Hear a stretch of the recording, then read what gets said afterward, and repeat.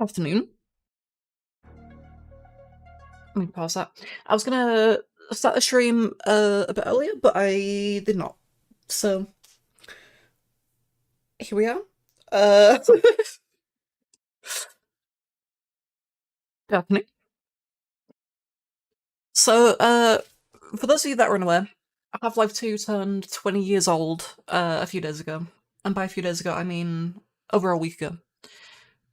And as part of that, Valve went out of their way to update the game with a big anniversary update that went over and fixed, like, a ton of old stuff, introduced, like, old stuff that was cut or, like, removed over the years, and just generally smoothed over the experience of trying to play uh, Half-Life 2 on, modern systems, because the last few times I have installed it and, like, booted up, it has, like, defaulted to weird resolutions and stuff.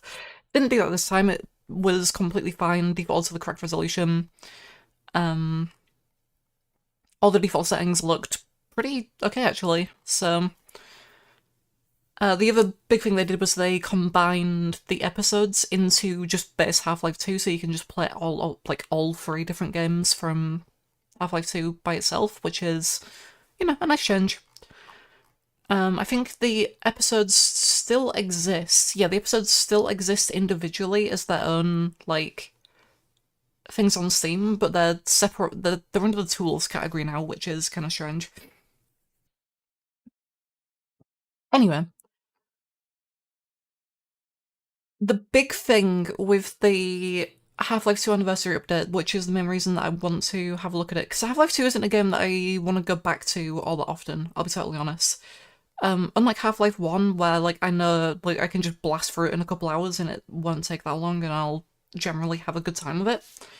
Half-Life 2 is a lot longer and it has so many more kind of scripted sequences in it that I generally don't want to replay it as much because they're so long as well. The scripted sequences in Half-Life 2 are so fucking long.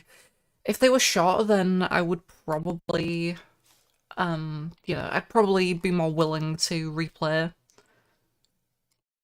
Half-Life 2, but I really just cannot bring myself to do it all that much. Especially because, in terms of the weapons and stuff and the enemy variety, it's so much more lacking compared to Half-Life 1 that I still think Half-Life 2 is a great game. I still think it's worth playing through at least once, but beyond that, I don't think I don't really play it, outside of, special occasions like this. And I think the last time I actually played Half-Life 2 all the way through would have been, funnily enough, which ties into the focus of this stream. Funnily enough, I think the last time I played through Half-Life 2 all the way would have been with the Half-Life 2 update mod. Which is a really awful name, but basically there's a mod called Half-Life 2 Update, which goes over a lot of stuff in the game and, updated it. I played through the whole thing, I genuinely couldn't tell what, any of the changes were. It looked basically exactly the same as, I remember it looking, which, I don't know, I genuinely couldn't tell what the difference was. But the big thing with Half-Life 2 Update was they went out of their way to add developer commentary nodes. Now, for those of you that are unaware, every Valve game after just Half-Life 2, so I think Half-Life 2 and Half-Life 1 were the only ones that don't have it, every Valve game had developer commentary nodes, and I always found these super interesting to listen to, because they would go over each part of the game, and they would kind of tell you about the development process of each area, how certain gameplay elements changed over time, how they changed stuff in response to playtests and feedback. And it's super interesting to hear, all of the stuff that changed or, was cut for one reason or another. And Half-Life 2 never had this. Because, like I said, it was every game after Half-Life 2 that had this. Half-Life 2 Lost Coast had it, Half-Life 2 Episode 1 had it, Episode 2 had it, Portal had it, Portal 2 had it, TF2 even has it.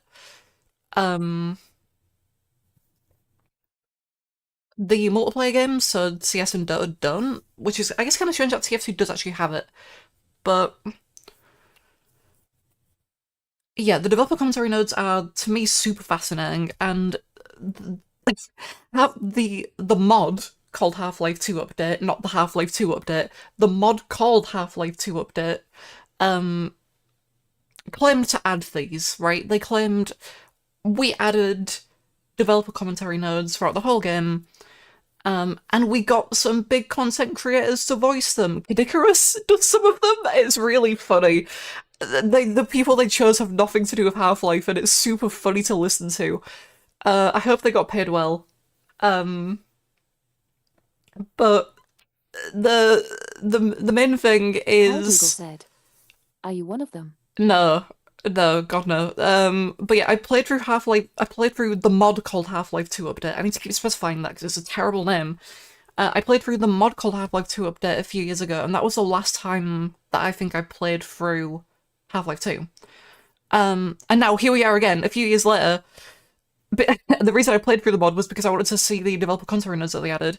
And, okay, I never actually mentioned the problem with that mod. The developer commentary notes in the mod called Half-Life 2 Update weren't that great. Like, they were basically just random bits of information about the development of Half-Life 2 that you could find online. If you read Raising the Bar, which was the book that Valve released after the release of Half-Life 2, like 20-odd years ago now, if you've read the book Raising the Bar, you already know pretty much everything that was in the developer commentary notes for Half-Life 2 Update. Because they basically just copied the book. They just copied the book, basically. So if you already have read that book, you already knew everything that was in that mod. So it wasn't very interesting. Like I said, I couldn't tell what the difference was between the actual changes in that mod and the base game anyway. So I kind of just went away from that, like, very confused on what the point of it was. And I think that was like I said, that was the last time I've played through Half-Life 2, and now here we are, a few years later. Half-Life 2 actually gets an update, the 20th anniversary update, and they've added the developer commentary notes, recorded by Valve, with insider Valve information. So, this should hopefully be more interesting, because it's not the community just scrambling for anything that's already public knowledge and throwing it into the game. This is actual developer commentary notes, so I'm very excited to actually see what is actually in this. It'd be really funny if it's just all the same information again. I hope it's not. It won't be. Valve normally do a really good job with the developer commentary notes. So, that is the wrong source. That is the correct one. I'm really excited for this. I have been wanting a long time for something like this in Half-Life 2. I kind of want them to go back and do something like this for Half-Life 1 as well. But obviously Half-Life 1 is a different engine that doesn't support commentary notes, so they would have to do a lot more work to do that. And I totally understand why they didn't do it for Half-Life 1 when they did the 25th anniversary update like a year or two ago, but I would love for them to go back and do it for Half-Life 1 as well. I really like Half-Life 1. Anyway. So I already set everything up beforehand because, of course I did. I don't know where the option for developer commentary notes is going to be. Oh, it's just there. Well, that's convenient. So, yeah, everything up to here. I don't know why the credits aren't unlocked. I should have the credits chapter unlocked, but I don't.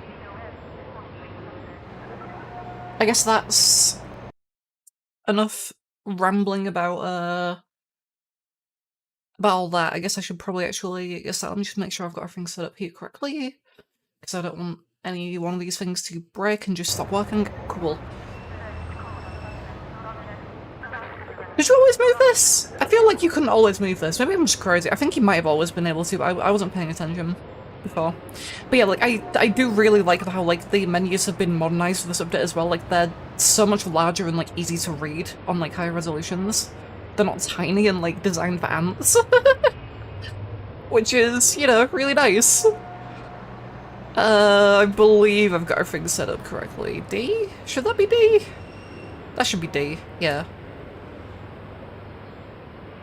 Yeah, that all seems correct. Okay. You again? Commentary. Let's just get into it then. Oh yeah. This notification that appears in every Source game that contains commentary. Commentary notes contain audio commentary by the Valve development team. Start a stopper node, aim at any balloon icon, and press your use icon. You'll be invulnerable to damage while listening to a node. Achievements cannot be earned in commentary mode. Good thing I wasn't going for achievements, so... Here we go.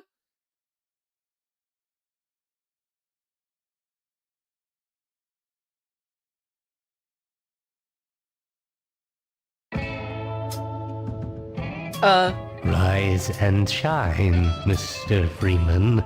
Rise and shine. Not that I wish to imply you have been sleeping on the job. No one is more deserving of a rest, and all the effort in the world would have gone to waste until... well... Okay, let's then maybe... just say your hour has come again. Okay, there may be some mods as well. The right man in the wrong Jordan place understood can make all the difference in the world. Cowdougal said. So Gabe wake put this up, in the game. Mr. Freeman. Yeah, it's really weird that they put this in the game. Wake up and smell the ashes. There we go. There we go, so everything should be set up correctly. Yeah. I didn't see you get on. ABH should still be possible. Interact. This is my third transfer this year.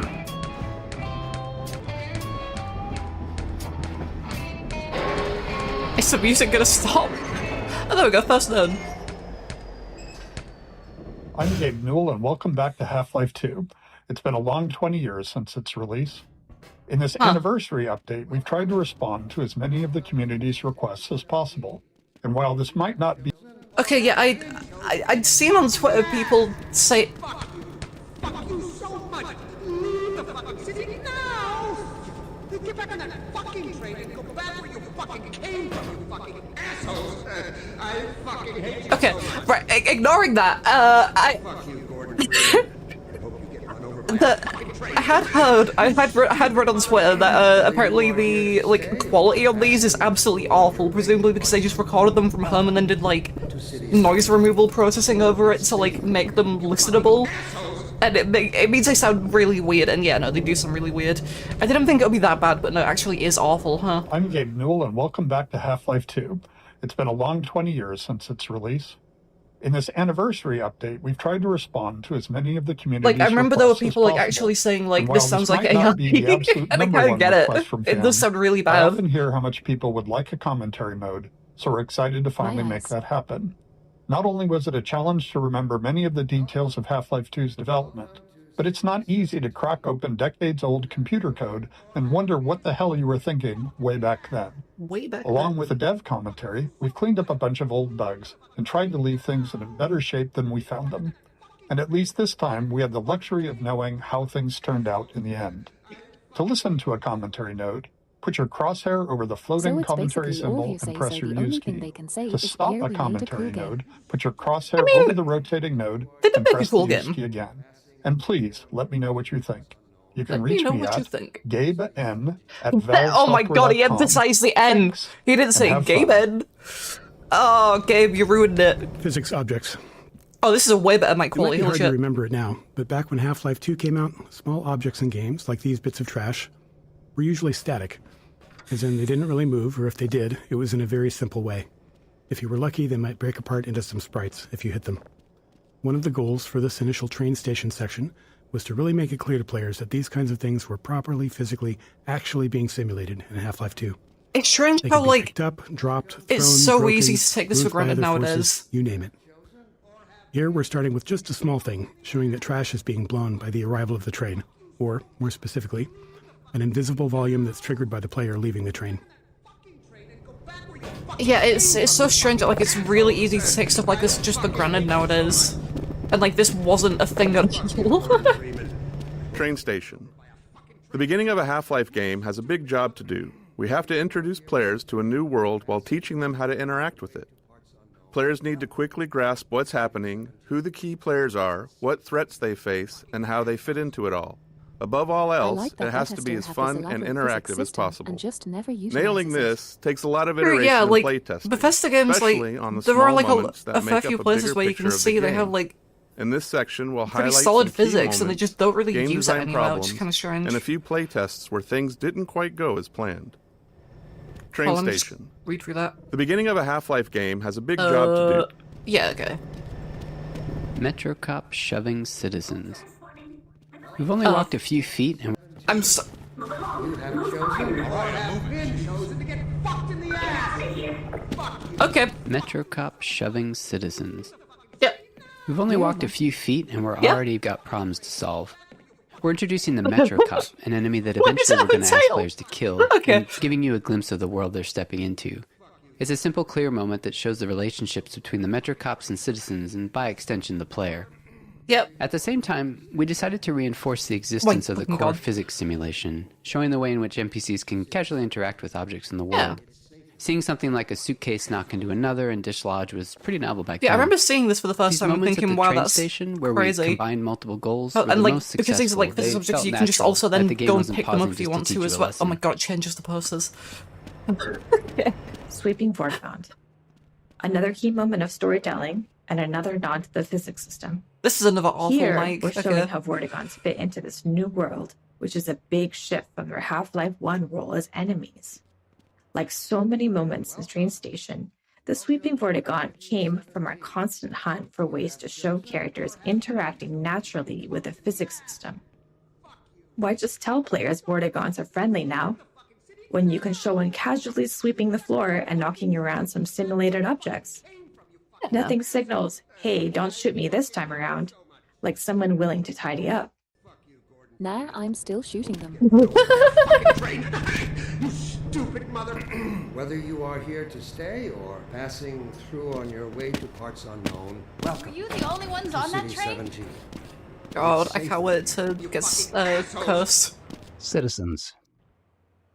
When it came time to design the human citizens of City 17 and the world outside the city, we chose to include a variety of races, ages, and genders. This not Recorded only on an provided Xbox narrative 360 context for the Combine's enslavement of all of humanity, but it was also important to us that anyone playing the game could see themselves represented in the Nicole Resistance, said you finally with lost everyone it. on Earth united against the Combine. While we found a number of candidates to use as reference in creating these citizens through our daily lives and connections, we ultimately resorted to advertising in the Seattle Times classifieds to reach the desired range of faces that we'd envisioned. Wow, all this diversity is ruining all these modern games. Why are games so woke nowadays? Holy shit. Natural storytelling. To achieve our world-building and storytelling goals throughout the train station, we needed a natural way to deliver dialogue without it feeling too gamey or requiring tutorials. We Proud noticed Eagle players said, often approached "So they NPCs just to get grabbed a some closer randos look, on the street so to we be in a turned video that game." into an opportunity Sounds for the about right, NPCs yeah. to acknowledge the player and deliver their lines. This kept interactions low-key, which was essential since the citizens aren't exactly too cheerful or lively. The simplicity of this approach also aligned with one of Half-Life's core storytelling goals, making the narrative responsive to the player's interest. Some players want to dig into every detail, while others just want to know what to do next. Giving players control over how much story they want to engage with, without it blocking progress, is a goal we always try to maintain in a Half-Life game.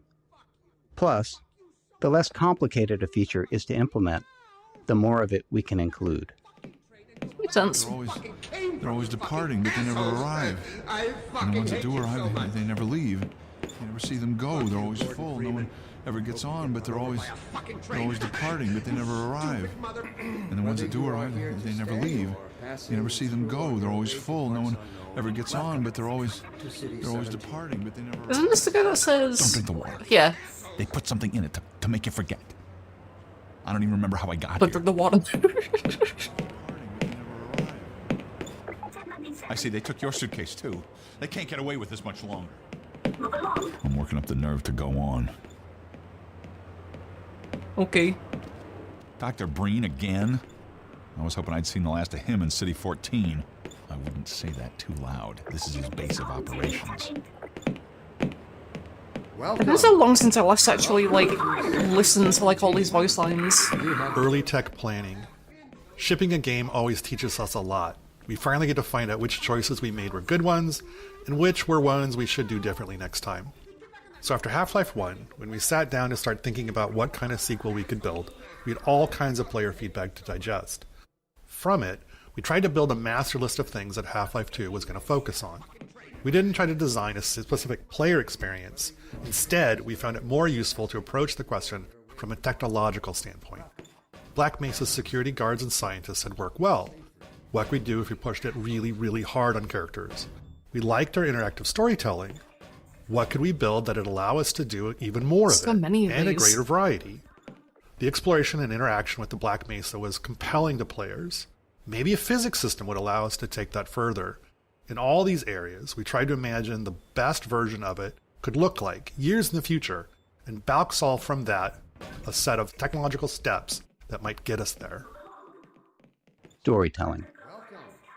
Creating a sense of immersion was a core principle in our approach to Half-Life 1's storytelling, and it led us to the self-imposed constraints of never, or at least very rarely, taking control away from the player and of keeping the player's avatar silent. These limitations made storytelling more challenging at times, but we felt it was important to stay with them for Half-Life 2. Our hope was that by maintaining these principles, we'd push ourselves to explore deeper, more interactive storytelling. Welcome to City 17. I mean, they definitely did that. Like, you can definitely see, like, the effect that, like, physics and more focus on characters had over the course of this game. Can I do this? I did this once years ago. God, this has been so long.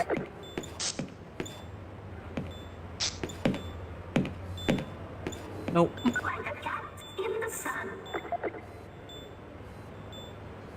Can I still do this? No. Damn it. I could probably do this if I tried, but... Welcome. It's been so long. Welcome to City 17. Yeah, getting through that's gonna be awkward. Oh well. Fuck you so much. Leave the fucking city now. Okay. Fucking train and go back where you fucking came from, you fucking assholes. I fucking hate you so much. This must be a mistake. I got a standard relocation coupon just like everybody else. Think about that. Characters. In Half-Life 1, security guards and scientists could best be described as archetypes, not individuals. They were abstractions of characters that matched the visual fidelity we could achieve at the time.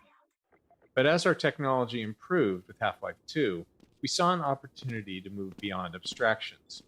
The increased visual fidelity of the character models, combined with improvements in animation, made us believe we could focus on creating individual characters, people you would actually care about. We allowed ourselves to write real dialogue and have characters deliver it in a way that felt realistic enough for players to not think about the bonds in a video game, after 20 years and development, hopefully it'll our be narrative worth the wait. forward. In 2001, I think it was worth the wait. a couple of years into development, we were energized by Japan Studios' Eco. Huh. Directed by an animator, it blew us away with its reliance on characters as the key connection to the player, giving us the courage to keep pushing forward. So we can blame Japan for the state of Half-Life 2. Okay. Could I be of help? Kalduga said. So it's Japan's fault.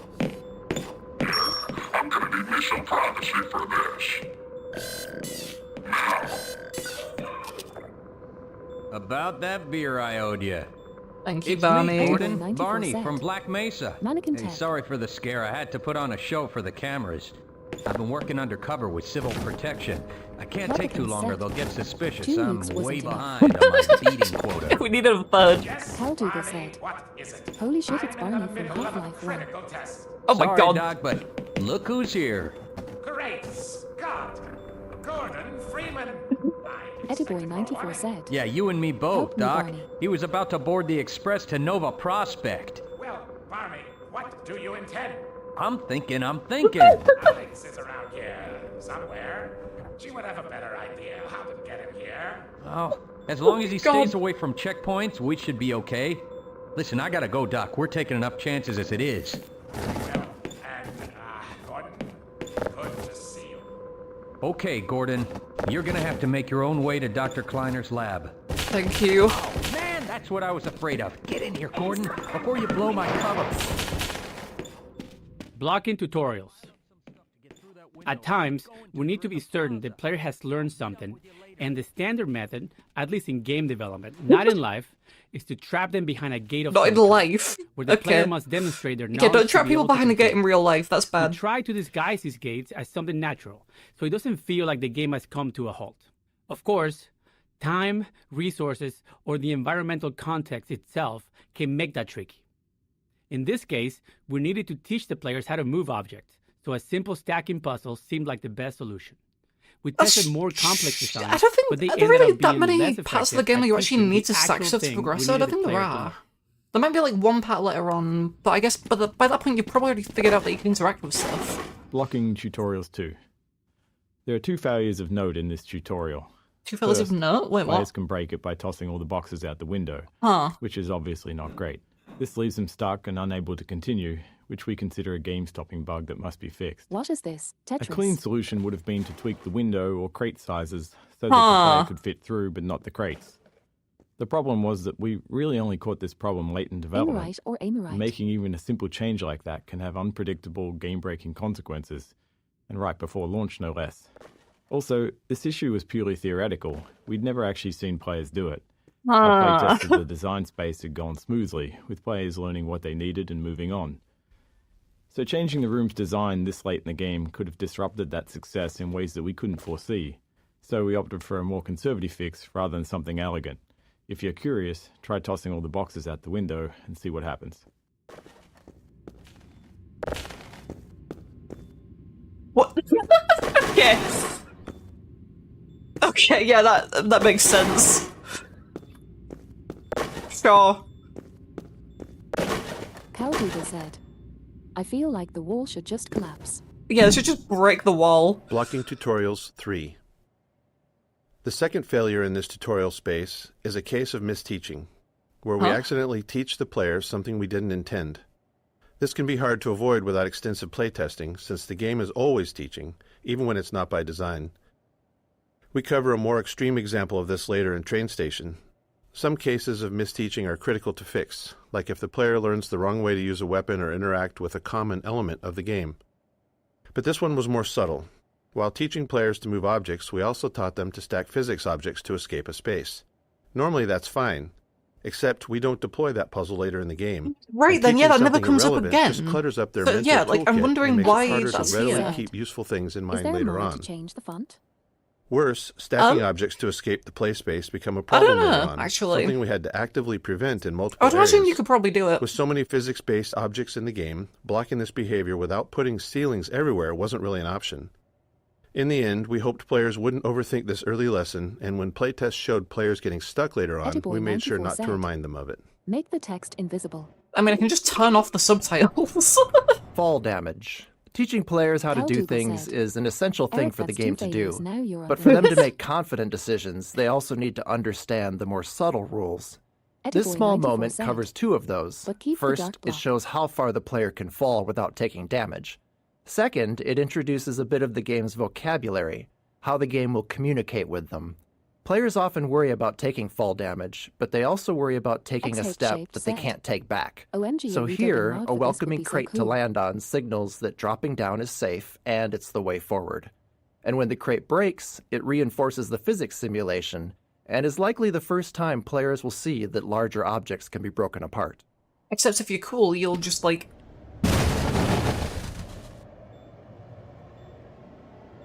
Okay, never mind. I was gonna say if you're cool, you can jump past the crate and not break it, but whoops. Speaking of redubbing, I did actually do something like that once a couple of years ago, because I thought it'd be funny. Hold on, I think it's up on my second channel. One sec. Jesus, you're that wide. You're that wide? Jesus Christ. Where is it? I know I did it once. I know I redubbed a couple lines. Oh yeah, there it is. You know, your timing is perfect. We were just about to test a new experimental method of getting people out of the city safer than on foot through the canals. We've been experimenting. This is awful. This is 3 years ago. For a while, but hopefully it doesn't go wrong, you know, like your experiment. As I'm sure you'll remember, it's all your fault that we're currently in this mess. Okay. It's fucking awful.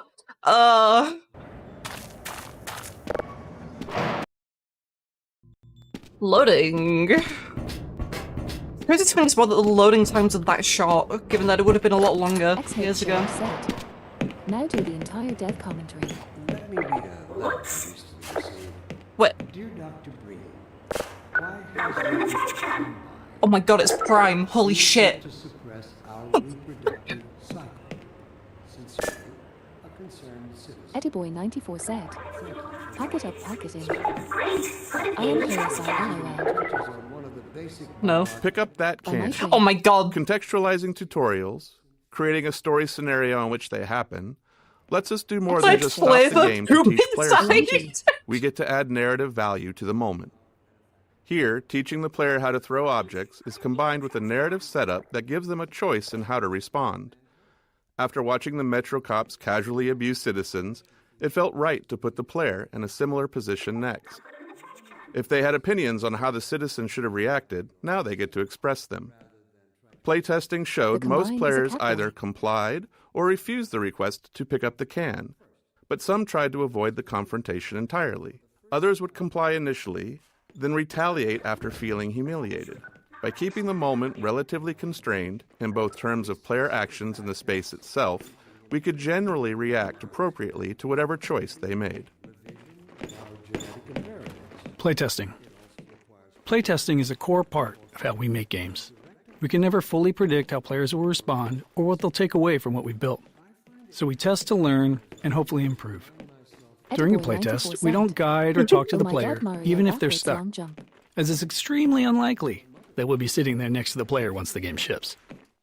Our goal is for testers to forget that they're playtesting altogether and play as if they're at home. Any interruptions risk skewing the data, so we only step in if there's a bug that's blocking progress, or more rarely, I think that's something that's like so pretty well known about like we need to Valve's understand what they playtesting process. Like they basically just sit there and just watch you play. Instinct is inextricably bound. I think that's been talked about quite a lot by this point. In a Half-Life game, wow, one that of mic our is goals awful. is to make promises to the player, giving them a sense of what to expect later on. From movies to TV shows and books, all great entertainment does this in some way, and video games are no different. The promises in a Half-Life game can take different forms. Some are simple, like offering just a glimpse of something intriguing. Others are more layered, like the interactions with Metro cops. By putting the player in a powerless position against them, we set the stage for that future moment when they can finally get to retaliate. The Citadel.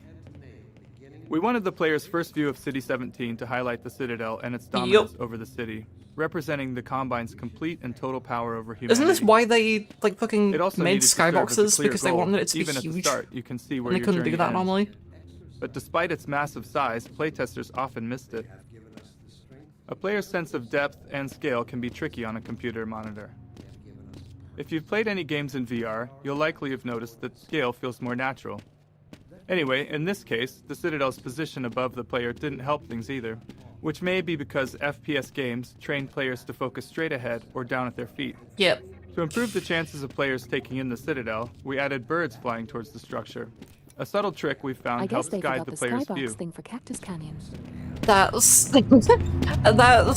also something that I would be surprised if it gets brought up later in the developer commentary as well, because it loves to get brought up in like regards to Valve games, especially that people don't look up. I swear to God, there isn't like a single Valve game where they don't mention that people don't look up unless you force them to. Exploration. After being herded through the train station by Metro cops, we wanted to give the player a chance to explore. This plaza offered several ways to interact with citizens, Metro cops, scanners, and the city infrastructure. We aim for these interactions to continue building the world without needing explicit tutorials, and we refine them and develop naturally, without any real training. I agree, they should do that. Well, what was that one? Exploration. After being oh yeah, just wanted interactions and Playtesting stuff. Anecdote 1. That's a long one. One memorable playtest reminded us that we can never be certain what players are thinking or what lessons they've taken from their experience. This tester, after playing from the start and stuck trying to open a door, spent several minutes going back and forth between the game and the keyboard settings. When we asked what they were looking for, they said they were searching for the inventory controls, thinking they could use an item they'd picked up earlier to unlock the door. While we'd seen them collect and drop several physics objects, they'd misunderstood what was happening. The tester believed that pressing the use key while holding an object moved it into an inventory because the item dropped straight down. We knew it was just gravity, but their assumption wasn't crazy. Some adventure games of that era did slide items into an invisible inventory that way. We explained there was no inventory, and the playtest continued. Later, we considered whether we needed to address this, but since no other playtesters had the same confusion, and all of our potential solutions were more heavy-handed than necessary, we decided it was an outlier that was okay to remain unaddressed. It served as a good reminder, though, of how even the most subtle, overlooked details can mislead a player. Was fired. Ropes. One of the things we noticed in all of the reference images that we gathered for City 17 was that there were cables and wires everywhere, and that they were a large part of the high-frequency detail in view. We love the look of these older European cities and meshed I don't think I've ever noticed just how many ropes there are here. We felt like we needed a solution for cables, ropes, and similar elements, and we wanted them to be that's dynamic. why they added the rope system. Our level designers were eager to create plug puzzles, and connecting a cord to each plug helped players better understand the mechanics. Oh my god. Early in production, we built a rope system and iterated on it throughout development. Under the hood, each rope is made of multiple segments stretched between the two endpoints, and they can move independently. Each segment acts like a spring and responds to forces in the game, such as a gentle wind or the passing of a combine gunship overhead. When yeah, rendered, they're like physics each active as well. segment They is shown like move facing around the camera in response and to is stuff, bumped, which is pretty cool. which is crucial for giving the ropes a realistic, rounded appearance.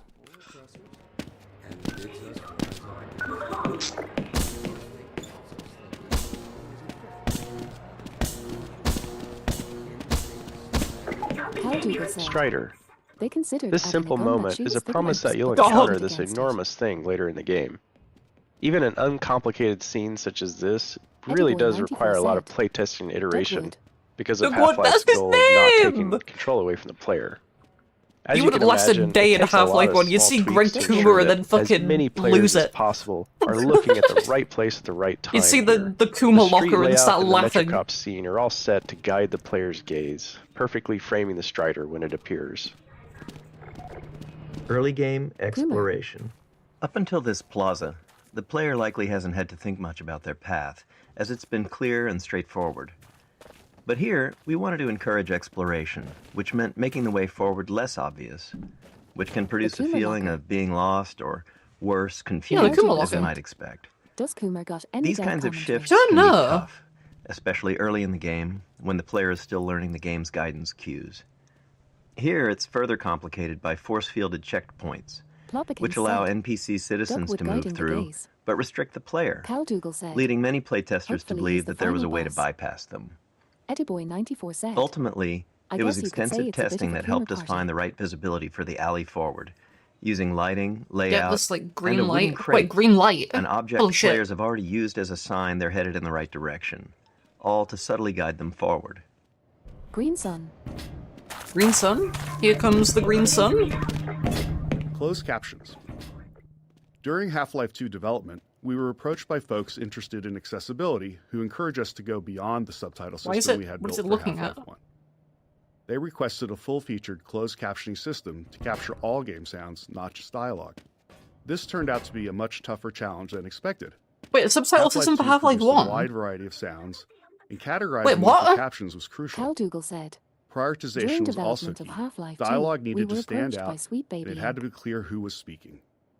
Ambient sounds, like distant combat, were Wait, important there for wasn't setting a the mood in some levels, subtitle but less system so if for there was an Half-Life enemy shooting nearby. 1. Our level designers also often reuse sounds in different contexts. Crazy? So I a don't- sound might there's no require subtitle captioning system for in one Half-Life area, 1. but not in another.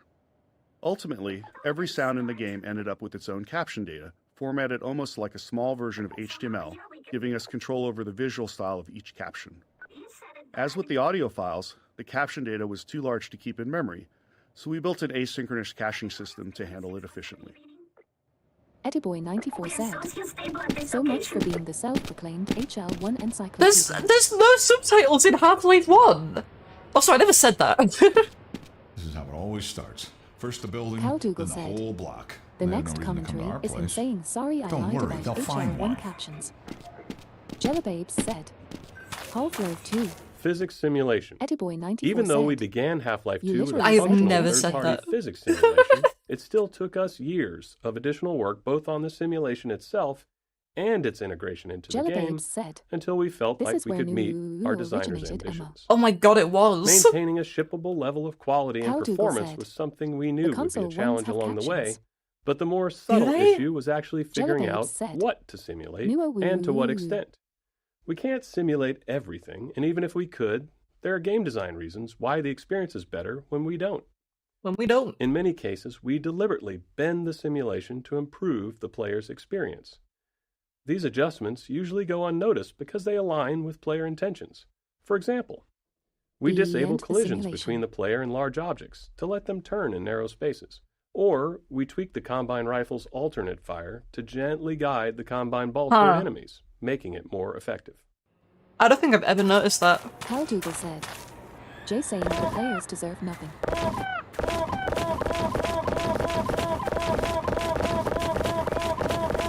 Crate Baby. Oh my god. The small baby doll has a long Ediboy legacy. 94 said, During the long months of internal Crate Baby. testing, some of the team turned it into a challenge, a way to make the 47th playthrough of a game a bit more fun. They'd place the doll inside of a nearby blue crate and see how far they could carry it throughout the game. After Half-Life 2 launched, the community started carrying Crate Baby as well, adding their own stories and rules to the mix. A few years later, while working on Episode 2, this was the inspiration for the Little Rocket Man achievement, Crate Baby. where players had to carry a garden So gnome Crate Baby is dubbed the reason Gnome for the Chomsky gnome. throughout the entire episode. Chomsky even made a comeback for Left 4 Dead 2 in the Garden Gnome achievement, where players had to carry him through the Dark Carnival campaign. These kind of interactions with players are some of the most rewarding parts of game development. We design games with theories in mind, but you never really know where things are going until players get their hands on it. Thank you, Scott Dalton. Physics Simulation 2. Physics Simulation Areas 2. where game design or other constraints impacted the physical simulation often required extra tuning to keep the simulation from blowing up. As an example, early on we experimented with increasing the simulation on the player entity, which is to say, make player movement much more a part of the physical simulation of the world. Mine armor, Jeff. We knew this might make movement feel Jeff. less precise, but hoped it could lead to some novel experiences. However, after tuning the movement to match the less simulated version, we hit a major problem. The physical force needed for the player to move at their usual speed was so high that simply running into other simulated objects could result in death from the impact. We iterated on it, but ultimately couldn't find a solution we liked and reverted to the less simulated movement. However, this wasn't exactly the easier path. It introduced new challenges with how the less simulated player interacted with the more simulated objects in the game. But it did allow us to deliver the precise movement experience we wanted. This whole section here is literally just to teach you, hey, physics! That's it. Playground. When we discussed ways to highlight Do our the swing physics set simulation glitch. around the city environment, a playground felt like the natural fit. And for players paying attention to Dr. Breen, it's also a reminder of the cost of humanity's surrender to the Combine. We chose a few playground structures with interesting physics potential and began tuning them. Even with the advanced physics simulation we had at the time, setups like this always required hand tuning, as we had fully simulated objects interacting with non- or partially simulated ones, such as the player or static world geometry. It might be easy to assume that a simulation can carry a lot of the load of implementation, but even now, 20 years later, that is rarely the case. Back when we were working on the playground, late in development on the game, we couldn't get the friction on the slide to feel right, so we decided to break the ladder so the player couldn't get up there. However, you still can just walk right up the front. As is commonly the case, you, the player, get the last laugh on us.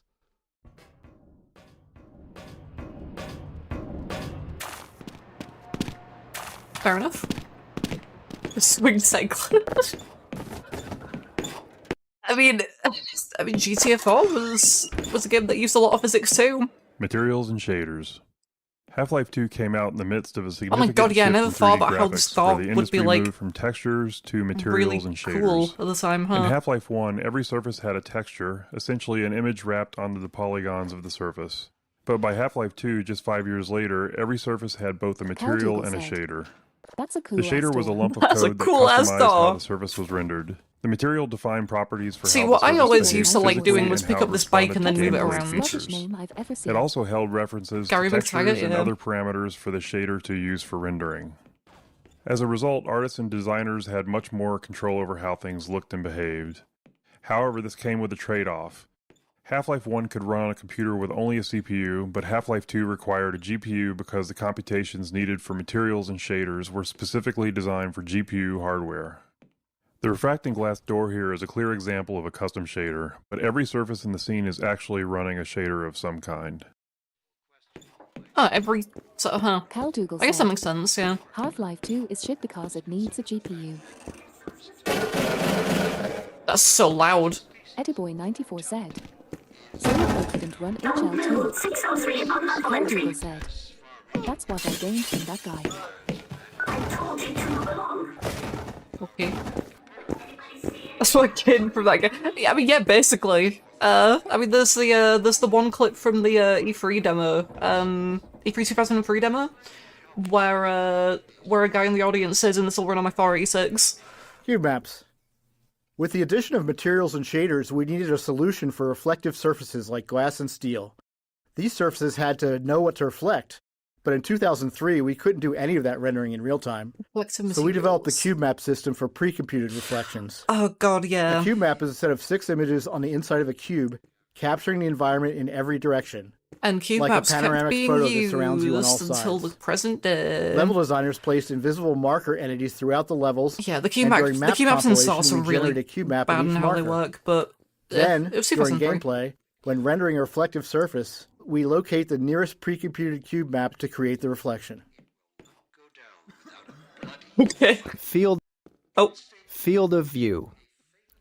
In Half-Life 1, we used a 90-degree Ediboy field of 94 view, said. or FOV, It was 2003 which was fairly cut of standard some for slack. first-person shooters at the time.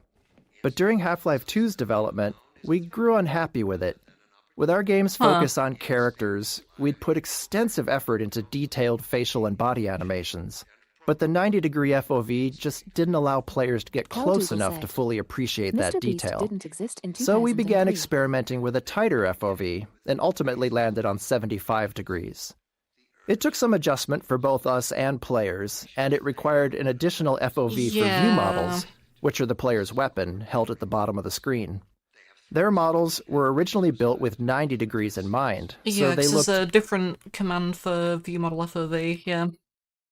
distorted at Is there gonna 75. be a commentary But this talking change about how succeeded in GM doing what we instigated wanted, torture? putting our characters front and center in the game. Field of Oh, view. what the fuck? Why is my FOV changed? Why did it change my FOV? What?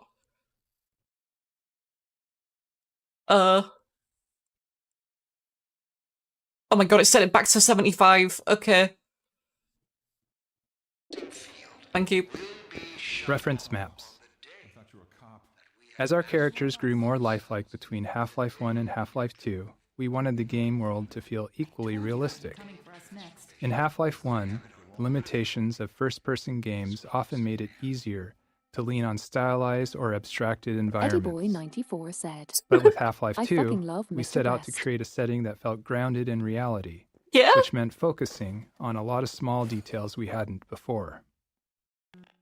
One of our main steps was creating reference maps. Field of view. God damn it.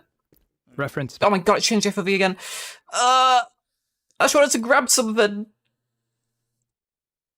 maps. As our Hey, come. characters grew more lifelike between Half-Life 1 and Half-Life 2, we wanted the game world to feel equally realistic. In Half-Life 1, the limitations of first-person games often made it easier to lean on stylized or abstracted environments. But with Half-Life 2, we set out to create a setting that felt grounded in reality, Republicans said. which meant Wait, is focusing that the on a lunchy lot guy of on the small TV? details we hadn't before. Ediboy94 said. One of our This main ISNT steps even was knew creating house, what are reference you maps doing? to standardize how Cal we'd Dougal map said. real-world Talks proportions about it into being the realistic game. while you're throwing a bleach These bottle maps through the establish window. details like wall and door I mean, dimensions. this seems pretty doorknob realistic height, to me. I don't interior know. lighting, furniture scale, and the general scale of common objects.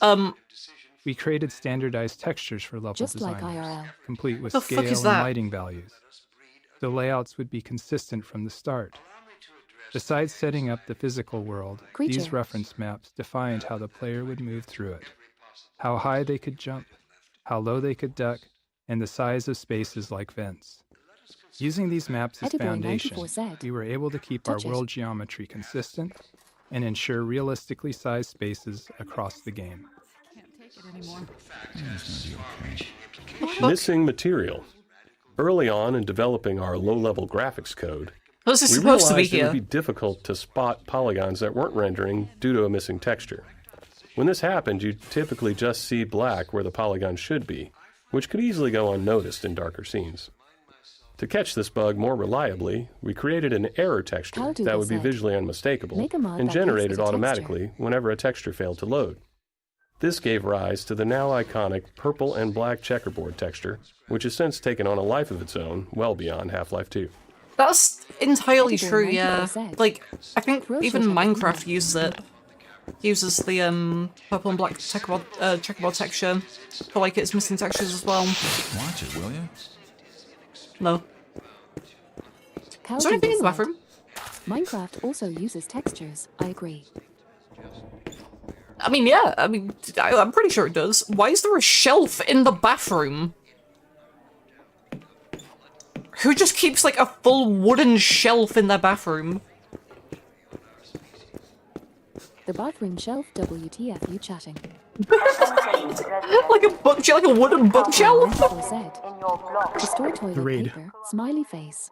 The section ahead, where the Metro cops raid the apartment while the player is inside, took a lot of iteration to get right. Caldougall said. Generally, we designed It's where the Half-Life shit to let tickets players go. set their own pace, since people move through the game in a variety of ways. Some players run, ignoring anything that doesn't seem like a threat, while others methodically poke at everything. I normally just whenever run. we need to force a specific pace, it's always a challenge to ensure players perceive that pace and naturally play said, along. Where else Since would this is you the put a first time we do bathroom this, shelf? we had to put in a lot of work to make it clear to the that's a player bad that they need to question. move quickly, and there's no time for exploration here. That's an entirely fair question. The Raid 2. The Raid In addition 2. to making sure the player felt Raid pressure World to War move II? forward, we had to ensure the raid itself was foolproof. There couldn't be any way for the player to avoid it or double back Ediboy past the 94 Metro said. cops. Raid The mention. real challenge wasn't that players would try to break the scene, but that many would panic and Funny run in glamour. random directions once Name they that realized they were reference. under threat for the first time. This moment requires a delicate balance. We wanted a heart-pounding escape, the sense of real danger, but we wanted players to make it through on their first try and feel like they escaped by the skin of their teeth. To achieve this, we kept the path ahead clear and reminiscent to the one they had just taken through the previous floor. A series of carefully placed triggers controls the threats appearing ahead and behind, maintaining the pressure while still giving players enough time to stay Okay, ahead but of their because pursuers. but because of the developer commentary mode, that threat isn't here unless it starts now. Yeah, no, there's just nothing. There's no threat at all. Okay. Head for the roof. There's no time to lose. Oh no, there we go. Providence said. This valve not being good on I see. You should have heard Gabe earlier. Gabe was so fucked. Like, actually fucked. Genuinely sounds like AI because of how bad his mic quality is and like all the processing they had to do on it. Health and no HUD. The rooftop chase sequence posed a unique design challenge. We didn't want it to be a true gameplay obstacle, and our best case was for players to make it through on their first try. But we still wanted to create the sense of real danger, where players felt legitimately threatened if they didn't keep moving. The challenge was that without the HEV suit, players don't technically have a heads-up display or HUD, which means no way to show damage or remaining health. After some experimenting, we created a special health system for this section, using a red glow around the screen to indicate damage. Players reacted as we hoped, taking it as a sign to keep moving, and the chase unfolded as intended. To top it off, we made health regenerate quickly so the glow wouldn't linger, reinforcing to players that running was indeed the right choice, and ensuring players weren't taken down by a stray bullet at the end just because they dawdled or hesitated earlier on. Yeah, you have regenerating health during this part. Which is, I think, visible if you cheat in the HEV suit. I think.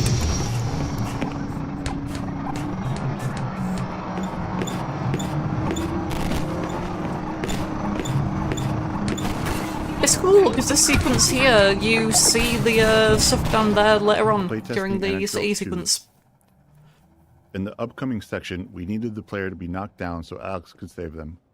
With limited time and resources, we simplified the encounter as much as possible, reusing existing systems and letting it play out like a normal combat sequence, with a custom event triggered when the player died. After a few playtests to fine-tune the timing, we moved on. But as we got close to shipping, we encountered a problem with a playtester who quick-saved constantly and immediately hit quick-load whenever they thought they'd failed. When a Metro cop hit them, they quick-loaded before Alex could step in, repeating this more than 10 times before we asked them to stop. At this stage of development, in the final bug-fixing phase, we had to limit ourselves to fixing only game-breaking issues, since even small changes could risk breaking something more important. Knowing this was a rare edge case, because most players had no trouble, we made a few conservative changes. We shortened the delay between the knockdown and Alex's first line and changed the fade-out color to white instead of black, which wasn't ultimately that useful since players hadn't died enough yet to associate that black makes with sense, death. because We considered disabling quick load for the few seconds that the scene it's like, plays up out. until this point you could but we only were die worried in that this could one introduce a sequence, or bug if you where quick jump load off the became roof. disabled permanently. Eddie94 said, "Why do I hate Alex so much?"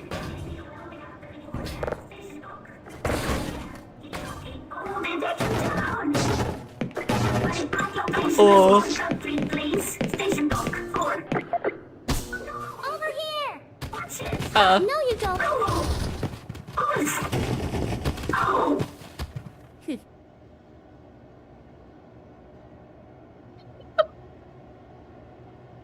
Dr. Freeman, I presume.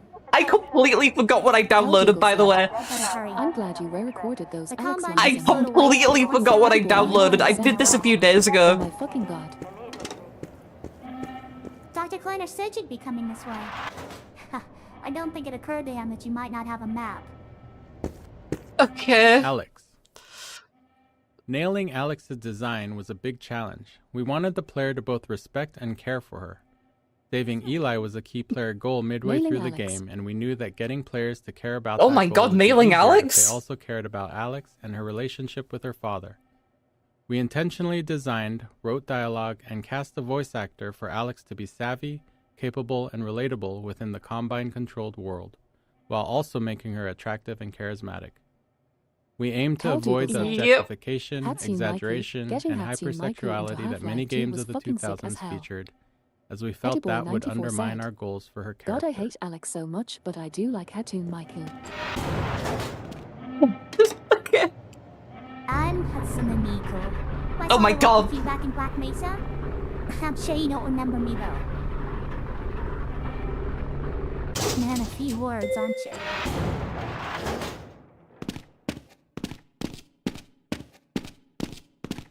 NPCs on elevators. Caldoon We often said, spend a significant "Is amount she of okay?" time solving problems Don't that think players so. might not even notice. Many of these are subtle design challenges, while others stem from multiple systems interacting with each other.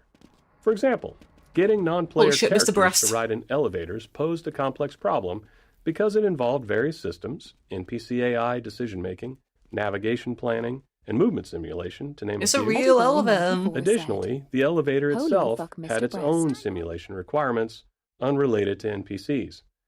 One of the more subtle challenges came from the fact that we simulate NPCs at a slower rate than we simulate elevators. Huh. This meant that NPCs on a descending elevator would simulate to make sure they were properly standing on the elevator, and then the elevator would simulate a few times, each time moving further down the elevator shaft, subtly leaving the NPC behind. Shortly after that, the NPC would simulate a second time and pop itself down on the elevator floor once again. You can imagine that it was hard to take Alex seriously when she was constantly falling down in small increments while talking to you. That sounds pretty good to me. Interactive storytelling. When we started on Half-Life 2, storytelling in games was generally either high fidelity and linear or low How fidelity and Dougal said. interactive. That sounds We knew pretty players cool, had actually. seen high-quality Yeah, I'd storytelling play in that. games, but they'd never been placed right in the middle of it, Eddie able to watch it unfold around them, It's hard to interact with take it, Alex and serious, examine any period. part closely. While that goal excited us, we didn't yet know how it would work or what kind of technology we'd need to make it happen. We had built a variety of storytelling technology in Half-Life 1, but it was mostly presented in front of the player and lacked the interactivity and fidelity we were aiming for.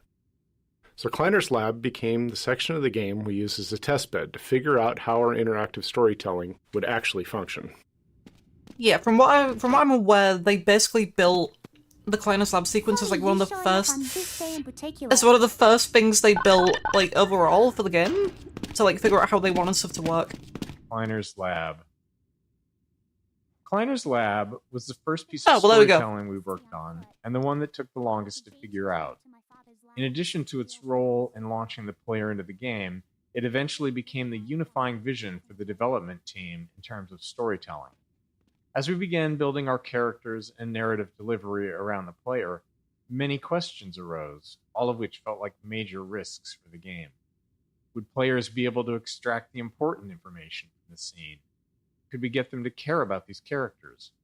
How would we support players with varying levels of investment in the story? How costly would it be to produce a scene like this? And how many more would we need?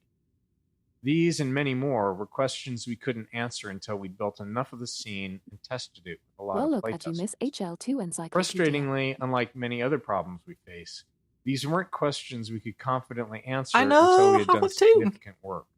We can often test gameplay ideas with low-fidelity prototypes, but if a player isn't invested in our storytelling when the characters are just gray blocks, how confident can we be that they'll care once the characters are fully realized? Choreography. The system we built and iterated on to deliver Half-Life 2 this is another awful mic. Okay. was internally called choreo, short for choreography. Early on, we found it useful to imagine we were writing a play where one of the actors didn't know the script. Gotcha, We needed a said, system I know that absolutely could control all the everything other about Half-Life actors, 2. moving them around the stage, Cal Dougal said, delivering their Alex would have performances been and better speaking as a their cube lines. TBH. Yeah, I mean, I play Edward Half-Life 2 where Winter every said, NPC is The just other a cube. actors Barry would need played to that. seamlessly mix our directorial commands with dynamic responses to the player's position and behavior. Timing was clearly going Half-Life to 2, be but a every major challenge, NPC is represented by the as any bounding part box. of the scene might need to lengthen, Just contract, or big even fucking pause, blocks. depending on what the player was doing. Here, let me buy you a drink. Oh my god! Mikuna! Mikuna! Oh, and by the way, Face Poser. Cal Dougal said, The primary tool we No, built to Mikey, power the I'm good. choreo system was called Face Poser, an inaccurately named program that allowed our animators to lay out the entire structure of our scenes along a timeline. The timeline contained a series of choreo commands for the actors. I think I've seen Face along with Poser because all it's the in necessary the information South for them to Edward perform those 94 commands. said, By Might layering be these no commands stop on the listening to jump timeline, around. animators could easily describe how an actor might need to face one thing while talking towards another and walk to a different location, all at the same time. But the timeline wasn't a fixed linear sequence. Actors would follow their commands, but they had to respond dynamically to the world around them. An actor might take longer to move to a location if the player is in the way, or they might need to wait to deliver a line because another actor has been delayed by the player. Why Face is- Poser allowed us to rapidly Dougal iterate on said, scenes, Why trying is she different shuffling? layouts, Talk dialogue about how deliveries, they and got the timings. advertising rights This for ability to crime and quickly missing experiment and adjust proved critical in finding the right performances to achieve our character and narrative goals. this way, Gordon. Choreo There's so commands. many, oh my god. Oh my god. This debug visualization shows the two most common choreo commands actors Oh! receive in a scene, internally known as look-ats and move-tos. Hold on. Everything all right, Dr. Kleiner? Oh, hello, Alex. Well, almost all right. Lamar has Ediboy gotten 94 out of the said, crate again. Doofen's If I mates. didn't know better, I'd suspect Barney of trapping and, my goodness, Gordon Freeman. It really is you, isn't it? I found him one. Choreo commands. This debug visualization shows the two most common choreo commands actors receive throughout a scene, internally known as look-ats and move-tos. Actors are given targets to look at, sometimes more than one at a time, and then try to focus on the one that makes the most sense given their current state. I can't take any credit for the breakthrough. At the same time, they might be receiving move to commands, which tell them to move to a location and face a specific direction or object. Even these seemingly simple commands involved a lot of complexity. A scene might require an actor to Help me, talk Barney. while typing on a keyboard, Help me, all Barney. while looking at an object the player is holding. Since we couldn't predict where the player would be during playback, authoring scenes like this required us to break each element of the scene into separate pieces and layers. These could then be reassembled as needed during playback, based on the player's actions and interrupted if necessary. What is this Delivery. It took a lot of iteration and playtesting to strike the right balance of information Okay. and emotional connection. 'Cause I can tell in what our this one's major gonna be choreo from. Dougal scenes. said, Each scene had a I lot want of Barney's information we arrow to needed be to convey to looking the at player. you. Ken We Birdwell. couldn't just Oh my have god, it's characters Ken Birdwell. spouting Ediboy exposition. 94 said, Players would start thinking of them Ken more Bird. as signposts than as people. We needed to take the time to let the characters interact with each other, allowing the player to observe the relationships. At the same time, we had to expand upon the world, giving the player a sense of everything that had happened while they were gone. All this had to be done carefully, without taking too long. We wanted the game to work for players who were less invested in the narrative. Animation became a powerful tool in communicating the emotional connections between characters, often conveying the depth of a moment quickly without overstating it. Humor was another commonly used tool. Oh my god, that would have been incredible! Disarm the player when things got a bit too heavy. Oh my god, I don't know if that's a mod. If that isn't a mod, that needs to be a mod. Writing. In the Half-Life 1... Oh my god. Writing. In the Half-Life 1 era, player goals in FPS games were still largely about fighting and defeating an obviously evil enemy. It was hard to get players to care about characters when they were as low fidelity as they were in Half-Life 1. Does this model exist? With the planned improvements in character fidelity for Half-Life 2, we wanted to take a shot at making characters the driving force of the narrative.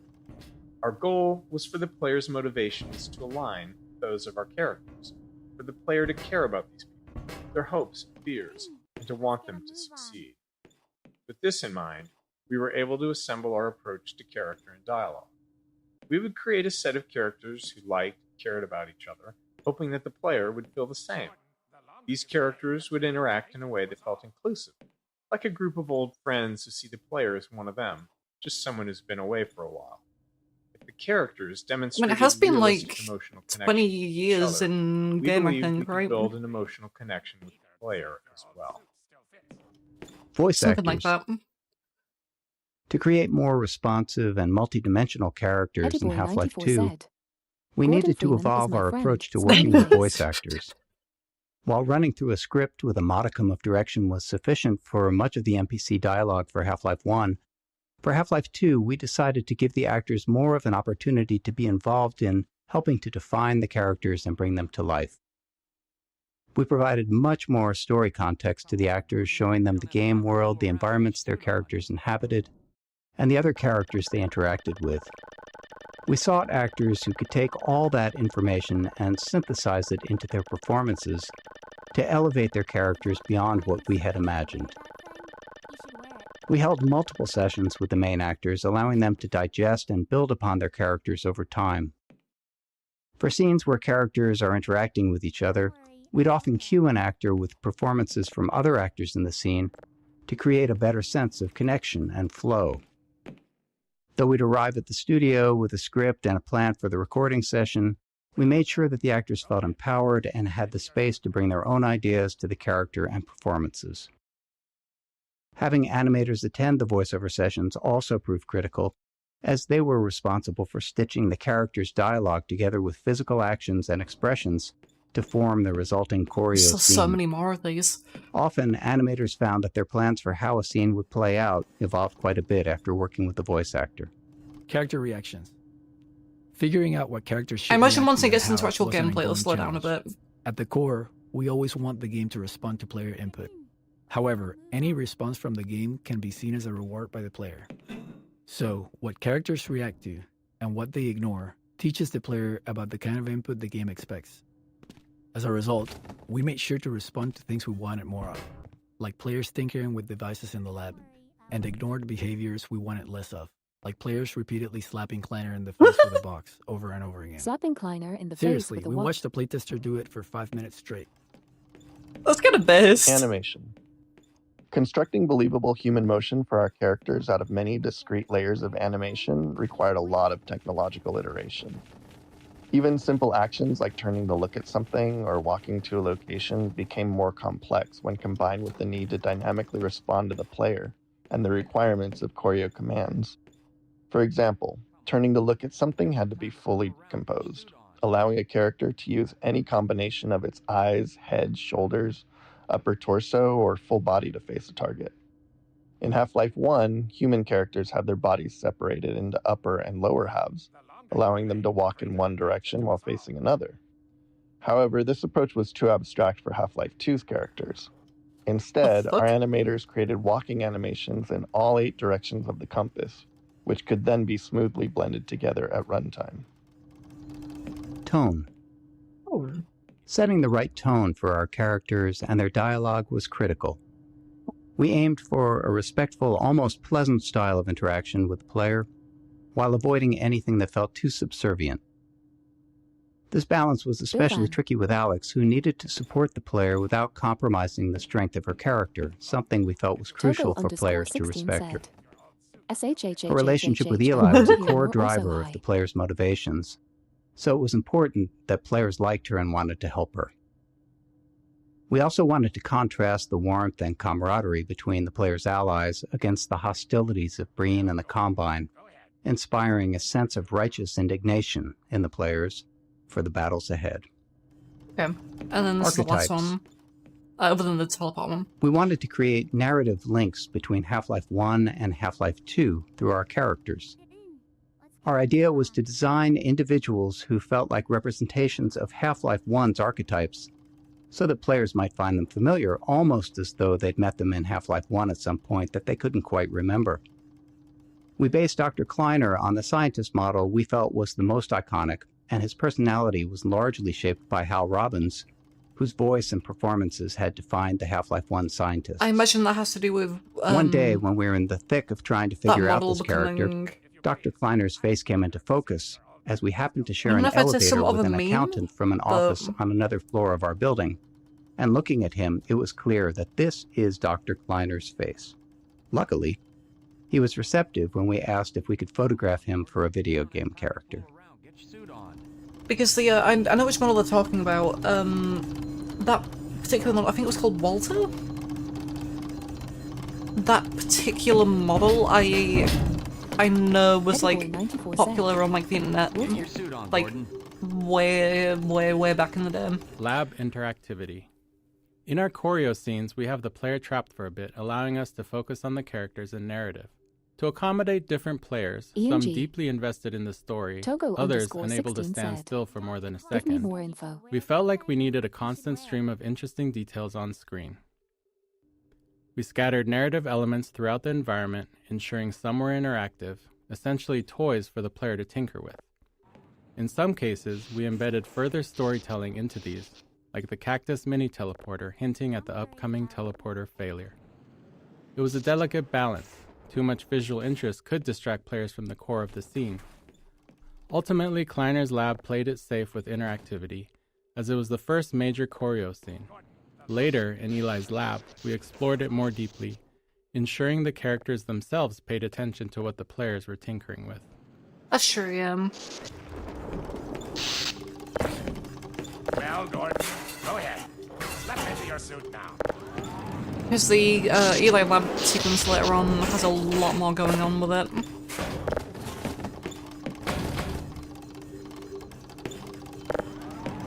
Get your suit on, Gordon. Eddie Boy 94 said, "Put Maiku in there." Togo_16 said, well, Gordon, "So what exactly are you guys doing here?" Fits you like a glove. What do you mean? I've made a few modifications, but I'll just upgrade you with the essentials. Now let's see. Oh my god. The Mark V hazardous environment suit has been redesigned for comfort and utility. Oh dear. Doc, we don't have time for this. At least get that suit juiced up, Gordon. That's what I am asking. What is this? This is one of the first rooms in the game. This is just the developer commentary mode. Meanwhile, let's get this show on the road.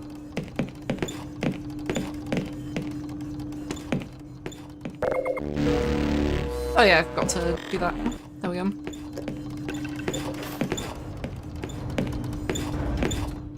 Monitors. Ooh, a lot more stuff. We use monitors a lot for storytelling in Half-Life 2 in the episodes. So much so that we even make fun of ourselves for it. The problem is they're just too damn useful.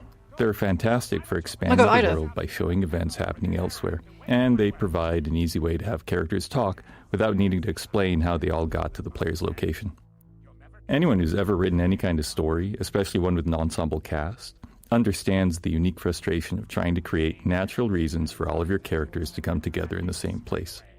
In this case, we were really happy with how the monitor allowed Alex to teleport away and then quickly appear in Eli's lab. Oh my god! Making everything feel real and connected. I was gonna say, where's Eli? Wait, is that using... What the fuck are the textures in that room? Why are they all like this shitty metal? That's what you said last time. Alex's kiss. It's a small moment, but Alex's kiss on Eli's cheek was important. Eventually, we're going to ask the player to save Eli, and we want them to care about him. To build that emotional connection, we needed to show the warmth and affection between Alex and Eli. We didn't want to oversell it with dialogue. I'm so confused about where he was for a sec. It had to feel Holy genuine shit. and not performative. And we were able to iterate on the subtleties of this moment until it struck just the right note. Scene interactivity.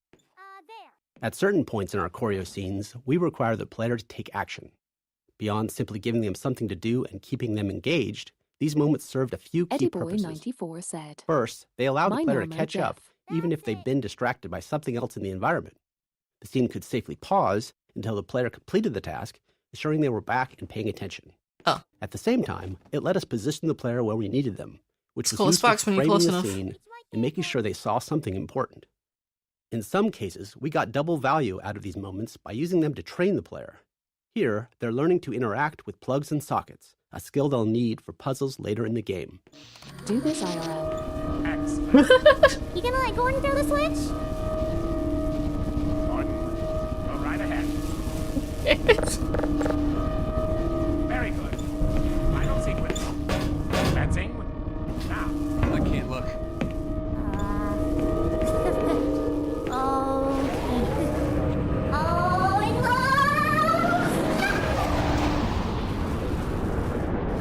Okay. Well, did it work? Speak for yourself. Here you go. Oh, thank goodness.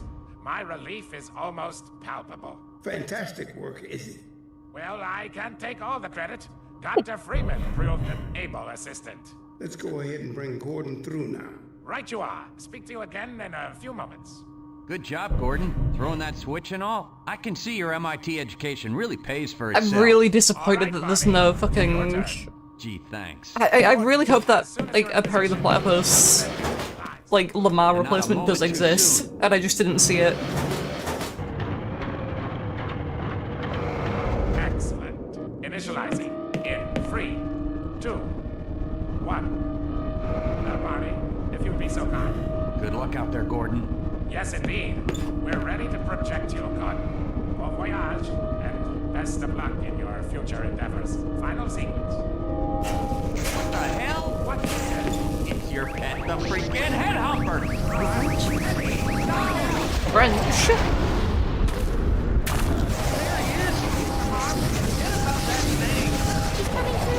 What's going on, Judy? I'm not sure. It seems to be some kind of interference. Gordon, stay put. We'll get you out of here. Something's drawing him away. What's the meaning of this? Oh my god. Who are you? How did you get in here? Hey, take these back.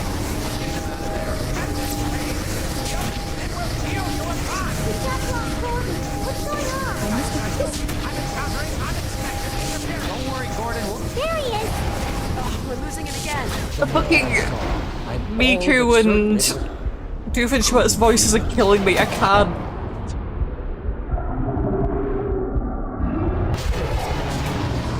He didn't come through. Where is he? Behind you. Shut it down. Shut it down. You must get out of here. Run! Down out of sight. I'll come find you. Where's the next node?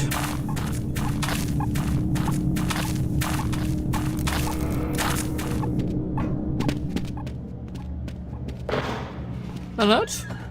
No node? No node? No node? No node. Oh. Phonium extraction. Another critical tool we built into FacePoser was the phonium editor. It processed the voice actors' dialogue lines and extracted phonium to generate basic lip sync animations for our characters.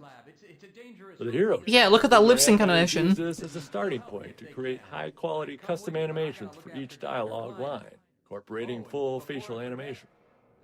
However, in a dynamic choreo scene, the animators wouldn't know exactly what the rest of the actor's body would be doing. This meant it required careful layering of choreo commands and timings in Face Poser, while still maintaining the actor's ability to dynamically respond to the player. At the time of Half-Life 2's release, Oh wow, that's most bad. first-person shooters gave the player a gun or a melee weapon right off the bat, but we opted to start them empty-handed. To be fair, they did Without that a in Half-Life 1 weapon, as it was well. easier to train the player on the more novel ways they're able to interact with the world. Like, it's not and just a introduce Half-Life them 2 to our thing, they also story. did that with Half-Life 1. We wanted the player to transition from fugitive to the aggressor, and arming them at the right time created that moment naturally. By the time they finally get a weapon, they're done running away. They say sometimes the best way to win is to walk away, but we all know that's not true. The best way to win is to run towards something while shooting at it. Dynamic mixing. During gameplay, many sounds are playing at the same time, but some are naturally more important than others, and we need to set the volumes of the sounds relative to each other to ensure that the important ones stand out. In a movie, this sound mixing is done as a post-process, but in a game, it happens real-time, responding to the player's actions, so we can't predict ahead of time which sounds will play simultaneously. To handle this, all the sounds are grouped into types and tagged with priorities. Then during gameplay, the audio system monitors all the active sounds and lowers the volume of sounds in a group if a higher priority sound is playing. And this mixing is adjustable. If the gunshots need to be loud in one scene, we can make them higher priority there. If a specific line of dialogue needs to be heard clearly, it can then force all the other sounds to drop in volume. And we do the same thing with music. It's a subtle but very critical system, and it just prevents the soundscape from becoming too cluttered. Bullet audio. If there's one thing we're sure of, it's that a lot of bullets will fly past a player throughout the game. So we spent a bunch of time trying to perfect the audio treatment for it. Unfortunately, bullets in the game are essentially instantaneous, so we can't just attach a sound to them and rely on the movement for positioning. So after some experimentation, we landed on this solution. By figuring out the closest point on the bullet's trajectory to the player's ear, we calculate the exact time and position the bullet would conceptually pass them. We then play two different sounds at that point to fake a Doppler effect, one for the bullet's approach and one for its departure. And we delay the departure sound based on the calculated time the bullet passed by. That's surprisingly in-depth. Audio caching. Another problem we ran into audio caching. Okay, that was awesome. Another problem we ran into was the sheer amount of audio in the game. With all the gameplay sounds, music, and dialogue, we had too much audio to be able to store it all in memory. Memory was at a premium in 2003. But as you can imagine, we need to be able to play sounds immediately, especially if they're gameplay related. So we built an audio cache, which stored only the first 125 milliseconds of every audio file, and kept that in memory. That 125 millisecond time was our best guess for how long it would take us to be able to stream an audio file in from disk. Then, whenever a sound was played in-game, we played the start of it from our audio cache while simultaneously kicking off a load of the full audio file from disk. By the time our cache start ended, we'd have the file loaded and could continue playing the rest of the sound. There were some other minor features, like keeping recent sounds fully in memory so that high-traffic ones didn't need to be loaded constantly. In today's engines, all kinds of assets, beyond just sounds, typically use the same kind of strategy. Physics sound. Getting physics to feel right for the player meant that the sounds produced by physics had to sound right too. As humans, we're all used to how objects and materials sound during various interactions, even if it's not something we actively notice. While we knew we couldn't account for everything, we wanted to focus on the details that contributed most to making our physics sound realistic. We started with per-object sounds for collisions and impacts. This allowed an object like a wooden crate to have custom sounds when it collided with other objects or classes of objects. Next, we began dynamically modifying these sounds based on the characteristics of the physical event, such as the masses involved and the force of the collision. This worked great for collisions, but didn't hold up in other interactions like objects scraping against each other. In reality, a wooden crate makes a different sound when it scrapes against a wall versus when it's thrown against that same wall. Let me tell you, nobody has done more research on the nuances of a wooden crate's physical properties than us. To get what we wanted out of these interactions, we implemented per-material collision sounds, metal against wood, metal against metal, and so on. These sounds were also dynamically modified based on details, like material hardness or type of metal.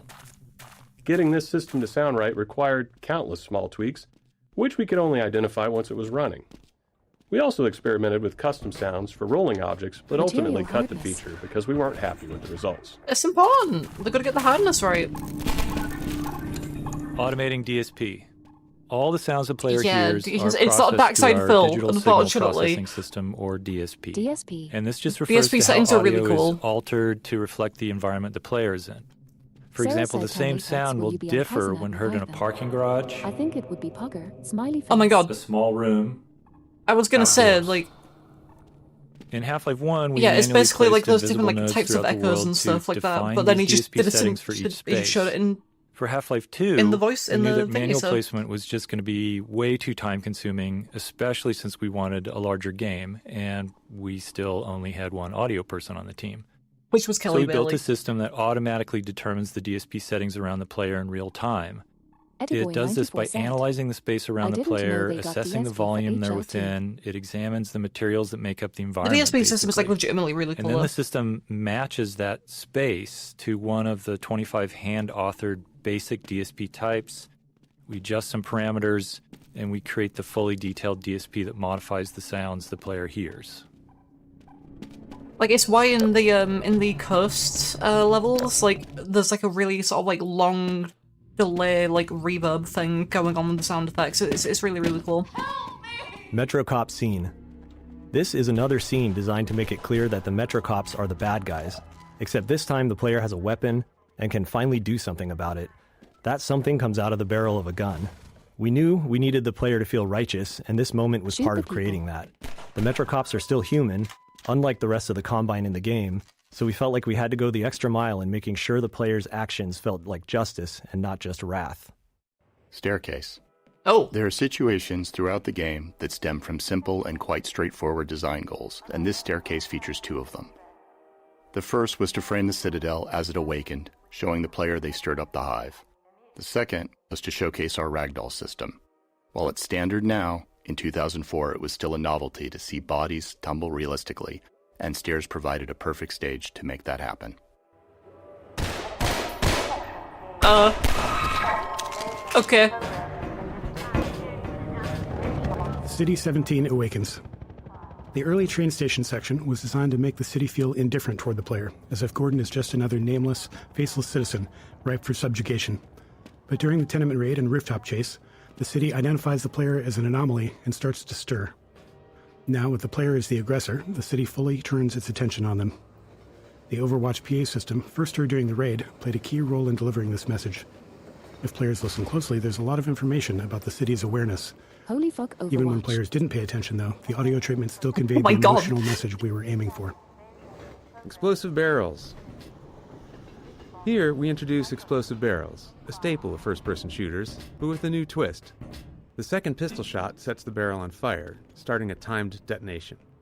A third shot will detonate the barrel immediately. Cal Dougal said. This way, players Valve could either got sick of delay the everyone explosion or learning the trigger it wrong right away, lessons from depending on the Half-Life 2, so they situation. said, fuck it, and started Players may again. want to feed an explosive barrel to a barnacle and then shoot it twice as a handy way to safely dispatch a cluster of them. The delayed explosion also made for more interesting chain reactions between multiple barrels. Exploding barrels were a fan favorite in the series, but also were internally favored by level designers who often felt like the game could never have enough of them. Lambda caches. Technically, the first Lambda cache is at Kleiner's lab, but this is the first one the player finds on their own. We added Wait, Lambda where? caches to encourage exploration and to hint Edible players where 94%. hidden resources could be found, with the fiction being that they were being placed by the Resistance as part of their underground rebellion. In Half-Life, the contents of supply crates were predetermined by the level designer. In HL2, we introduced adaptive item crates that give Yeah. the player whatever they are low on at the time, based on resource targets set by the level designer. Yeah, they made them adaptive. Scanners. What Scanners about 'em? presented a tricky game design challenge. While we liked how their dystopian presence helped convey the Combine occupation as an oppressive surveillance state, we didn't actually want them to shoot at the player. We found that aiming into the sky to hit a small mobile enemy with a constant height advantage was something we couldn't make fun.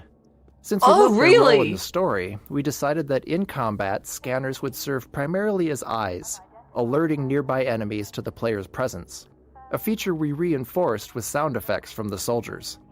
Beyond that, they'd only be able to harass the player with bright lights and occasionally dive bomb after taking enough damage. So we settled on them blinding the player for fun.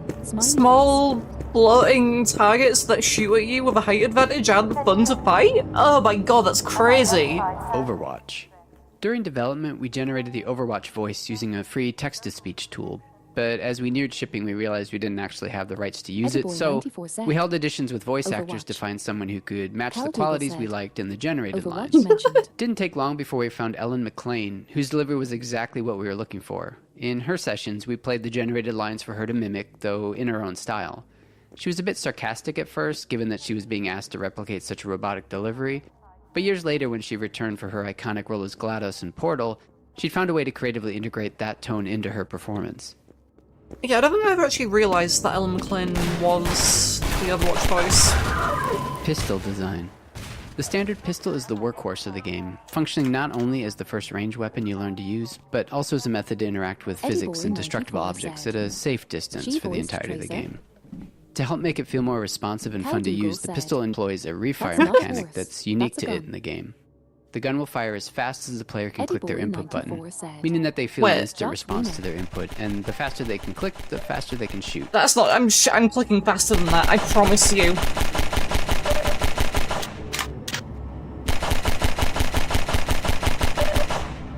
I promise you I'm clicking faster than that.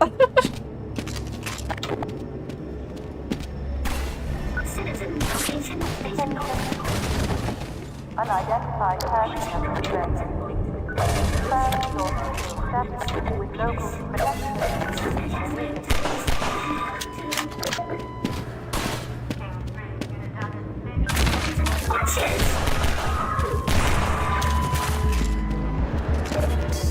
Shattered glass.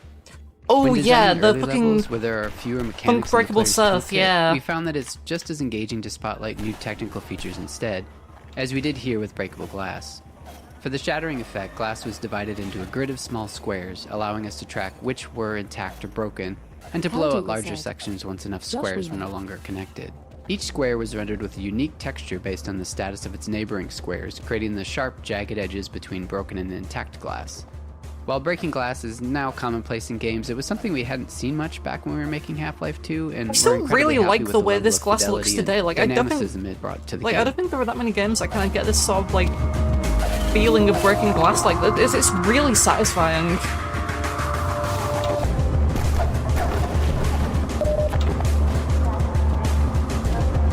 Especially when you walk through it. Like, the Combine Attack Helicopter as central antagonist was something we wanted to develop throughout the entire chapter. The relentless chopper became a character in its own right. Here, if you listen and look overhead, you can hear its engine and see it flying along the train tracks and into the distance. This first glimpse is a small piece of foreshadowing, with its presence becoming more pronounced over time, until eventually you're squaring off against it. Iterative passes.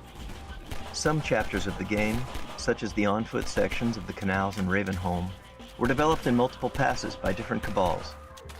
We found that handing off maps in this way led to greater variety in the experience, and a higher density of interesting moments, as each cabal added their unique touches to the maps.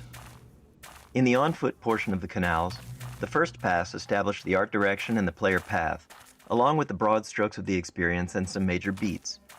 But the team-wide alpha iTunes quickly enabled the CL show pause because playtest identified insufficient tension and a somewhat monotonous experience here. In our second pass, we returned to the map solely focused on creating that tension and greatly increased the density of moment-to-moment scenarios.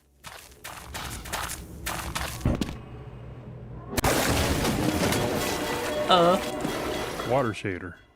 The most complex shader we made for the game was the water shader, which made full use of the newly available programmable graphics cards.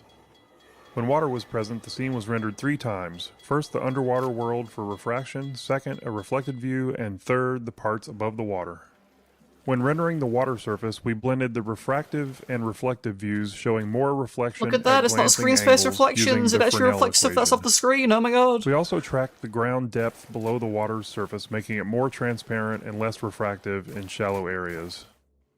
Additionally, we had to create 2 alternate water rendering techniques for lower-end graphics cards. Mid-range cards displayed a lower detail reflection without refraction or transparency, while low-end cards only rendered a partially transparent surface. That'd be fucking crazy. Imagine if I actually did that. You just see yourself in the water reflection. Interstitial scenes. As playtesting progressed, we often found areas where players lost track of their goal, which isn't uncommon in a game like Half-Life. To address this, we added smaller interstitial scenes to help guide players along their path and reinforce their objective. After finishing the bulk of development on our larger choreo scenes, like Kleiner's lab, putting these smaller scenes together became relatively straightforward. We discovered that using characters in these moments worked much better than relying on passive storytelling, or even some sort of reminder you'd find baked into a pause menu.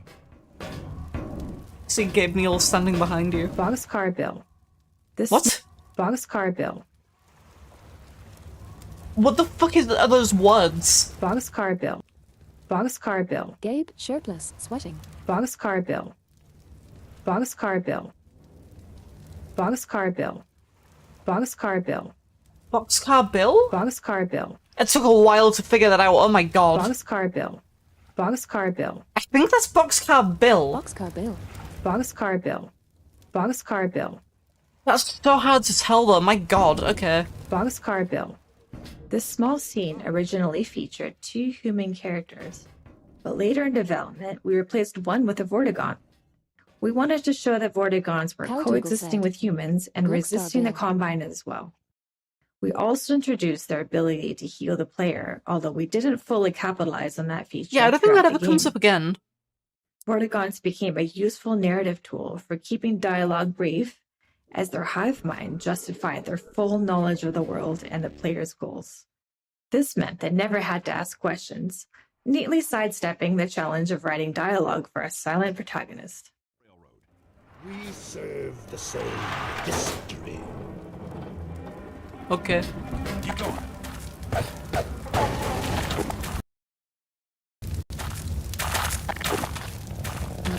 Particles. For the source engine, we invested in expanding particle and special effects technology. This allowed for more realistic and complex particle movement, as well as more intricate shapes and shader effects. In particular, adding bump mapping to our particles features made a huge difference in the volumetric look of them. While later iterations of the source engine include a powerful particle system editor, the original version used in Half-Life 2 relied on handcrafted effects, each requiring a programmer to meticulously build the effect manually, which was a pretty labor-intensive process. So I'm actually using the old graphic settings that they added with this update. Yeah, the classic effects, because that changes how fire looks. Don't know what else it changes. Changes how fire looks. Don't know what else it does.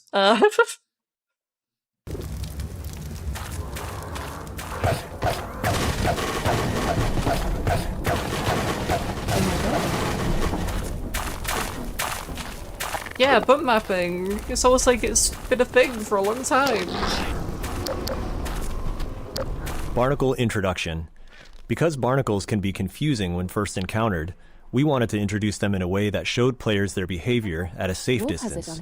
We decided to do that through a nature show-style predator-prey scene. But, as always, scenes like this took a lot of iteration to get players to reliably see. Wow.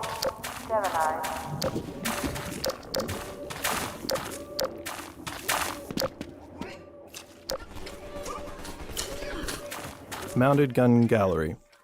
There are a few things going on in the scene. The turret firing at the breakable crates behind teaches players not to take the threat head-on and instead utilize the sewer route to defeat it. And when they reach the turret, players enjoy using it in a shooting gallery with a wave of Combine soldiers and dive-bombing scanners. We also begin to introduce the missile-firing Combine APC that pushes the players along and will show up again later in the chapter. Oh, yeah, they do, huh? What the fuck?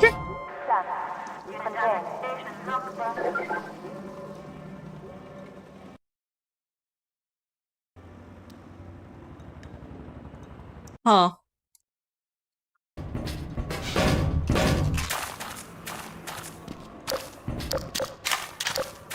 Station 12, come in. Station 12, do you read?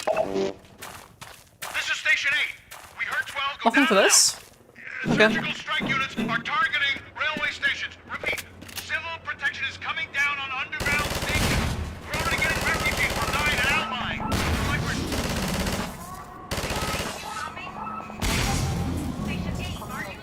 Well. Oh, I was about to say, I'll just go, but okay.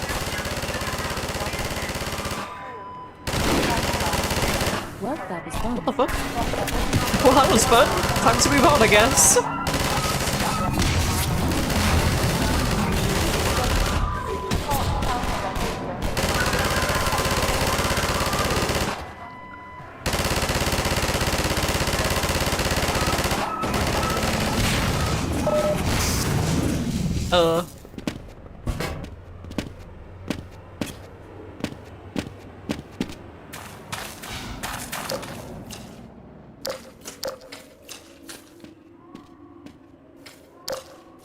Is this the first time we're actually forced to interact with one? I think so, huh?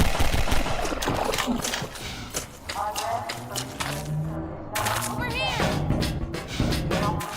Keep going, friend. That station was raided, but there's others up ahead.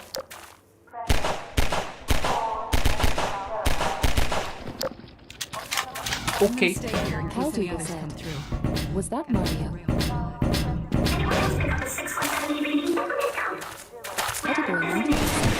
Oh my god. I'm surprised there, like, aren't anything for, these ones. Oh.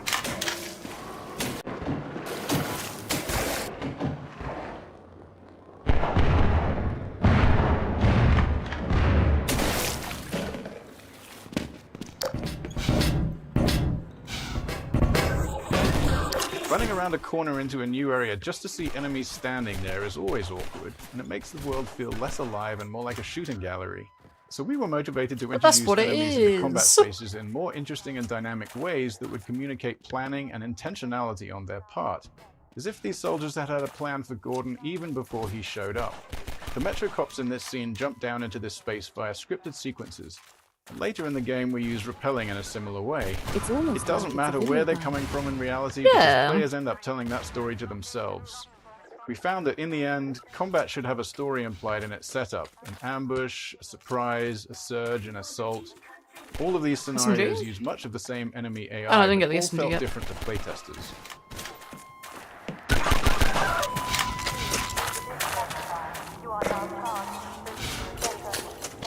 Barnacle bowling.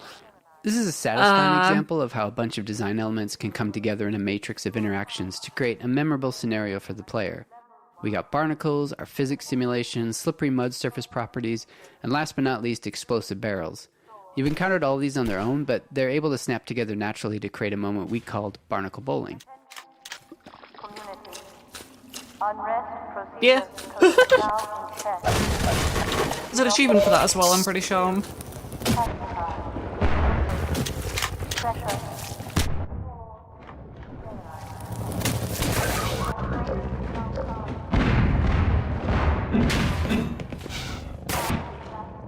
Holy fuck achievements. You get an achievement for, doing barnacle bowling. For partaking in the bowling. What the fuck?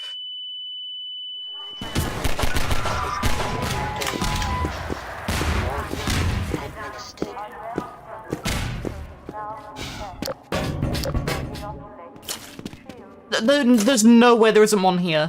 Okay, right, I was about to say, there's no fucking way. Physics in puzzles. Often, simpler mechanics encountered earlier in the game are pulled from more complex ones as a form of training.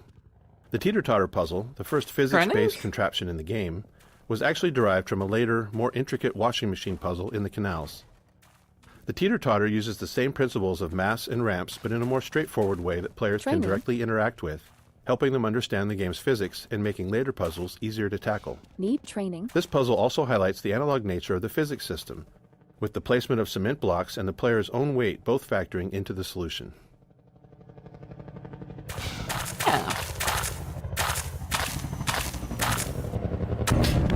Combine Attack Helicopter. Players have had glimpses before, but here's where we fully introduce the main boss of the Canals chapter, the Combine Attack Helicopter. This chopper relentlessly destroys a player's cover, forcing them to move forward or risk being gunned down. We wanted this sequence to feel tense and menacing, with the helicopters seeming far too powerful to confront directly, and maintaining that intensity through the canals until the final showdown in the reservoir. To achieve this, we heavily constrained the helicopter's movement based on specific gameplay goals. In this map, designed as a dash from cover to cover under helicopter fire, we created a ring path in the sky above the arena. The helicopter always travels to the farthest point on that ring from the player, keeping it visible and making it easier for us to place cover in just the right spots. Normal maps. Oh! Half-Life 2 was developed during an exciting time for graphics, as the first programmable shader-supported graphics cards were hitting the market. Using this technology, we became one of the first games to implement normal maps, just like a technique that enhanced the lighting HL2. on surface geometry. The normal map described the surface's roughness, allowing each pixel of a polygon to be lit in a way that made surfaces appear bumpier and more detailed than ever possible in Half-Life 1. Said. Payday 2 was the first game with graphics. Normal maps. Half-Life 2 was developed during an exciting time for graphics, Like, look as at the that. first This guy's programmable smooth. shader-supported This guy's graphics totally cards smooth. were hitting the market. Using this technology, we became one of the first games to implement normal maps. Edible 94 said. He's so smooth. HL2 said. There's nothing normal to it.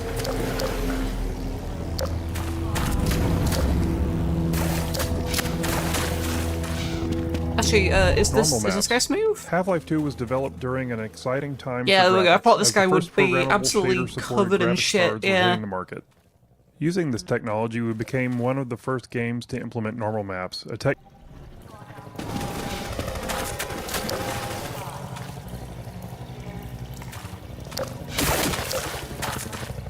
Oh, more bowling. Autosave dangerous. In Half-Life 1, we had a set of autosaves throughout the game, hand-placed by level designers and triggered when the player reached some specific moment or position in the game. This ensured that the game was automatically saved for you as you traversed through Black Mesa's corridors. In Half-Life 2, we found ourselves needing a new tool. The problem arose in some of the more complex arenas we'd built. Some of those encounters would last for quite a while and features multiple sets of enemies. Others were long, sprawling mixes of exploration and combat without any clear separation between the two. Memory leak while making the game. We never want an autosave where the player is in danger of dying right after loading the game, because that could place the player in a death loop. If you played enough games back then, you definitely found yourself in this situation at least once. So unless we deliberately crafted pauses in every arena's flow, there wasn't always a safe place to put an autosave. After some experimentation, we implemented a feature called Autosave Dangerous. This was a level designer tool that combined an autosave with an associated time frame.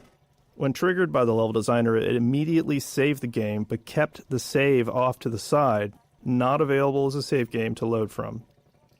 If the player then stayed alive for the specified time frame, then the save would be committed and used as the most recent autosave. This allowed level designers to put an autosave at a reasonable place or time in an arena, specify a time, like 30 seconds, and if the player was still alive for 30 seconds, the autosave would be used.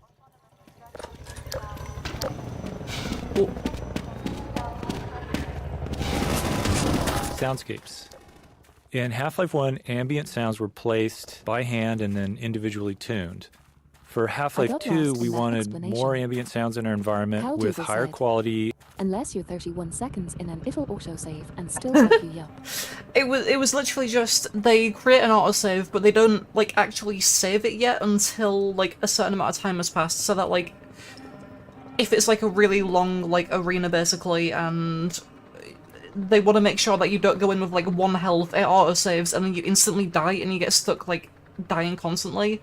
So they only actually save the autosave after a certain amount of time has passed to make sure that you don't like just instantly die. And if you die before like a certain amount of time has passed, then they just discard that autosave and you go back to the previous one instead.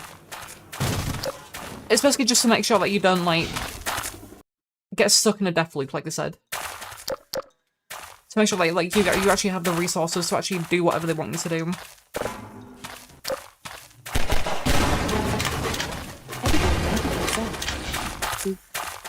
Thank you, teacher.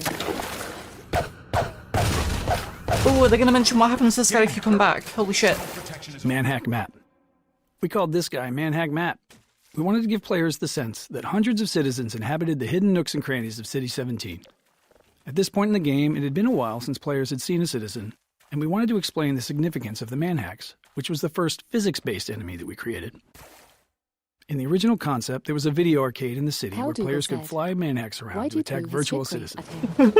Eventually, players would discover that the Manhacks were real, and so were the citizens. As the Combine occupation became more fleshed out, this idea of a video arcade became an odd fit and eventually fell by the wayside. That was a close call. Thanks for your help. Look, it isn't safe here. Hype. I'll give you some supplies to keep you going, and you really gotta go. Where are the supplies? Edible 94 said, "Get your head, get it."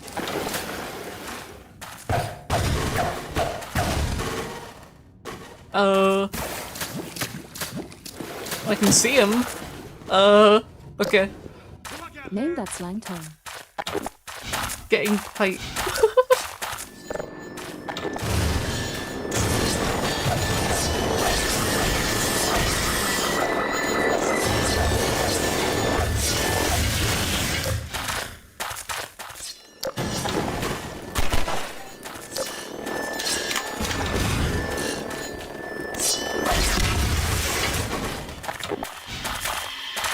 I don't know where the point is where you need to go back for the thing to happen. Edible 94 said, "If you go back, will you be sliced into 1 more billion bite-sized pieces?" That is the secret about it. I don't know how far you need to go for it to actually trigger. Is he still alive? Oh no.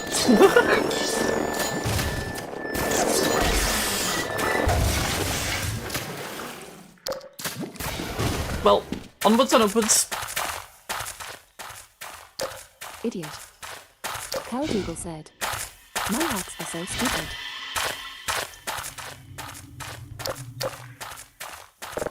Well, the Hackmen. It's in the name, right?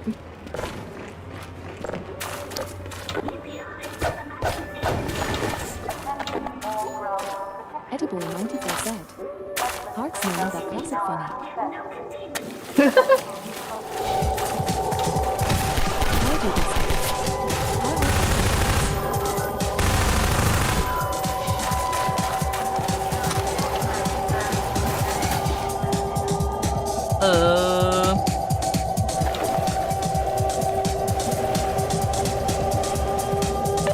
Oh my god.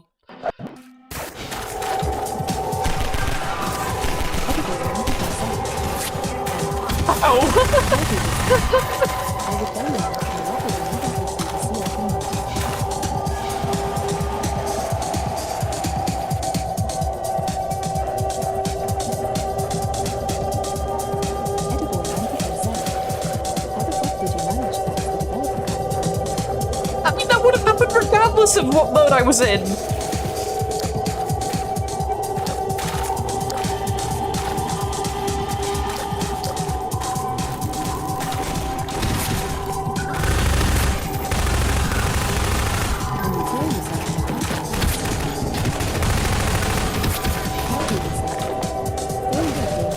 Yeah, that's a failure of game design.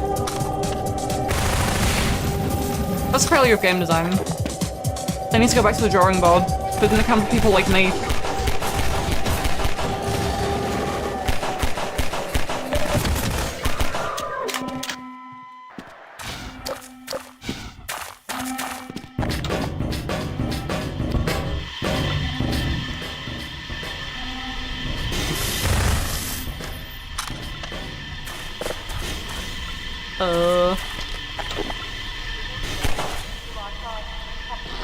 Edible 94 said, "You can lead a horse to water, but you can't make them not get crushed by a slow-moving piece of geometry."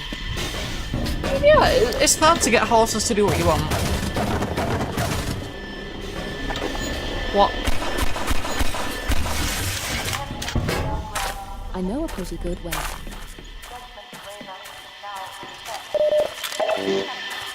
What, lasso them and, like, brush them under a train?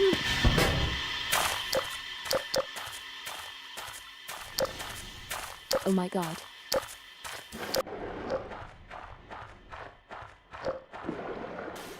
I mean, I think that would be pretty effective. Oh! Okay.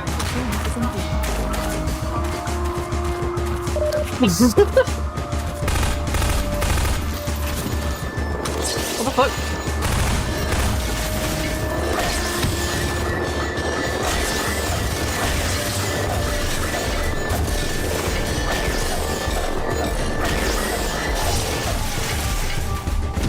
Oh, I see. They're at the end of the tunnel.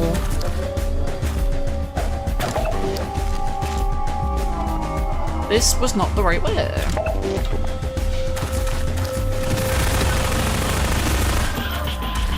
This is the wrong way.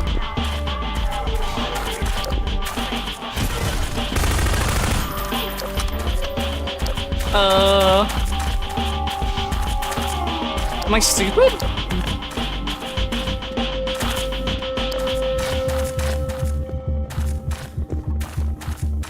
I'm a Montana.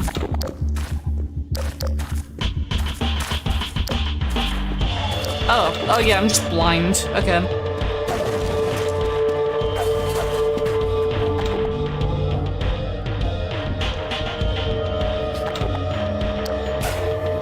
Explosive Barrel Factory. This room, filled with an absurd number of exploding barrels, inspired some good-natured debate within the team around how far to push the plausibility of our world. Frankly, one exploding barrel is probably too many in regards to realism. In the real world, barrels really shouldn't explode, even if you were to shoot them. I'm pretty sure if you shot a red barrel in real life, it would actually explode. I don't know. Maybe that's just me. But okay, wait. I need to do the thing. I need to get the battery over there. This is really important. If you shot a barrel in real life, PewDiePie would be happy har har har named that classic. Wait, so not a single upright barrel. There we go.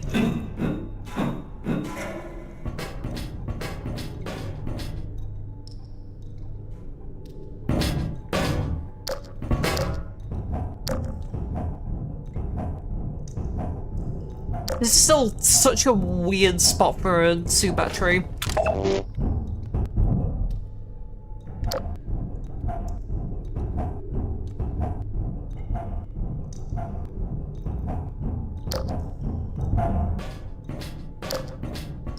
Half-Life 2 fans playing their favorite game. Well, good thing Half-Life 2 isn't my favorite game.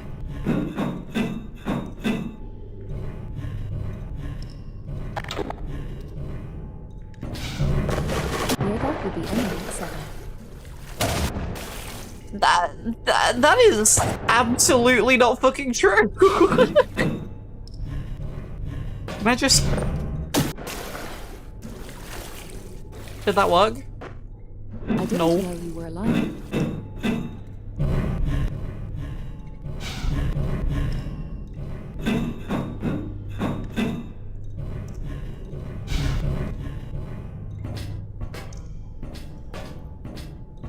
A mission from Doc said, "What is your favorite game?"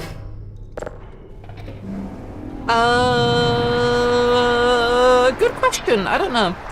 I think when it comes to questions like that, I don't really have an answer because there are a lot of different games that I like, and I don't know if I would necessarily say that I have a specific favorite. Look at me, I think X6 is better than X7. A mission from Doc said, "Fair enough."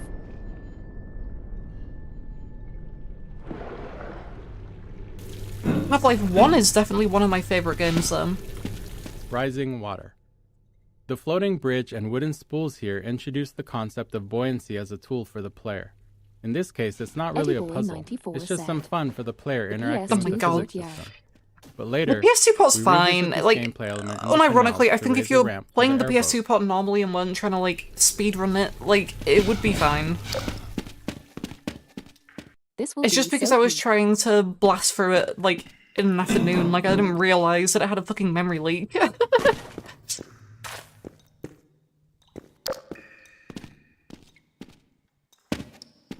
Rendering systems. In the early 2000s, we couldn't afford a general-purpose renderer with the broad capabilities of a modern engine. Instead, CPU, GPU, and memory limitations required highly specific solutions to rendering challenges so we could squeeze every bit of performance out of a player's hardware. As a result, Half-Life 2 actually has 3 different rendering engines. One for world geometry, another for outdoor terrain, and a third for dynamic entities like characters and objects. These 3 renderers had to support a complicated matrix of features: collisions, ray traces, decals, offline lighting, visibility calculations, and more. On top of that, each renderer needed to support DirectX 7, 8, and 9.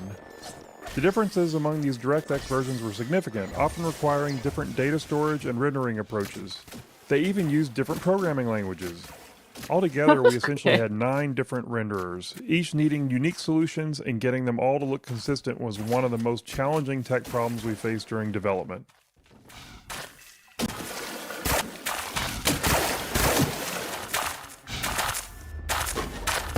Crits.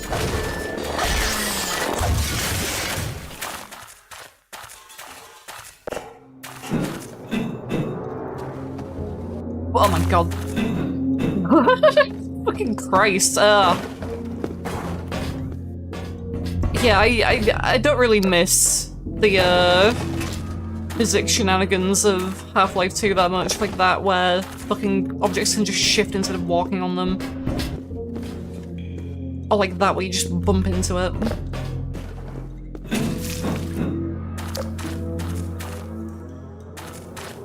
Oh. But it's realistic. It's real. I mean, I will admit, like, that does give you, like, a moment of shitting yourself, but, like, I don't know if I'd necessarily want that every time I try and make a single jump in a game. I de-shit myself before getting to that part. GPU Wild West. During development, we faced numerous decisions influenced by our choice of minimum spec, the least powerful CPU and GPU combination that would still deliver a good experience for customers. In the early 2000s, there was far more variety among GPUs than today, with wide differences not only in speed, but in fundamental approaches to rendering. But at the time, we had no real data on the hardware our customers were using. What CPUs and GPUs did they have? How much RAM? Which version of Windows? Oh. We reached out to Microsoft hoping they might know answers to questions like, how many DX7 cards are in use? Or DX8? Unfortunately, they didn't have the data either. Realizing we were at risk of making bad decisions without these insights, we developed an analysis tool that allowed players to report their hardware specs to us and integrated it into the early version of Steam. The data was so useful that we decided to make it public, launching the Steam Hardware Survey in April 2003. It's been helping us, and hopefully other developers, make informed decisions ever since. I guess that makes sense, yeah. That's pretty cool. Dynamic shadows. With a focus on character and physics objects, we felt a dynamic shadow system was necessary to render them all in all their glory. In 2003, GPUs didn't have any dedicated shadow capabilities that they have today, so performance was a tricky problem. Our eventual solution went something like this, running every frame. First, find all the objects that might have shadows in view. Doing this meant figuring out which objects were in the view frustum, or slightly behind it, to catch entities that were off-screen but whose shadows might end up on-screen. Then we'd render a black shadow version of each one of those objects into a single shadow texture. For that render, we'd use the lowest level of detail model for the object to be as fast as possible. Finally, we'd use the shadow texture to draw each of the shadows into the player's view, darkening the already rendered pixels. We carefully cut around each shadow in that shadow texture to ensure that they correctly overlaid each other in the case where multiple shadows overlap. It's neat to look back on how we did these things, but ultimately we're a lot happier today, where GPU hardware makes it a much more straightforward problem. And now we have ray tracing. Headcrab canisters. Used headcrab canisters are seen later in Ravenholm, so we decided to show them here to tell the story of how they're used by the Combine. The story is that the Combine have weaponized Zen fauna to use them against the humans. Burrowed headcrabs was added as a new feature for this section that was expanded into a larger area that is meant to show a citizen shanty that was decimated by the headcrab assault. Headcrab ass.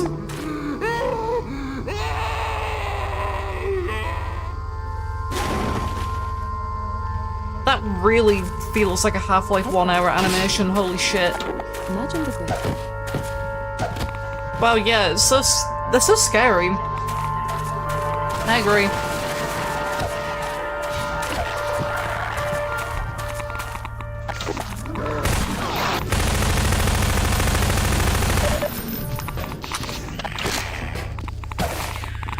If I saw a headcrab and realized I'd be fucking Oh.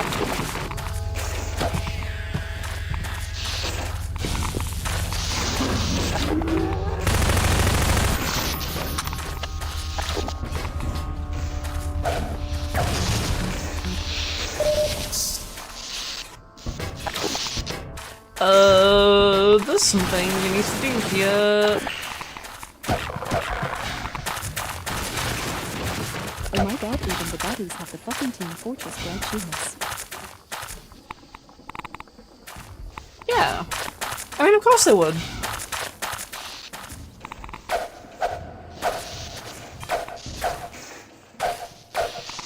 It's lore accurate.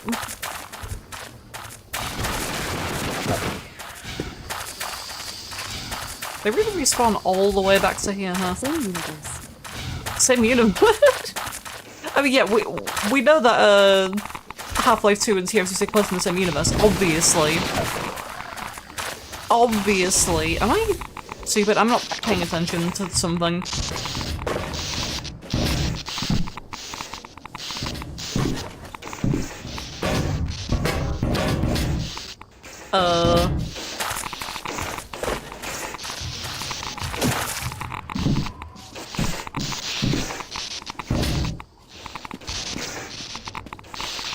That works.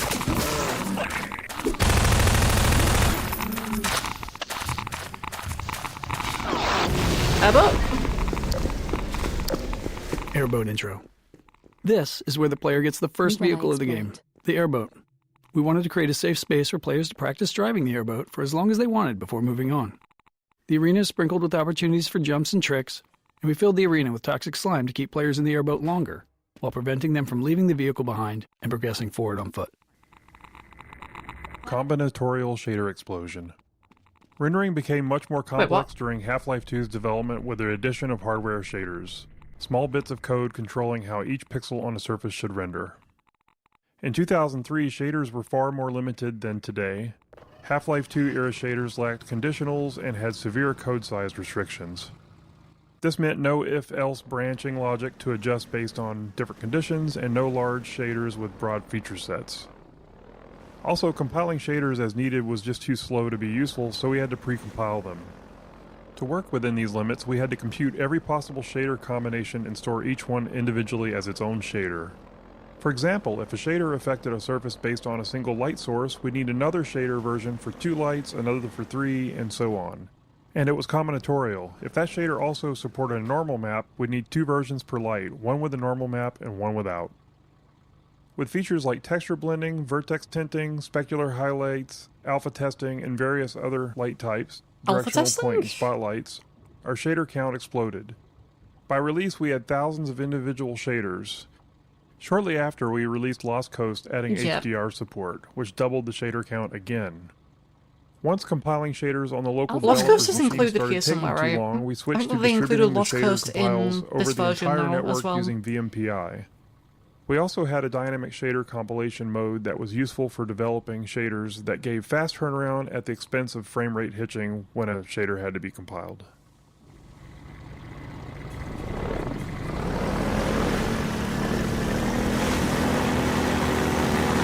pretty sure Lost Coast is included in this at some point, somewhere in this version of the game. Oh well, yeah, they weren't kidding about like a huge space for you to mess around with it.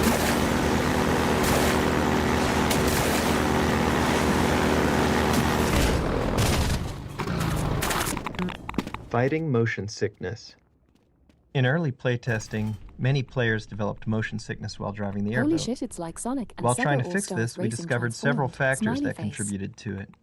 We found that reducing the intrusion of the airboat into the view helped, so we made You several can play as passes the on the heavy, model to pare pyro, it back. and spy in that one. You Maintaining can, a which is set in consistent the frame rate helped thingy. as Emission well, from Dark so Side. it was important to keep an eye I on think Lost performance Coast in is these free on sections. Steam if you have HL2. However, I'm pretty sure it's listed under tools with the episodes now though, no so I matter what think the they airboat was doing. combined it into this release one of the somewhere. programmers on the team But was I don't know super where, because I didn't see it on any of the menus. prone to motion sickness, and they valiantly offered to playtest several times to test our progress towards a solution.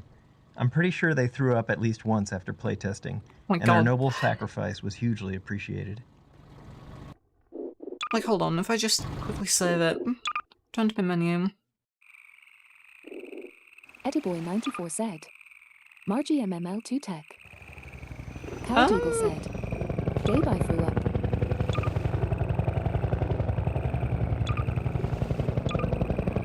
It's not. Maybe it's like X-head shapes. an extra? Oh, it's there, Never yeah, said Lost it. Coast. Holy shit, did someone die? Yeah, Lost Coast is right there. That's cool that it just seamlessly transitions back to, like, between them. That is actually, like, fucking awesome. Where...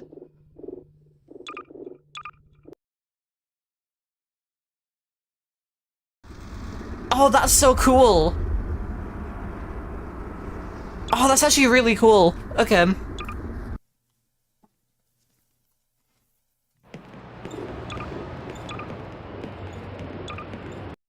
That's really, really smoothly implemented. Holy shit. Like, if I didn't know those were, like, four separate games, I wouldn't have assumed that just from that alone.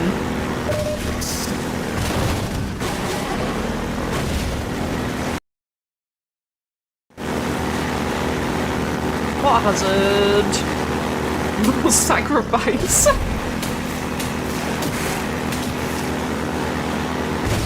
Holy shit.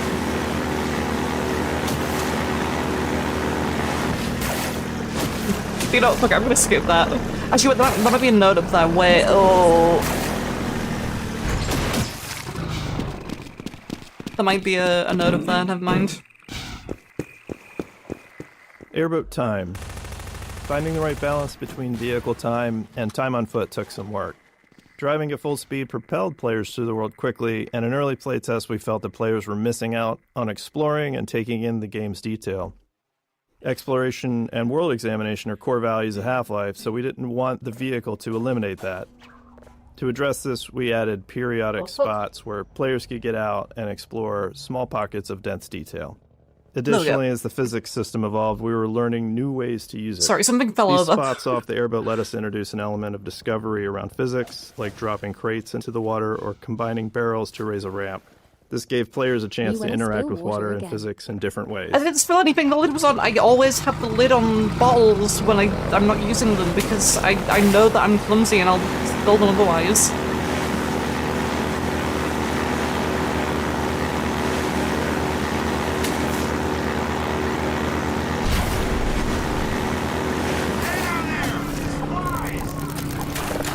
Floating supplies.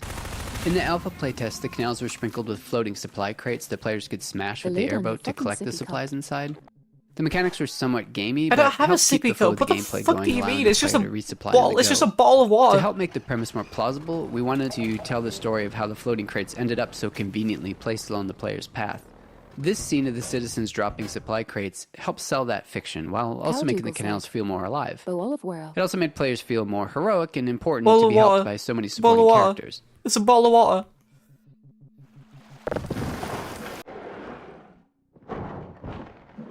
It's not my fault that my heritage makes it impossible for me to say certain words, okay? It is how it is. Yes, sir. Eddie94 said, Light chamber. What do you mean, like, chamber? I say chamber correctly? Chamber? Camber.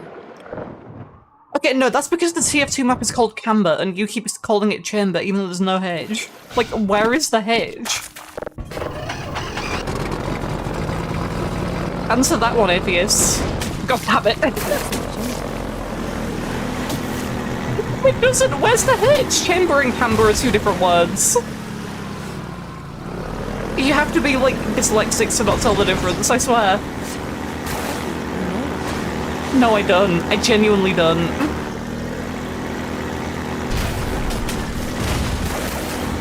They're completely different lengths. They have different, like, appearances.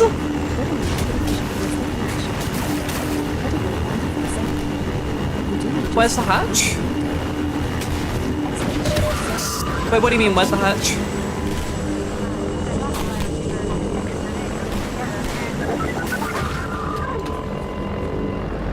Should we look at... Like, you make yourself look dumb. Okay.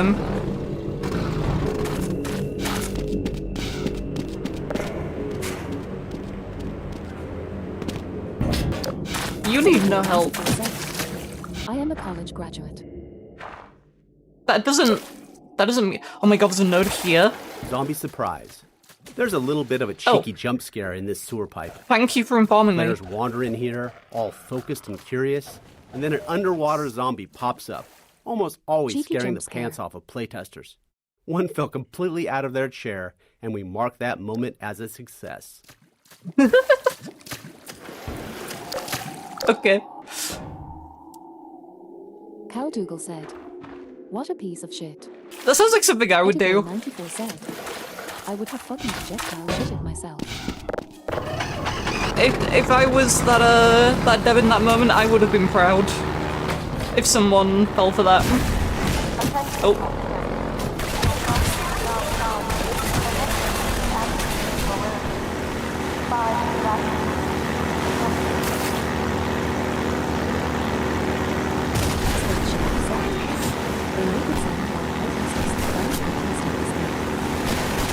Playtesters have died. Maybe they did. Like, maybe the playtesters died and, like... Maybe that's why Valve needs so many playtesters. It's because the people that get to play the game fucking die.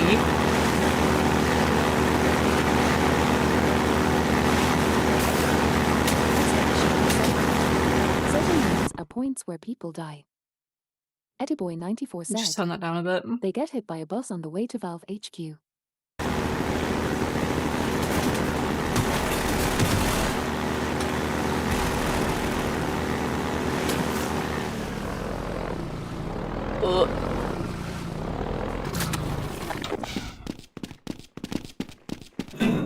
Yeah, Valve just makes sure that they... Oh.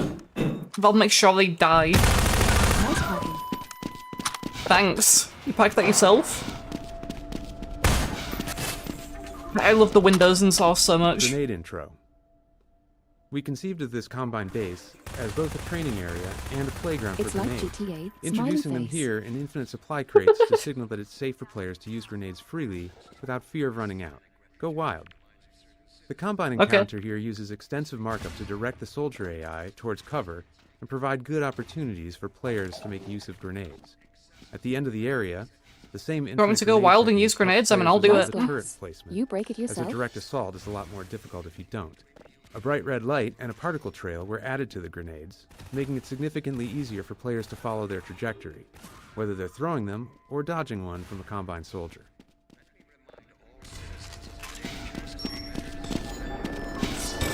Air resistance.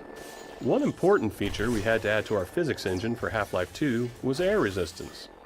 At the time, physics engines would typically implement a general damping feature for slowing objects down as they moved, but this merely removes energy in a symmetric way. In order to create more believable motion, we decided to simulate air resistance instead. This allowed us to get asymmetric behavior, where the amount the object was slowed by moving through the air was different depending on how much surface area of the object was facing the direction of movement or rotation. This feature was key to making explosions and objects thrown by the gravity gun look believable. Fast-moving and fast-spinning objects are among the most expensive things to simulate in Half-Life 2's physics engine, so air resistance also improves CPU performance in cases like explosions. It is also key to presenting different materials and masses of objects. More dense objects can push aside air more easily, and this is visible. Having this effect in the simulation helps make the difference in density between cardboard boxes and wooden planks more apparent, and really helps make the objects in Half-Life 2's world much more convincing. Yeah, I mean, we can say cheating if you want. I mean, they said go crazy, I'll go crazy. It's called NTR.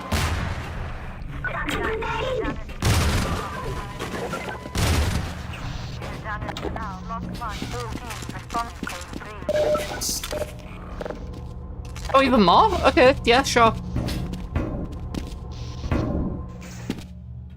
Well. Puzzle layers. Because players are often totally unaware of the designer's intent, which we think is a good thing, they tend to respond in all kinds of surprising ways to our puzzles.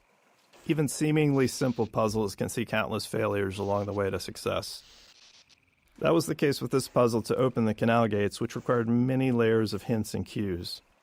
The sparking wheel communicates that this is where someone would normally open the gate, but some other method is needed.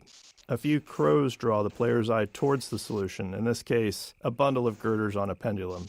As grenades have been thoroughly introduced, we originally wanted players to throw one to break the wooden support structure, but that wasn't obvious enough.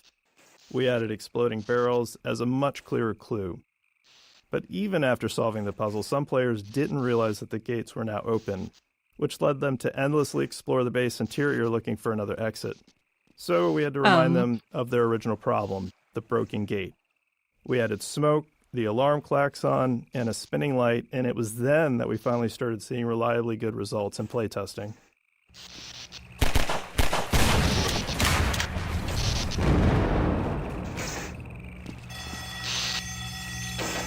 Yeah, I mean, that does inform you that something happened. I didn't know people were stupid. Sometimes it's just...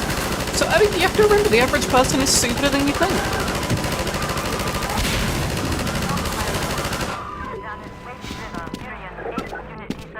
Oh.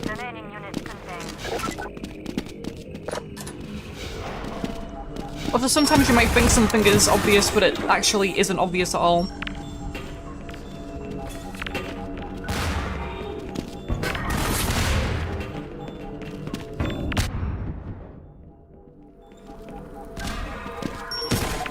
Yeah, countless people read chamber as camera. Yeah! Even though that is not the name of the map. How do this end? No research process.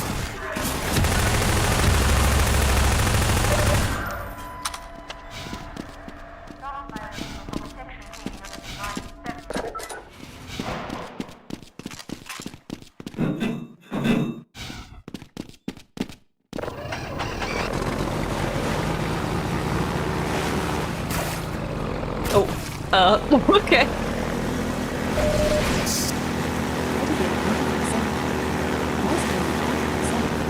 Why is the one here? Where? Metrocop strafing. The initial design of the airboat levels aimed to challenge players with tight maneuvers under pressure from Metrocops. The Metrocop strafing fire pattern was meant to make players slalom around the shots as they sped through, but in a review process, internally known as Overwatch, some playtesters felt frustrated being shot at without a way to retaliate.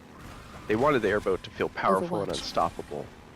Based on that feedback, we refocused the levels to emphasize empowerment over challenge, shifting from dodging attacks to fast-paced combat, speed, and busting through barriers.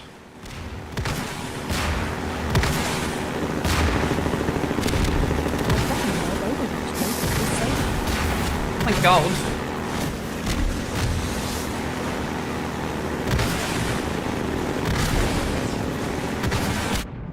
Oh.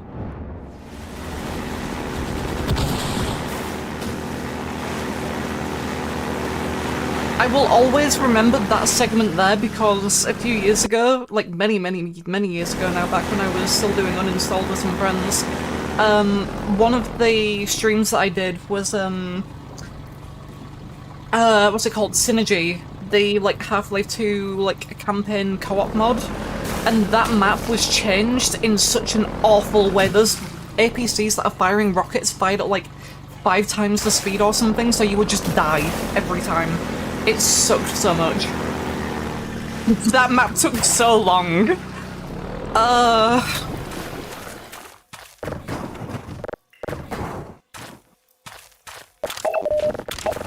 Revolver? Oh. That's interesting. Should I get the revolver yet? Huh.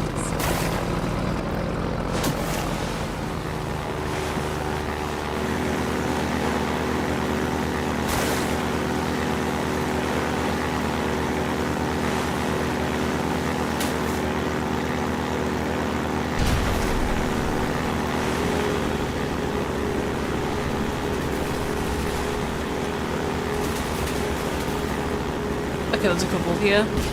Right then. 3D skybox. Oh. We've always needed to render a world that feels larger than our map limitations allow. In Half-Life 1, we used a cube map texture to let players see beyond the playable area. But in Half-Life 2, we wanted that view into the larger world to be dynamic, not just a static texture.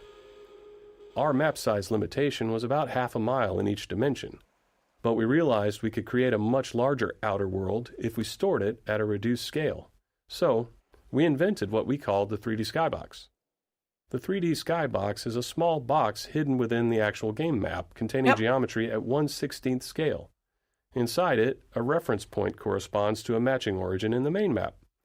Then, when we render the space beyond the playable area, that is so fucking annoying to like figure out the coordinates. By the way, like, I'm sure there's like an automated way of doing it, but like figuring it out yourself is just to not blend fun. Seamlessly across the transition from the main map to the skybox presented some sticky challenges, but it worked. The result made the world feel significantly larger and more immersive than it had in Half-Life 1.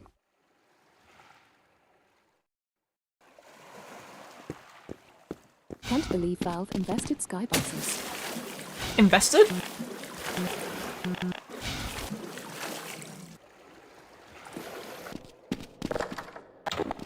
Invested. Invented. 357 intro. Oh! The Magnum, unlike the basic handgun with its slower rate of fire, is meant to be fired in a more measured, calculated way, dealing catastrophic damage to your target. Earlier versions of the Magnum had a bit of random dispersion, which we felt fit the heft and the less sensitive trigger pull of a larger pistol. However, this led to anticlimactic moments where players would carefully line up a shot only to miss due to the accuracy penalty. To address this, we made the first bullet perfectly accurate, with each subsequent shot becoming less accurate as you blasted away. Like the Spice Revolver in TF2. Catastrophic damage. VMPI. During development, we became increasingly frustrated with our slow gameplay iteration speeds, mainly because map compilation, needed to pre-compute lighting and visibility, was taking hours. Computers in 2000 were far slower than today's, and they had only a single CPU core each. Inspired by SETI at Home, a distributed program that used PCs worldwide to analyze radio waves for signs of extraterrestrial life. Oh yeah, that is a thing, yeah. Which was our own distributed system that spread the map compilation process across many office computers. I just said the Spice Revolver in these kinds of TF2, I didn't specify systems which run on revolver. giant GPU clusters, but at the time we just ran it on all the computers in our office. To deal with how our lighting code was evolving as quickly as our maps It's just that it's only on the Ambassador VMPI where it's like also distributed visibly a new thing EXE because files the to crosshair everyone's computer changes. too. In retrospect, this was a pretty terrifying security concept, just awfully bad. It's like the stuff of nightmares for IT folks, because we were sending an arbitrary executable to all of our work PCs, and they would just run it. It was absolute madness. But it worked for us, and it did significantly increase our map iteration speed, and as a result, it ended up being a crucial tool.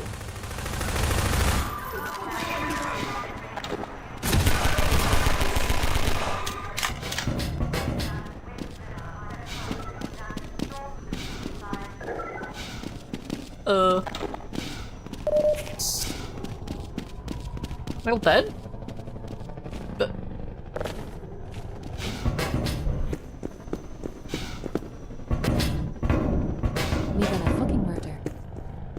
X-shaped set.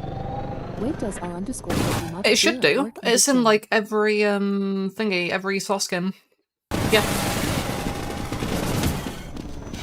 It's just one of like the standard source commands.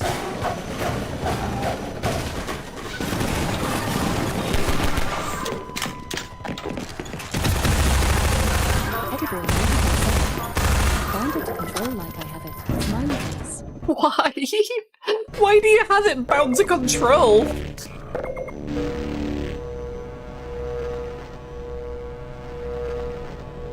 I don't fucking know. I never use it. I mean, I could do that. I could do bind control, Why did I bind it back in 2017? Trying to think. Sometimes you need to see it for the mental aspect. 1-0. That would work. That would do it. I like seeing my my guns. I don't know. Here, that's what I did. But WH.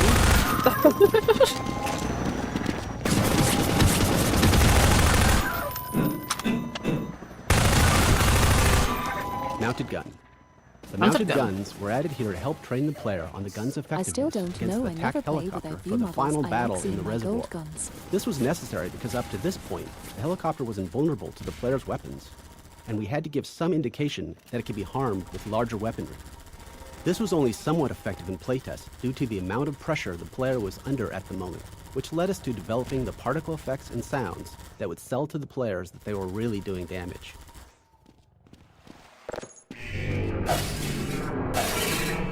And here we have the normal funk breakable glass, which isn't funk breakable serve because they're just small windows, so they don't need to be the like big like planes of glass. So they can just use the funk breakables from Gold Source instead. I know my source engine more.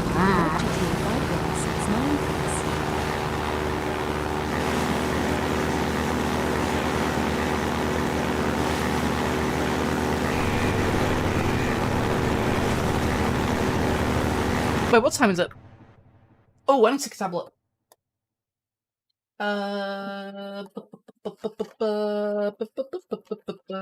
Tablet time. It's a good thing I checked, because otherwise I would have probably forgotten. And now I don't need to think about it for another 6 hours. X-shaped said, have you guys checked out GoldenEye Source? I have heard of it. I remember installing it years ago, but I don't think I ever played it.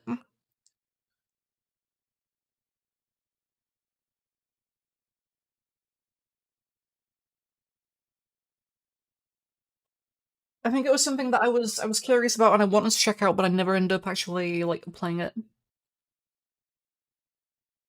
It's surprisingly not dead. That's impressive, especially like I'm especially surprised that like Warner Brothers haven't like taken it down or anything like that. It's Warner Brothers that own the rights to James Bond, right? I think it is.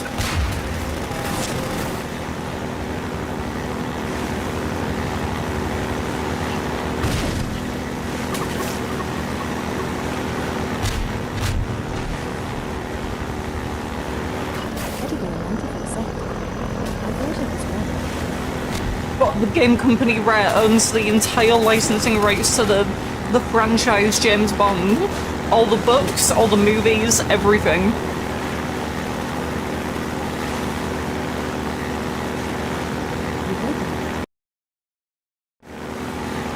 Okay.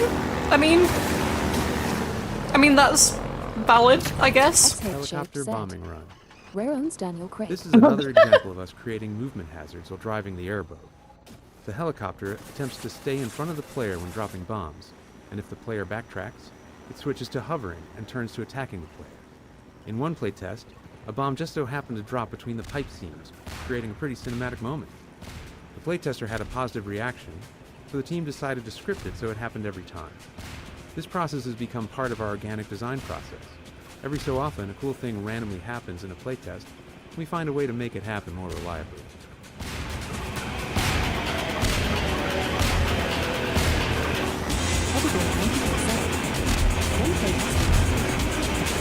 I mean, if one person likes it, you gotta do it every time.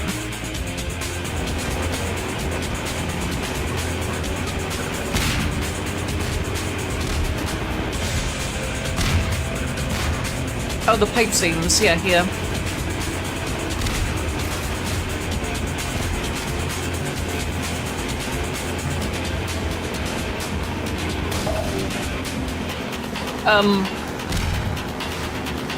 Where is it?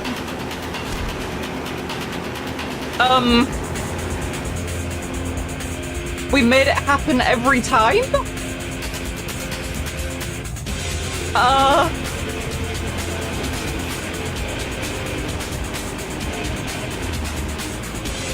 my god.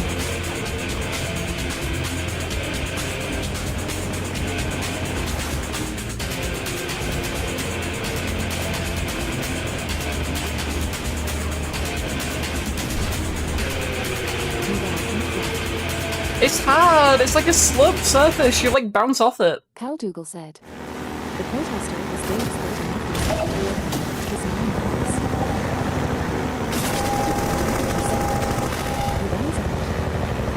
Yeah, don't you?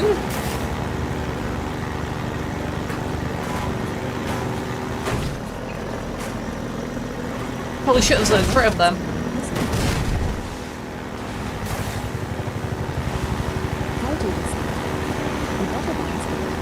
You've got to bounce on it. Oh, does it mean that part? That's not a pipe, that's a bridge. That's a bridge scene. It didn't drop a bomb through the pipe scene, so I can't think of what else it could mean.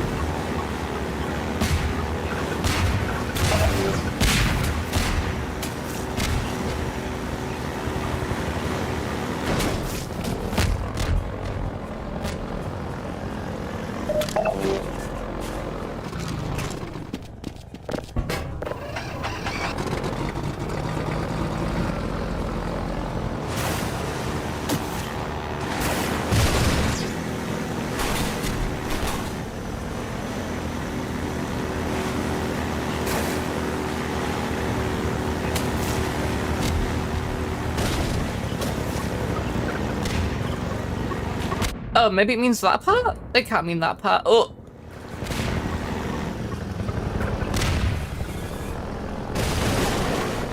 Give me more ammo.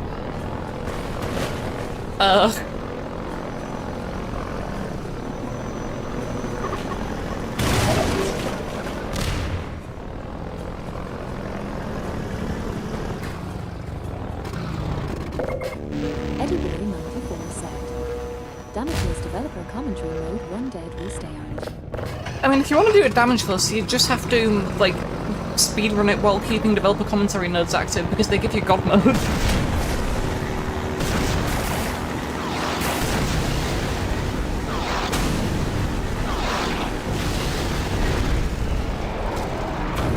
Smokestack collapse.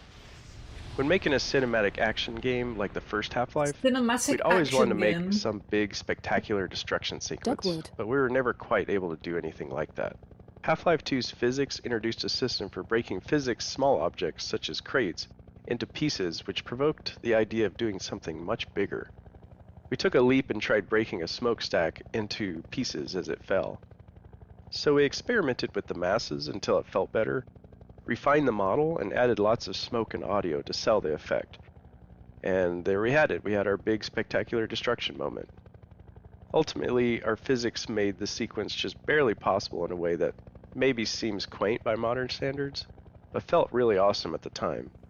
Because the simulation was unique every time we ran it, we had to take steps to avoid completely blocking the player's path with the big chunks of debris. The success of this sequence whet our appetites for the much higher fidelity cinematic yeah, like the only like big destruction moment. 2.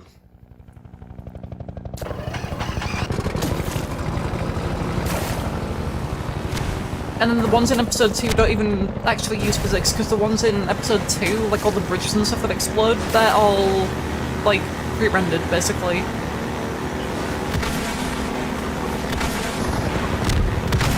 So it's not even real, like, an aspect of the physics engine or anything, it's just animation.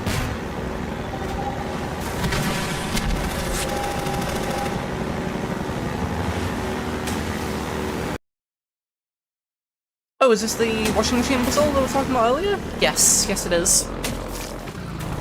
Displacements 1.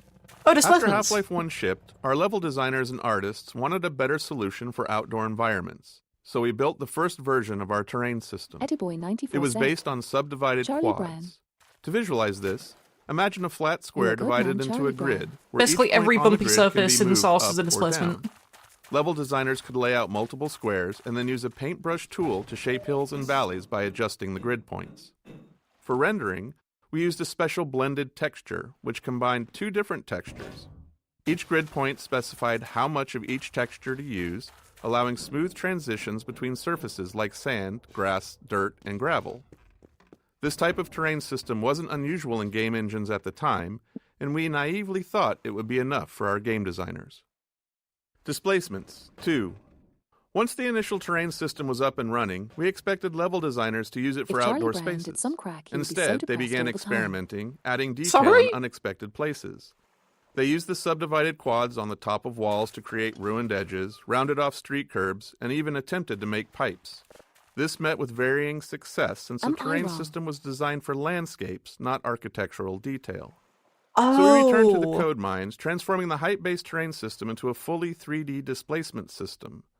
Now, instead of only moving grid points up and down, designers could move them in any direction. This allowed them to add extra detail to all kinds of surfaces using blended textures to smooth transitions between the displacement quads and the BSP geometry. However, this required additional tech work to ensure consistent lighting between the two renderers, or those edges would have been noticeably mismatched. But with all this done, the level designers seemed satisfied, and we naively thought that this time it really would be enough. Hearing that makes so much more sense, because Source 2 moved from this kind of, like, brush, so, like, big sort of, like, flat surfaces like this, where it's, like, clearly cut at an angle and it's, like, a flat surface, and displacements, so, like, bumpy surfaces like this. Source 2 moved from brushes and displacements to just everything being just kind of modeled in the software, like in the level editor itself. And that makes so much more sense after, like, hearing that that was basically what the level designers wanted the whole time. So they would try to use displacements to do what Source 2 effectively does today. Displacements. That makes so much more sense With as the to why general they did what they did in Source 2. hand, level designers didn't stop at adding detail to the world and returned to their So it sounds like it was original basically goals what of they building wanted the whole time. large-scale outdoor sections. This led to another round of updates to balance performance, ensuring the system could handle both fine detail and larger ground terrain. Texturing had to improve as well, especially to support complex structures like overhanging cliffs that weren't possible with the original height-based system. Designers, never one to rest on their laurels, also started using displacements to create caves and tunnels. While these additions looked great, they required even more technical adjustment. Eventually, we managed to wrangle the competing requirements of all the ways that displacements were being used, and they shipped in large sections of our game world. Looking back, displacements are a clear example of how technology and game design evolved together. It's a chicken and egg problem. We can't foresee all the ways a piece of tech will impact the game, but we also can't build the tech without knowing what it needs to accomplish. So, as is always the case, we have to build something. We start with a solid guess and see where it leads us. Yeah, that all explains why Source 2 is the way it is so goddamn much. Like, it all kind of just makes sense now to me as to why they did, like, they took the direction they took. Washing machine puzzle. We created the washing machine physics puzzle late in development, after playtesting indicated that players needed some downtime from the relentless pressure from the helicopter. Pacing contrasts like this can accentuate the high moments by resetting the player's emotional state and warding off exhaustion or even boredom. It was a positive sign that players reacted so strongly to all the work done to make the helicopter truly menacing, but if we didn't manage the stress of it, fatigue set in, which quickly started to feel like monotony rather than excitement. Originally, players quickly drove through this area, but because of the nice sunlight and composition of the canal here, we decided it was a good spot to pause the action and have the player spend some quiet time solving a puzzle. The puzzle itself, which was the first to use masses and pulleys, ended up giving rise to other physics navigation. Oh my god, yeah, I didn't even think about that. Washing machine puzzle. We created the washing machine physics puzzle late in development, after playtesting indicated that players needed some downtime from the relentless pressure from the helicopter. Resetting the player's emotional state. Pacing contrasts like this can accentuate the high moments by resetting the player's emotional state. That is, yeah, out of context, that's kind of a crazy, like, statement.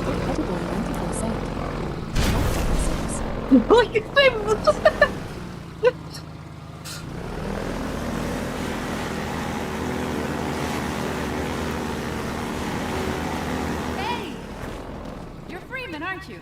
Well, I wouldn't believe it if I couldn't see it with my own eyes. Dr. Gordon Freeman himself. Dr. Gordon Freeman. Just in time, Doc. We gotta move out before the Combine picks us up. We're just getting ready to pull out. We better hurry.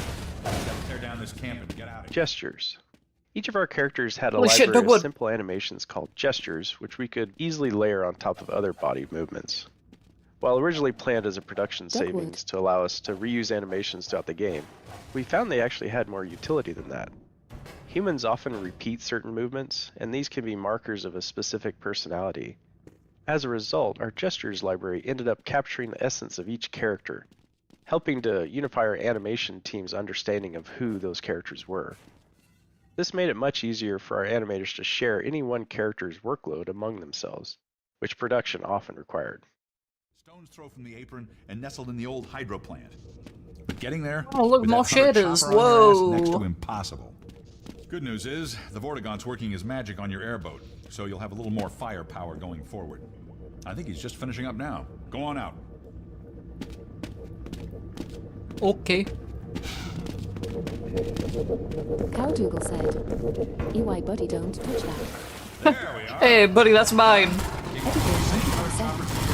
Kill him.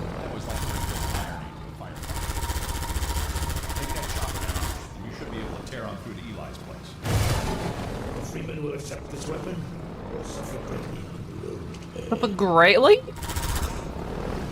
Farewell, Dr. Freeman. Stupid thing, you can't kill insects or things. Give him hell, Doc. Cowdougal said, "We were told Airboat they were change-up. supposed to be sweeping the whole We heard game. from the That one's playtesters out that of they line." wanted more varied gameplay from the airboat. Up until this point of the game, the player had no real way to fight back against the helicopter and other enemies, so it felt right to introduce a new weapon, and in turn, deliver a pacing change and set the stage for what would come next. In the subsequent areas, we added target practice to acquaint people with their new weapon. Target practice. Extra physics force on the airgun projectiles meant targets would get sent flying and make it feel way more powerful than anything in the player's loadout. Even then, when it came to playtesting combat against the helicopter, a lot of testers still thought it was invincible, and hadn't noticed our efforts to illustrate that it was taking damage from the Combine-mounted Oh well, yeah, bullets. it does fucking launch To people get over back, this, holy shit. we did the most obvious thing. We put the helicopter directly outside the tunnel in which you get the gun and make it extremely clear that you can and should shoot it. And it worked.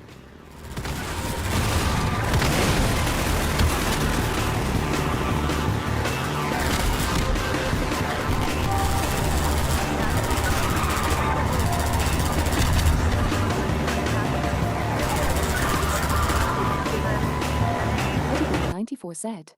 Yes, is definitely getting Yeah, this is gonna be the balance patch. This is overpowered.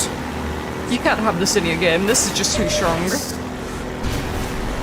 Kills everything in just a few hits? I mean, Jesus Christ. Oh. Skybox time of day. The skybox and fog color changes incrementally during this chapter. Oh, I don't think I noticed that. This is meant to visually represent the passage of time as the player journeys through the canals and the chapter. Two fog color values in opposite directions help sell the illusion of the oblique angle of the sun. I know that I always noticed the like sun setting during the final sequence, but I never noticed the like that it changes over the course of the chapter, huh? I never really paid attention to that.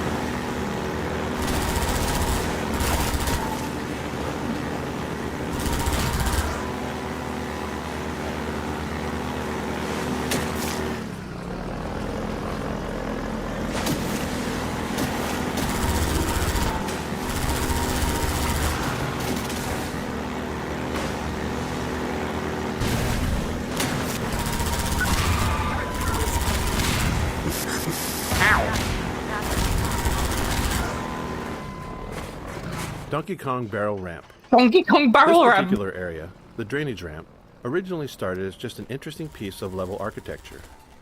But during playtesting, we quickly saw how fun it was to slide the airboat up and around the slope, so we added more elements to enhance that experience. This included Metro Cops dropping barrels down toward the player, and a little nod to the classic arcade game, Donkey Kong. I would have never known that was what they were referencing. I just would have assumed it was just a funny little haha barrels coming at you.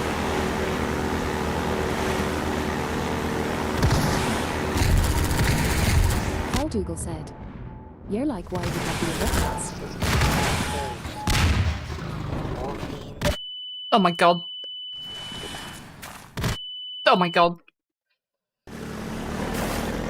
I don't think I survived long enough for the autosave. Oh no.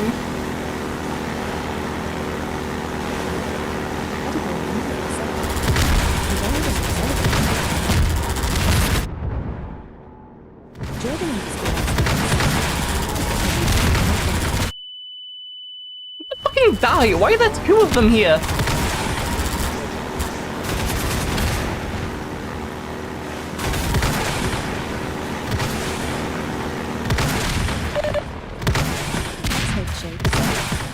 This will change how I perceive barrels coming down a slope in any video game I play from now on.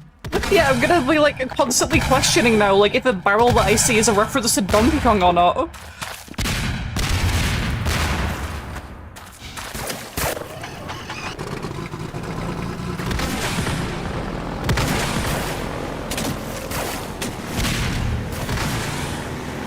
Like anytime I see a barrel coming down a slope, is this a reference to Donkey Kong? I don't know.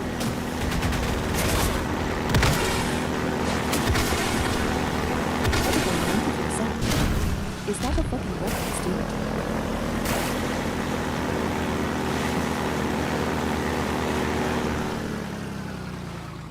to They were talking about how they want people to explore, but there's nothing to explore. Why did you do this to me?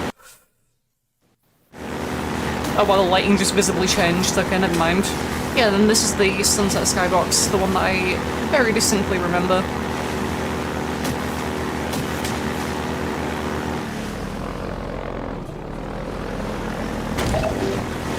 That will not help. I need health, I think, not soup.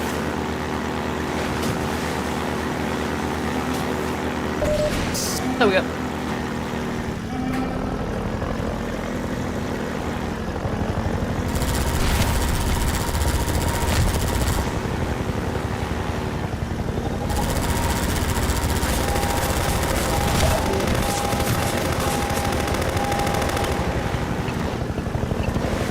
There must be a node here somewhere, right? Where's your crosshair? Over the commentary node. Helicopter Mega Bomb Origin. The Mega Bomb helicopter attack was based on a bug where a programmer accidentally removed the bomb drop cooldown, resulting in the chopper dropping hundreds of bombs all at once. It looked so cool that we decided that we had to keep it for the final shipping bombing run attack. Okay. Paul Dougal said, "It was fun. Also."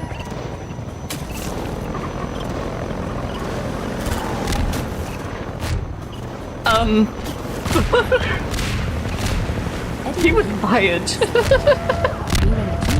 Oh yeah, this one. There we go. I mean, this is pretty cool. Like, gotta give it some credit.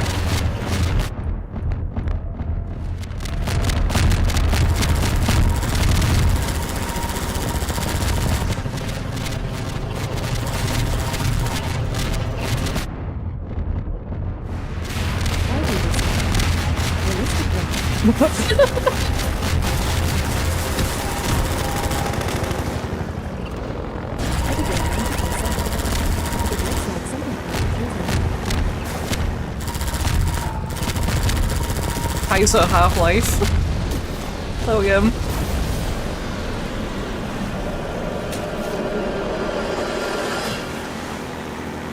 Right, I want to see if they put a node in the secret Vortigon tunnel cave thing.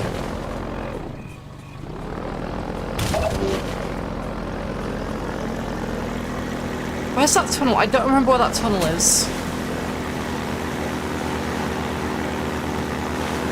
Is it over there? That seems wrong.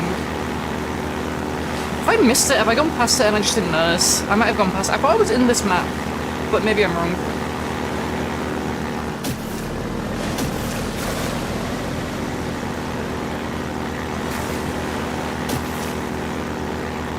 I might have missed it, maybe.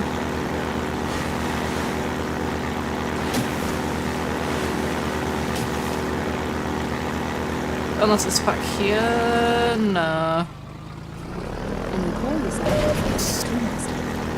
I would never say that in my entire life.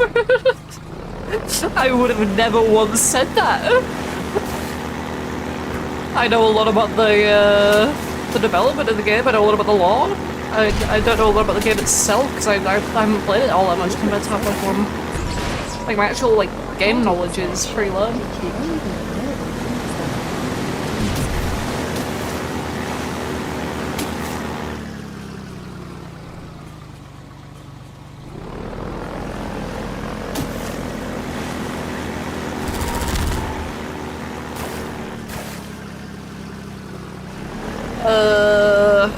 Oh, there's a note there.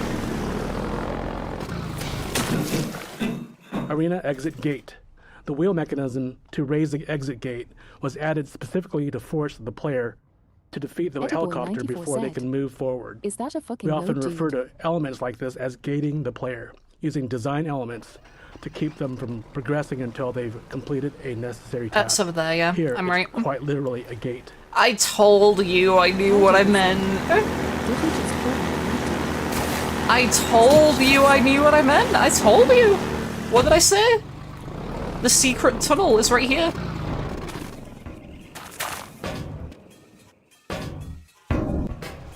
This is why I'm the Half-Life 2 master. This is why I'm the Half-Life 2 master and you're not. What did I say?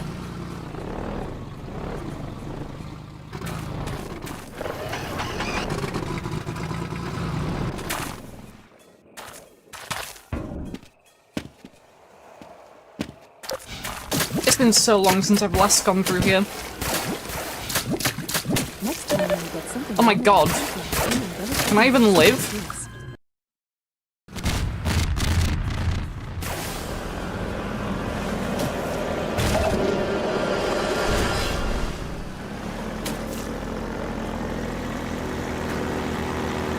Okay, I might need to get more health before I do that, because that's surprisingly hard to get through.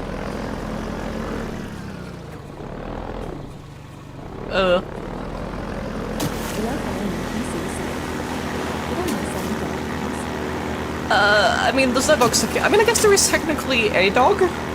There's dog. I'll be meeting dog soon.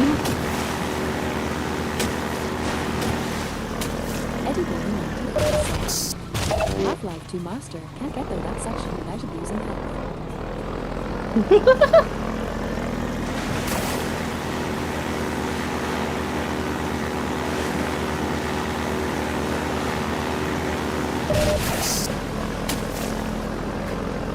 I mean, that section is literally like a secret, like there's an achievement tied to going there, and it doesn't have anything to do with the story or like where you're supposed to go, it's literally just a secret area, so... It makes sense. You're not supposed to be able to Arena do it. exit gate.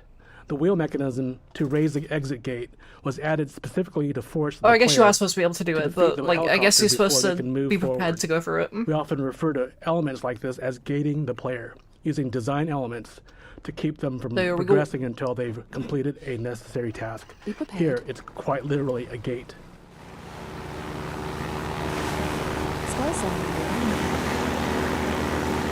Guy's song in the Lion King? I mean, Scar can get it.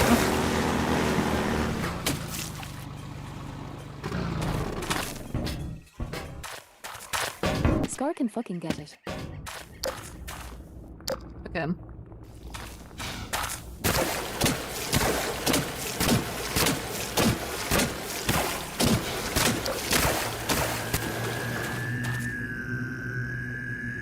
There is no node here.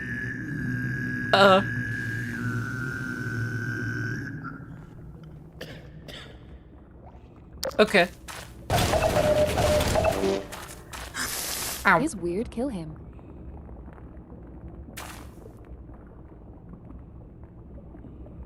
Do you wanna say something?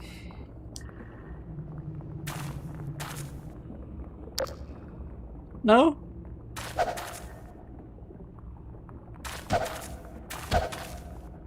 Okay. Alright, well, I don't think this was worth it. Cool secret.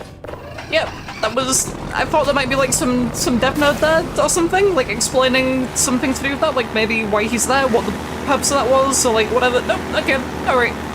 Yeah, that's fine. Okay. That doesn't need an explanation anyway. There's an achievement for finding him.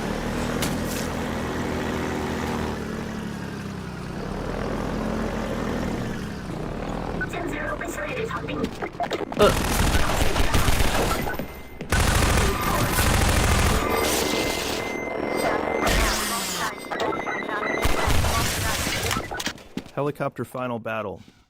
We designed this area as the arena for the final showdown between the player and the Combine attack helicopter. It's the player's chance to finally eliminate the relentless enemy that's been hunting them since fleeing underground after leaving Kleiner's lab. This area went through many iterations to get right. It needed ample space for fast-paced vehicle combat, a smooth movement flow with clear path options, and reliable performance. We also aimed for visual clarity suited to combat, striking but not overly noisy, while ensuring it would serve as a memorable vista once the helicopter is destroyed.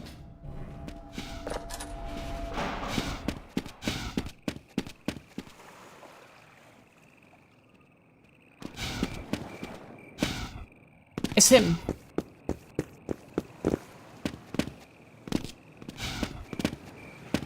Like, I cannot do Baby Hitch.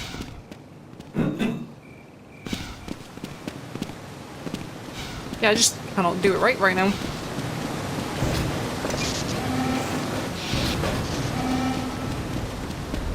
Republican said, Wake and bake Mr. Freeman. Eddie94 said, me well and bad at my favorite video game. When did I say it was my favorite? I said Half-Life 1. I like Half-Life 1.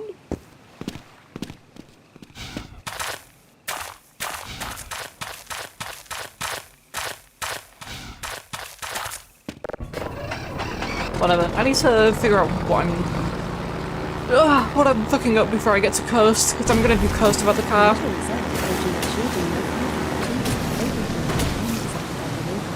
Let's not talk about what just happened.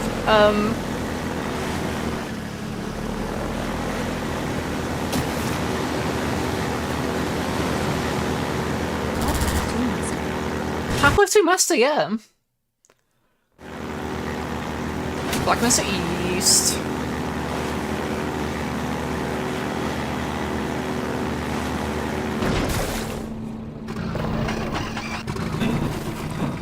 Airboat wreckage. Originally, we destroyed the airboat in the jump over the dam. So this level opened with the player amidst the wreckage of their beloved airboat. In a team-wide playtest, people felt disappointed to lose the vehicle they had spent so much time in. There was a lot of internal debate about whether that feeling of loss was a valuable experience or not.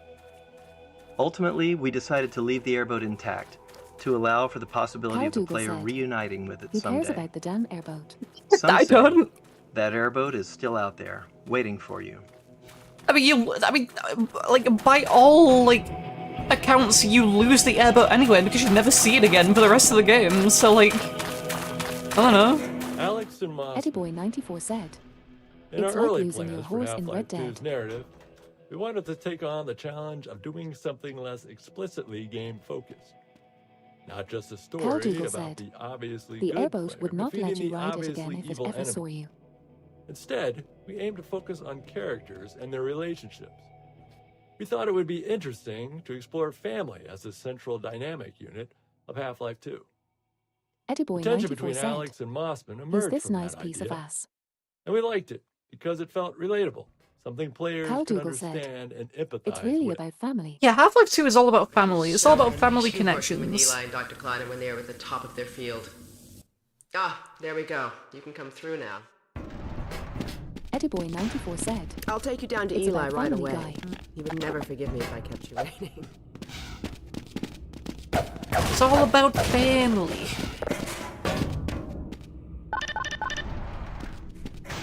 Certainly use the extra help around here. Crack her head open. We've with your covered a lot crowbar. of ground in the last few months, but things would go so much faster if we had more people with your training. Hurry up, Dr. Freeman.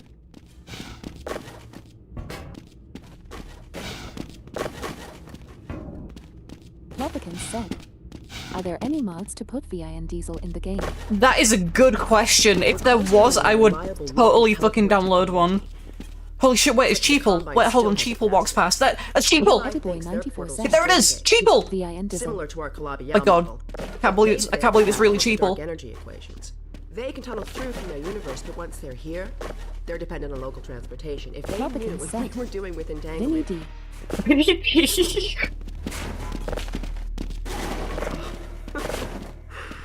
Listen to me, I sound like a postdoc. I'm just so excited to think that we'll finally have the chance to work together.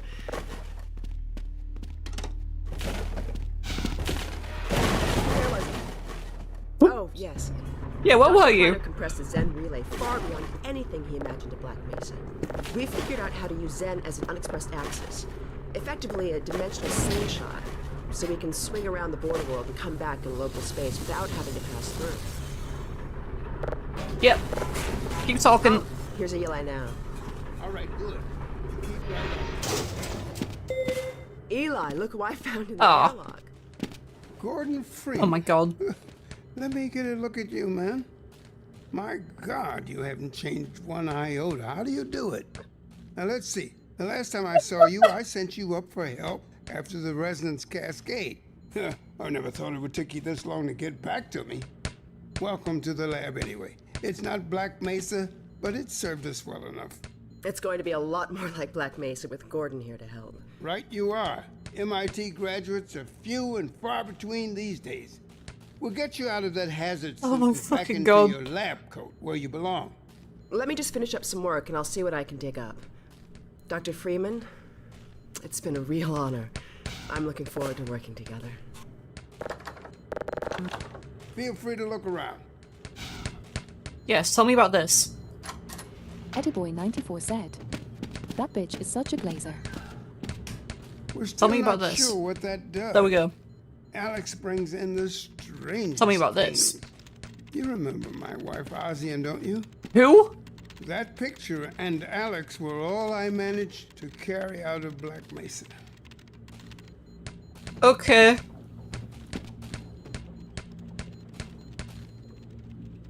Oh my god. He's looking for a penny, holy shit. Oh my god, I forgot about this. The Vortigaunt said you were here. I can't believe I forgot it was fucking Hasuna Miku. I believe he broke your record, Holy honey. fucking shit, Michael. He earned it. I guess you proved you can handle yourself out there. There's nothing Gordon can't handle, with the possible exception of you. Dad, please.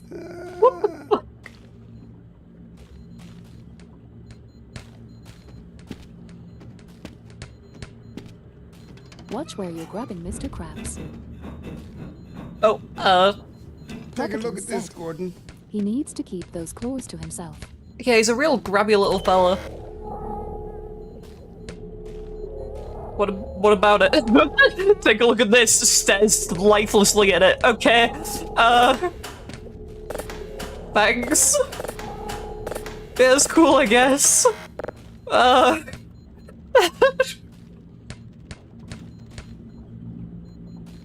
What the fuck?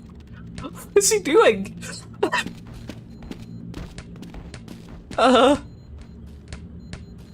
Alex, I thought you were on watch. The Vortigaunt's relieved Eddie me so I Boy could come see 94 Gordon. said, Anyway, I should damn be in Mr. here Krabs, working on the portal. you should hide I that have the fat ass. repairs well in hand. Someone So missed round, the yeah. the Combine thyristor. Are you blaming me? No, not at all. It was a calculation error, not a mechanical problem. Then maybe you should let me do the calculations next time, as well as installing it. Really? Sometimes I think you deliberately misunderstand me. Alex, why don't you take Gordon along and give Eli's lab. Oh my We god. built Eli's lab after Dr. Kleiner's, which gave us a better understanding of how to set up and design effective choreo scenes. As a result, we were able to create a more complex scenario ENG. with more opportunities for it to respond to the ENG. player. Oh my god, yeah, that's his last name. It's just Having ENG. multiple characters doing their own thing around the room. How is that made staging pronounced? tricky, Eng? and it took a Eng? lot of iteration and playtesting to get it to run smoothly. Our experience showed that, generally, players wanted to play along with the scene. They just needed enough subtle clues to know where we wanted them. Don't be insensitive Similarly, now. if they got distracted, the scene I don't know had how to pronounce his gently pause name. and wait for them to return. We want to put this dense chunk of That is an visual story awful here mic. because it's the place the game is most explicit Republican said, at telling "Yeah, players you to fucking explore a racist." space. Even though its primary job is world building, we still take strides to Such a highlight fat the dumpy, holy relationship between shit. Eli and Breen, She giving recorded this on the context to the shitter. world's central conflict. Ediboy94 said, touch it. Hugs and pickups. XX Sometimes Shade even said, little things can be a nightmare Mr. to get Krabs working. dumpy in my For face. example, getting a character to hug another character, or even more simply, just to pick up an object from a table, can cause a lot of issues. Even worse, in our dynamic environment, where the characters and objects aren't in preset positions, and the players running around getting in the way, these require a level of synchronization that can be quite tricky. What the fuck is going on with the They're made harder the because humans crouching? handle Like if them I without crouch thinking. and then uncrouch and then tap As it you're again, it moving like to resets the table to pick camera up a height. cup, But like you're doing I'm all crouching, but kinds it's of locked at preparation like with your standing body to height. get What the your fuck? feet and hands in the right position to allow to do it That's so comfortably. strange. Everything ready right when you get there. If you're moving in to hug somebody, you're both doing it at the same time, adjusting constantly based on each other's movement. To get these features to work in the game involved a lot of synchronization work, making characters aware of each other and the world, and at the same time, getting them to know more about their future plans. If you're moving in to hug someone, It's tempting to want to break up, pick up a cup example into discrete steps. Walk to the table, face cup, pick up a cup, because it's much simpler that way, and it makes the steps nicely reusable. But that's how robots work, not humans. Our characters had to know they were moving to Yeah, a that was table valid. with the intention to pick up a cup, so they could work on multiple parts of it simultaneously, making sure their hand grabs the cup right when they get there. With two characters, it's even more of a negotiation. Both need to agree where and when it's going to happen, and everything needs to happen in place in a seamless fashion. While these moments of simple interaction with their characters in the world are often short, they were critical to making them seem like believable people. Feel free to look around. Balancing Okay. the player's desire to explore with the narrative goals of the scene was always a challenge. We wanted the room to be full of interesting things to look at, but many players wouldn't explore until they were sure they wouldn't miss any of the character oh, performances. we'll look around, all right. That's why it was important for Eli to tell the player to look around midway through the scene. It signaled that it was safe to explore. From there, we could trigger a variety of custom mini-scenes based on what caught the player's interest. Is that everything? Yup. Go ahead, Gordon. We'll catch up with you later. So I see you Okay, met Mr. Dr. Krabs. Mossman. She's one of the main reasons I spend so much time outside. You should hear her drone on about how it should have been her in the Black Mesa test chamber that day. I'm sorry, I shouldn't be talking behind her back. It just gets a bit claustrophobic down here. Mossman. Okay. Oh man, Mike Laidlaw, holy Judith shit. Mossman was originally based on a character we had planned for a section of Half-Life 1. That section was cut from the base game Marklade. and reused in Uplink, but without the character. We consider her the most complex character in Half-Life 2. We knew we'd be walking Oh, a tightrope okay. with how the player felt about her even before Nova Prospect, because the player's trusted sources don't agree. Cal Dougal Eli said, likes her, but Judith Alex Mossman doesn't. was originally based We off my recognized there was a rancid limit ex-wife. to how much complexity we could pull off in relationships, but we felt that a stepmother-daughter dynamic was something players would understand. Oh, Whether or not you okay. agree with Mossman, she's doing something heroic. She risks being a double agent to get the information she needs to protect Eli and Alex. She just didn't plan for it. That could be taken badly these days. But yeah, I know exactly what character they're referring to because there are unused textures in Half-Life 1 for like a female scientist. We don't go there anymore.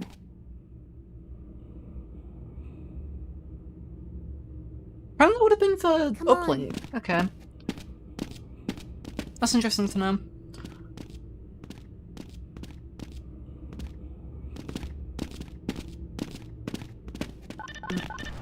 Eddie94 said. Uplink mention.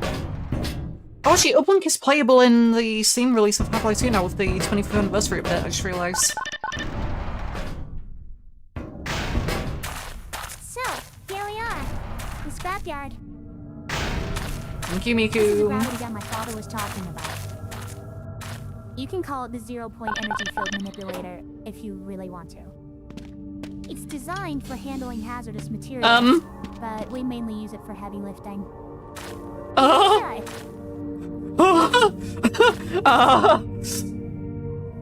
Mikey. Facial technology. We wanted players to care about our characters, and to even have a chance at achieving that.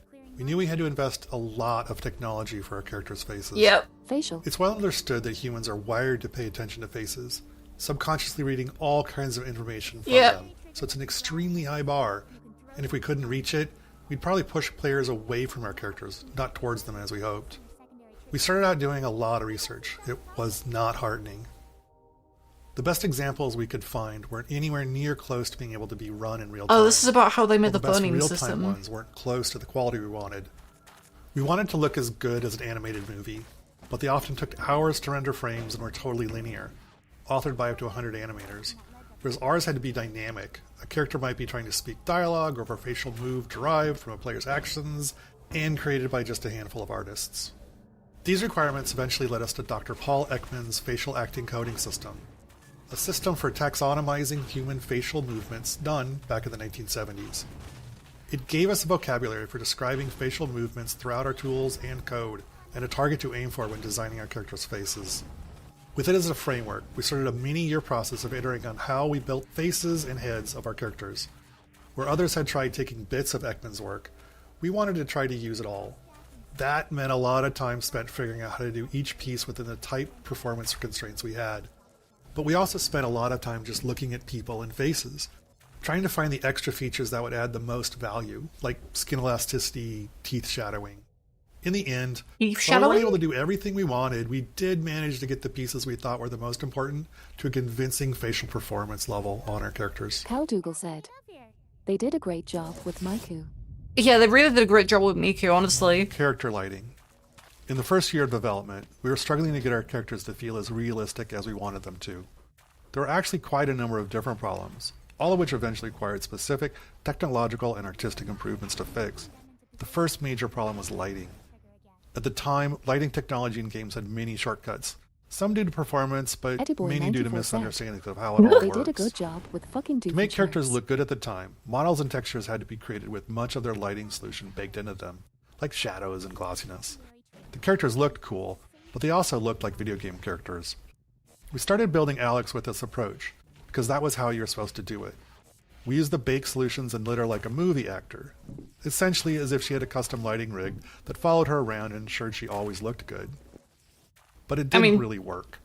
She The looks range of lighting great. environments and the dynamic nature of video games meant that she'd look great in some environments, but always end up looking terribly unrealistic at some point.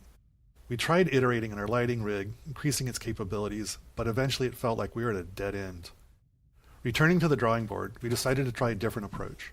We built her and the lighting and the textures from the ground up, throwing everything away, focusing on not on what we wanted her to look like in our ideal lighting, but on how things were supposed to work in the real world.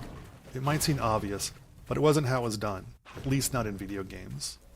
When looked at outside the game's renderer, these models and textures actually looked worse than the previous versions, but we managed to methodically pull out all the shortcuts and misconceptions about how light and texture and graphics cards worked and put it all back together. After all that was done, when we were finally able to look at Alex in-game with her new models and textures in a dynamic environment that kept her visually consistent at all times, well, she looked great. Totally seamless and part of the God, I Half-Life hate 2 Alex, world. thank God Miku is here. Eye shader. Caldougall Another said. critical part of getting And character after all that, faces we to be scrapped her in convincing favor was in of the using eyes. Have-seen Miku. Humans I mean, are wouldn't great at you? reading eyes. There's a part of your brain dedicated to it, down to knowing where somebody's looking based on the reflections on the eyeballs. But there are all kinds of subtleties that matter. Eyes aren't actually spheres. Eyelids get distorted by the cornea moving around underneath. Eye movement can increase the odds of blinking. Eyes don't actually line up directly behind the pupil. They're shifted slightly. All these little details might feel small or unnoticeable, but the absence hurts the believability of the character. We worked on eyes for a long time, iterating our eyeball model and feature set little by little. Some things required external interfaces. Like that's true. Yeah, I think in the interesting to look at. Because they released it to our automatic, documentary alongside the this subconscious update. level in the AI, like blinking. I think the guy who did eyes said that he took like a year basically just working on eyes or something. Eye reflections had a particularly large impact. They're ultimately a tiny amount of real estate on the screen, but the difference they made was enormous. We knew we were finally done when we reached the point where, with our eye shader off, the character looked like a doll, human-like, but unconvincing in some way that was hard to describe. But when we turned it on, suddenly it felt like a human was looking at us. A real person. Moving the gravity gun. When the gravity gun was first prototyped, we planned to give it to the player midway through the game. But as playtesting progressed, we saw the strength of its design and realized the gravity gun and, more importantly, the ability to launch saw blades at zombie faces needed to come earlier. That meant Eli's lab also needed to move earlier too. It was a significant change, but it was crucial to Half-Life 2's success. When we first It made serves the as a gravity good gun, reminder we wanted to call that it storytelling and gameplay are intertwined, and neither can always take priority. They have to work together. Okay, was that all of the ones here? Yeah, beware of dog. Said, dogs have human eyes. It's freakish. Dog! Come!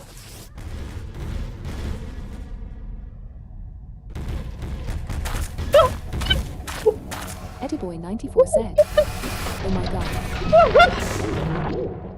Good doggy. Gordon, this is Dog. My dad built him to protect me when I was a kid. First model was about yay high. Oh my fucking god! Haven't I, boy? Oh my fucking god! Okay, Dog, let's play catch with Gordon. You need to use the gravity gun. Go ahead, Dog. Why does he move like that? Risk. Looking back on Half-Life 2 now, 20 years later, it's sobering to reflect on how terrifying it was throughout much of the development. Game development is hard.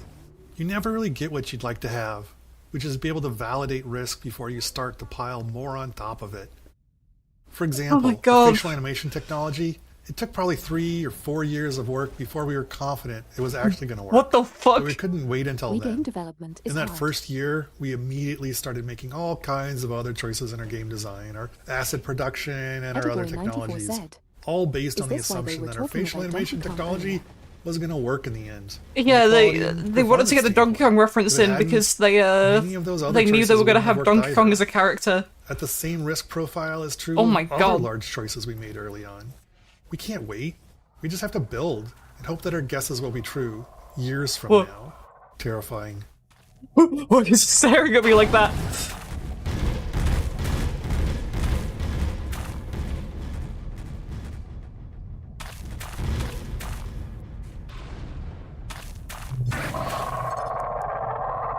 What the fuck?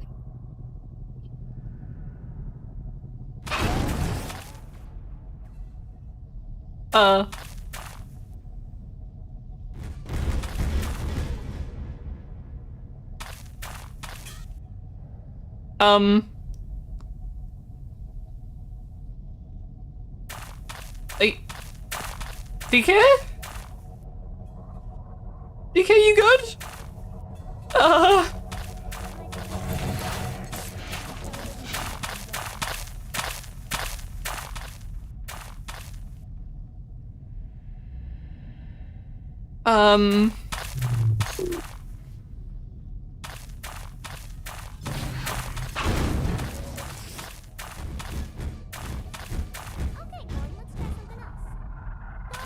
Try something else. His gravity gun fires in space.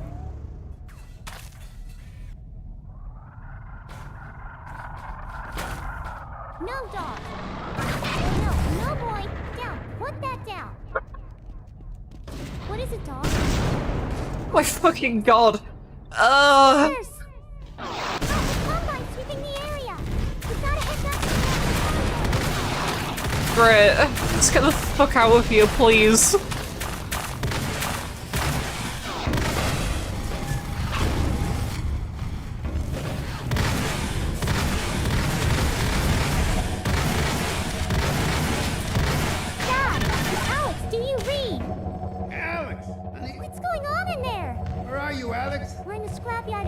Stuck in a full auto cycle. Is Gordon still with you? He's right here. Good. I want you to... Dad? Take Gordon out of here. Head for the coast. Head for the coast. Dad? Dad! Damn it! Dog, open the airlock. Get us out of here. Hurry, now! Tear it apart if you have to. Just get it open. That's enough, dog. Come on, Gordon! Come on! DK!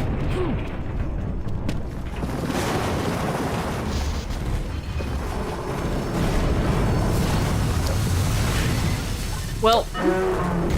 Thank you, DK. Gordon, you need to get out of here. I can't leave my father. Dog, take Gordon to the Ravenholm tunnel, then circle around and come meet up with me. Hurry! Yeah, okay.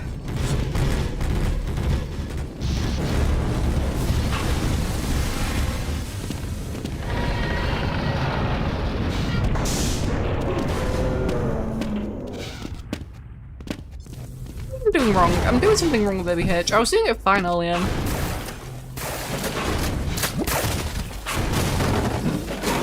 Oh, wait, was there anything here? I never noticed there were cameras here, huh?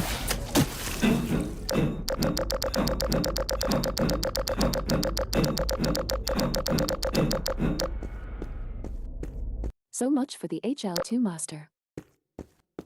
We're gonna go to Ravenholm, here we are. Finished up our work on Raven. I am Father Grigori. This town is dark and gory. I take my rifle in, I light it, and that's my story.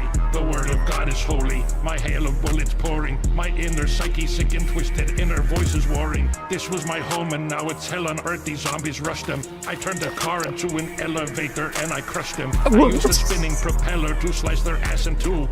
I'm Ravenholm's mad monk. Who the fuck are you? What is this fire? What the fuck? As we finished up our work on Ravenholm, we couldn't shake the feeling that the transition to Eli's lab just wasn't working. It was far too abrupt. Eli's lab connected directly to the streets of the town where you'll be shortly, and the section you're standing in didn't exist. We had just made this promise at the end of Eli's lab: we don't go there anymore. And we liked the overall build-up we'd created. But when the player got to Ravenholm, they were immediately dropped into combat with zombies without any room for tension building. So we built this section and the subsequent tight corridors to address that in a way we were happy with. We slowed the pacing, focused on art and lighting, and got you ready to experience why we don't go to Ravenholm anymore. The pants are dead. Ravenholm Gameplay Focus. After watching many playtests of Ravenholm, we knew the core gameplay of the level revolved around the gravity gun and physics. Once equipped with that knowledge, we felt we could appropriately build the transition into Ravenholm and help the player learn and understand a bit about what the upcoming experience would be. This happens often. We build the level track, figure out what's working, and then design its prologue. We built the following set of rooms with that table setting in mind.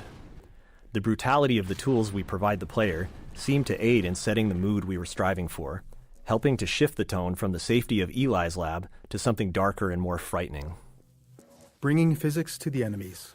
The physics traps in Ravenholm were some of the first gameplay elements in the level that we were really happy with, but they lacked player agency. It was the saw blades that helped us figure out what Ravenholm was truly about. With saw blades, the player was able to bring physics to the zombies instead of leading zombies into the physics. Once we had that understanding, Ravenholm evolved rapidly. We kept combing through the map, looking for anything, especially anything unusual, that could be turned into a tool or weapon for the player.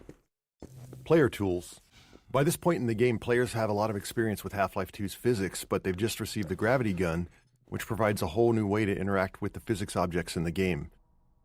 We iterated on a variety of the physics objects that the player could play with, things like saw blades, the catapults, explosive canisters, traps, spears, and so on, and honed in on the ones that worked well with the physics gun and cut the ones that didn't. Then we went about stripping the levels of ammunition items so that the player had to rely on these objects to survive.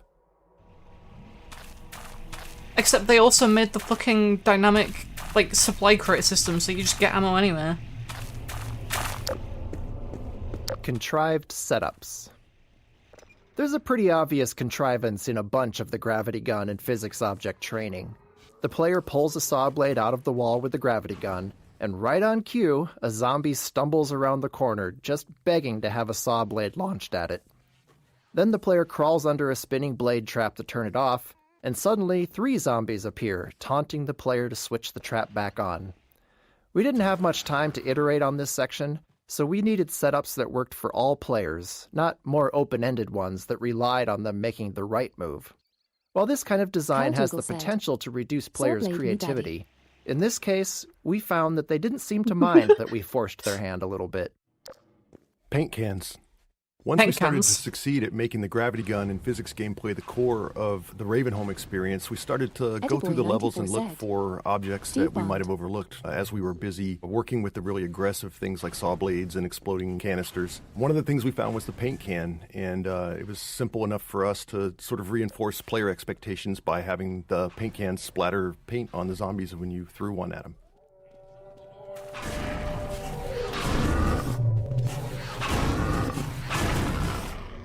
Ravenholm's development.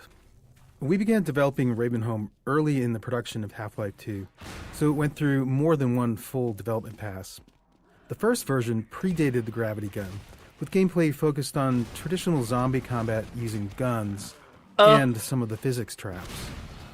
We even planned to showcase Ravenholm at E3 in 2002, but the game was ultimately unveiled a year later in 2003. By that point, we had invested heavily in Ravenholm's art, something which we generally avoid until the gameplay is fully proven. So once we went back to Ravenholm with the gravity gun mechanic in mind, we were working with a lot of pre-existing level geometry that had been designed with a very different gameplay goal in mind. Will this kill me? Oh my god. Oh my god. Huh. Interesting. Misteaching flinches. Another memorable playtest and example of the danger of misteaching players occurred in Ravenholm. Oh my god! One of our design principles is for the game to respond to the player as much as possible. So when designing the gravity gun, it seemed obvious that if the player pointed it at a zombie and pulled the trigger, something should happen.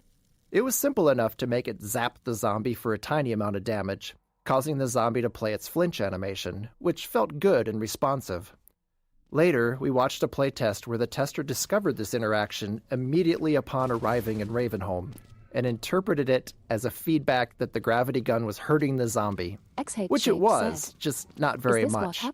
So they zapped the zombie again, repeatedly, shocking it over and over until it died. This is a slow, unfun, inhumane way to fight zombies. Especially when you're surrounded by saw blades and explosive canisters. Having learned our lesson, we removed that flinch animation, even though it meant losing that interaction between the zombie and the gravity gun. In this case, it was better to not have the simple interaction, rather than give the false impression that the gravity gun zombies was an have rights effective too. way to fight zombies. Even simple principles can require trade-offs when you get into the details.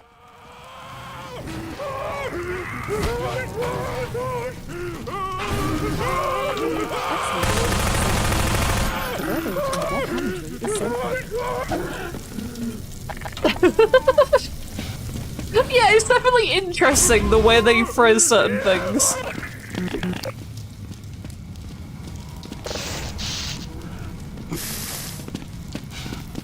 Fire trap. This fire trap was originally intended as a visual showpiece for the fire system before a level designer repurposed it as a gameplay element for Ravenholm. It was almost cut many times during development due to the performance impact on the low-end PCs because of all the overdraw involved with the transparent sprites. In the end, there was a programmer who felt that it was important enough to the game. Hold on, how does that look on the current, like, visuals? Gameplay that it was worth doing the work to solve the performance issues and make sure we could get it into the game. Yeah, it just fades away like you'd expect. That is kind of goofy.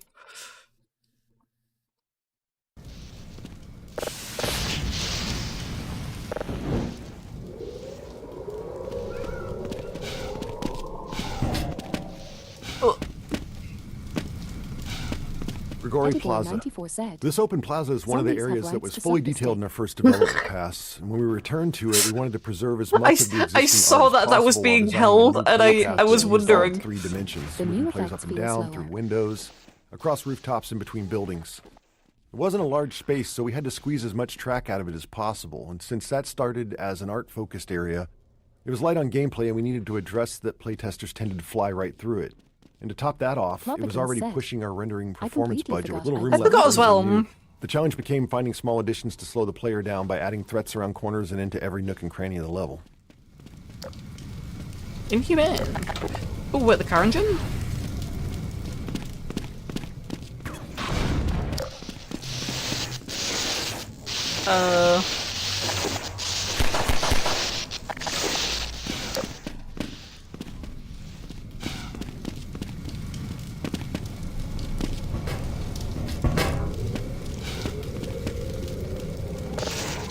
Right, so that needs to... Oh, I was about to say that needs to go off. There we go. Hallway cupboards. These junk-filled hallways were a simple solution to our need to slow the player down. With the constraint of preserving as much of the existing geometry as possible, combined with slow-moving zombies as the main enemy, it was tricky to stop players from just sprinting through here. Luckily, having Grigori as the crazed inhabitant of Ravenholm made these setups easy to justify. It makes good sense that he clogged the stairwell to keep himself safe on the rooftops. In the end, Grigori's solution and ours were one and the same. Just throw a bunch of furniture in the way, because if it stops zombies, it'll probably slow the player down too. Oh my god, why are there so many in this room? Poisoned head crabs. This room unintentionally introduces poisoned head crabs. We'd spent a lot of time crafting their proper introduction later in the level, but once we saw how well they were playtesting, our excitement got the better of us, and before too long we'd scattered them throughout the level. By the time we realized they'd appeared before their intro, it was really too late to rework it. Fortunately, a tight room of poisoned head crabs works as decent training, because their design avoids a common issue with combat training. Typically, players are stressed, and they can get frustrated if they die repeatedly without understanding why. And sure enough, we encountered that problem when trying to train the player with both poison head crabs and their source, the poison zombie. Yeah. However, poison head crabs can't kill the player by themselves. So while stressful, a room full of them at least avoids that frustration. Even with all the work we did to try and make a connection between this lever and the outside electric fence in the players' minds, some testers would still flip the lever and not know what they'd done. Oh my god. They'd even wander around, flip the lever back on, and wander around some more. With not much time to spend on making the connection clearer, we elected to just have the lever break off. Oh my god. This prevented players from undoing their progress and added to the feeling that Ravenholm was an unreliable and decaying environment. How would you pull the lever and not make the... There's a window right here! How would you not make the connection? It's hard to do.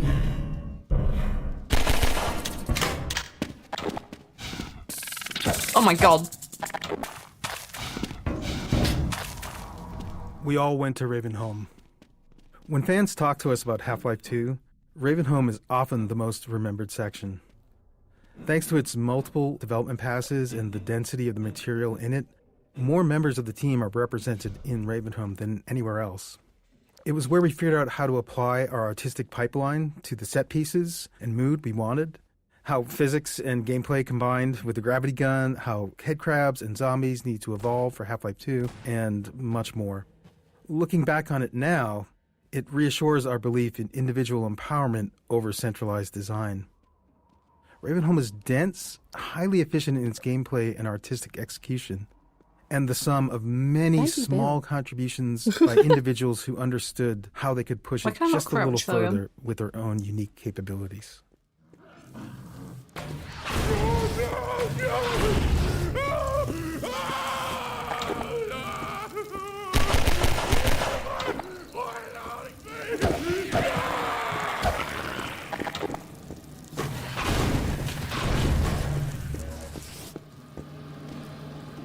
Okay. Car crushers.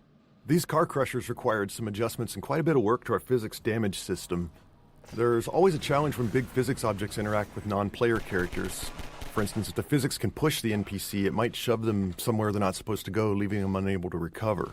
This isn't a big issue for something like a head crab, which can just hop out of a tricky situation, but for something like a zombie, it could mean they get stuck and end up helpless, flailing away in whatever gap they manage to wedge themselves into, which kind of kills the survival horror mood we're going for here. Car crusher lifts. Getting the car crushers to lift the player was also tricky. See, the player is always being simulated by both the physics system and the game's movement system. Each time we update the player's state, we compare the results from both systems and decide which one is right. Then Let's just sync them up hold and off, repeat. holy shit. This allows the two systems to influence each other. Like when the player stands on a seesaw, the physics lets the board give way, or when they stand on the car crusher, it lifts them up. While more complex, this dual system approach was easier to tune than trying to handle both physics and player movement in a single system. By keeping them separate, we could fine-tune the player movement system to feel good on its own, only reconciling the two when Now physics that's was affecting inhumane. the player. I disagree. That's more humane because they allow it to happen. I am Father Grigori. You have already met my congregation.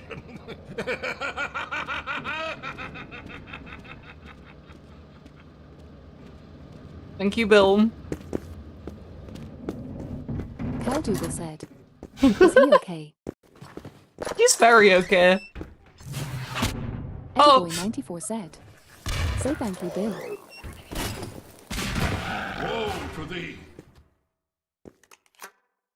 Plovican said. Ah, it is you, brother. I ABA banana phone. harm done.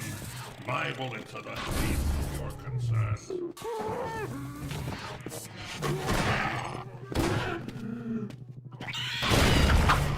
What? Okay.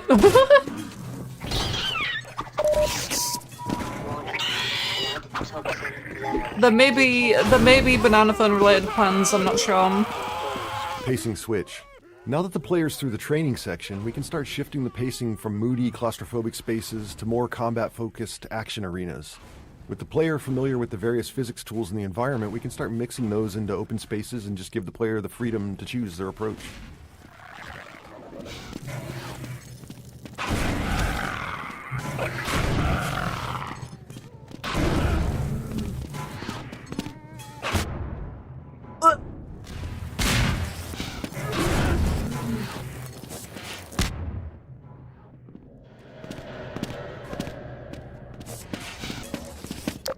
That's not a car connected to anything.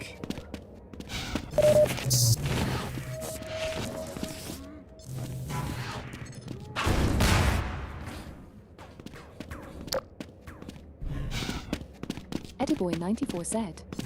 Nice car you park it yourself. Yeah.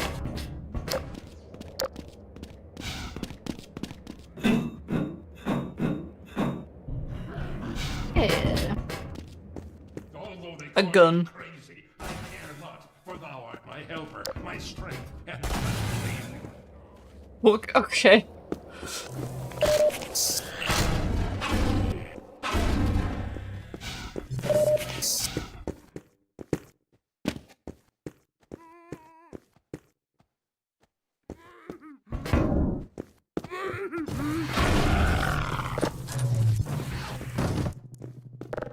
Tables and bodies.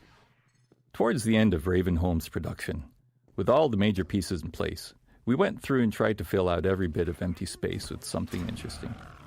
In doing so, we had to be careful to use what we already had and not create anything new, as we couldn't risk introducing more bugs. Often, as in this room, we were trying to add new moments of gameplay, while also adding more detail and storytelling to the area. Small tables and bodies. Oh my god. Towards the end Small of things allow an intended to play to finger what they're with all seeing the and what they major might mean pieces for in link on place, next. Okay. We went through and tried to fill out every bit of empty space Fast with something zombie interesting. introduction. No! In doing so, we had to be careful to use what we already had and not create anything new, as we couldn't risk introducing more bugs. Often, as in this room, we were trying to add new moments of gameplay, while also adding more detail and storytelling to the area. Small scenes like this allow an attentive player to think about what they're seeing and what it might mean for what they'll encounter next. Fast Zombie Introduction. This space was another area originally built for E3 2003, where it showcased the player fighting against a squad of Combine soldiers. When we returned to use it to introduce the Fast Zombie, we tried to keep as much of the previous work as possible. We wanted an iconic moonlit shot with zombies leaping past the moon like werewolves to draw the player's eye. Once that beat is over, we introduce the first Fast Zombie to the player space and send it at them. It took a lot of iteration to find the right balance of lighting for the scene to look good, while ensuring it also worked for the gameplay goals. Well, I didn't even see them, like, jumping in front of the moon, so...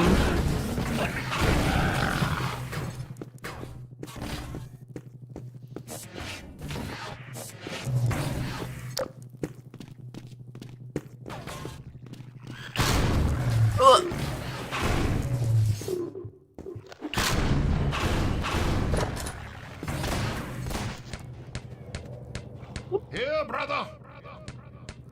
Come closer. You've stirred up hell. A man after my own heart. I love Here, Grigori so much. suitable gun for you. You'll need it. Catch. Well, there we go. Keep it close. My advice to you is aim for the head. Hush. They come. There is no rest in Ravenholm. Move on and I will meet you at the church. Meet you at the church.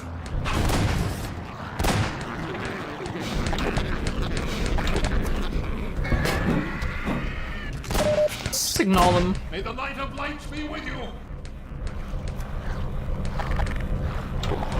Yeah. Oh, there we go.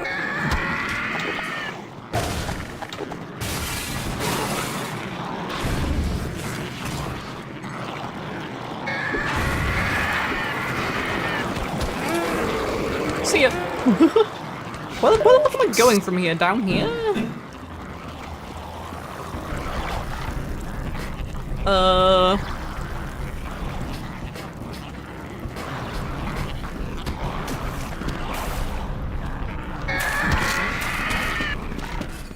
this is just where I was. Oh, okay.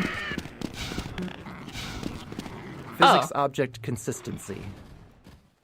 All physics objects have a variety of parameters that define their behavior. Their mass, the amount of damage they take before breaking, what they break into, and so on. During development, these parameters were specified by level designers for each item, which is how most things in the game worked.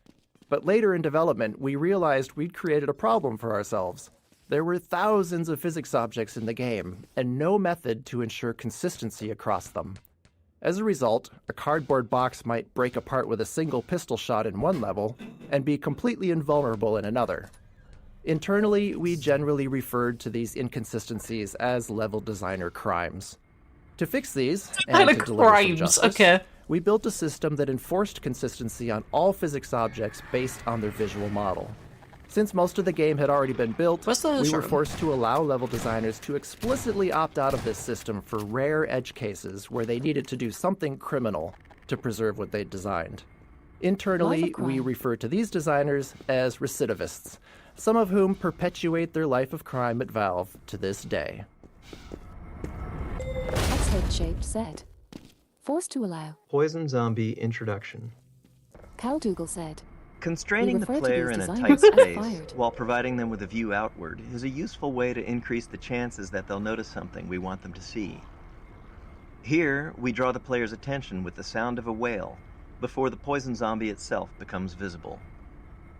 Originally, this encounter was also the first time players faced poison headcrabs, but as mentioned in an earlier node, we got far too enthusiastic in proliferating poison headcrabs around the level and ended up spoiling their joint introduction here.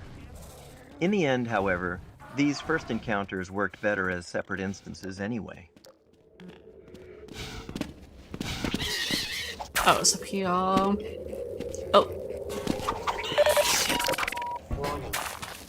Toxin level detected. Detected. I just really don't like fighting poison zombies. Just not going to. Gamma correction. Gamma Our correction. game engine has a rendering system that's responsible for taking the entire state of the game and calculating a color value for every pixel on your screen to represent that state. But code and software from other people are involved in the process of calculating those pixels as well. As an example, the software and hardware in your GPU and monitor. At one point during development, we were unhappy with how our characters looked. In particular, we thought that they looked waxy. Like they survive a fucking explosive barrel, they're tanky as Spent some fuck. time tuning our lighting, but we just couldn't get both our characters and our world to look right. Luckily, we still had a fully featured software renderer, which allowed us to run the game without a GPU, because this was an era where many players still didn't have one. And looking at the game on that renderer, we noticed that our lighting didn't have the same problem. So we went through our code with a fine-tooth comb, trying to figure out where our rendering code was doing something wrong when it was working with a GPU. After failing to do so, we tried talking to the GPU manufacturers, Okay, well, that didn't want asking them okay. to double-check they weren't doing anything wrong with the pixel values we were passing them. That was the start of a long journey, and long story short, it was a journey of almost 2 years of back-and-forth communication with GPU manufacturers before we were able to convince them that they were doing gamma correction incorrectly in the low-level math on their cards. During this, we even had to build a system that validated the color values of an individual pixel. Long story short, throughout the GPU entirety manufacturers of are our rendering pipeline. shit. But eventually, at the end, we finally got new drivers back from them, and our characters immediately looked like they should, matching the software render. At this point in Ravenholm, the player has learned all the Yes, gameplay Ali. elements available to them and can predict their interactions. This allows us to build more complex setups, providing a greater level of threat and more freedom in how the player can approach each scenario. This arena is a deliberately entwined space that the player will need to explore, and we use that exploration time to slowly ramp up combat intensity. The faster the player explores, the faster we ramp it up. The freeform nature of this design made it challenging to tune, given the large dynamic range in how players played through it. Fucking damn it. That is not very well. Detected. So long. Warning. Vital signs critical. What the fuck is this up there?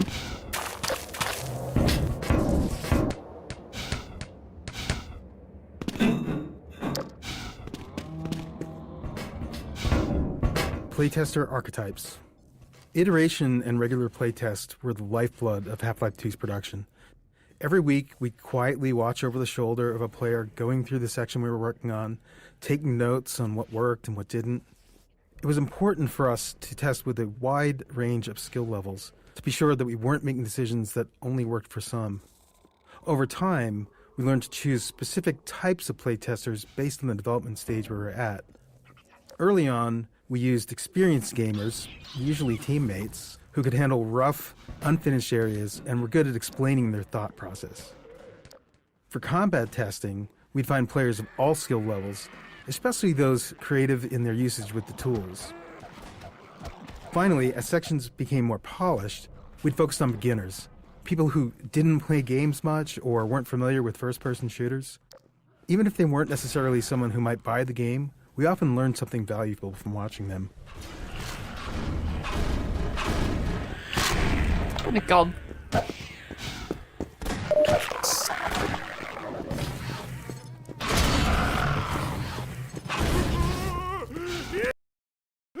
Tables and bodies. Why? Towards the end of Ravenholm's Oh production, no! with all the major pieces in place, we went through and tried to fill out every bit of empty space No! with something interesting. In doing so, we had to be careful to use what This we is gonna already happen had every and map not load, isn't create it? anything new, as we couldn't risk introducing more bugs. Every fucking map load, I have to Often, listen to as tables in and this bodies game, again. We were trying to add new moments of Ediboy gameplay, 94 while also adding more Secret detail and node. storytelling. No, to it's the one we area. already listened to Small twice. scenes like this allow an attentive player to think about what they're seeing and what it might mean for what they'll encounter next.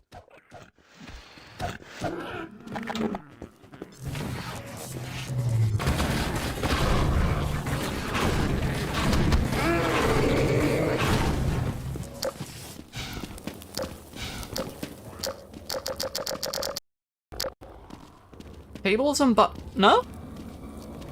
Wait, this loops back. Okay. Tables and bodies. Oh no. Towards the end of Ravenholm's production, with all the major pieces in place, we went through and tried to fill out every bit of empty space with something interesting. He stopped. He stopped. Okay. Where the fuck am I going?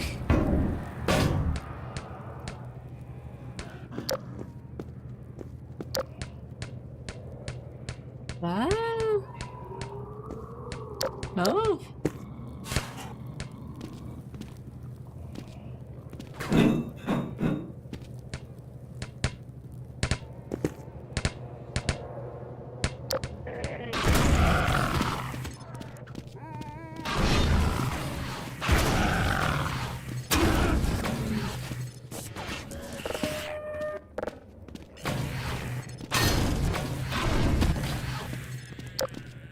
Well, this didn't help.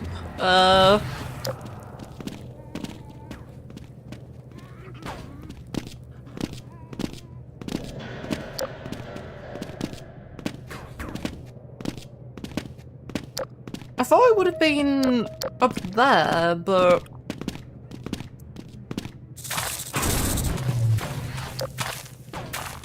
Unless I just missed something.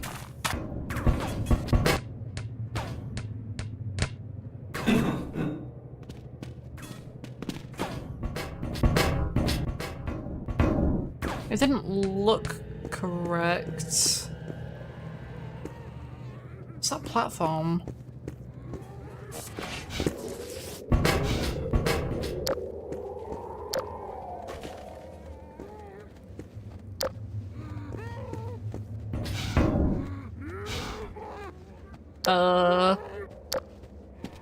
Oh.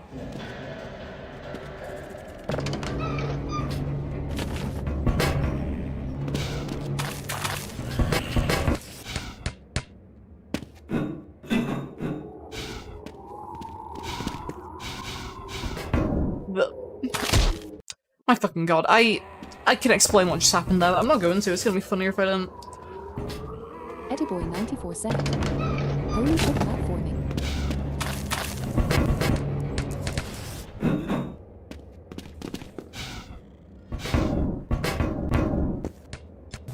Have some settings set to wait, that was just to get here. Okay, so this is definitely the right way, but where do you go from here?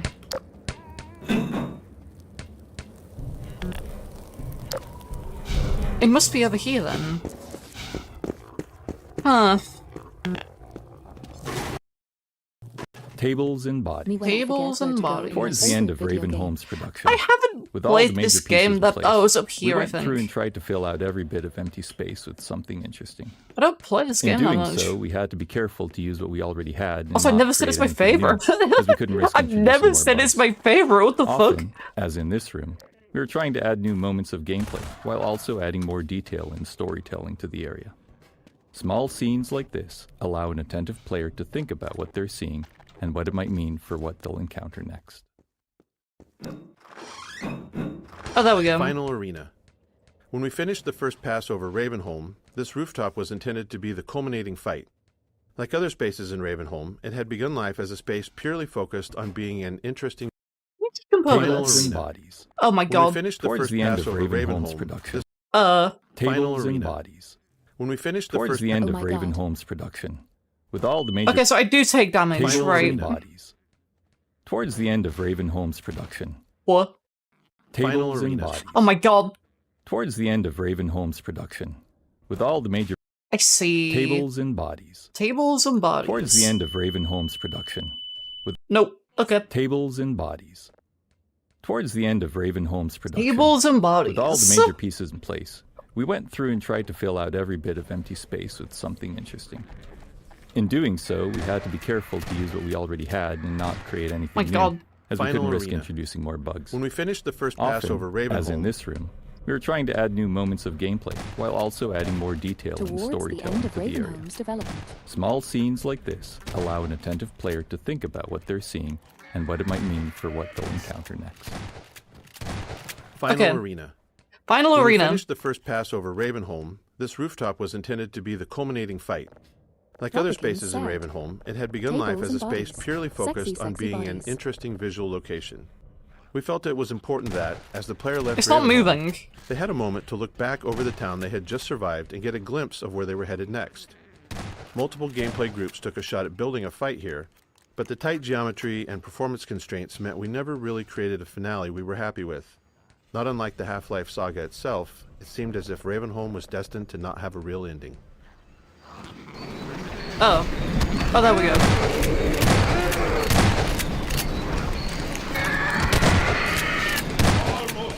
Edible 94 Oh my god, babe.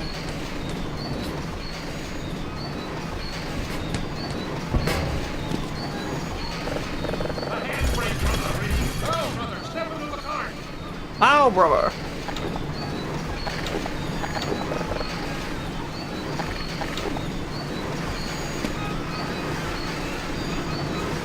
Greetings, brother. And so we meet at last. You are to be commended for avoiding my traps. A man who once had too much time on his hands and now finds time for nothing but the work of salvation. I suspect you have little wish to remain in Ravenholm, so I will show you to the mines. As for me, a shepherd must tend to his flock, especially when they have grown unruly. Follow me, brother, and tread lightly, for this is hallowed ground. This surprisingly works way too well. I don't like how much this kind of fits. Response rules. We knew early on that we wanted a lot of dynamic dialogue in-game, so we needed a system to handle it effectively. We aimed for a system that allowed sound designers to add and tweak lines without involving programmers, made the dialogue tightly responsive to the game's state, and minimized repetition. With these requirements, we created the response rules system. Whenever a character speaks outside of a choreographed scene, this system determines which line to deliver. Rather than picking up lines directly, character AI is constantly flagging opportunities for speech whenever a relevant event happens. Spotting the player, getting hurt, firing a last round in a gun, encountering overwhelming enemies, and so on. With each opportunity, it sends the response rule system a packet of data about the game's current state, and the system returns the most fitting dialogue line, if there is any. This setup allowed our sound designers to create a detailed decision matrix for dialogue. For example, a character might have a different set of lines for announcing a reload while under fire versus after the end of a fight, or if only one ally is left standing, or if there's a strider in sight, etc. By the time we shipped Half-Life 2, we felt we'd only scratched the surface of this system's potential. It became a core feature of Episode 1's Alex, and went on to power the dynamic dialogue in our later games, including TF2's classes and the cast of TF2, huh? The real final arena. Very late in the development of Half-Life 2, when we were reviewing the entire game for final improvement opportunities, we decided we did, in fact, want a real finale for Ravenholm. The rooftop fight wasn't enough. After some discussion, we chose to add this final fight through the graveyard with Grigori alongside the player. It was risky, development-wise, but we felt the game needed it. Since we were near the end of production, we had a mature set of gameplay tools to work with, but even more importantly, by this point, we understood our own game. Making a game is often a process of learning what it is you're actually creating. Why is our game fun? How is it different? What are the most important elements? As we built the game and watched playtesters go through it, we learned answers to those questions and, in turn, got better at making it. So the graveyard came together quickly and required far less iteration than many earlier areas of the game. It makes sense. It's just a, like, small area where you kill a bunch of zombies. She weighs 150 kilograms. Oh my god. Custom to 10,000 wounds per minute. It costs 500,000 dry rolls to fight this weapon, 5 brief seconds. Oh my god, you touched session. Alright, you touched my gun. Something to go think about when it's my turn. Maybe. I'll let you remember. War. CW1 somewhere. CW1 somewhere. Follow me. Quickly, brother.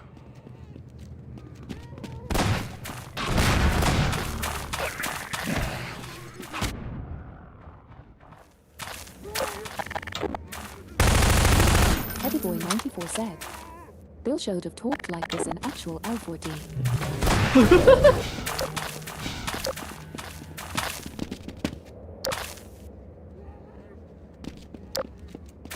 Are we done? Hurry while I hold the game. There we go.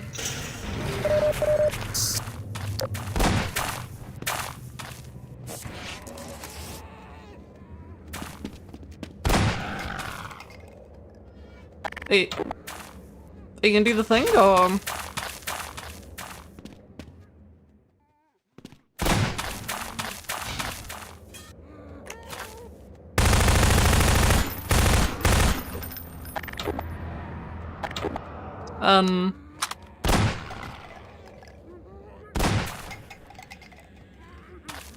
Sir? Sir?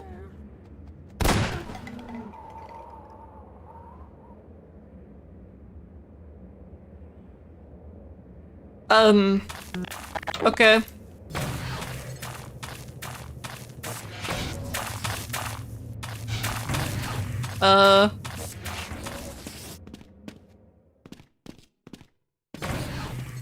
Well, he's not gonna do his final lines. Oh well. What if I go back?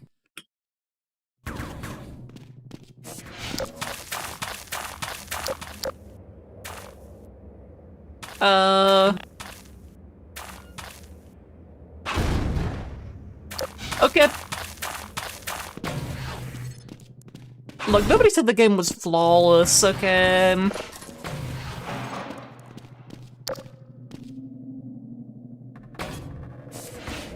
The complex route the player takes to safely navigate this mineshaft gives them plenty of time to see what's waiting for them at the bottom. And surprise, it's headcrabs. Honestly, it's often headcrabs. But in this case, it's poison headcrabs, which are fun by themselves, but a real riot when you add fast headcrabs into the mix. These two guys make a great combination. Neither is particularly dangerous on its own, but together they're incredibly lethal. Once poisoned, a single hit from a fast headcrab is enough to kill the player. And this is what biologists call symbiosis. At least that's what we think. At least that's what we think, okay.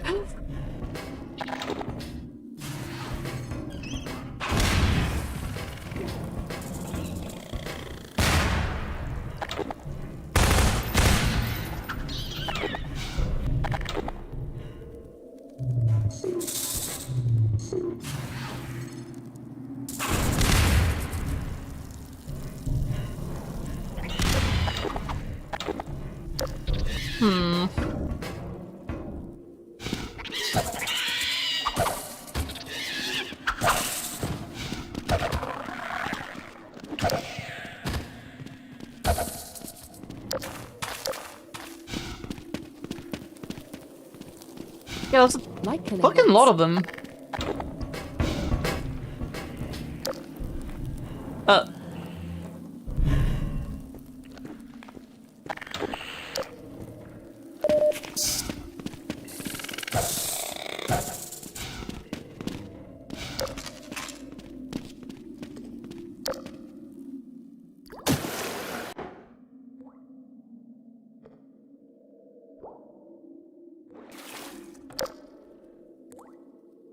Okay.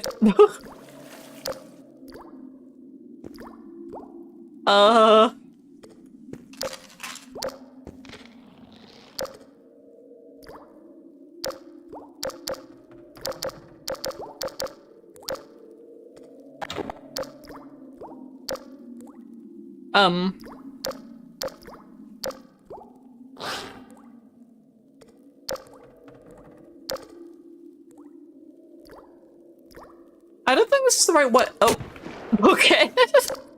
Well, that solves that problem. This is your favorite game. Plopikins said, you have a fat-ass head. Thanks. Grow it yourself?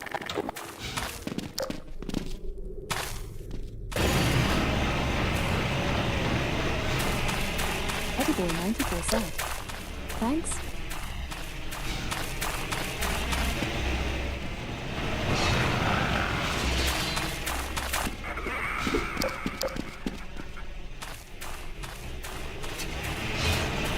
That is just a white plane with a glow on it. Okay. Oh, you can see the white plane even. Oh my god.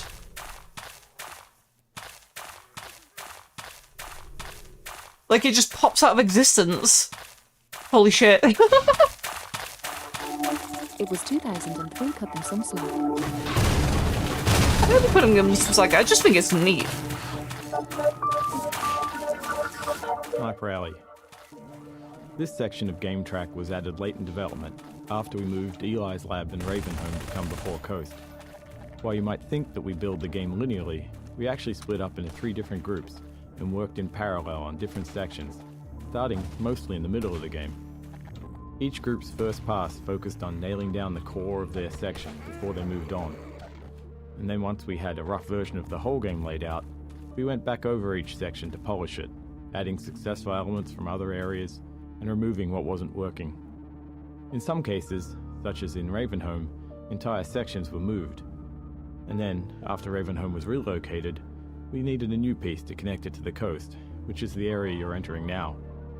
Given the time constraints, this short section was built using existing, proven gameplay elements, like snipers and combine soldiers.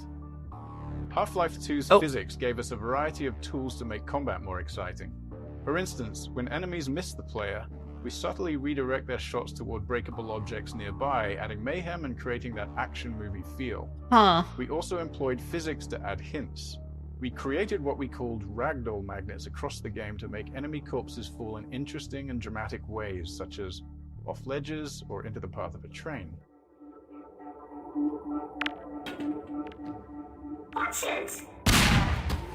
Oh my god.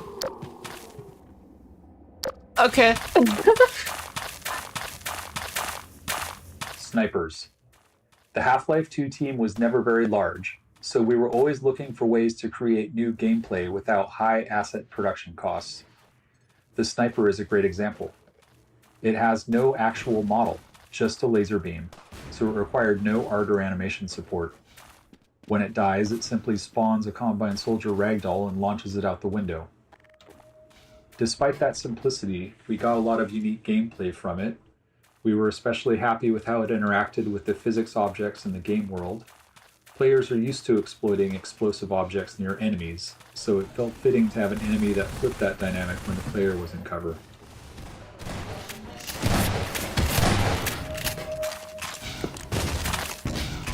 Oh shit, the AR2 already? I didn't realize you got it this early. Holy shit, I mean, I guess it's not that early, but... I guess it's pretty late into the game, but...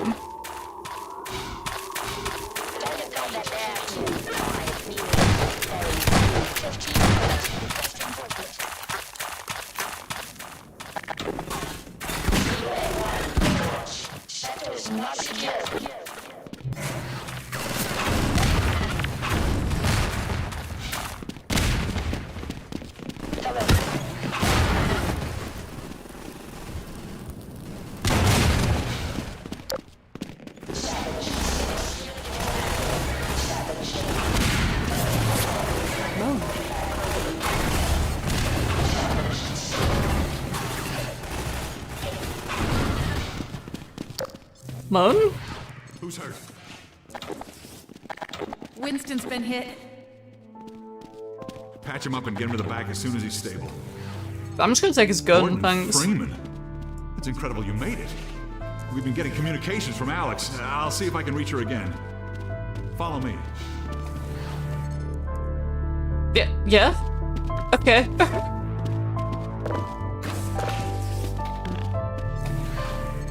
It's Leon. We're all clear.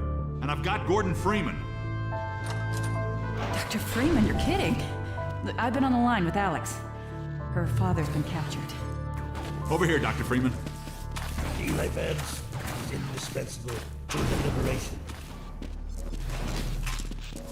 Wait, who's this? Wait, who the fuck is Alex, this? It's Leon. And I've got Gordon Freeman with me. Who's getting the pipe of their life? Why are they moaning? Who the fuck is this? He's been taken to Nova Prospect. The border guards tracked the ship and made off with him to Judith Mossman.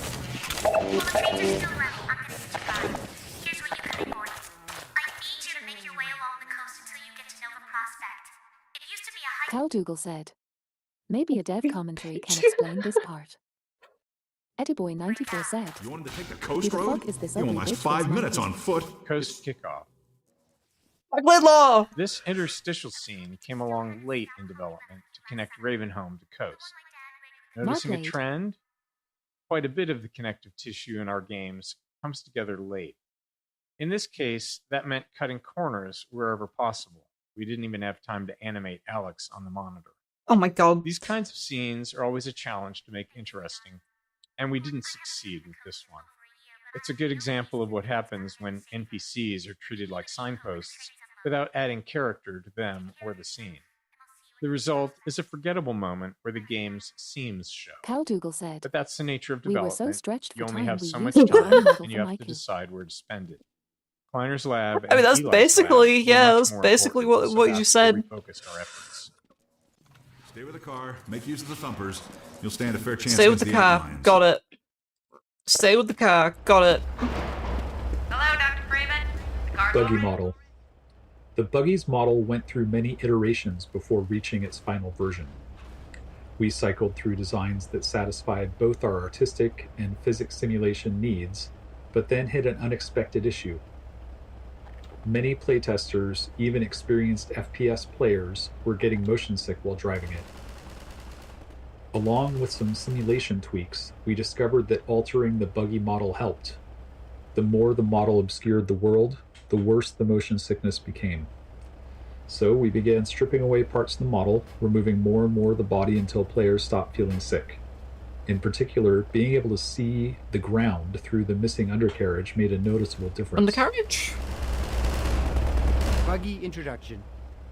We wanted something more engaging for the Buggy's introduction than just having the player hop in and drive away. The crane helped with that. Crucially, we needed players to learn how to recover the Buggy when it flips over, and this sequence forced them into that situation.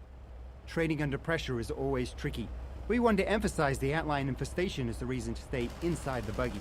So we kept the antlion threat active and provided a couple of citizens on mounted guns for support. A small bonus, players also get the experience of being lifted by the crane just before they'll get to operate one. Buggy training course. This training section was designed to let the player play around with her buggy. At the time Half-Life 2 was released, this level of physical simulation in the vehicle was novel, so we wanted to give players ample opportunity to experiment with it. The player has also just left the tight confines of Ravenholm, and we liked giving him the contrast and reward of being able to move quickly through a large space, feeling safe inside a vehicle. We made sure to require a turbo jump to get out of this area, which doubled as a test to make sure they'd reached a level of comfort in their driving, and also ensured that they didn't leave their buggy behind. Okay, now let's see if I actually remember how to do ABH. Come back up, Dr. Freeman. The car's on the pier. Oh my god. Ediboy 94 said. Super turbo jump. Fuck. I'm fucking it up, but... I said get back up on the pier. Get back up on the pier.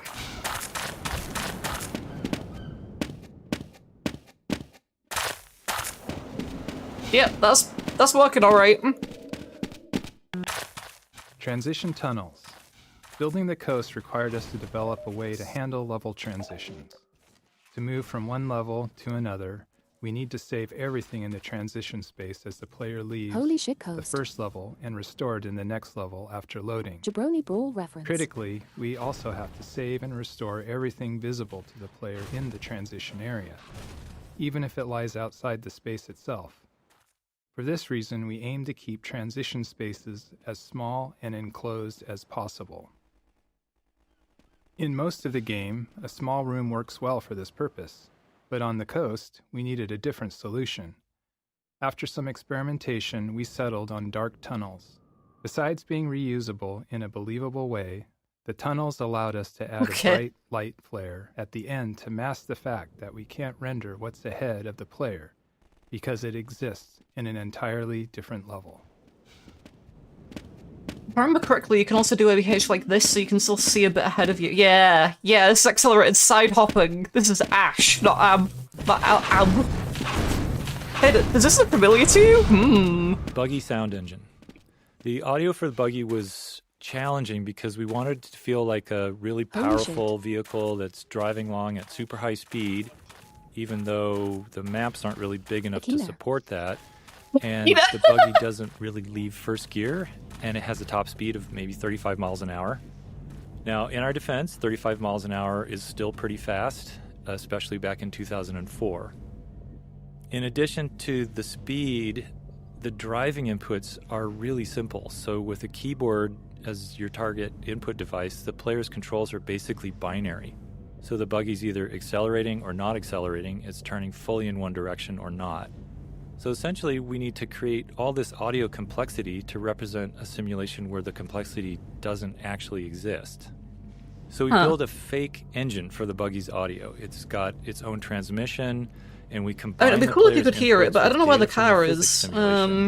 We measure the torque on each simulated wheel, whether it's spinning or making contact, and we create a set of looping sounds and then carefully blend between them as the fake engine shifts gears in response to the wheel data.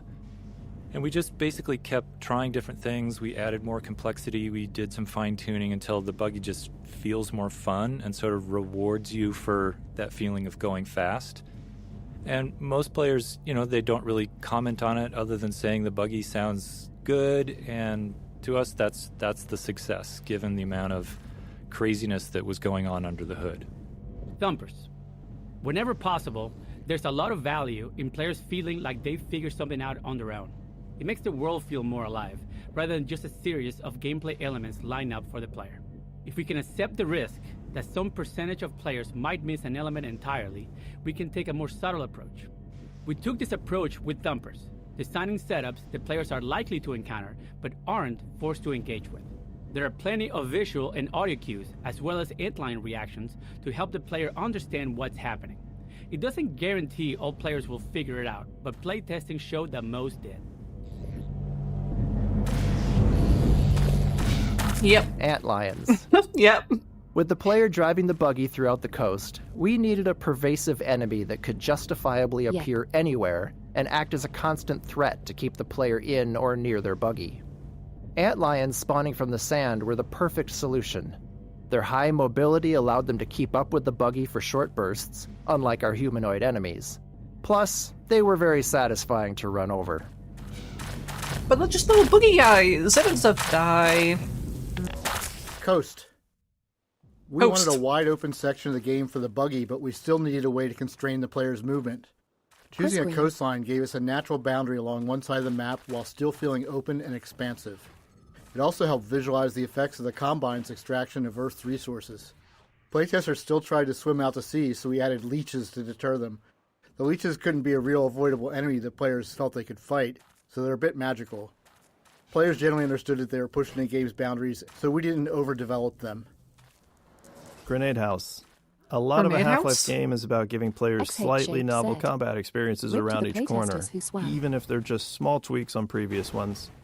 They don't all have to be skill-based challenges. Sometimes they can just be fun moments where the player gets to enjoy themselves. This Grenade House is one of those moments, with the twist being that we've inverted the usual setup. Instead of letting the player drop grenades on enemies below, we've put the enemies above. The unlimited grenade box is a somewhat clumsy way to encourage players to engage with the scenario, but its invulnerability also ensures the players can still climb up to the floor above, even if they've blown up everything else. Yeah, that makes sense. Oh my god. There's the grenade house, alright.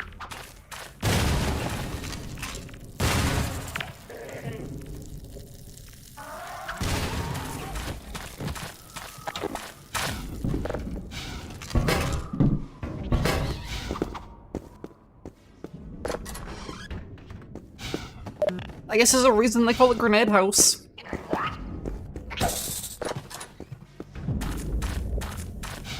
Back to coast.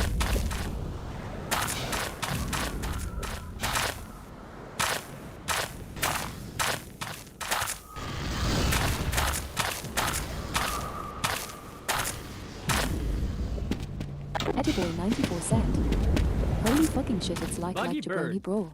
That's probably why they picked this coast map for Jabroni Roll, because to see a bird flying past. It's a good map. They yelled at the bird, flying through, telling it to stay away from their buggy, complaining that birds often foul up their cars in real life. In our post-playtest discussion, we realized that this was the first time we'd had objects separate from the player that the player actually cared about. We saw it as an opportunity to explore, so we built a system to deliver the moment that playtesters feared. When the player leaves their this is buggy actually a alone for mechanic, while and is out of sight, we spawn a seagull at a random location on the vehicle frame. As time goes on, the seagull spawns poop decals on the car body beneath it, and continues until the player returns, at which point it flies away. Naturally, playtesters wanted to be able to clean their vehicle, so we added the ability to wash the car by driving it into shallow water. It was late enough in development that we already had the tech for all of this, so the feature was quick to implement. It's one of those cases where we know only a small percentage of players will discover it. But if we can implement these kind of details efficiently and have enough of them, most players will encounter at least one. Open world loot. The openness of Coast introduced a new problem for us in how we distributed item rewards. In a Half-Life game, we typically reward players for exploring. If you see the way forward but notice something off to the side, there's probably something useful if you take the time to search. When we first started playtesting our Coast maps, we tucked rewards away in the corners of the outdoor areas. However, this led to a worse experience with the buggy. The wide open spaces meant there were always lots of small areas that looked like they might contain something, and players kept stopping and getting out of the buggy to search. It became tedious and interrupted the fun of the level. So, we removed those scattered rewards. But this raised a new problem. How do we tell the player when it's worth getting out of the buggy? After some thought, we established a rule. Any kind of human construction would always come with gameplay content and exploration rewards, while purely natural areas would be left empty. We couldn't tell players this directly, but it aligned well with their natural assumptions, and we reinforced it consistently with areas like this. There we go. I'm surprised there isn't, like, something for this. Like, talking about this binoculars thing, but...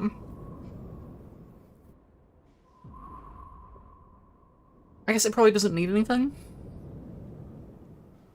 Oh my god, he kicked the body off, holy shit. Jabroni Brawl, side face. How do you know? Have you ever looked in this house in Jabroni Roll? Have you ever tried interacting with the binoculars in Jabroni Roll? I don't think so.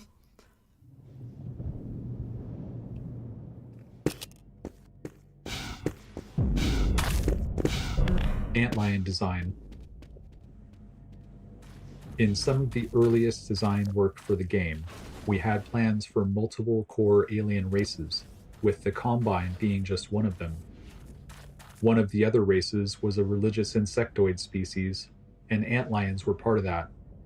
Later, as we developed Coast, we started viewing them more as pests that came through the Zen portals, along with headcrabs and other creatures. While they aren't actually from Zen, they infest the corners of any world they enter, a lot like cockroaches. Oh, so they're just alien cockroaches. Okay. Buggy sound design. The sound design for the buggy was based on samples from an old 1968 Camaro. And we chose that car because they have these amazing V8 engines with just huge pistons. And there's not really another sound like it. It has this sort of gutsy, visceral sound that we were looking for.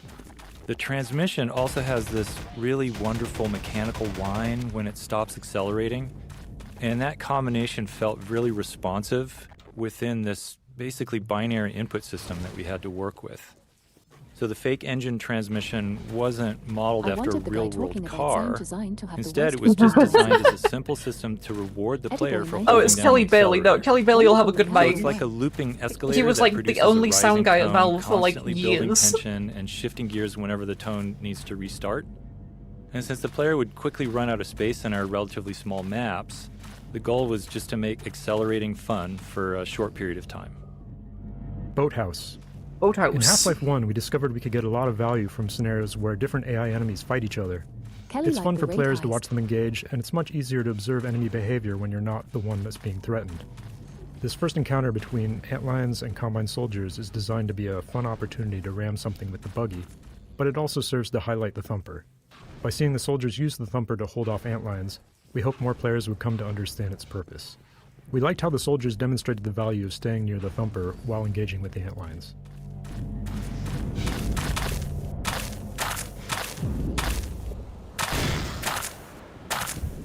Oh! Holy shit! Oh my god, that would have been so sick. Oh well.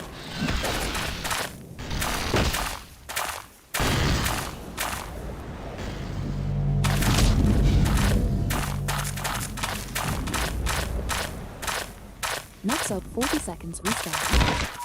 Flying vehicle audio. The large flying enemies in the game present a unique audio challenge. During combat, they're much more mobile than other enemies, and they often move a significant distance away from the player. They're also really dangerous if they have line of sight. So these factors led us to focus on an audio solution specifically around occlusion. In other words, when you can see the enemy and when the enemy can see you. And that would actually be crazy. A clear audio distinction between when they have that line of sight. Might want to watch out for So the flying vehicle engine sounds are made up of multiple looping sounds that we play simultaneously. And some of those loops are processed by the DSP system based on the space you're in. Well, I'm not going to see the gunship. Others are played directly and unprocessed. So the DSP system adds more of an environment echoing effect when we run sound through that system. So when the flying object is occluded behind something, it can't see you, we increase the percentage of loops that go through the DSP processing, and it sounds like that object is a little more distant. And then when that enemy emerges from behind an object and it can see you, we play more of the direct sound. So that overall just gives you a sense that the sound is either distant and directionless or more directly in your line of sight. And you can sort of hear it when a helicopter emerges from behind a building. Ideally, you can really hear that difference. Combine gunship. The gunship was an interesting problem. We had a helicopter flight model already and didn't really have time to build something completely new. So we tuned the helicopter's flight model until it felt different enough, and then derived the gunship's organic animation state from the values coming out of that simulation. We also tried to keep it as truthful as possible. For example, there's a limit as how much it can turn its head to aim its cannon, and if it needs to aim beyond that, it has to alter its flight path to bring the cannon around to bear. It's not allowed to just cheat. The other key feature was its engine sound. We have sound spatialization, so the player can tell roughly where it is, but the gunship is a fast-moving object, and it's up in the air, away from any nearby reference points. As a result, it can be hard to tell exactly how far away it is and how fast it's moving. To fix that, we added a Doppler effect to the engine sound, pitch shifting it based on the gunship's velocity relative to you. It's a subtle effect, but it's extremely effective at subconsciously helping you perceive the gunship's location and direction, critical information letting you know that you're being hunted by it. Odessa Cubbage. Odessa Cubbage is an example of the kind of cameo character we found works well. He's an entertaining guy with some entertaining details living inside his own little bubble. Since he doesn't leave his scenario, he's free to be exaggerated enough to stand out. We started with his model, which was repurposed from a cut section of the game, and named him after the title of a spam email we received. The model was oh my god, wait, he was originally the fisherman. Quite fit as that makes Englishman, sense. So we slapped a mustache on him, and in that moment, Odessa's character was born. He's ultimately a charlatan, with everything about him being fake. His accent, his mustache, everything. He would never put himself in danger, making him the perfect person to hand Gordon the RPG and explain exactly how to use it. Laser-guided RPG. The laser guidance feature of the RPG was a huge headache for us because it was difficult to teach. Many playtesters would fire the RPG and then immediately duck behind cover, which meant they didn't see the rocket's flight path. Even worse, they didn't realize the rocket was now turning around to fly back at them. We tried various HUD elements and laser dot indicators to help, but found that most players overlooked them, focusing on the enemy instead. We made as many small improvements as we could, like emphasizing the feature in Odessa's speech and enhancing the audio and visuals around how the gunship shoots down direct RPG shots. While these changes helped some players grasp the feature, we never reached a point where we felt confident that almost everyone understood it. We even considered cutting the feature entirely, but gunship combat without it was much less interesting. The laser guidance forced the player to keep the gunship in sight while the rocket was in flight, But that also meant the gunship had line of sight back, creating a tension we loved. Colonel Odessa Cubbage at your service. Cal Dougal said. His eyes are pointing in Gunship? Yeah, I noticed that as well. I didn't want to mention it.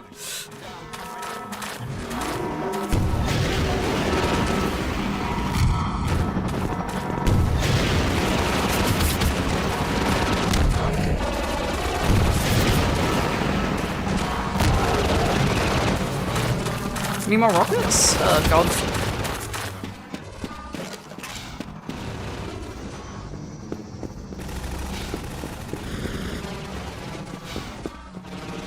I appreciate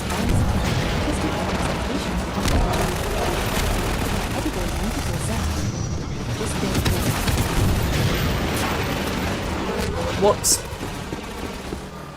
It's not running out of ammo. I mean, I literally hit all the rockets and it's still alive. What do you mean? Okay, I missed that one. Okay, and that one. Where are my rockets? all the rockets. I never said that.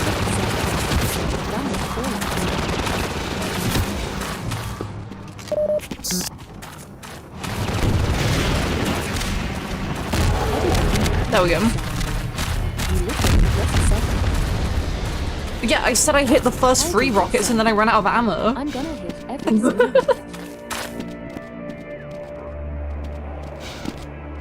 Oh my god, no. Fucking thing. Stop working. I can make this work. Well done, champ. There we go. You hit every rocket. I hit every rocket! Edward 94 said. I didn't know you were a liar.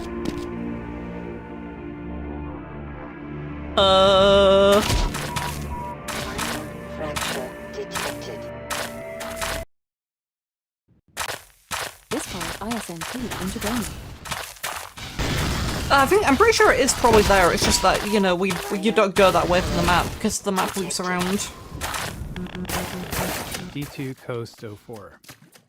This map was actually the first area of coast that we built, before the crane and other elements existed.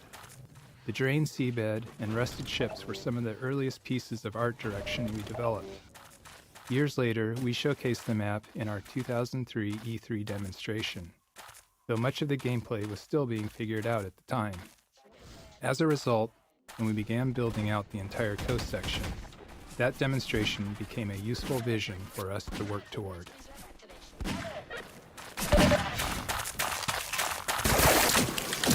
What's that one? Audio over distance. There we go. The large-scale spaces in the coast maps led us to seek an audio solution for how sound changes over distance. So for instance, in these maps, an enemy can be well over 100 yards away, and their gun should sound different at that range than when it's up close. We decided to store our sounds in a single stereo file with the near sound in the left channel and the far sound in the right channel. And then during playback, we crossfade, or we change the proportion of sound we hear between those two channels based on the player's distance from the sound. And it was a simple solution that worked well. It helped us with memory constraints. You can easily hear it in action. Just listen to how a Combine soldier's gunshots change as you drive towards them. We wanted the buggy to be more than just a means of travel, so we decided to attach a gun to it. We chose the Tower Cannon, a Half-Life 1 weapon we liked but hadn't found a place for it in Half-Life 2. The Tower Cannon can shoot through walls, which makes it tricky for level design, so we limited it to the coast section. Once you introduce wall-penetrating weapons, level design becomes much tougher. Furthermore, we mounted an ammunition crate on the back of the buggy, giving the player unlimited SMG ammo throughout coast. This was especially helpful for playtesters who struggled with the infinite antlions spawning from the sand. Crane. The crane took a lot of fine-tuning to get right. Something that needed to generate so much physical force was always risky, given the limitations of our rigid body physics and destruction. Crane. The crane took a lot of fine-tuning to get right. Something that needed... Crane. Okay, that's fine. The crane Give took me a lot of fine-tuning to get right. Something that needed to generate so much physical force was always risky, given the limitations of our rigid body physics and destruction technology. For example, fucking gotta hit the crane. The crane took a lot of fine-tuning to get right. Video game. Something that needed to generate so much physical force was always risky, given the limitations of our rigid body physics and destruction technology. So good. It'll work this time. The magnet was never going to fully meet player expectations with that much mass. But because the crane was stationary... See? First try. Contract confirmed. Designate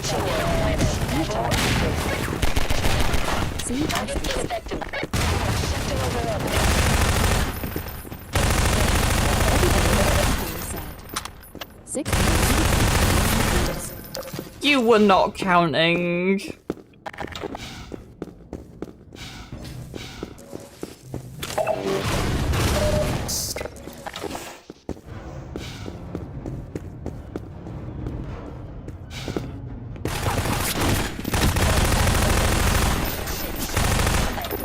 Ramming with the buggy. Our physics system is based on rigid bodies, which means it doesn't support any deformation or destruction of objects. I was counting on if a physical object is hit by something, it can move if allowed, but otherwise nothing happens. So, when you drive the buggy through a glass window, we have to employ some trickery to make things work as expected. Because the window is fixed in place, the physics simulation will actually bounce the buggy off the window. Trickery. But it does notify our game system that a collision occurred. The game system handles destruction, so it breaks the window into glass shards and tells the physics system to start simulating them. Crucially, the game system also tells the physics system to restore the buggy's state to where it was before the collision. This ensures that the next time physics is simulating, the buggy will drive freely through the now destroyed window. This process does produce a one-frame hitch in the buggy's physics, as it briefly stops and is teleported back to the instant before the impact. We're sorry if knowing this has made Half-Life 2 totally unplayable, but after watching playtests at the time, we decided we actually liked the momentary hitch. It added to the sense of impact.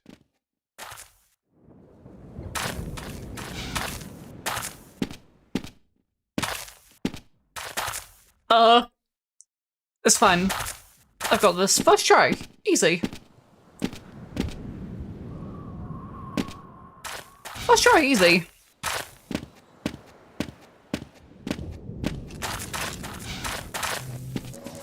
Opportunistic moments.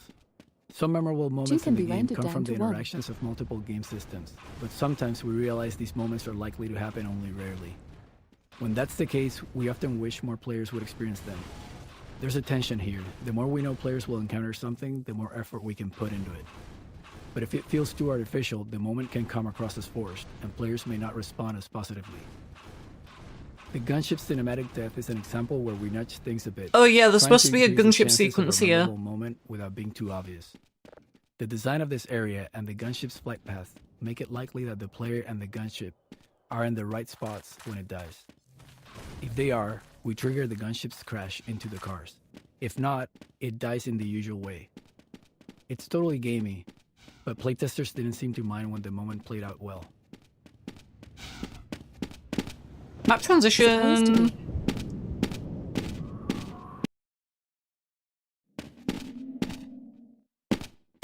I was trying to hit it while still going. Roller mines were created to fill the need for an enemy that could threaten players while driving the buggy. Since the player in the buggy was essentially a fully physically simulated entity, we thought it would be interesting to also have a physically simulated enemy. The Manhack had already shown us how this approach could lead to an enemy with lots of interesting interactions with the world. So we built the roller mine, a ball whose movement is entirely driven by generating torque on itself, and iterated on its behavior until it was fun to drive against. Roller mines aren't particularly dangerous to the buggy, but if you let them stack up, they can become a problem, especially near a cliffside. We also made sure they worked well when the player's on foot, allowing level designers to get a few extra encounters out of them. Ambush. One of the general challenges of a Half-Life style FPS is that the player is constantly moving forward into spaces they don't know. This means that when they find themselves in combat, they're in unfamiliar areas with no knowledge of how to approach the fight. We use many different methods to help the player with this problem, and this ambush is one example. Upon arrival, the player fights a group of Combine among these houses. During the fight and the exploration afterward, the player has the chance to learn the arena layout. Then, when the player explores up into this attic, we spawn a second wave of Combine. In that second fight, the player now has the advantage of knowing the layout, allowing them to make more tactical decisions in defending against the ambushers.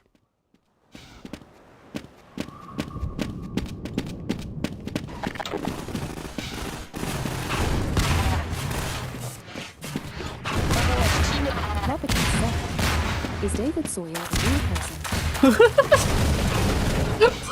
What kind of question is that?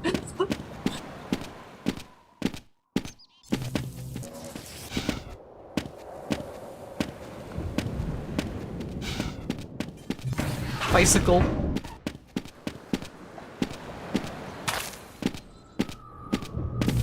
Eddie Boy 94 said, why are you avoiding the question? X-shaped said, it does sound like a fictional name. I think I missed the crossbow, by the way. I'm pretty sure I'm supposed to have the crossbow by now. Contact target 1.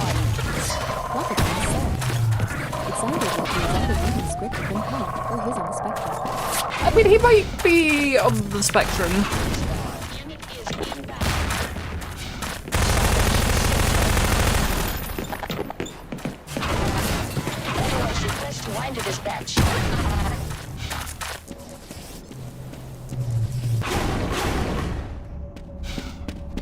Google said, it's mandatory that you're on some kind of spectrum at Valve. Gas station.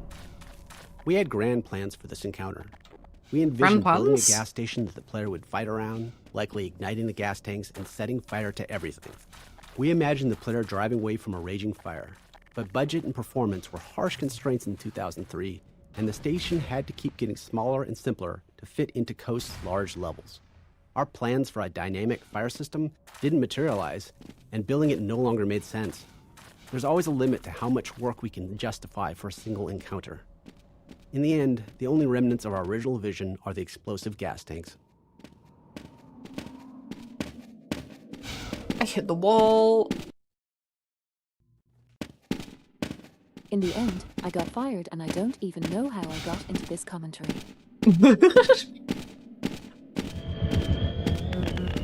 Area portals. One performance challenge we faced in Coast was handling wide open spaces that included buildings with highly detailed interiors, or at least they were detailed by 2003 standards. When the player was outside, we wanted to allocate as much of our budget as possible to rendering that space, without losing resources to the building interiors. But unless we were willing to board up every window and door, the player could still see inside. To solve this, we created a feature called area portals, placing one in every open window and door. An area portal pre-computes a flat image. I think they removed the area portals in the anniversary when the player is some distance away, the area portal displays this pre-computed image over the window or door, doesn't matter allowing anymore. us to skip rendering the actual interior. As the player approaches, the set image, it just like made a between black the area portal's box. image That's and all the it building's did. actual contents.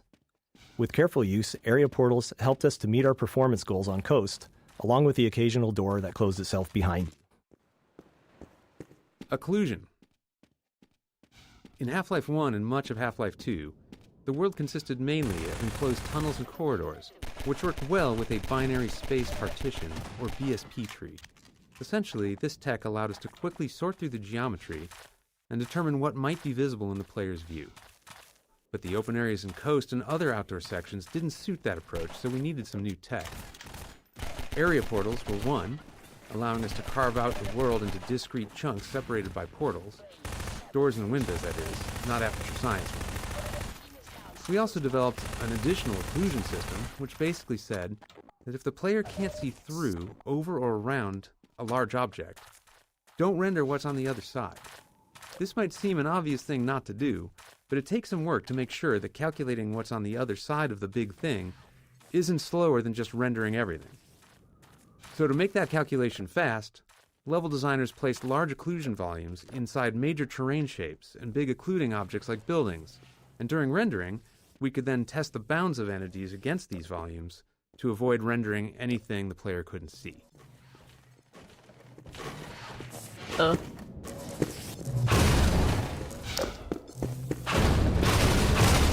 that's the crossbow.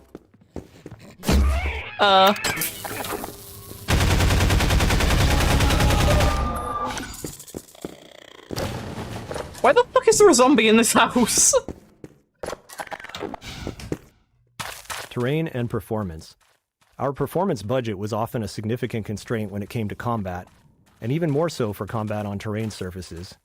When NPCs move, they perform many small spatial probes to determine if they can safely navigate their chosen path.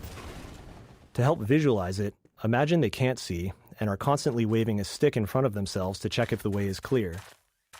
The performance cost of these probes increases with the complexity of the world geometry. Yes, I am. Our terrain displacement system creates uneven surfaces using many polygons, far more than the perfectly flat floors found elsewhere. This meant that NPCs moving on coast terrain were more resource-intensive than in other areas, and that constraint dictated the scale of many encounters in this section of the game. Detail objects. Once we had outdoor sections running, it was clear they needed some form of high-frequency detail, so we added small foliage elements like grass and shrubs across the displacement terrain. But we knew we couldn't afford, which is to say we didn't have the time, to hand-place them all. So we built the detail object system, which generates small foliage elements automatically based on the displacement material. Each material specifies the type of foliage to place, along with a set of parameters. At map compile time, the system calculates random points on the surface and selects foliage to place there. Given performance constraints, there was still a fairly complex hand-authoring process for foliage texture sheets, allowing us to render all of them in a single pass.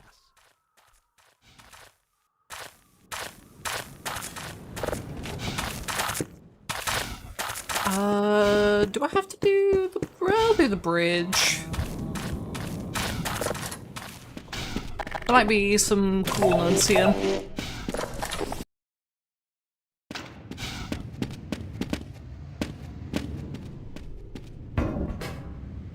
Bridge playtesting.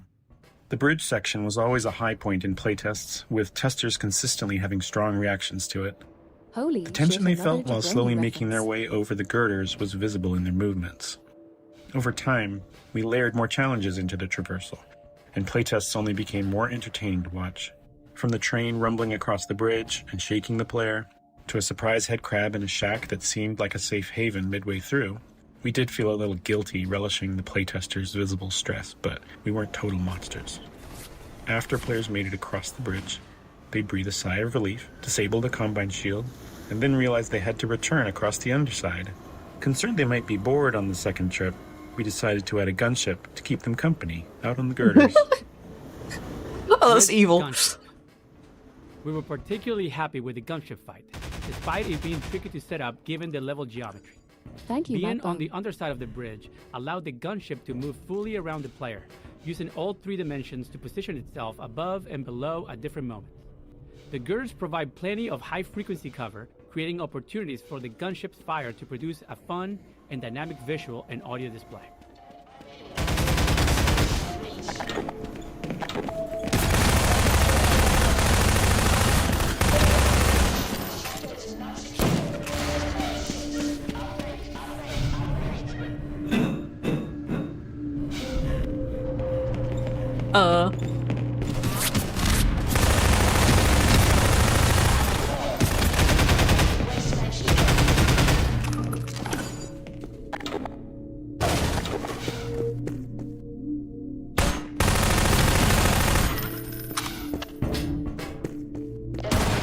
What the fuck?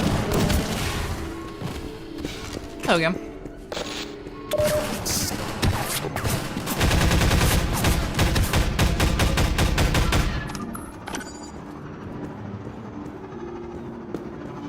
And that's the bridge sequence, I guess. I'm gonna reload that too before the bridge sequence. Gas station. We had gas station. This is not the right save. Bridge. Bridge. Caldugal said, "Emo's bridge moment." Oh. Eddie Boy. Oh, never mind. Said, gas station. Okay, well I guess I'll have to go back across the bridge, but yeah, there wasn't anything else there, so... Bridge. Bridge. Bridge. Bridge. Said, womp womp.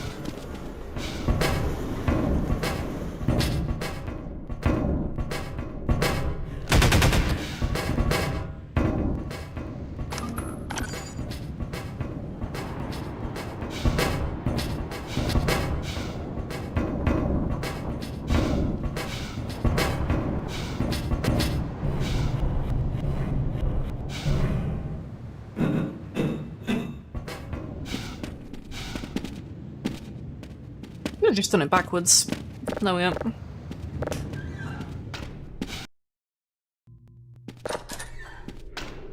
So I want to take a different approach, is what I want to do.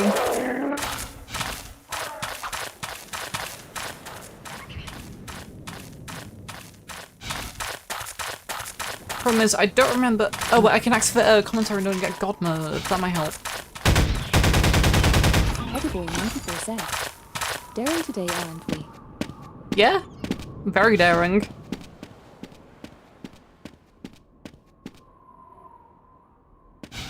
I think, like, here's probably a good starting point. Occlusion. In Half-Life 1 and much of Half-Life 2, the world consisted That is not where I want to mainly be. Right, I'm trying to figure out how I want to launch here. Because I did this before in Half-Life 2 update when I was looking through the commentary notes that they added, but Lobikins said, it was kind of awkward. "Oh, I remember watching you attempt this. Oh, you've seen me do this before? The world consisted mainly of... I'm sorry. We must do it again. In Half-Life 1 and much of Half-Life 2, the world consisted mainly of enclosed tunnels and corridors, which worked well with a binary space partition or... Shit! Occlusion. In Half-Life 1 and much of Half-Life 2, the world consisted mainly of enclosed tunnels and corridors, which worked well with a binary... Look, I might be able to land on one of the lampposts. In Half-Life 1 and much of Half-Life 2, the world consisted mainly of enclosed... Occlusion. I feel like this God mode isn't actually helping. Occlusion. Do I even have God mode? In Half-Life 1 and much of Half-Life 2, the world consisted mainly of enclosed tunnels and corridors, which worked well with a binary... Hold on, wait. Does it just not affect fall damage? Occlusion. Hold on, if I do that... Occlusion. Hit me... In Half-Life 1 and much of Half-Life 2... No, I have God mode, okay, it just doesn't work fall damage. Okay.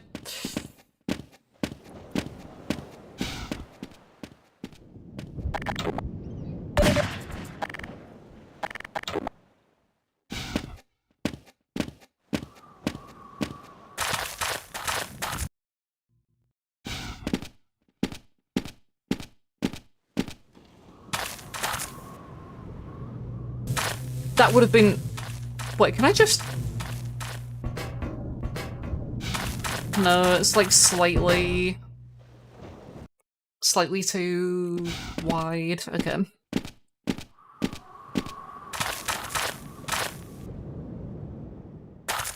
Whoops.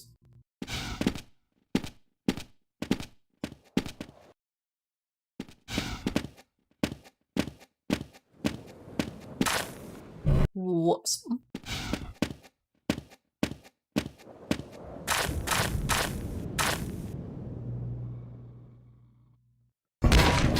That works.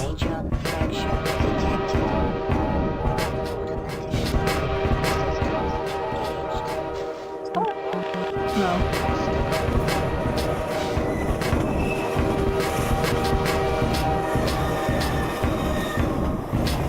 Bryn.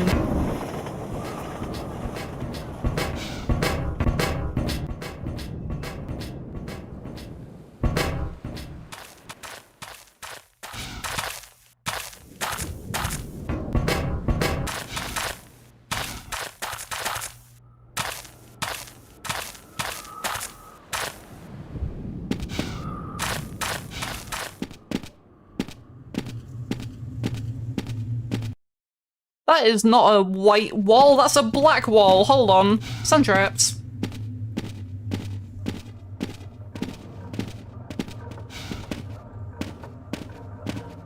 "28 transitions later.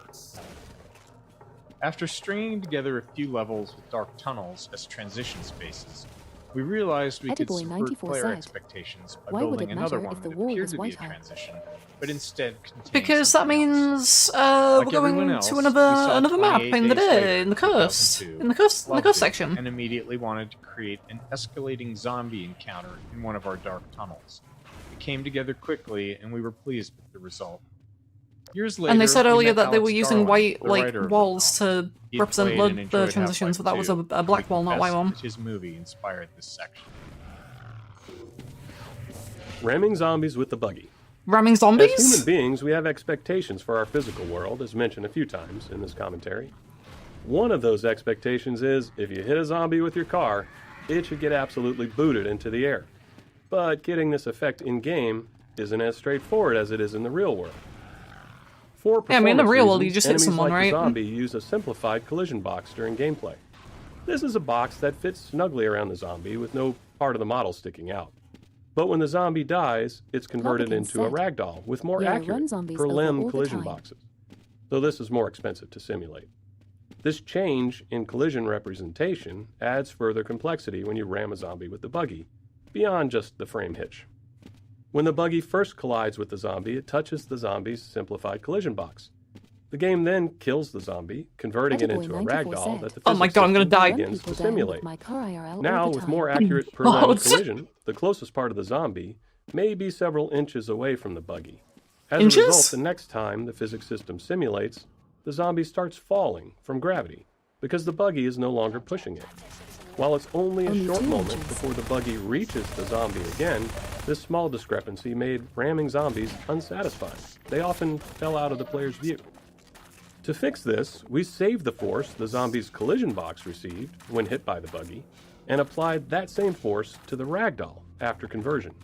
We also added a slight upward force to the ragdoll, launching it a bit.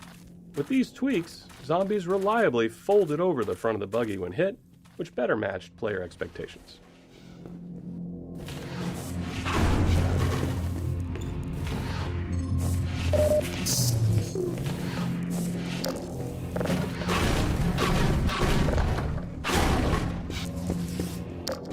Is there nothing in this house?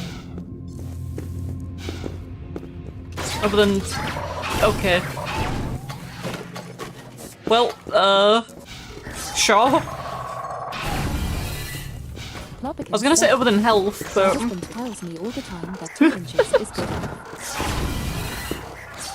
mean, yeah. That's all you need, right? D2, Coast 9. D2, Late in Coast development, 9. we reached a point where our game code was far enough ahead of our level design that our gameplay programmers were looking for more code to write and new tasks that could help Half-Life 2 ship. This was largely due to the demands of Coast levels, which placed a heavy burden on our level designers with their sheer scale and extensive terrain usage. As a result, our gameplay programmers began designing smaller scale encounters. Later, when our level designers caught up, they created this level by stitching together 3 separate encounters from the programmers and performing all the necessary finishing work to prepare it for release.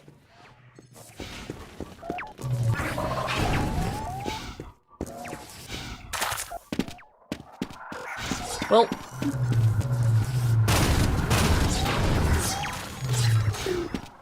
oh, I see you looked at this one. Do you? Maybe I'm just crazy.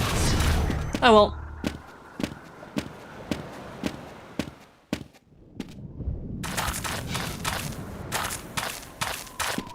Maybe. Crazy? I was crazy once.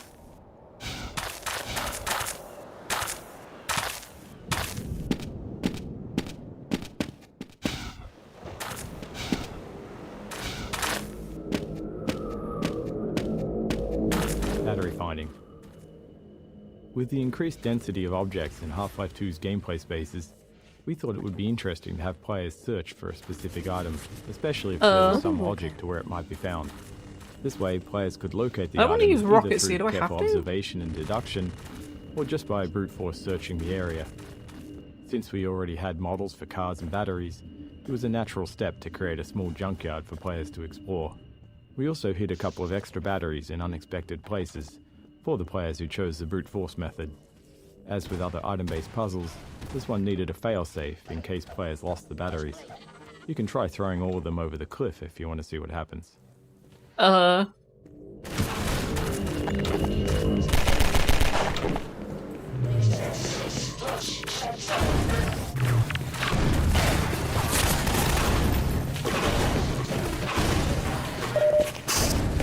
That is not doing what I thought it would.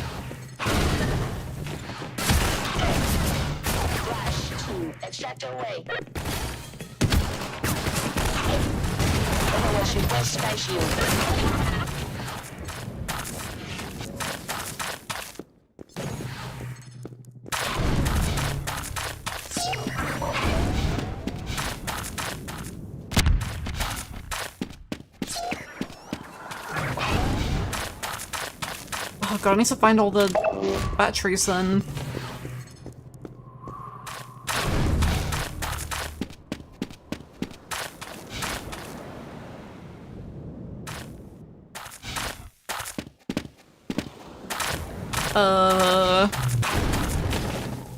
Huh.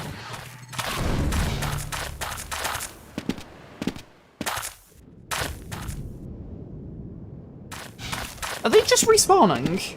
Oh my god, they're just respawning. I was gonna say, because that first one didn't, but... Yeah, wait.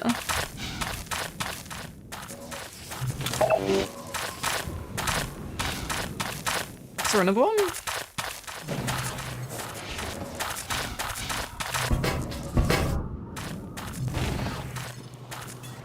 Yeah, because there needs to be at least 3 of them to actually finish the puzzle, so yeah. Like the bags on Watch Dogs Day 2. Smiley face.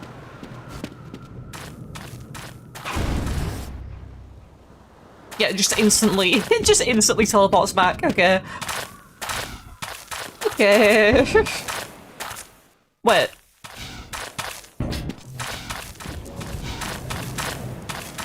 Oh, it's here, okay.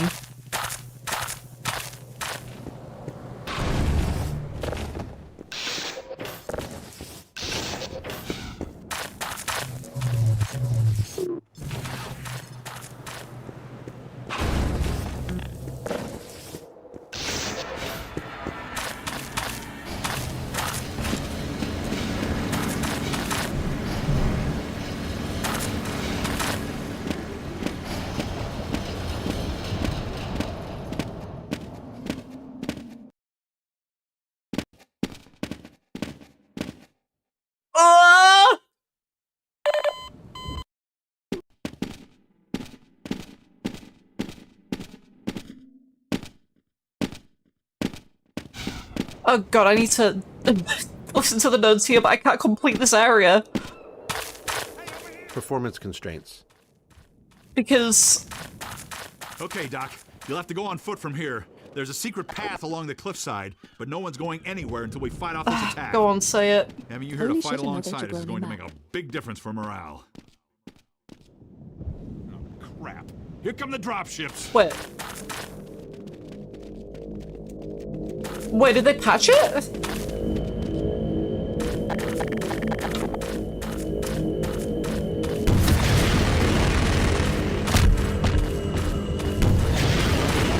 Wait, they patched this sequence, I think, in the update.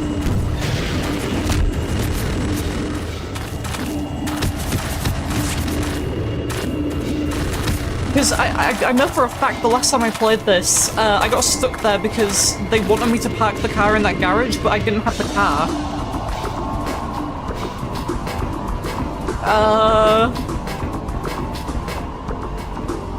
Was that fixed?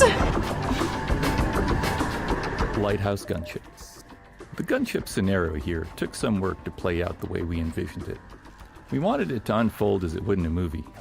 In the filmic version, the gunship would fire through the windows as the protagonist ascended the lighthouse, anticipating their movements. To simulate that anticipation in the game, we set up a complex series of trigger volumes along the staircase.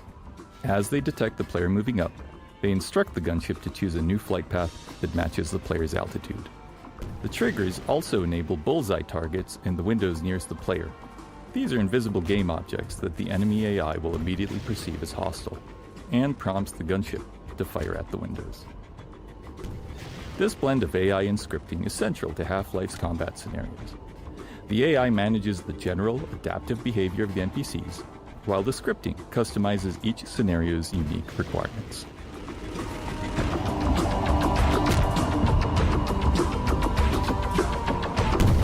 Is that it? No?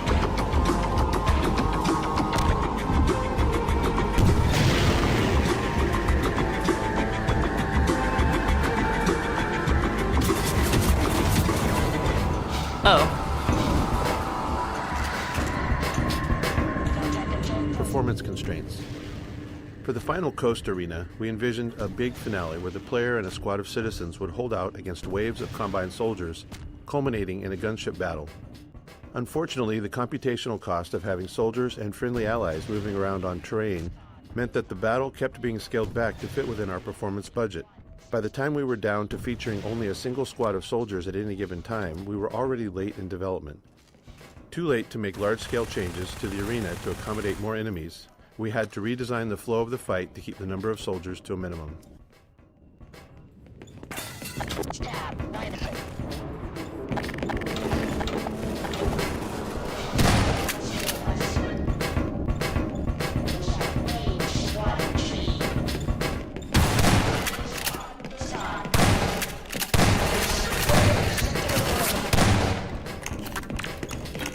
Oh shit!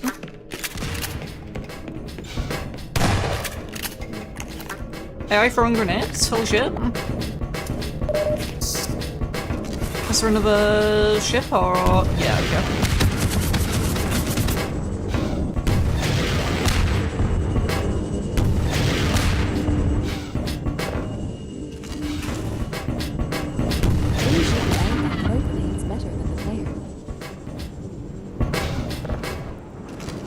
I have not messed up a single grenade. My good sir.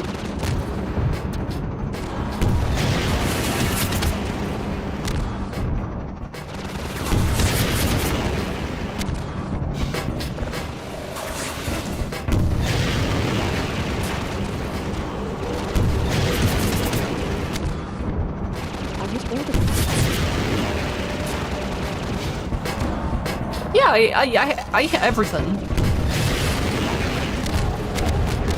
See? I hit everything. 100% of the time. Guarantee. Or your money back.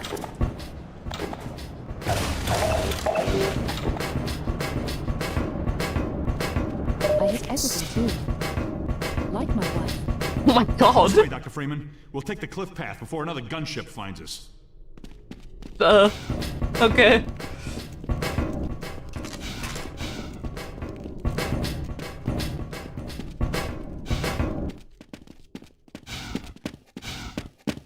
Were there any other things I missed?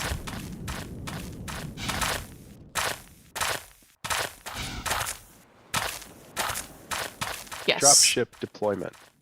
Deploying soldiers from the dropships was tricky, as it required NPCs to spawn inside another solid object. To get them into the open where they could start navigating normally, they immediately play an animation that has them leaping out of the container the moment they spawn.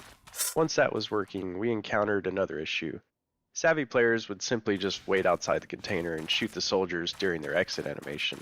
To counter this, we added a turret to the container to defend the soldiers as they exit. It doesn't fully prevent a player from taking advantage, especially if they're using an indirect weapon like a grenade or something, but that felt realistic and like a true-to-life countermeasure someone thinking strategically might take. Yeah, that makes sense, I guess. Buggy removal. That's kind of a funny way to say it, but yeah. Once we reached the point where we wanted the player to leave the buggy behind, we had to be very explicit about it. Throughout Coast, players had been leaving the buggy and then returning to it. So we found that playtesters would try to bring it along if it looked even remotely possible. This small garage scene primarily exists to signal clearly that the player is done with driving and will be proceeding on foot.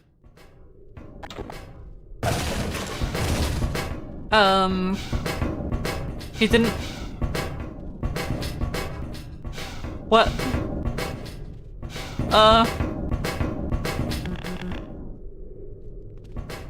The door? Let's go! Okay. Yeah, let's go, yeah.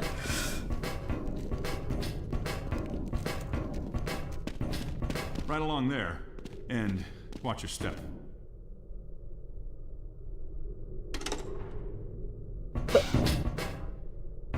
Okay. Buggy theft. As we built the end of Coast, we decided to have the Combine steal the player's buggy. It really doesn't make logical sense, but after watching so many playtests where players develop a strong attachment to their buggy, we wanted to play with that emotional connection. Once we implemented the theft, we had playtesters yelling at the Combine for stealing their ride, something we took as a sign of success. The soldier firing down from the cliff top is simply there to draw the player's eye up, triggering the look target and spawning the dropship with the buggy.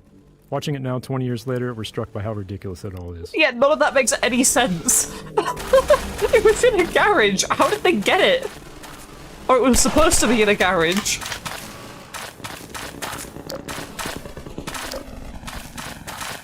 Attachment to the fucking car.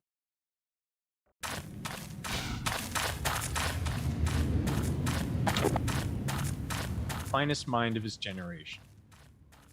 Here is another small interstitial scene that ended up working well. The only requirement for this moment was to teach the player to stay off the sand. With prior scenes, we were still focused on simply making them functional. But by the time we got to this one, we were becoming more comfortable and started enjoying the process. And he dies anyway. Okay. Into these moments. In doing so, we pushed the characters beyond being mere signposts, creating something more interesting and entertaining. After release, Laszlo went on to develop a larger-than-life following. I saved his life. Players will hold on to. I did what I could. I'll stay with him a while. Something I have to do. Go ahead. I hope you have better luck than we had. Remember to stay off the sand. The ants are edgy right now. The Reggie?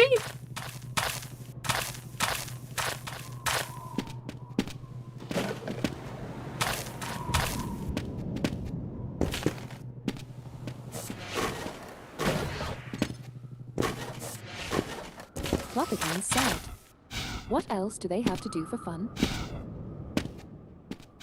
Wait, I guess that makes sense.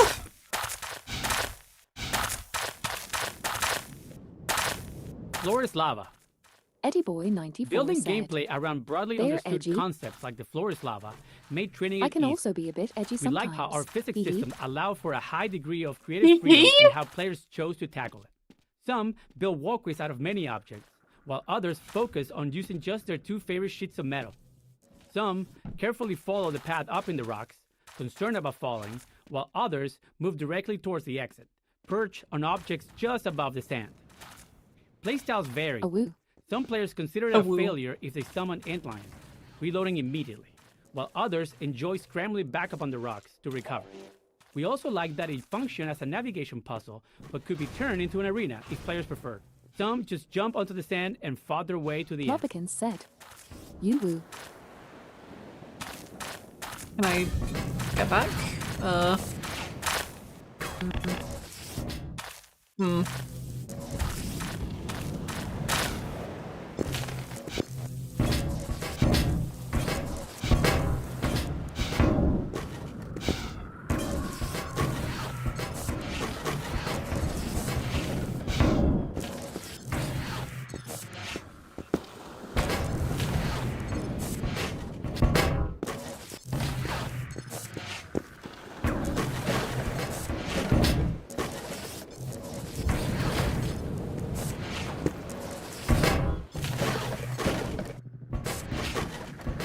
This is not... Eddie Boy 94 said, "This cannot be how they wanted you to proceed." This is the whole purpose of this chapter. You're supposed to just, like, build stuff with objects.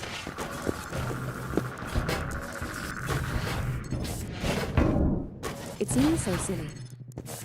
This is the purpose of it.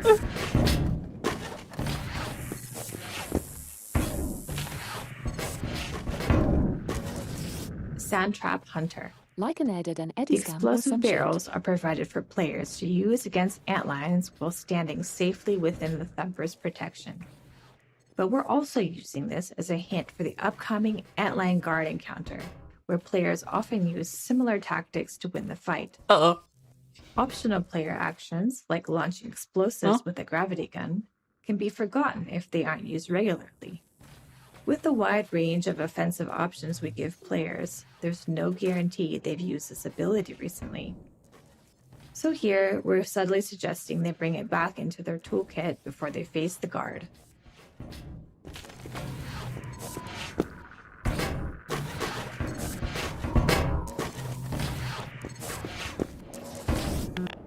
Wait, where's the button? There's no button? Oh, I see.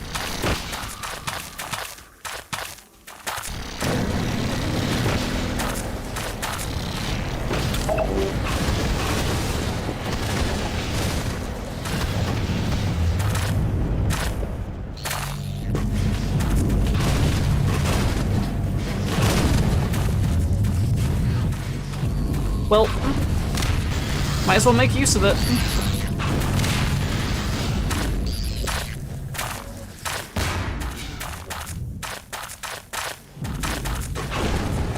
Vortigaunt extraction. This arena presented some tricky design problems for a couple reasons. First, the guard is a melee-only enemy, so we couldn't allow the player to reach areas where the guard couldn't follow. We did experiment with a few range attacks, but didn't like the result. Its goose-spitting attack, for instance, ended up looking ridiculous. The only non-melee attack that survived was already dead. The ability to bash physics objects You with the see- player. But this required objects to be in range, which isn't always guaranteed. Oh my fucking god. The second challenge was ensuring that no matter where the guard dies, the Vortigaunt can reach its corpse. You fucked up. This was essential, as the game can't proceed. I don't care, if it's the already Vortigaunt dead. is unable This to is supposed to be a extract the boss fight.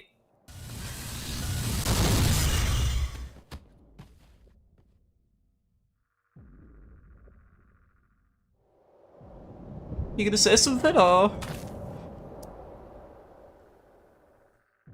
No? Alright. Sir? In rare cases, players could find themselves unable to kill the antlion guard in this arena. How? This would happen if they ran If you out have, of like, ammo, no rockets or on you or misused grenades at all all? of the available physics objects, leaving nothing to launch with the gravity gun.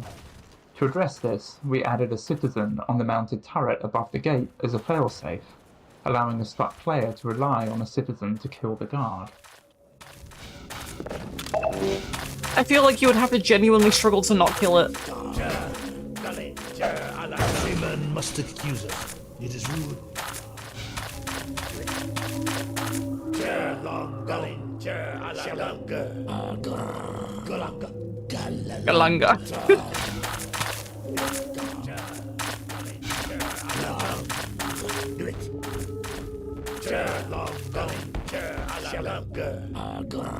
Galanga.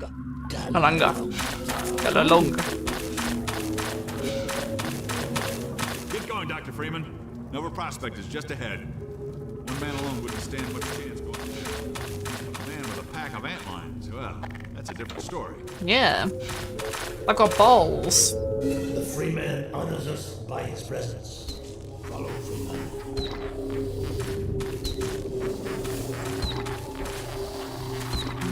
Bug bait training. Nice balls, you grow This them clumsy yourself. bug bait training is where we landed, having run out of time, but needing We players squeeze to 'em. understand the tool for Nova Prospect's design to work. Generally, we aim to add enough flavor and context to training so it doesn't feel like training. It feels like a natural part of discovering something new. Here, though, we didn't quite manage that. As obvious as it may seem, bug bait wasn't something players intuitively grasped. We're well into the game now, so players have plenty of experience dealing with enemies. Before we added any training, the first playtesters who collected bug bait Nice balls, entered the you next squeeze level them yourself. and instinctively shot the first antlion they saw, because that had been working up until then. Half-Life tends to encourage a shoot first, ask questions later approach. Similarly, when players reached Nova Prospect, they didn't think to throw bug bait at the Combine soldiers and instead relied on their usual weapons. So, we needed this training not only to show how bug bait works, but also to demonstrate that antlions would be close to the player without attacking. Observe the training and mark it well with another pheromone. The Freeman again excels in all tasks. God.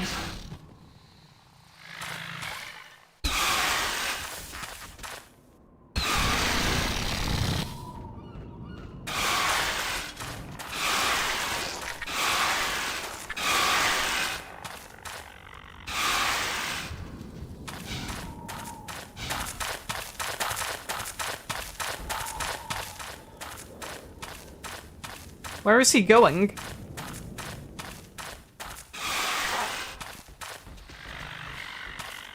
Oh.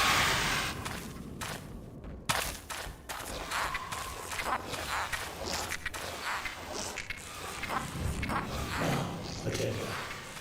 Apply pressure to your pheromone to signal the antlions in your command to follow you.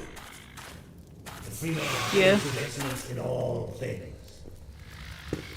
And now this one must bid the Freeman farewell. Nova Prospect lies just beyond. Remember well what you have learned here. The Eli Vance has greatest confidence. How do they said? So what's that ball do to the ants again? If you throw it, they go to where it lands, and they attack anything that it hits. If you squeeze it, they just follow you.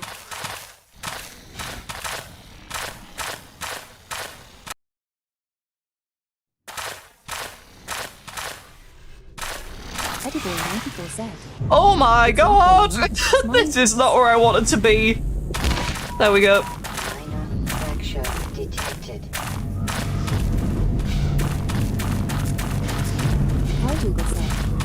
Don't squeeze it too much, they might get cold. Assault on Nova Prospect. With an infinitely respawning ant lion army on a coastline assaulting a fortified combine base, it was hard not to try a Normandy-inspired level. Our initial prototype featured trenches leading up to Nova Prospect, with lethal machine guns forcing the player and their ant lions to stay within the trenches to survive. It was thrilling to have machine gun fire and leaping ant lions constantly passing above the trenches. Unfortunately, we couldn't make it work within our performance budget, and ultimately had to set it aside in favor of a completely different layout.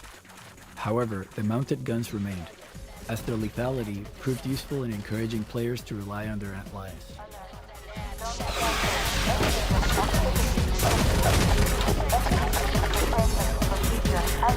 Well,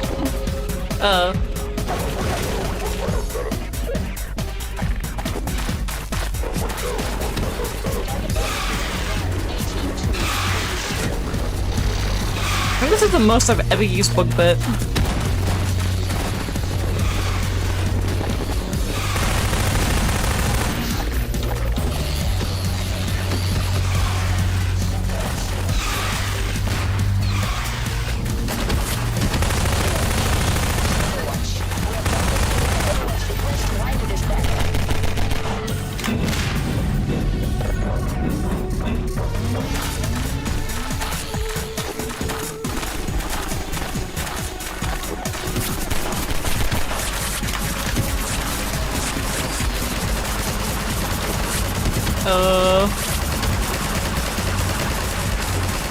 Right.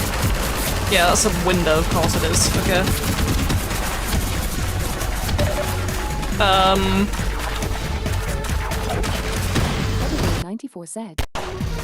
It was a window! Like, I wasn't sure if that's glass or not, but like, I guess it is. I wasn't sure if it was just like something you could throw things through or not, because there's barriers earlier where you could throw stuff through them. How was I to know that this was different?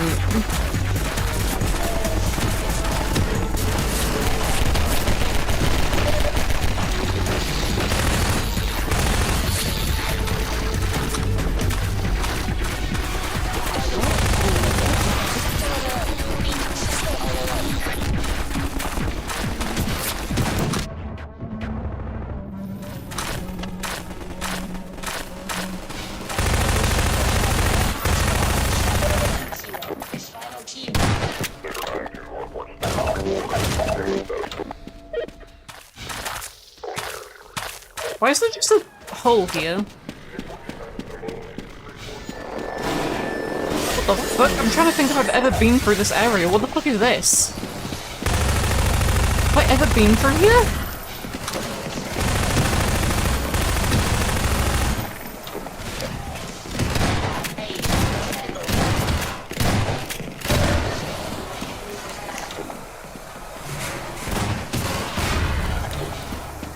You don't know your own thing. Oh my god.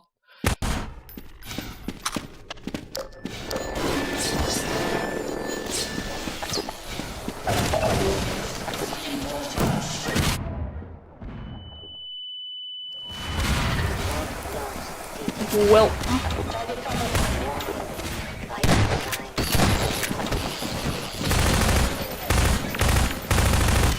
Oh my god.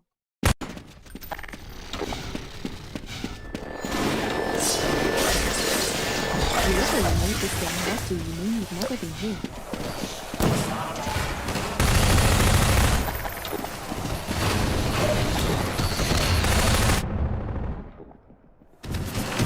What?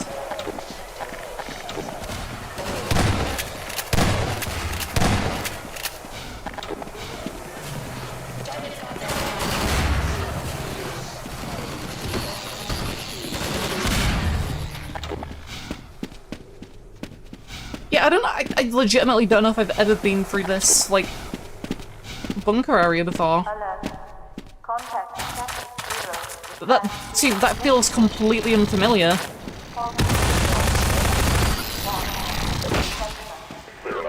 I think I normally just go along the beach. Can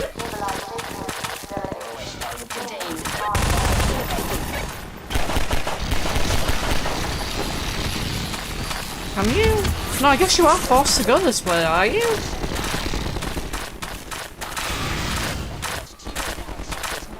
Yeah, no, I guess you do have to go that way. I guess I just completely blanked on it.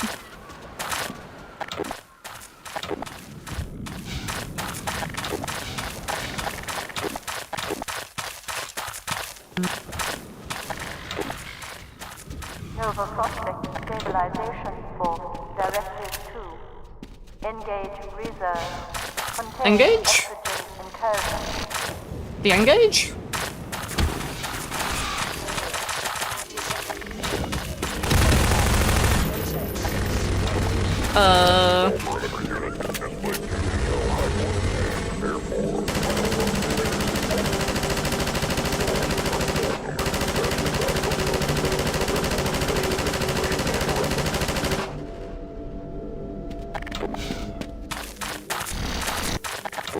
The gun RSNP aligned, sure. What do you mean? What do you mean the gun isn't aligned?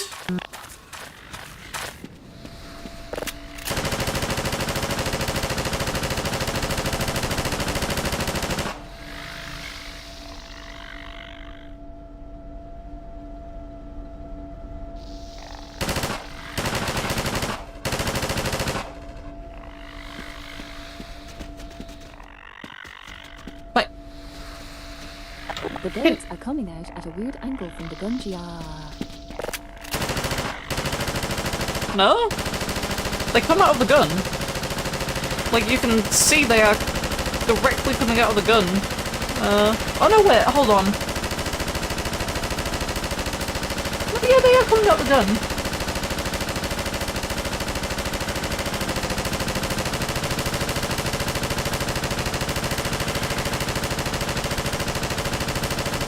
I think it's just like at certain angles like this it maybe looks a bit weird, but at certain other angles like this it looks a lot better. Yeah, like that it looks a lot worse, but like that it looks a lot better. I think it just depends on where it's aiming.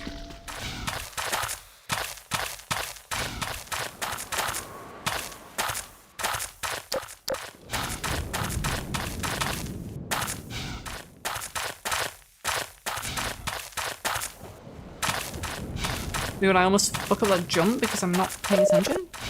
Game sucks play alien mode. What? Ah yes, alien mode.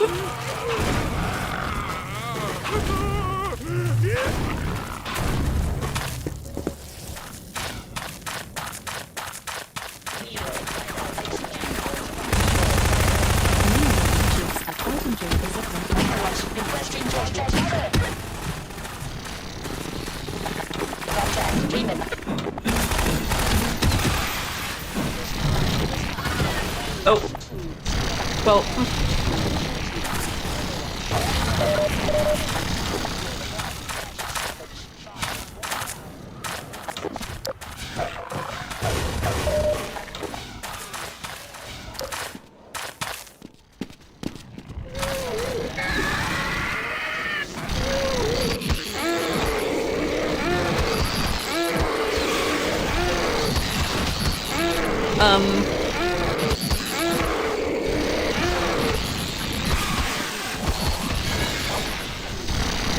Okay.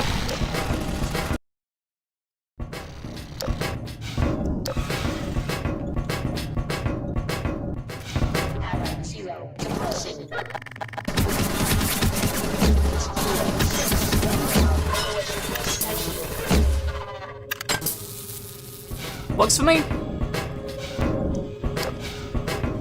Aren't these like literally the same rooms as the ones from Root Canal? They look very similar. Nova Prospect Yard. The combat throughout the Nova Prospect Yard was largely inspired by our early observations of antlions fighting Combine soldiers. The antlions' high mobility and melee attacks paired well with the soldiers' range lethality and vulnerability up close. Antlions look great under fire, with particle effects flying everywhere, and when they finally reach a soldier, the resulting ragdoll effect is incredibly satisfying.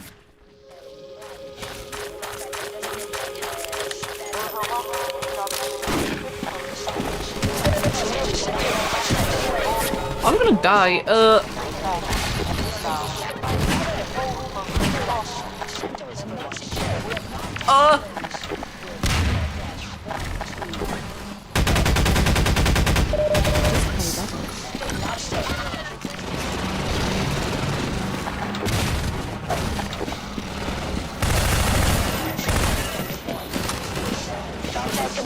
Where's the door to get inside somewhere? I know there's a door somewhere.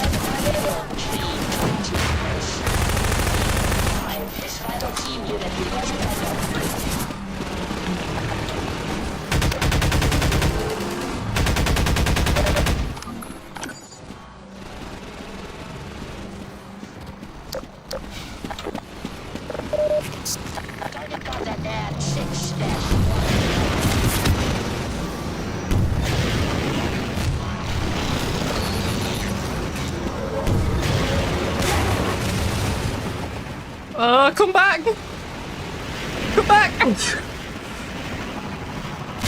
Thank you.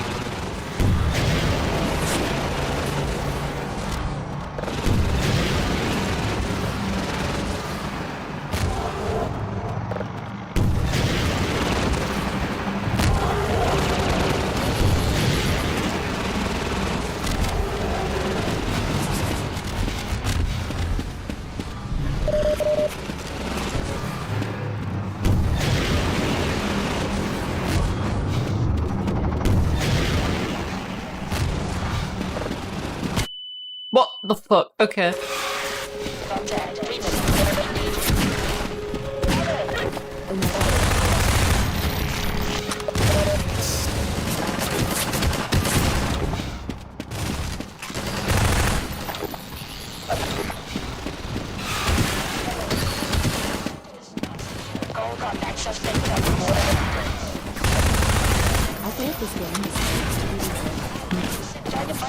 No?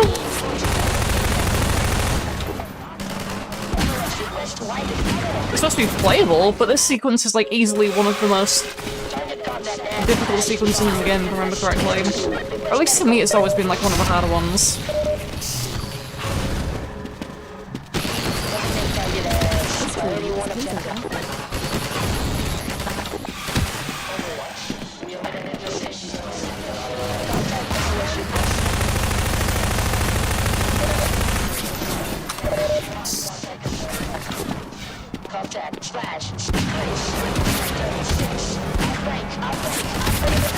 What? There we go.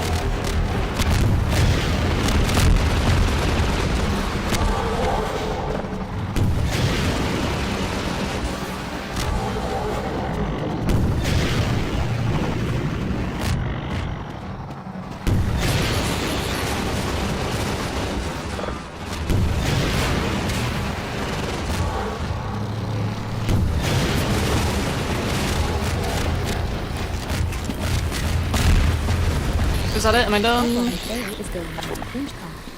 Magic wall. Like many of our combat arenas, we needed a gate of some kind to prevent players from moving on before they finished this fight. Unfortunately, we were out of time and had to move on to the train station, so we ended up with this bit of magical bullshit. A wall that just explodes after the second gunship is defeated, revealing the way forward. We reassured ourselves that most players wouldn't notice, as they'd be busy fighting the gunships, and our playtesting had shown that generally they all finished the fight before they reached this point. With enough explosions throughout the arena, the destroyed, burning wall felt pretty natural, so we threw in a couple of simple gas puzzles on the other side to justify it. But no, Makes we're not sense. exactly proud Okay. of it.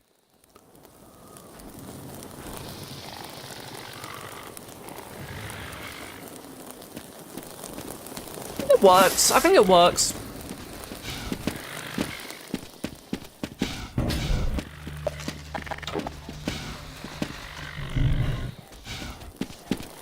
Like, you blow stuff up and then the wall explodes. I mean, I could see that, like, vaguely connecting.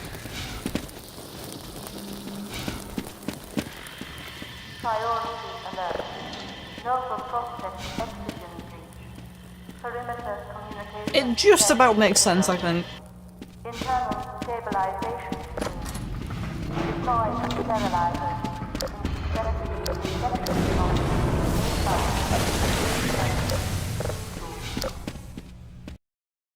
Oh. Oh, okay. The player has just completed 2 combat heavy levels, so we wanted to slow things down once they got inside. These early levels were designed as a pacing change, allowing players to explore the layout of Nova Prospect's interiors.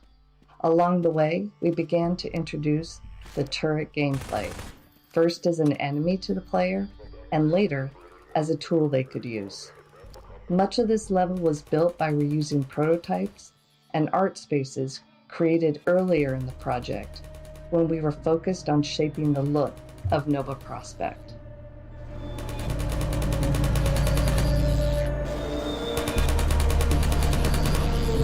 Yeah. Turrets. Turrets were a useful Makes design sense. tool when the player had bug bait, as they could completely prevent antlions from approaching them head-on. This allowed us to create setups where the player couldn't just throw bug bait to proceed. They needed to circle around and clear the turrets so their antlions could follow. It didn't hurt that watching antlions get mowed down by turret fire was a great visual too. Nova Prospect process. Like Ravenholm, I really Nova like watching Prospect things was die, initially don't they? designed with significantly different gameplay than what ultimately shipped. The first version focused on player versus combine soldier combat, with no involvement of antlions. Unlike other areas of the game where gameplay and art evolved together, Nova Prospect received a large art push early on. This produced a Watching set of things die is reusable, kinda cool. polished sections of level geometry with art already applied. X-Shape Assembling Nova set. Prospect from these It pieces didn't worked hurt well, that watching as the antlions prison's get layout mowed was down naturally enjoyable. repetitive. And then later, Ediboy when we returned with 94 antlions and bug bait, They're we even had to a subreddit repurpose the dedicated geometry to to it. fit the Smiley new gameplay. face.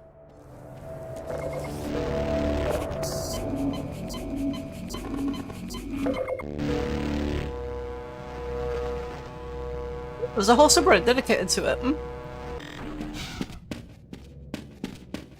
R watch antlions D. D.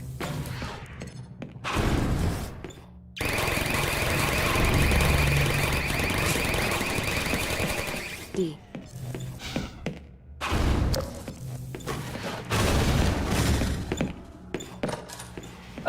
Why does that open this way? Okay. I thought that would open outwards.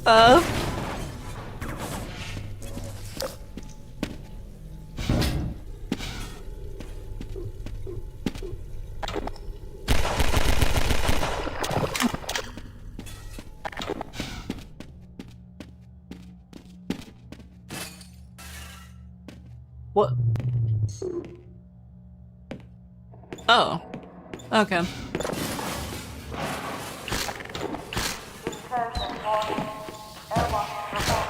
Why are there? Why the fuck are there so many? Okay.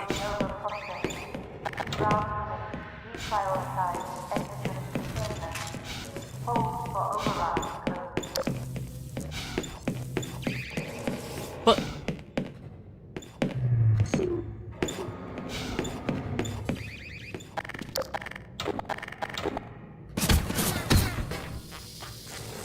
Holy fuck ISMT, this is jabroni level 2. visually, it's from a thingy though. It's from a Half-Life 2 deathmatch map. I'm pretty sure.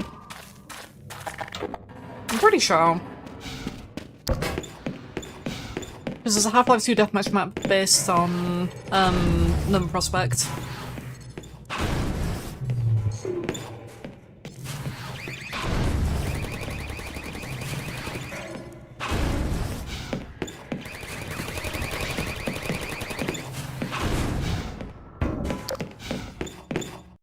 Although that map might actually be ripped from one of the Nova Prospect levels as well, like the original like Half-Life 2 deathmatch map.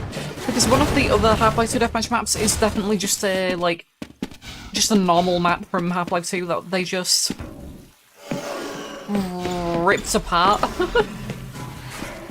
and, like, cordoned off.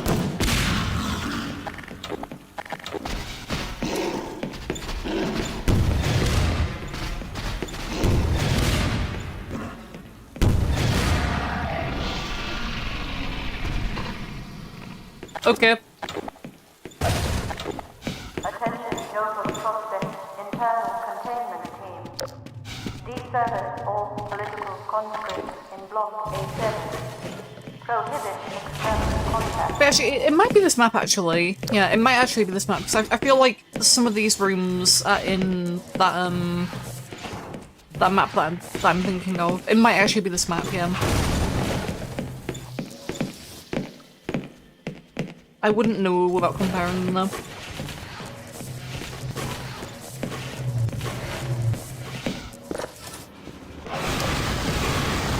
At the very least, it looks very similar. Oh no, wait, yeah, no, it is definitely this map. Yeah, no, this room is... Yeah, no, we've been in this room. Yeah, no, it is definitely this map. Yeah.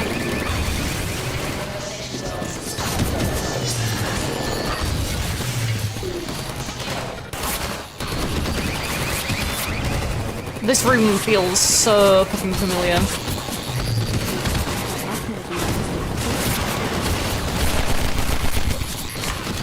Allied antlion. Having an endlessly respawning antlion army attacking turrets and soldiers meant we had to spend time figuring out the player's role in Nova Prospect's combat. The player had already faced plenty of Combine soldiers, so we decided to make combat here feel more like a puzzle and a spectacle instead of a combat challenge. With that in mind, we created setups that remained in a steady state until the player intervened. By directly killing enemies, the player could tip the balance in favor of the antlion, but we wanted to make bug bait usage especially rewarding. In many scenarios, when the player threw bug bait onto enemies, we activated additional antlion spawners. Oh, is that true? Unleashing a Okay. rapid rush of new antlions into the fight. I'll The do it then, resulting sure, why not? was the reward that made bug bait satisfying to use.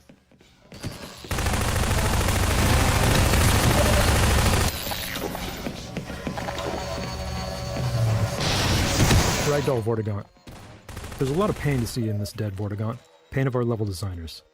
At the time, our development tools didn't allow us to directly pose a ragdoll, which is to say, when an NPC dies and it systemically ragdolls to the ground, we didn't have any control over what pose it ended up in. If we'd had some animator time, they could have given us a single frame animation in roughly the pose we wanted, but we were late and our small animation team was already overloaded. So a level designer positioned the Vortigaunt above the chair, told it to die as the level loaded, and Oh waited my to God. see what pose the ragdoll settled into. Then the designer moved the Vortigaunt slightly and tried again. We can't remember exactly how many attempts it took. but So it was living and they forcibly kill it on map load? That's crazy, okay. Laser mines. We really enjoyed bringing these laser trip mines into Nova Prospect. They were a weapon from Half-Life 1 we hadn't managed to include in Half-Life 2, but at least they found a place as a puzzle element. We liked how they served as a kind of personal morality test when the player had an antlion army. Some players immediately threw bug bait past the trip mines, setting antlion bodies at the problem, while others had their little buddies back Who would do until that? they'd safely remove the trip mines with other tools. We didn't judge.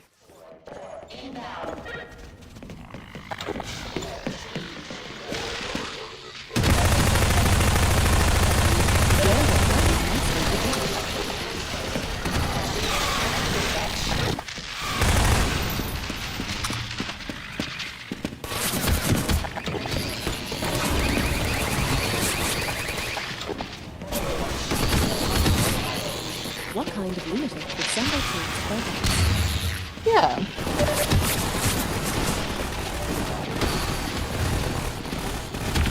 Wait, why is it...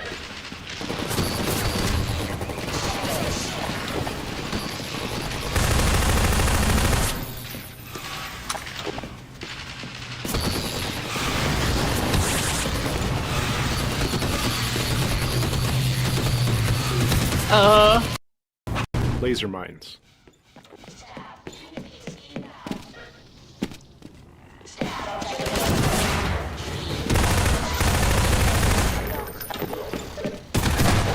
Laser mines. Laser mines.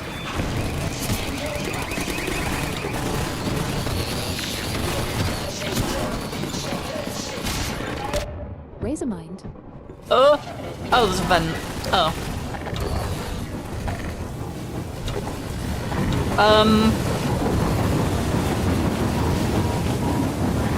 Oh yeah, no, we've been in this room. Yeah, no, this is absolutely the same map.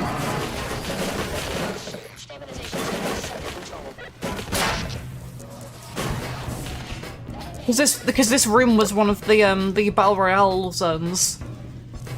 And we were like, why the fuck is this room here? Now it makes sense. Oh!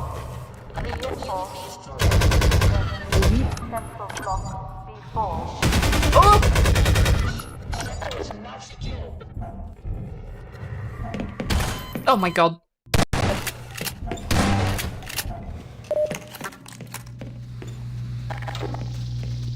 They're so goofy, so silly. No, I'm good. Look, there's health right here. Look, there's health right here.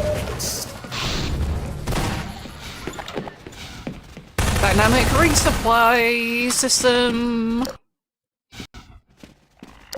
It adapts to what you need based on what you have the least of. Oh, in real life? Oh yeah, absolutely. We all die eventually. Some of us die younger.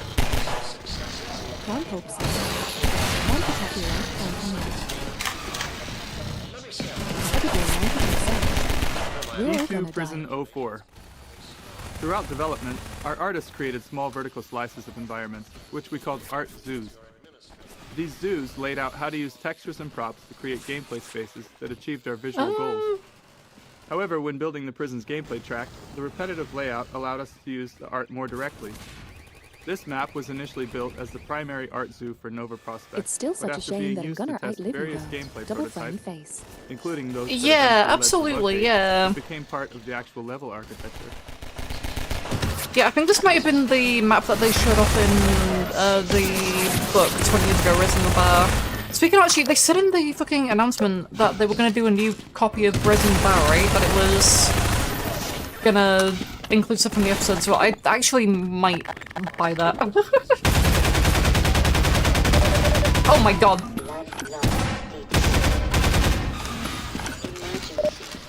I do like a good read. Why are the combined cats? I think that's the least of the questions, although you missed the earlier stuff.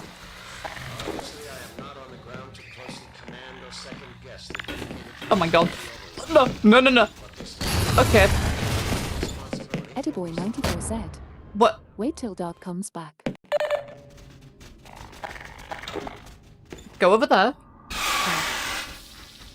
It's because they walked into it. They were following me and walked into it. Like that. So they got me killed. The Bugs XD. Yeah. Oh my god, I just walked into it myself. Oh, what? See, that's what happened. Because I have 14 health.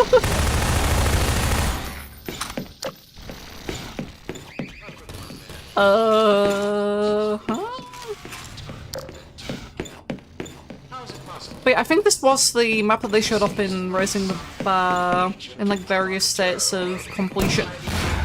In like various states of completion. Wait, what?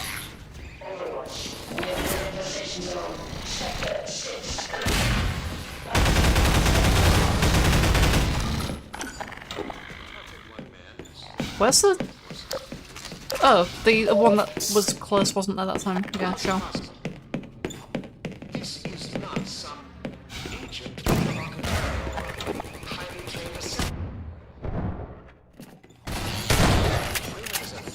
physicist who had hardly earned the distinction of his PhD at the time of the Black Mesa incident. I have good reason to believe that in the intervening years, he was in a state that precluded further development of covert skills. The man you Who was Breen again? I always forget. to slow, let alone capture, Oh, Breen's on screen. is by all standards simply that, an ordinary man. Like, I keep forgetting who half the characters are because they were on the screen like once, one time, and then I just forgot.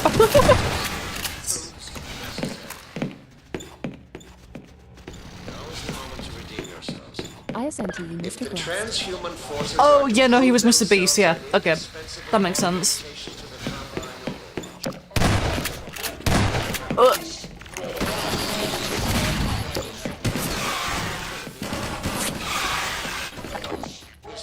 Go? Oh my god.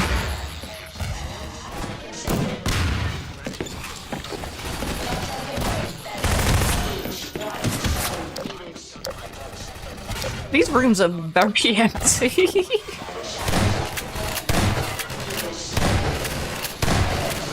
It was 2003. 2004? 2004.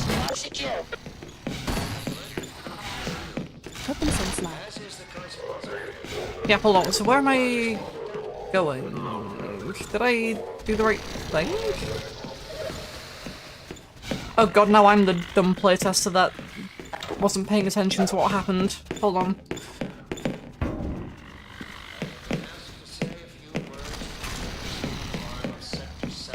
Oh, it was this way. Yeah, okay. There was like one audio guy time cutting some slack.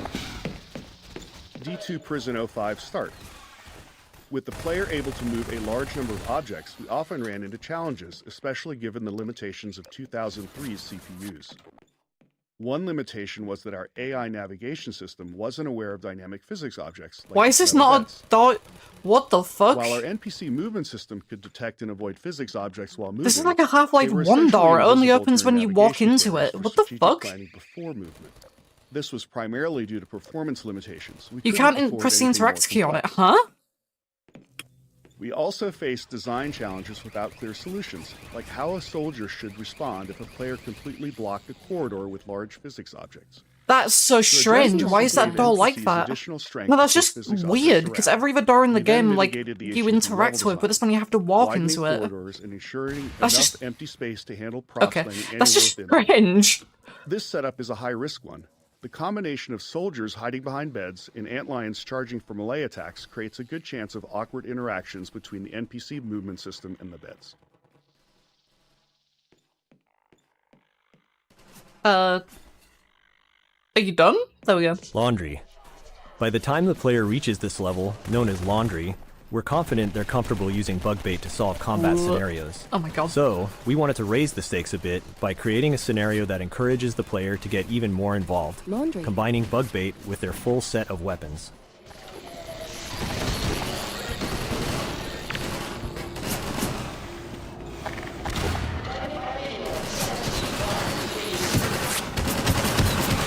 Ah, did not go where I wanted it.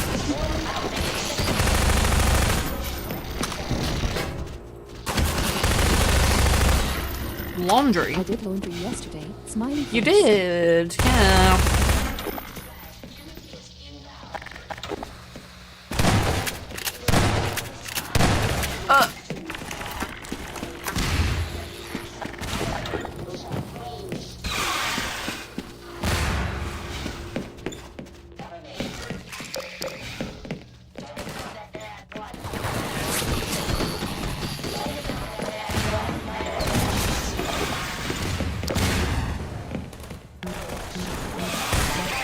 Kitchen.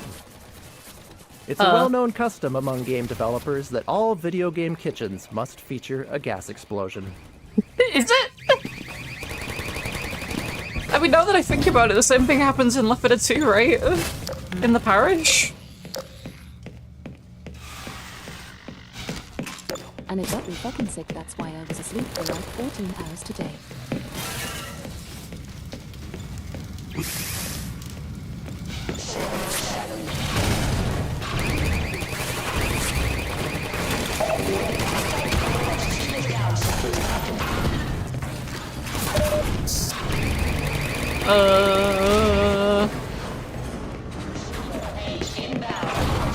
One blade drops. Players never know what's ahead of them, but they're familiar with what's behind them, so it's common for them to retreat to familiar ground when they encounter an enemy. If we've built an arena where we want the player to engage, especially for an enemy with specific geometry requirements like the antlion guard, we need a way to prevent that retreat. A common solution is to require the player to enter the arena through a one-way drop, something you've likely noticed a few times already. I don't think I was thinking about it, but I feel like I was aware of that by this point, yeah. Let me through, oh my god. Oh yeah, I see.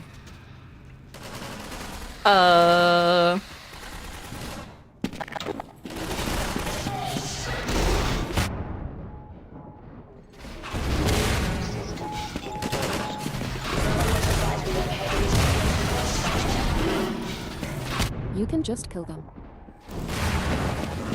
Yeah?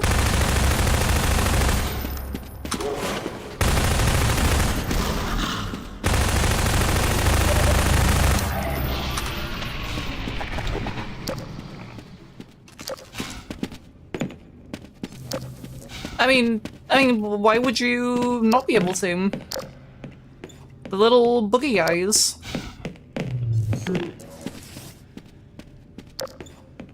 Where the fuck am I going from here? Oh, I see.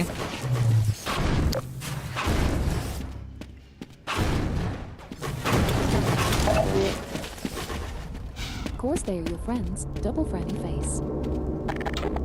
That's just more reason to kill them, I think.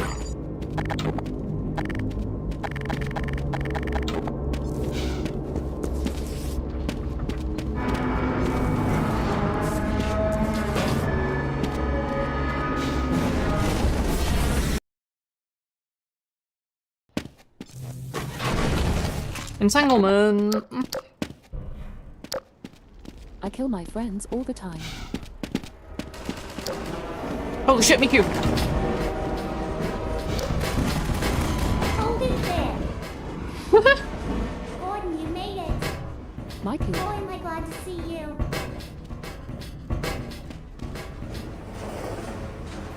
I'm glad you made it here in one piece. My dad's up there somewhere, in that holding area. It's gonna take some doing to get him out. Let's get out of here. Okay. Alex's toolkit.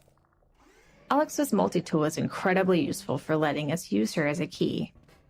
Often we needed to keep the player from moving forward until we were ready, and her multi-tool allowed her to deliver dialogue while unlocking the way ahead. We probably relied on it a bit too much, but it was hard to resist.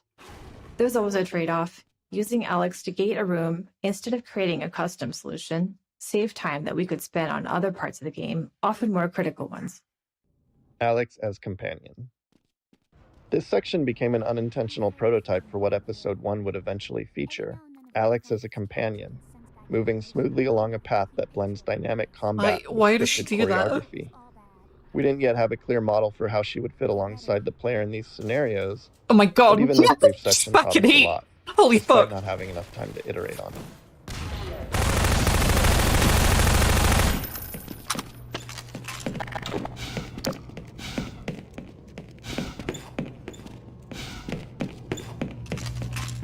All right. Over here. Mikey's packing all right. This'll get me into the security system. Now to find my father. Wait, what is this gonna look like? Oh my god. These poor people.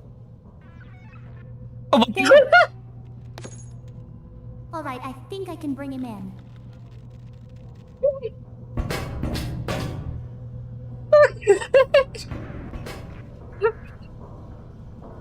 We found him. There. He's on the Oh way. my god. Let's go meet him. He clips outside the thing. Holy shit. Ha! Done. He's Follow done. me.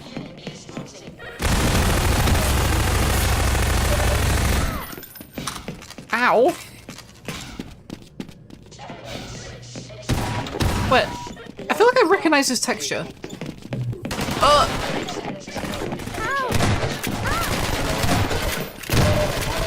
That was brutal. That was brutal? Okay.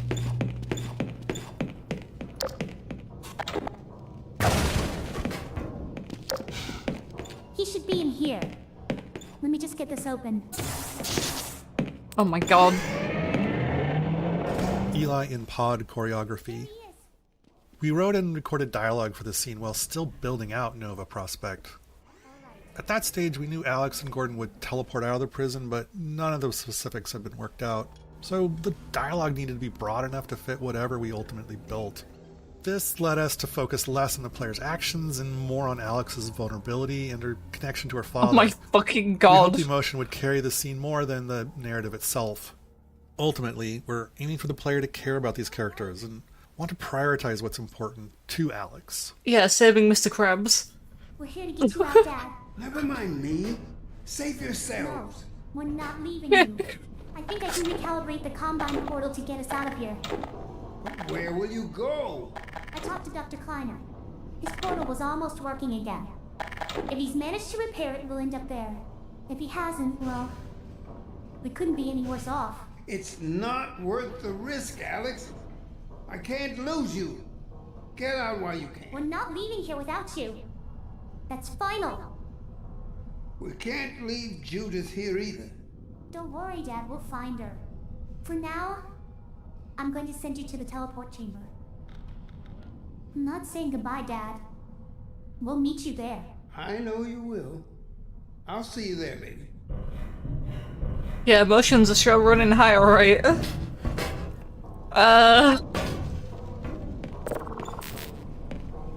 Goodbye. Jordan_SDS said. Let's Such get a out of hard here. hitting scene. Eddie94 said. I'm fucking crying. That's the response they wanted to get from you. They wanted an emotional response. I'm gonna head back to the security station and try to patch into your suit radio. Wait till you hear from me.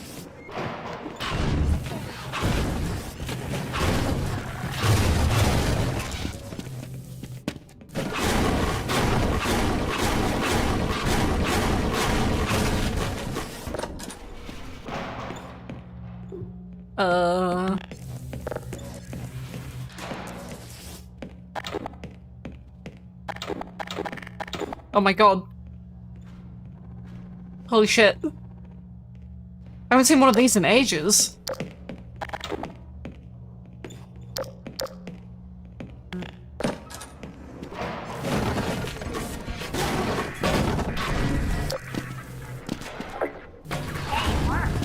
Jordan_SDS said.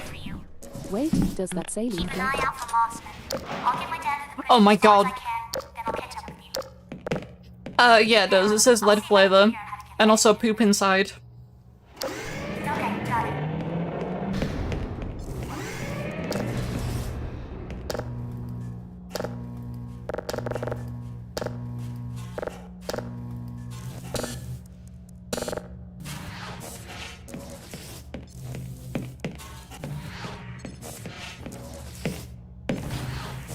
Oh shit, there's stuff on top of it.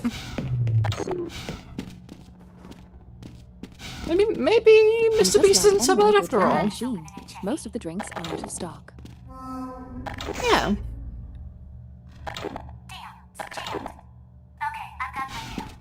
Head back to that office.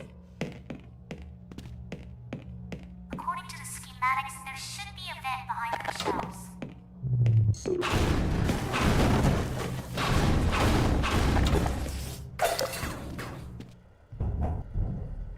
Okay. What? Vent.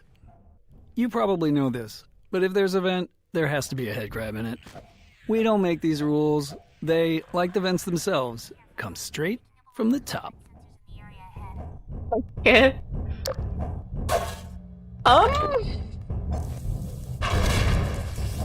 There we go.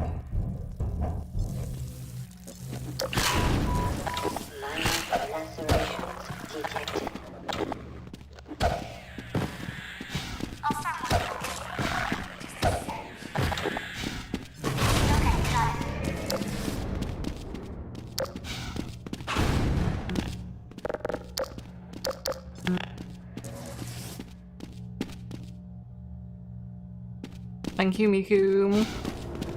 Look targets. One of the key tools in our design toolkit is the look target, an invisible point in space that activates when the player looks at it. Designers can specify how accurately the player has to look at it, the duration of the look, and other conditions. Once activated, the look target triggers various events in the game. For example, Alex might wait for the player to look at her before delivering a line of dialogue. A spectacle might begin only when it's in view, or a combine dropship might fly over when the player is looking in its general direction.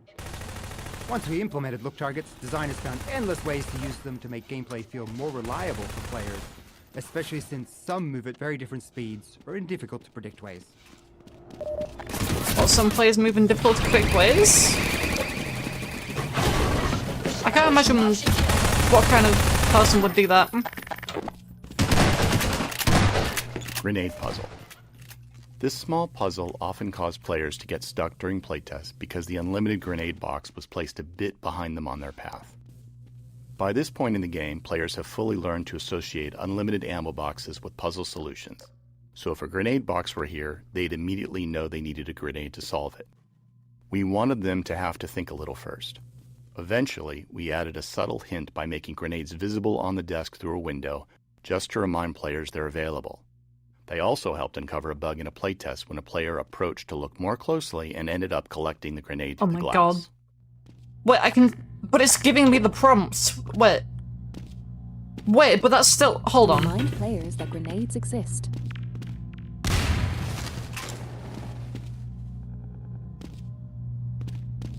Huh? Oh, was there just a grenade on the floor here? Oh, is that what it was? Oh, okay. Never mind, it was me that was the stupid one.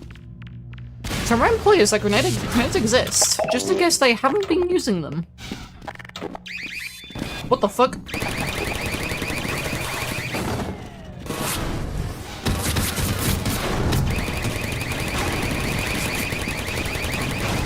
Heisters, remember grenades. Remember to press free.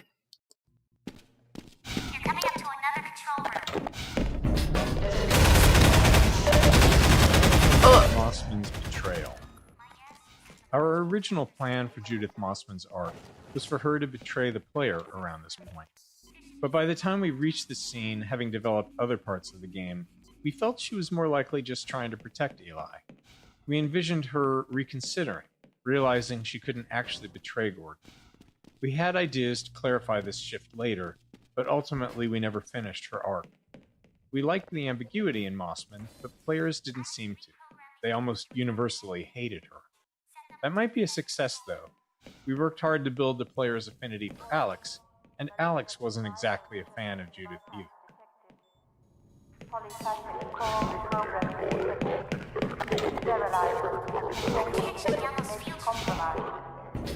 have to catch up with you to get access to that.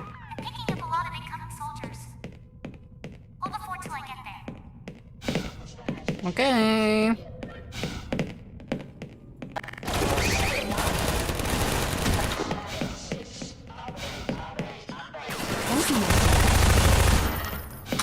Thank you, Miku.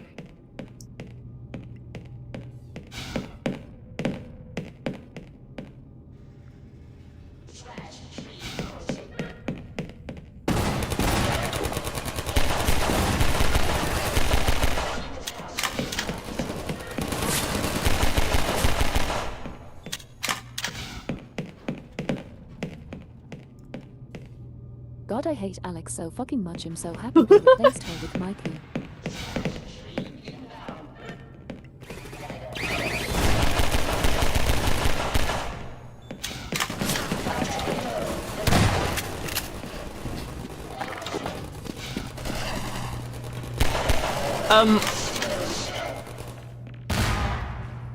What? Well, I'm not the only one who sucks at grenades.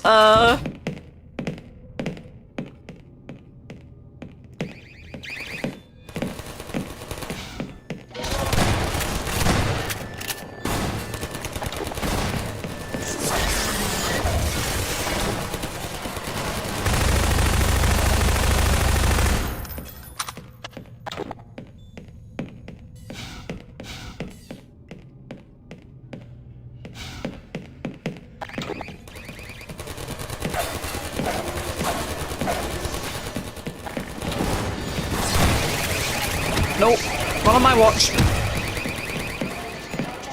Holy shit, this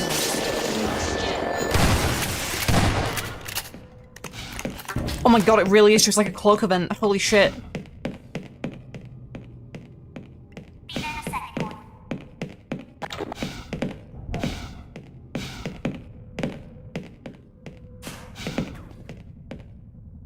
Sorry it took me so long. Glad to see you're okay. Okay. Let's see if we can find Mossman. It looks like this Loker station Maiku. might give me better access.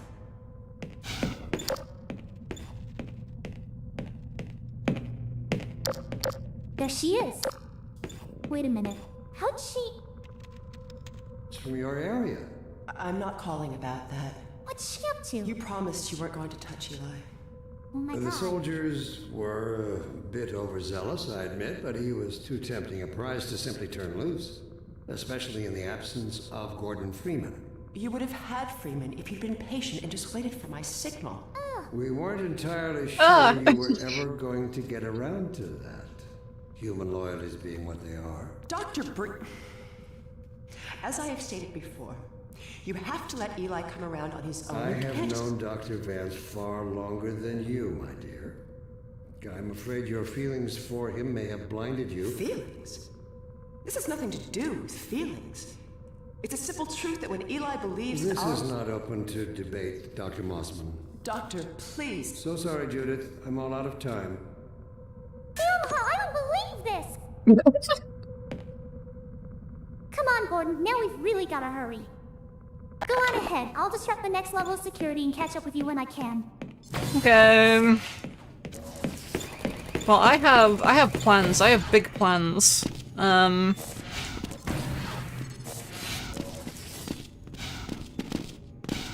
Which way is the correct Whatever one? you say, Maiku.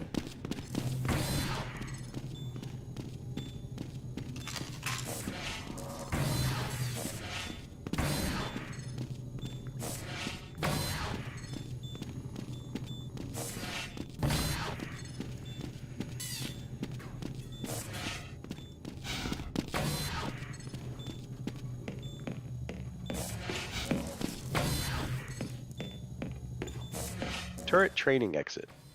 This pile of trash, along with the cluttered descent down the stairs, Meet during setup is time. designed to discourage players from bringing a turret with them. While it wouldn't break anything if they did, we wanted to make it less likely. Making it inconvenient to keep the turret isn't an ideal design strategy, but it was better than nothing. Many playtesters eventually gave up and tossed the turret aside once they felt the game was trying to tell them something.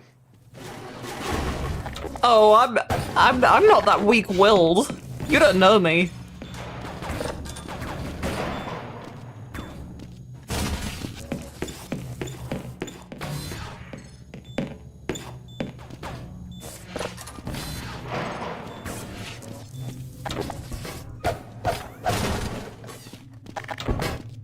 Take more than a box and a pallet to stop me. Is that really all it is? The playtesters gave up because of one crate and one pallet. Okay.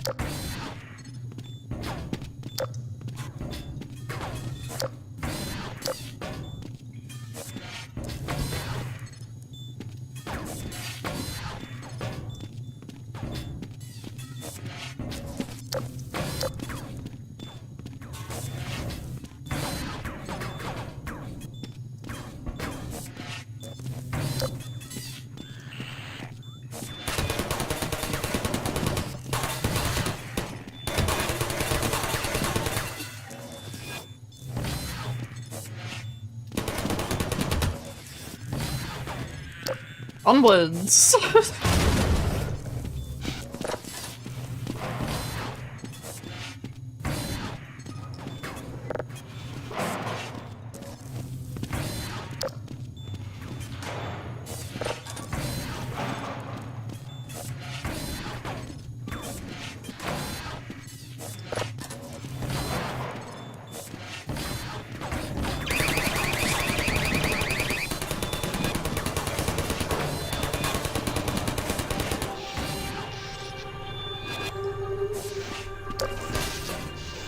Right, how do I want to get through here? Because importantly, I want to keep my turrets.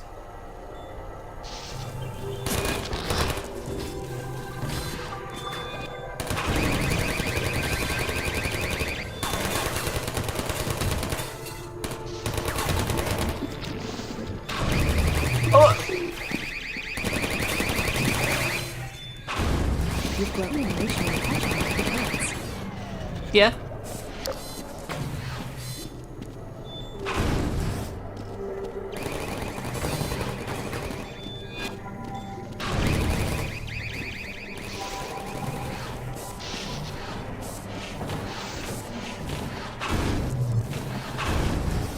Will this work? That is my question. Nope. Yeah, it doesn't work. Okay.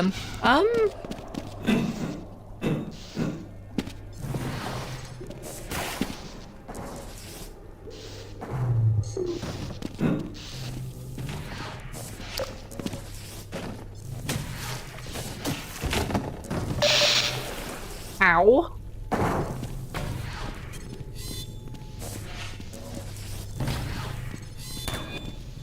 But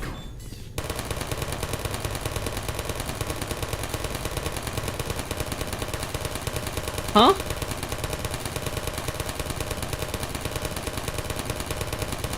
Okay, well,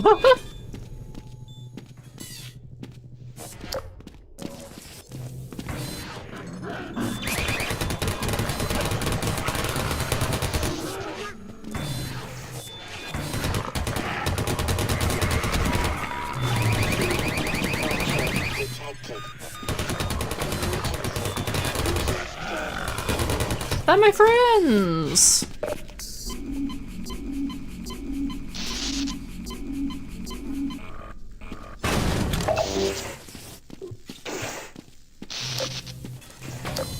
The turrets are your friends, smiley face. Yeah.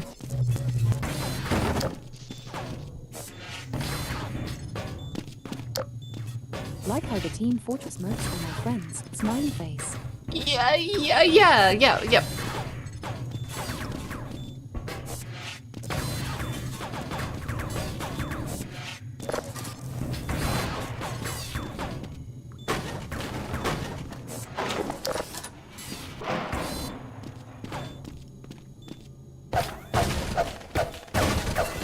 You're just jealous.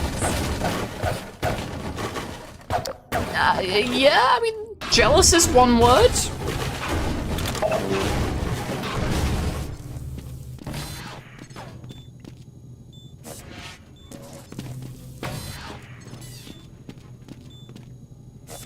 Final Turret Arena. When building the arc of a gameplay element, like allied turret usage, we often build a prototype that represents the arc's endpoint first. We iterate on that prototype until the playtests show that it works. Then we work backward, adding preceding scenarios to introduce the element and build player skill. This approach ensures the final arc is engaging before we invest substantial time. It also means that, by the time we create training scenarios, we've observed enough playtests to know which skills need guidance and which players will grasp naturally. The final turret scenario was our goal, emphasizing the player's defense against enemies from multiple directions, requiring dynamic turret placement and recovery.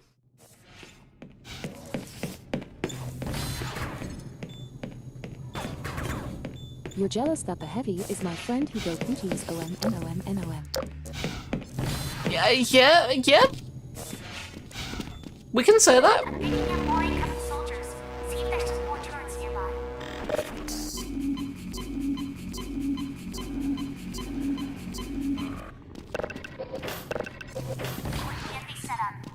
I'm seeing soldiers in all directions.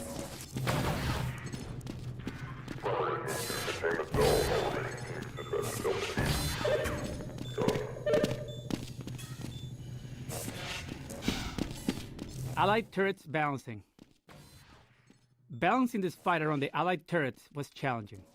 The turrets are the novel element here, so if players ignore them, the gameplay feels redundant, because so much of it is similar to what's come before. We wanted to require turret usage and reward strategic placement, but it was highly binary. Perfect placement made a fight easy, while poor placement made it very difficult. Tuning and custom soldier AI logic helped. Soldiers became better at toppling turrets by throwing grenades or flanking to knock them down. These changes made the fight less about a perfect setup and more about actively maintaining turrets, as any setup will be disrupted at some point.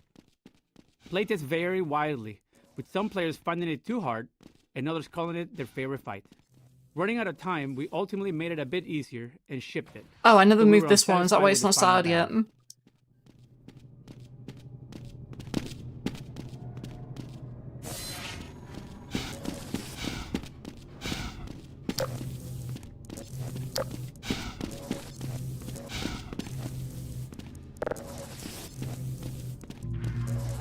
There we go, yeah. Where did they come from? Oh, I see, this way.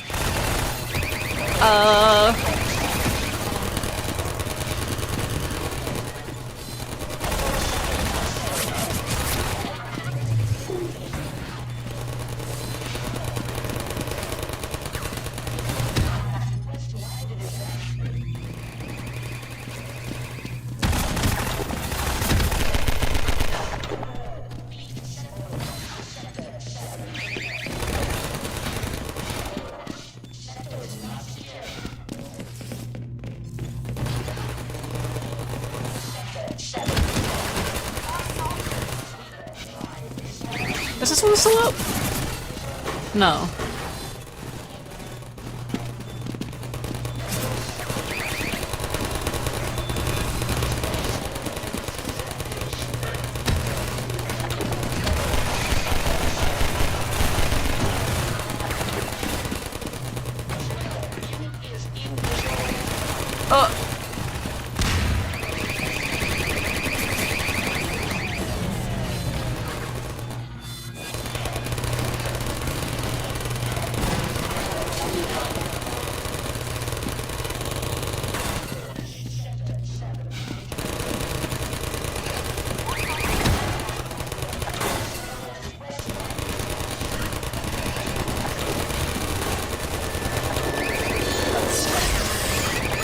What the fuck?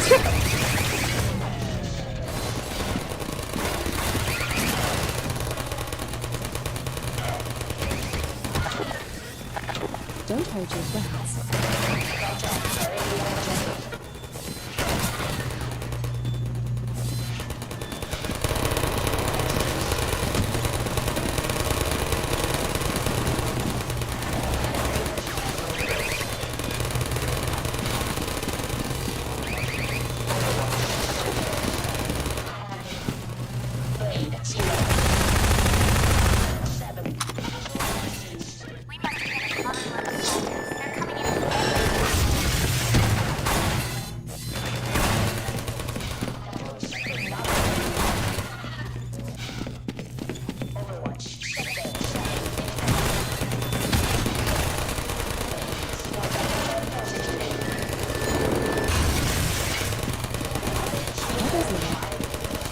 Mother's load? What the fuck?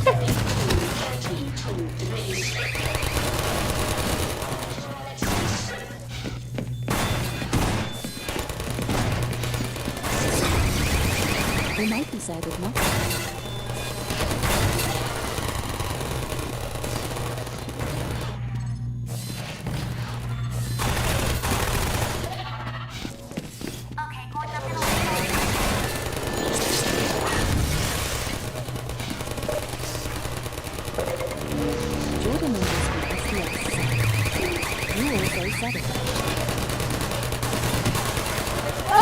We must not put blame on anyone. Oh my god. Everybody94 said. Okay, but Maiku said it first. Gordon. Where's Miku? There we go. Sorry to take so long, Gordon. Looks like you could have used some help. I won't leave you again, though. Now let's check down Mossman.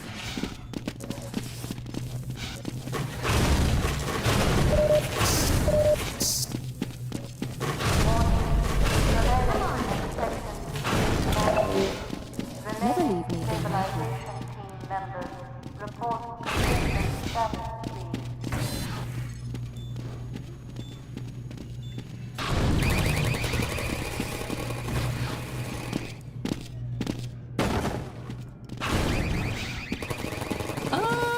That's all 5, right?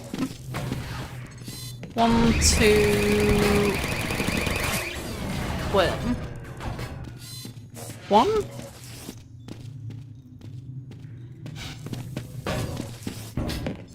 Two. Oh, it's up Why there. does the intercom 1, 2, voice 3, sound like the 4, Vice 5. City There we go. police car?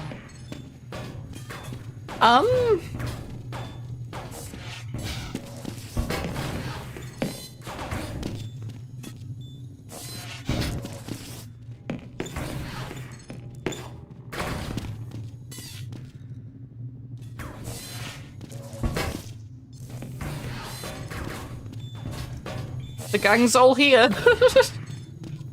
You walked at this game, you should know.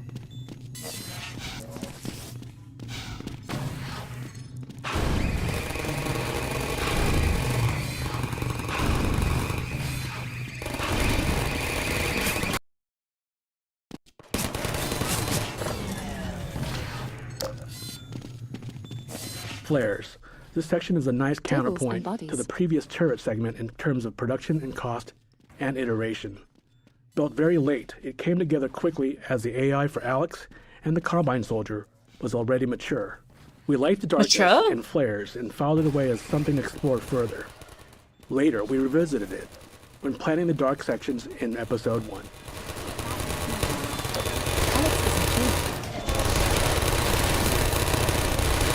My god.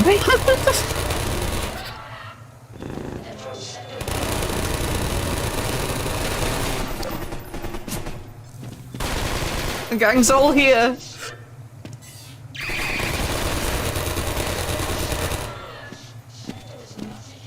My friends, smiley face.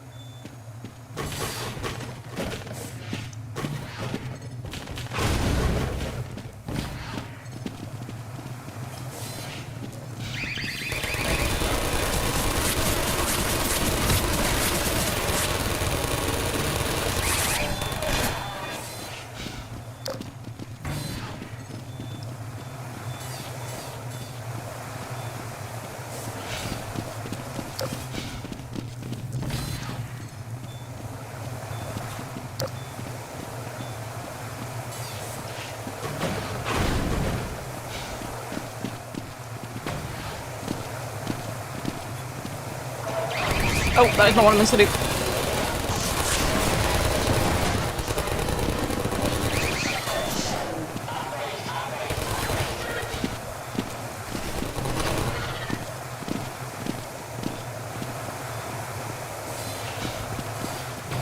Come on. I'm bringing my friends! Slow down!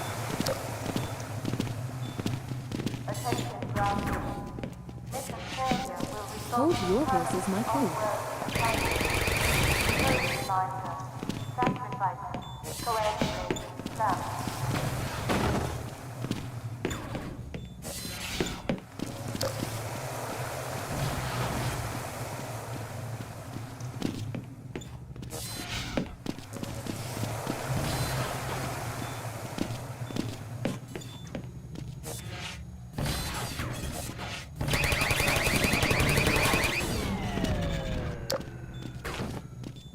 Great, another security station.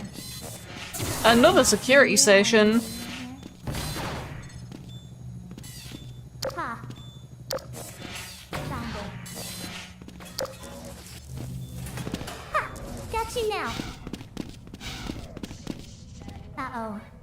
Oh, come on, Gordon. We don't want to keep her waiting.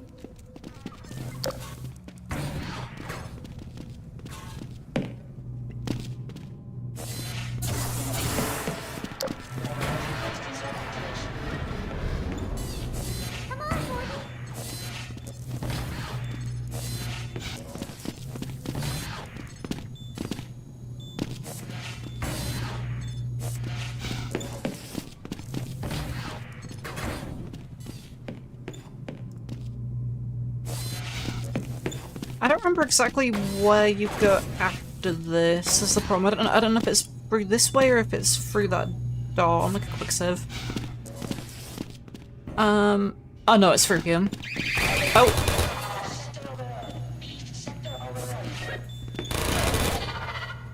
Me when I forget my own game. Wait.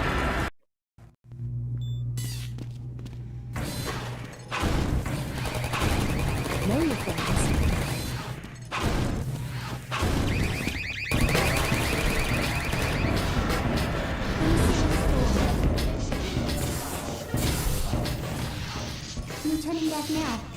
1, 2, 3, 4, 5. Yep, they're all here. There she is. Need to talk to me again. We may need to get out of here.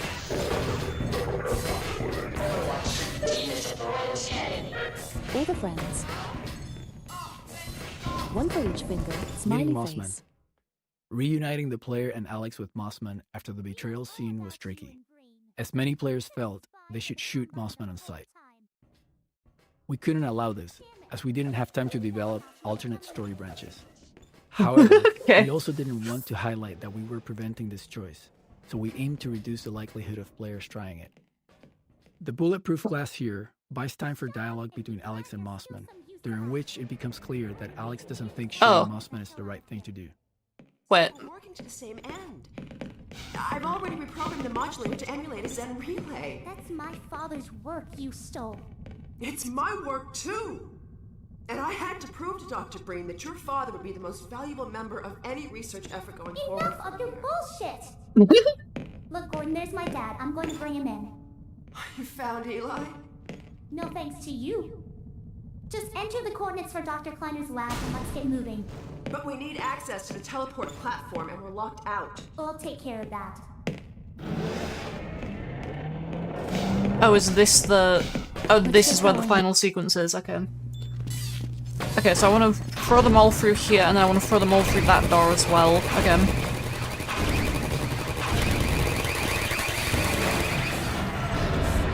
Meeting Mossman. You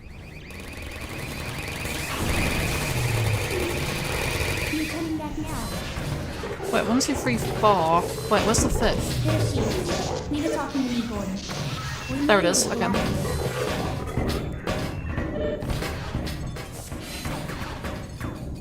Hello? Oh, thank God someone...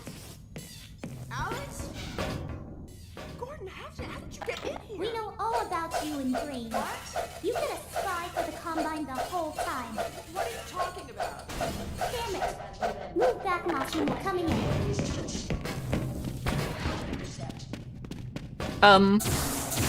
There we go, okay. Alex, whatever you're doing, I assure you I want to protect you. Stop! And be glad there's still some use to us. We're going to reconfigure this teleport and get the hell out of here. You see, we're working to the same end. I've already reprogrammed the modulator to emulate a Zen relay. That's my father's work you stole. It's my work too. And I had to prove to Dr. Breen that your father would be the most valuable member of any research effort going forward. Enough of your bullshit! Look, Gordon, there's my dad. I'm going to bring him in. You found Eli? No thanks to you. Just enter the coordinates for Dr. Kleiner's lab and let's get moving. But we need access to the teleport platform and we're locked out. I'll take Yep.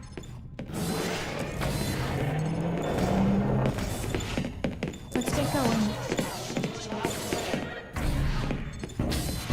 Here, you'll get to the point.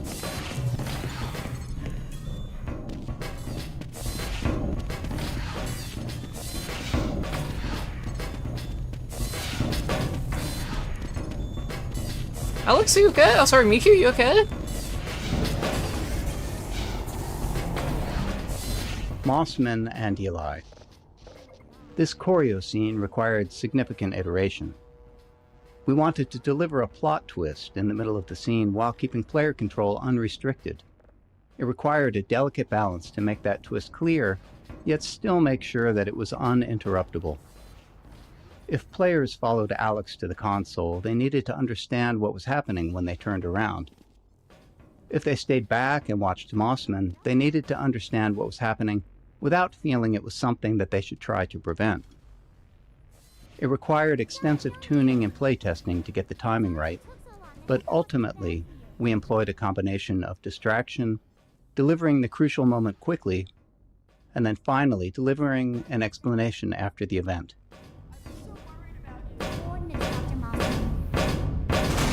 So, this is the Combine. It's smaller than I imagined. Hurry up, Mossman!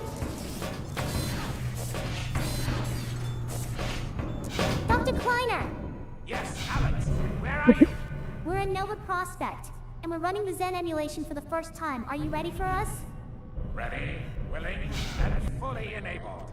Oh my god. We'll send my dad through first. He's in position for... What's that?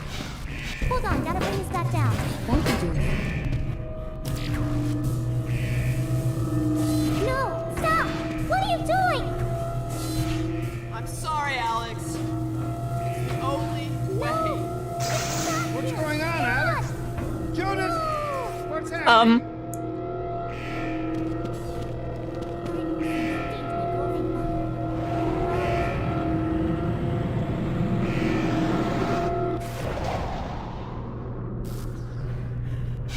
Dr. Kleiner, you have to stop that! Oh my god! What coordinates are these? Where the hell did she take him? No. Cover me, Gordon. I've got to reset the portal. Gordon, use the turrets. Use the turrets! Don't have to tell me twice!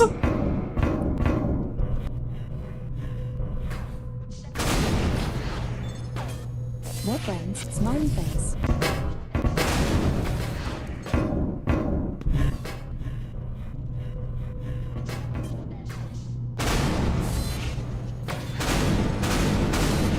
Okay, reset it.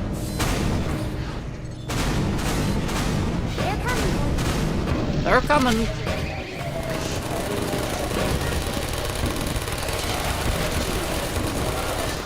I hope they are.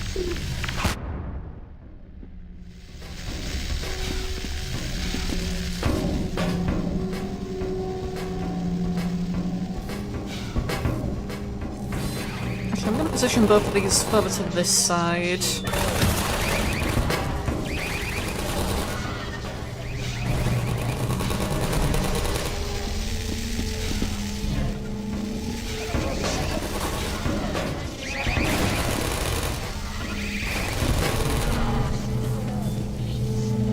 I'm pretty sure they appear up there as well. I might be misremembering.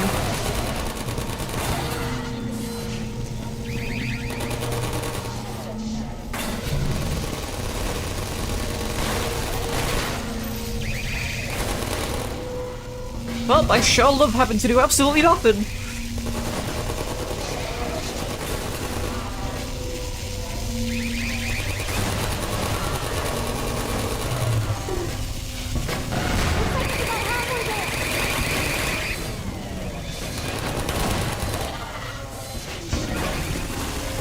Makes sense that you don't remember.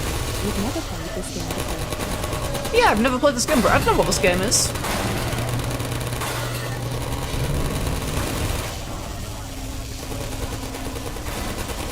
It's moving so fucking slowly. I'll send you this one. God, it's taking forever.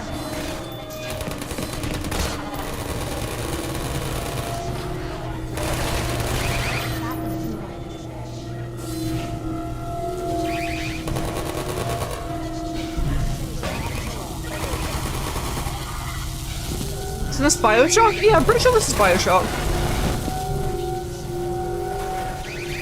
Almost there.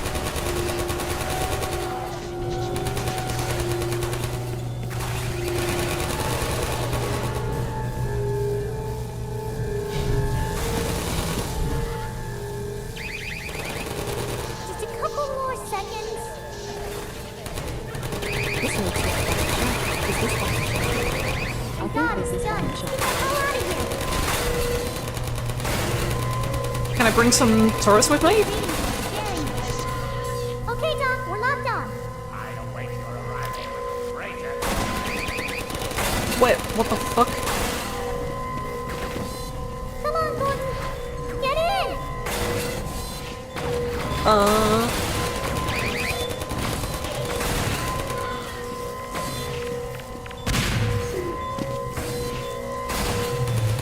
Sorry, there's a lot of shit going on. 1 second.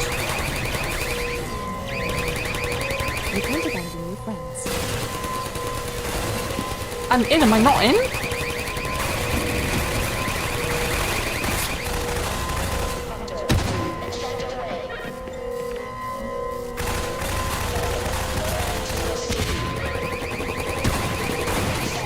Why is this not working?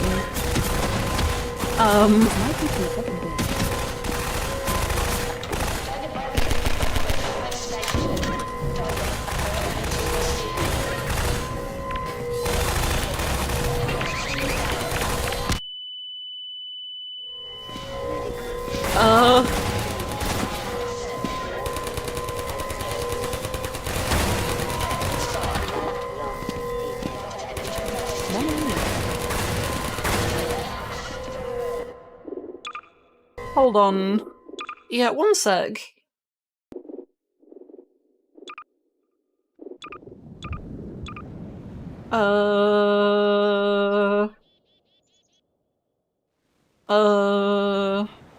Asuna Miku. Yeah, disable that.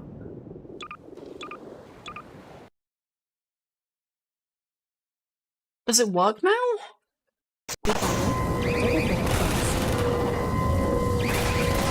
No? How do we said? This is where we learn Emma has the fully metal parts.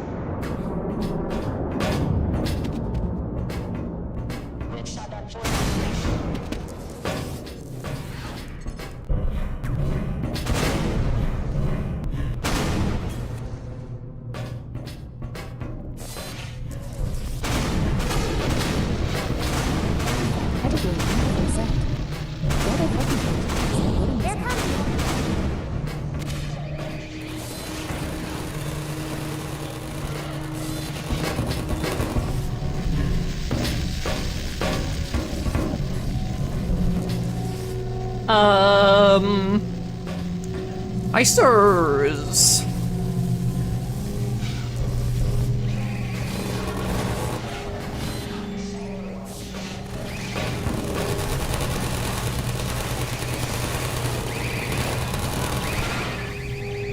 The game doesn't fucking work, Icers.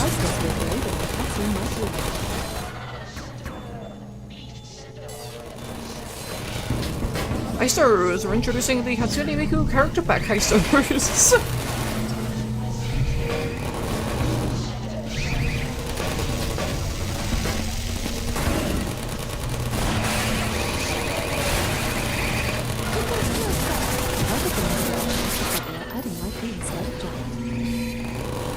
I mean, I would be fine with that if they did that.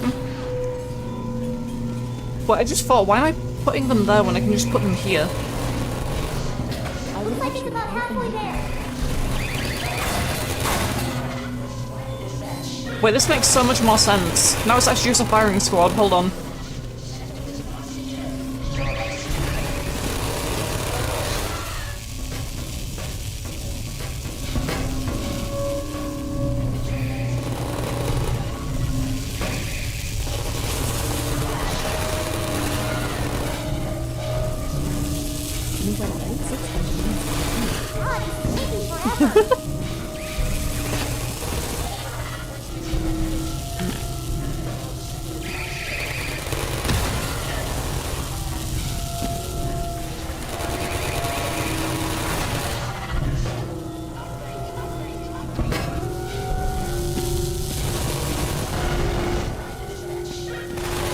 Okay, I'm gonna save it before it finishes.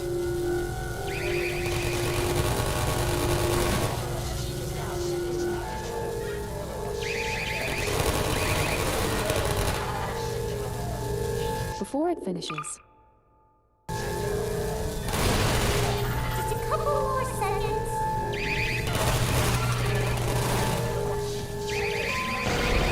And done, done. Again.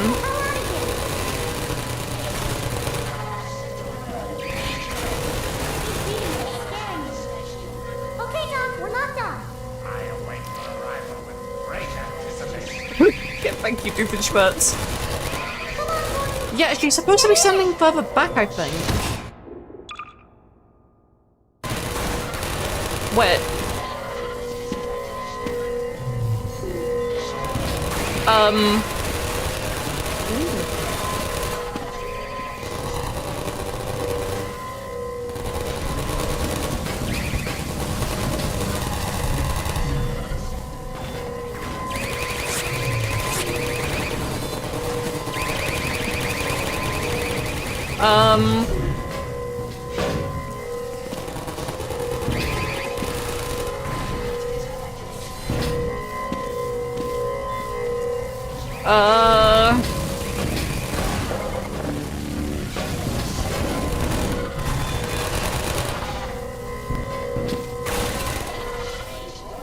Well, I'll turn back on Miku, I guess.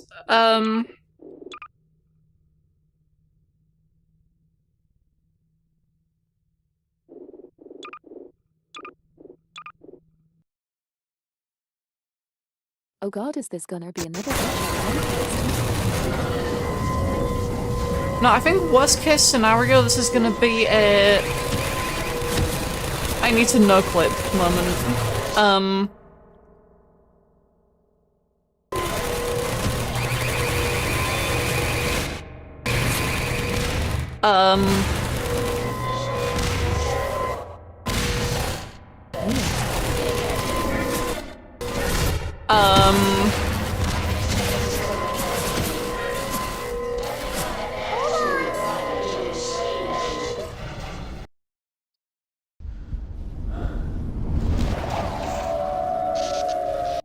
Okay. My god, we made it. But where's Dr. Kleiner?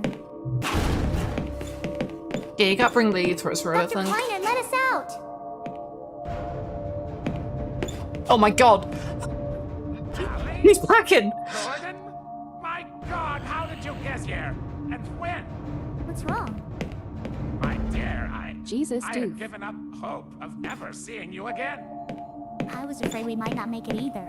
I think the teleport exploded just as we were porting out. Indeed, it did. And the repercussions were felt far and wide, but that was over a week ago. What do you mean? Gordon and I were just there a minute ago. Fascinating. We seem to have developed a very slow teleport. This suggests an entirely new line of investigation. This almost feels like an actual Doofenshmirtz bit. I don't know. Then what have we missed? A great deal, my dear. The blow you struck at Nova Prospect was taken as a signal to begin the uprising. But what It about my doesn't father? seem too out of character here. That is most troubling. My God. To the Vortigoths, he is a prisoner at the Citadel. We've got to get my father out. Barney has been leading a push with that very aim in mind. And another of your friends arrived several days ago. Dog, you made it! Oh my god! Good boy.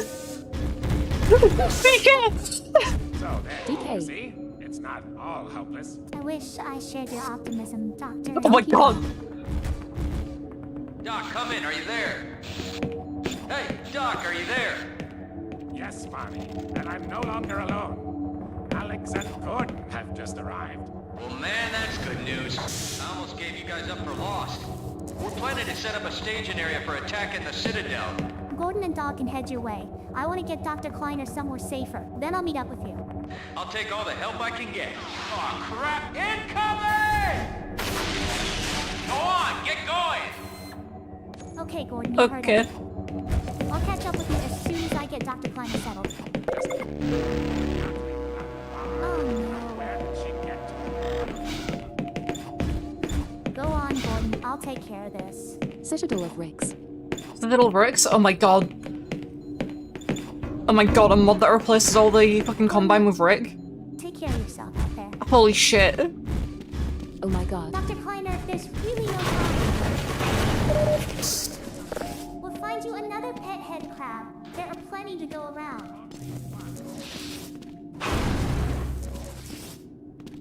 That has to exist. I don't know if it does. I feel like it should do. It must do. But... Dog combat. Dog is a really fun character, The Citadel and we of were always Riggs, looking it's for too ways to perfect. include him in combat alongside the player. However, getting the right scale of combat for him, meaning the appropriate environment, new enemy AI, and potentially even new enemies, quickly fell beyond the project's scope.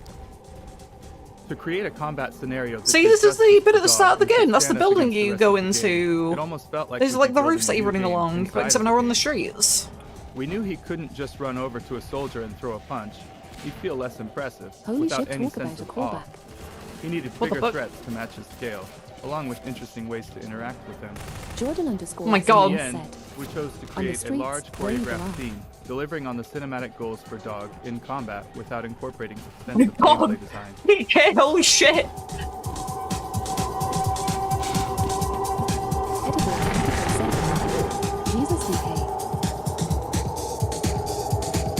God, don't look at me like that.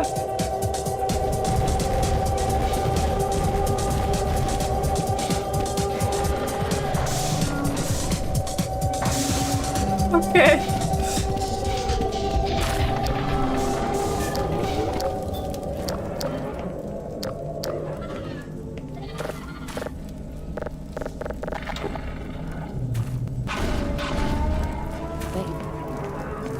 Baby.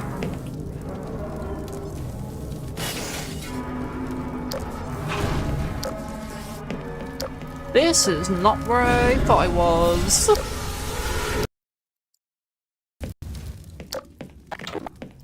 Oh, look at that, we're back at the start of the game. Holy shit. Core scanners? Citizen squads. Our early tests of Combine versus Citizen street fights revealed an issue. Without boundaries, combat AI could drift significantly away from the player. Soldiers might retreat to reload and take cover, and Citizen AI would give chase. We needed a way to align the citizens' actions more closely with the player's goals, keeping them aware of where the player was heading and which enemies the player wanted to engage. This led to the creation of a Citizen Player Squad. The Citizen AI used the squad to move with the player, engaging the same enemies and providing a basic interface for the player commands.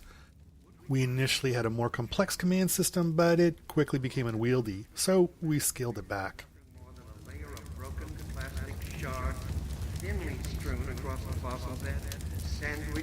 Once we'd established the Citizen Player Squad and started building scenarios around it, we found it created other interesting opportunities.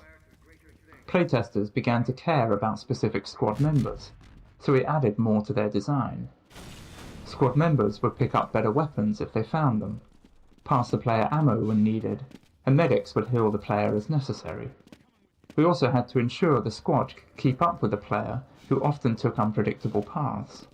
Off-camera, the squad would cheat in various ways, regenerating Train health station between door just fights, locked. Okay. moving quickly to catch up, and even teleporting when necessary.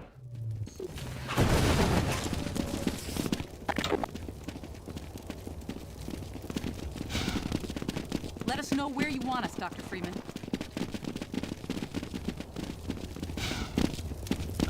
Right, where am I going?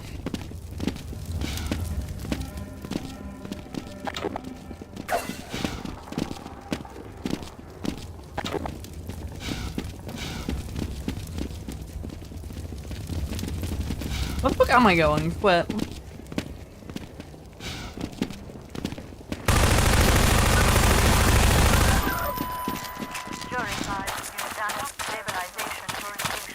Oh, wait, they introduce mines now, don't they? Watch out for the hoppers! This corrugated metal panel was deliberately placed over the hull to encourage players to switch to the gravity gun and remove the obstruction.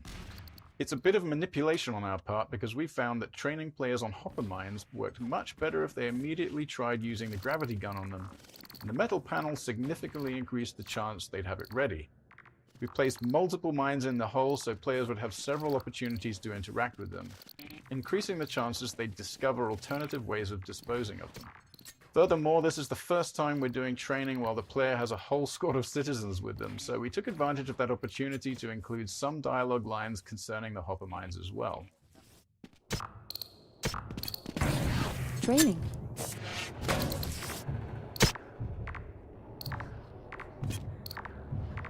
What? The mouths are moving, but they're not saying anything.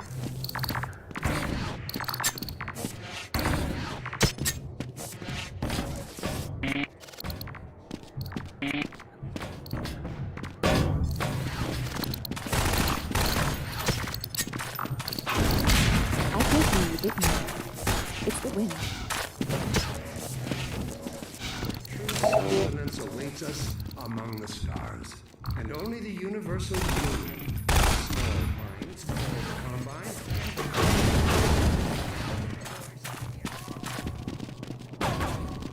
Why is he, like, hiding behind this? AI behaviors. One piece of AI technology we developed for Half-Life 2 was the behavior system. Behaviors were chunks of AI gameplay code that guided NPCs in specific situations.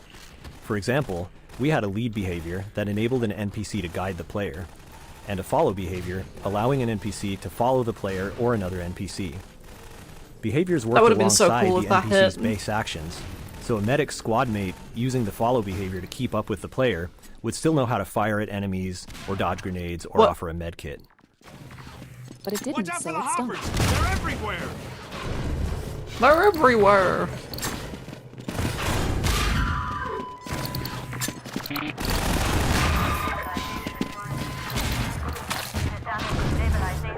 That's a wolf line. Smiley face.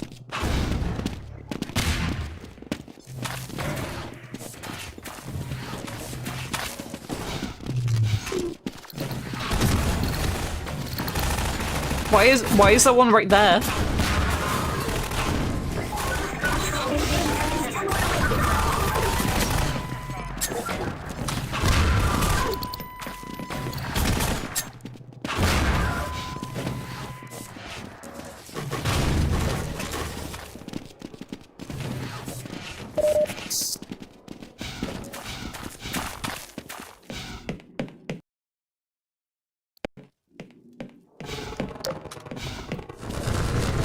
Assault behavior. The most complex behavior we built for Half-Life 2 was the assault behavior, which is used throughout this section of the game.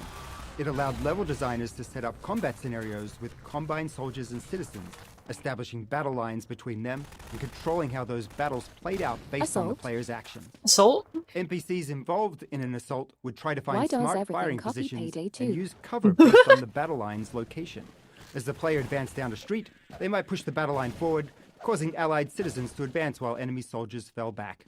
Alternatively, a player might need to knock over some Combine turrets or take out a soldier behind a barricade to move the battle line forward. Okay, right, well, WHY.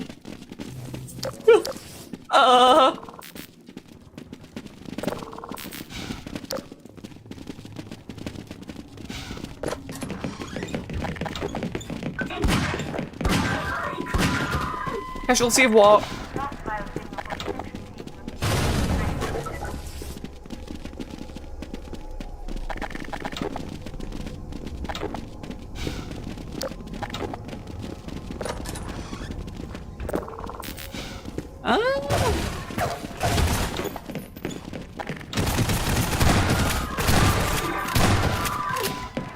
You treat your trimps that way too. Yeah.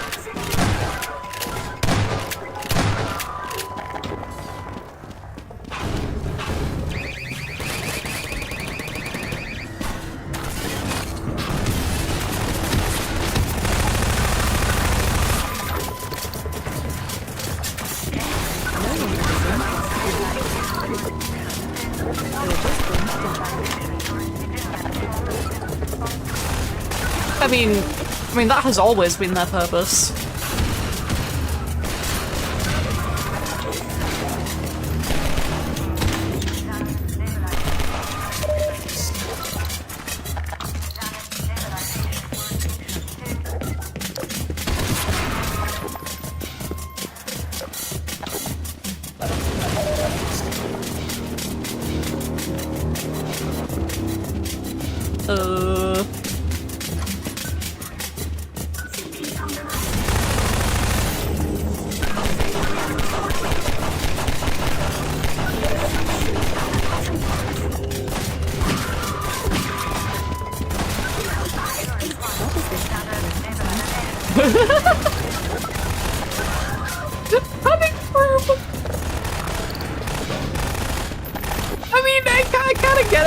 See it. Ooh.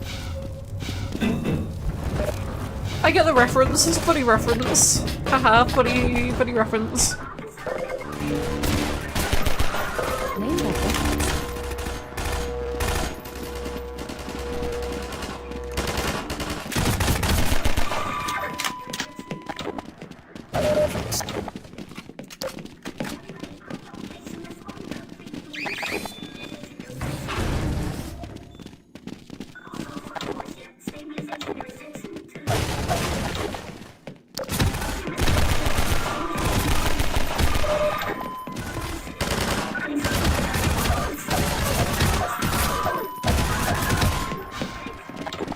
keep beating people.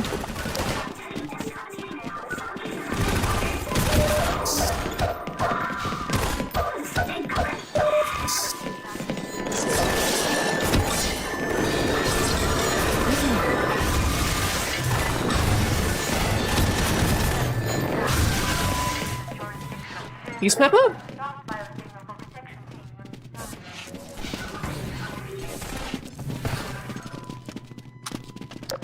Newspaper.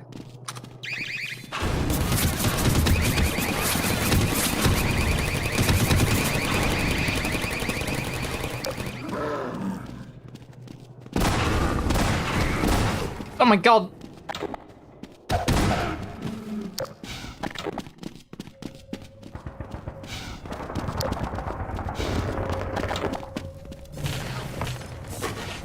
How about the elections are aim right or aim right?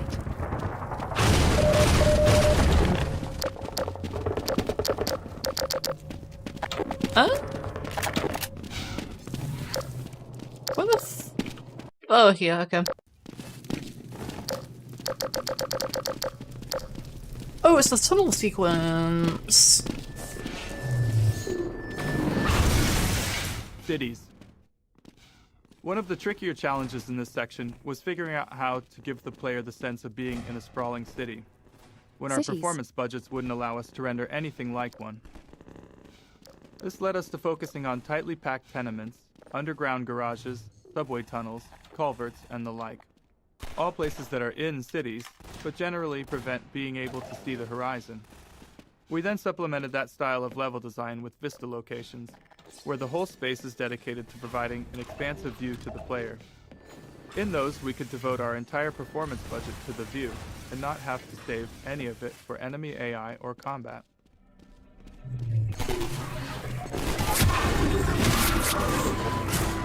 It's kind of jarring that a lot of these moves talk about Valve having a low budget and now Valve is not producing products. Well, they're talking about performance budget. They're not talking about having a low budget. They're talking about, like, the performance. Is what they're talking about.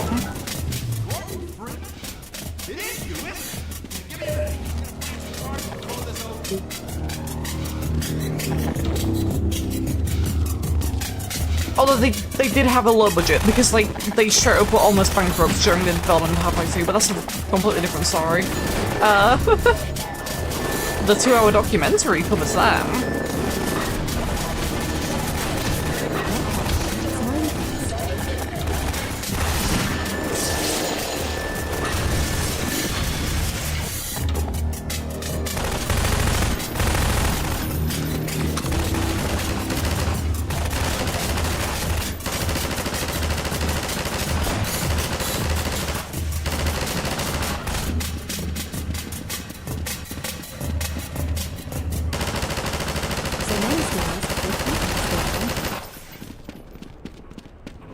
Valve, Capcom, Midway, Starbreeze. Starbreeze! That's a funny joke.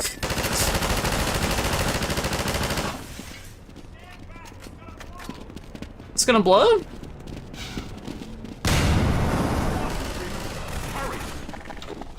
Who's gonna blow?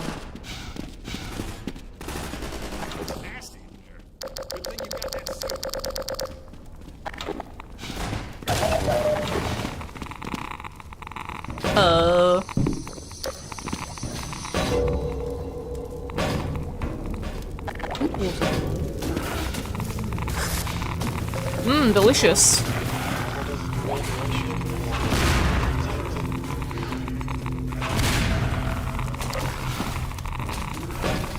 An MMA match will take another couple weeks.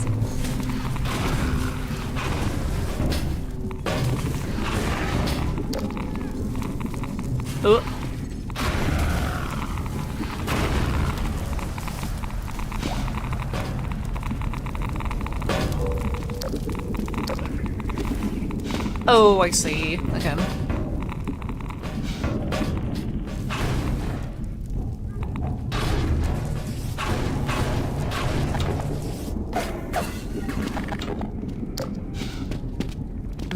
Vent. Vent?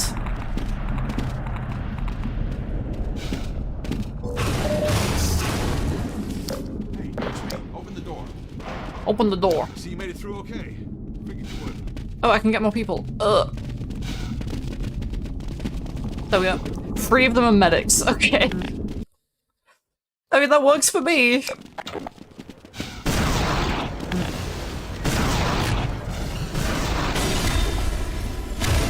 Freeman, if you were looking for a place to hole up, it's not safe here anymore. They're shelling the hell out of us. Okay. Keep moving, Dr. Freeman. I'll send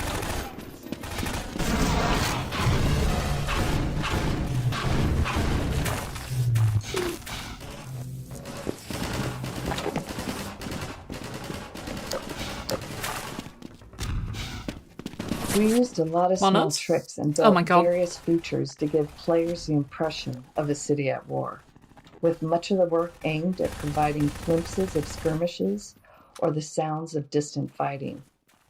Look targets help make something happen every time a player looked through a window, while tools like tracer markers allowed designers to create fake tracer fire between 2 points. Paired with audio tools, this made it seem like 2 groups of enemies were exchanging fire without the need to run any AI. We also developed small storylines for groups of citizens the player would glimpse multiple times while progressing through a level. All these moments were fine-tuned through playtests to ensure as many players as possible would experience them.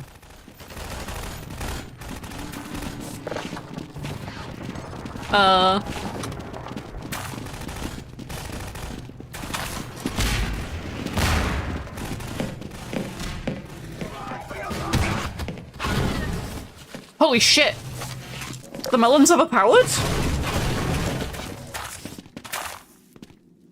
That's gonna need changing in the next balance patch.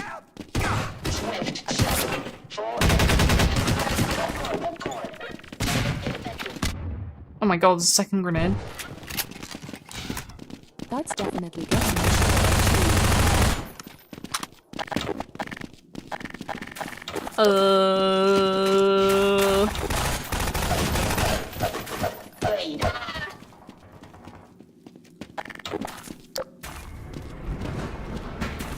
Okay, come across.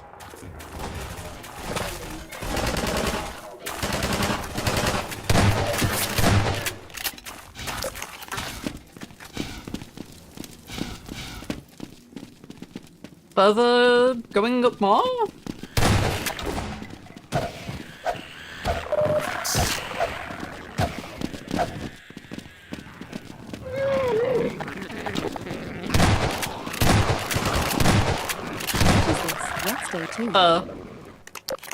Rest Day 2? Yeah. I took damage from that, okay. Fair enough.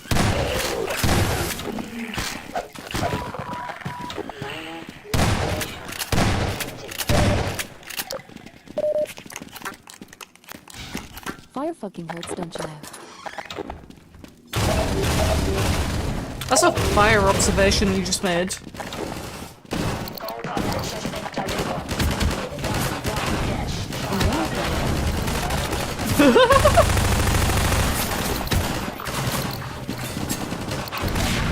Sector is not secure.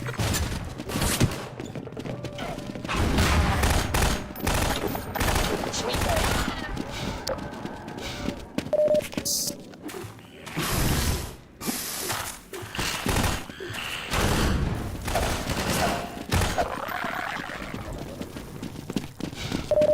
Designate target as Freeman.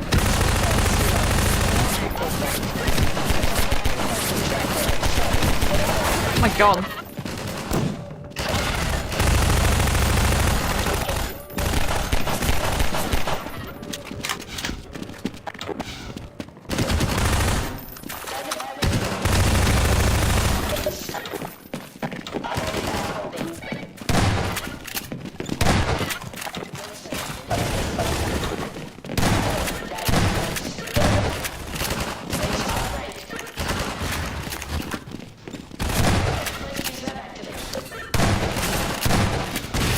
What? Why does that fire do damage?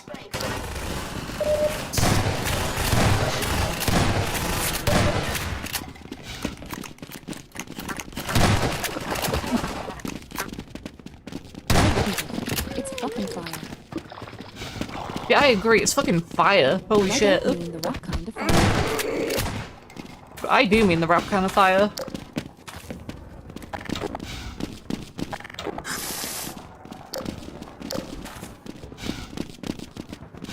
Where am I going? You're Oh, sick here. and not in the training hall, Crow. Straight away. I disagree. I think that's the exact kind of way I'm sick.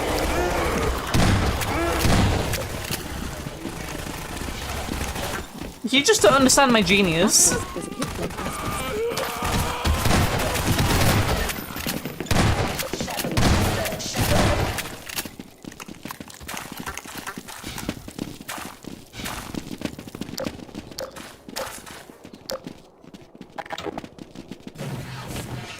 I don't get your genius.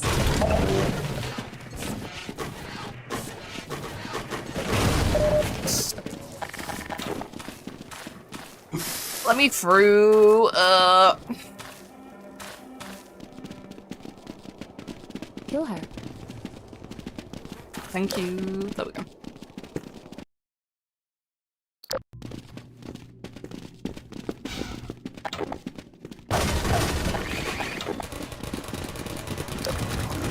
Why is it so red?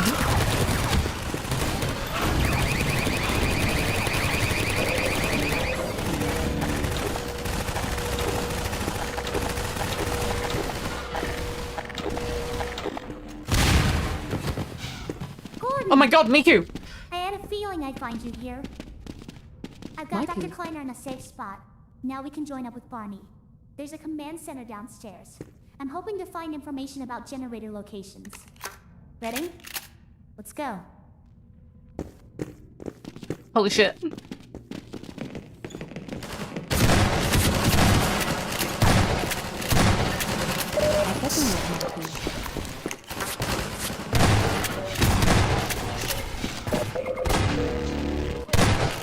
Oh.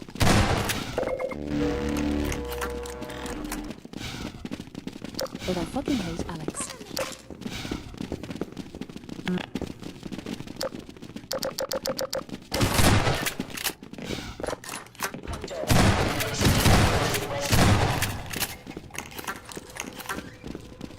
Well, we're in luck.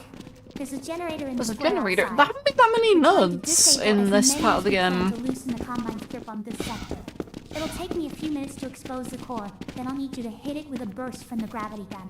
In the meantime, watch my back.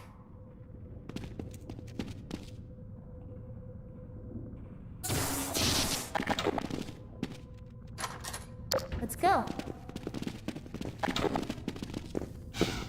Okay. I fucking hate Sile, so fucking much Triangle to replace Plaza. her with Mikey. This plaza battle was a complex setup, using the assault behavior with two converging Oh god damn it, I battle lines, forgot one if you for each do that they force just field. die. As the soldiers enter from behind the fields, their battle lines prevent them from individually rushing into the plaza. As the fight escalates, and the soldiers build up, the battle lines start to move towards the center of the plaza, which will cause the soldiers to overwhelm the player if they're not repelled. It's a standard panel.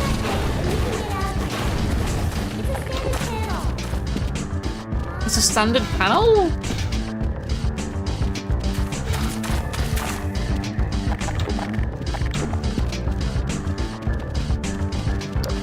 Looks pretty standard to me.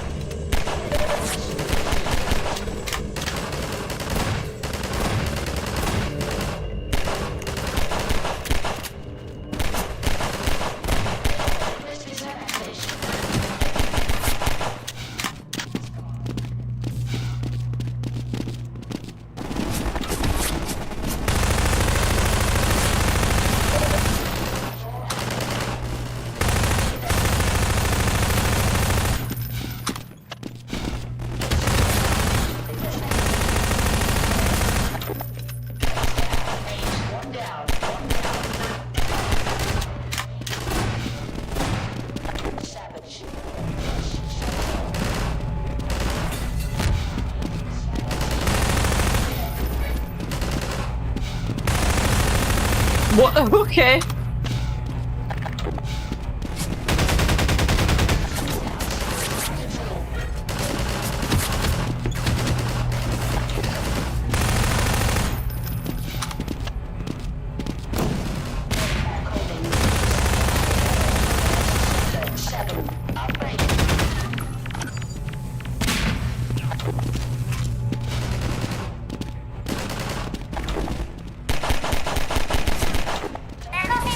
There's a ball there, sure.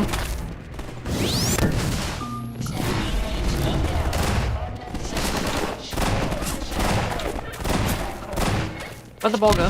There it is.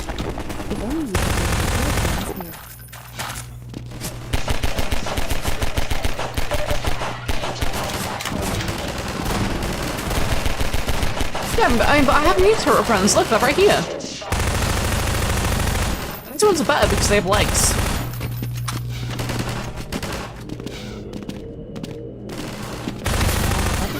Smiley face.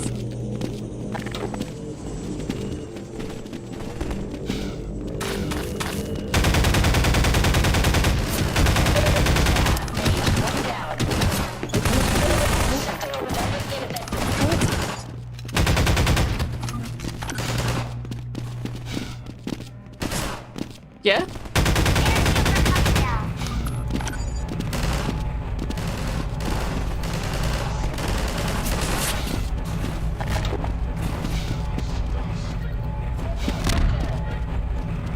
Oh, this is supposed to be your tutorial for these, for the balls, I get it.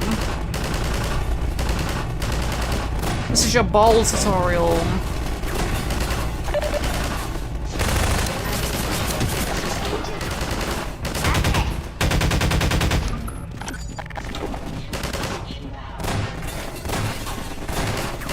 I don't know tricks on handling this.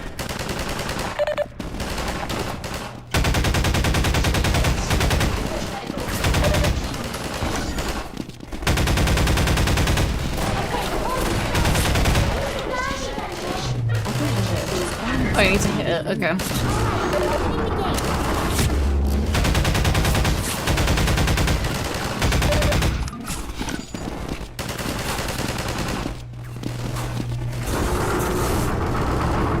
Okay, Barney should be on the far side of that. For now. Can I just jump this? There used to be a bridge here. There's an invisible wall. Okay. Okay. There used to be a bridge here. Let me see if I can scout a new path. Wait for me here.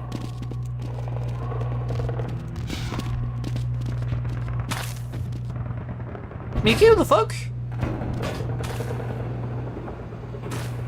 Be careful, Mikey. What?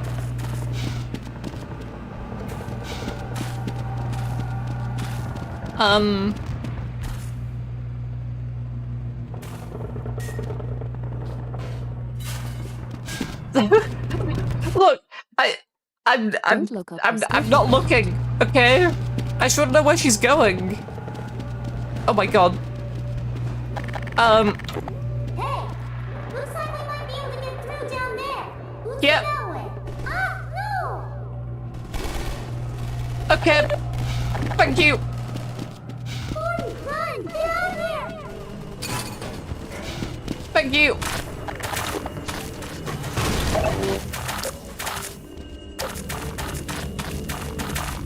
Oh, is this the map?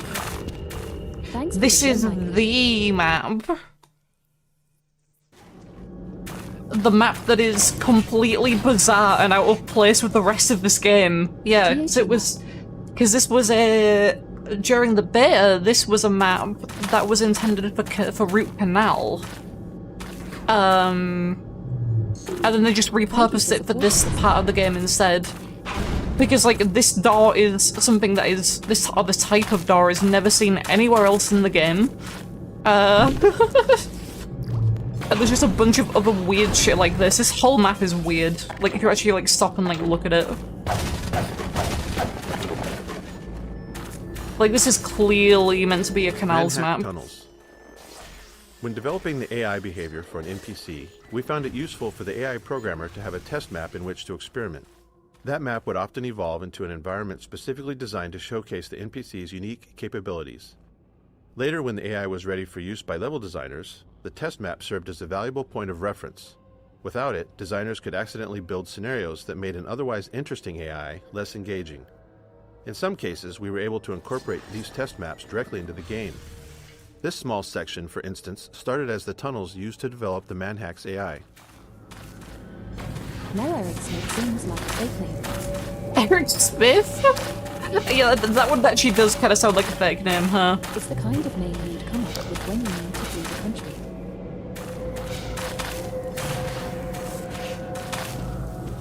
Yeah, look at that, a physics interaction.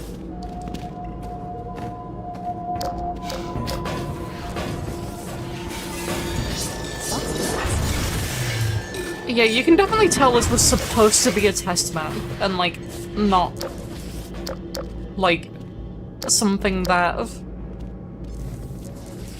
was super planned for the game, but here it is! They just dropped it into, the City War chapter for no reason.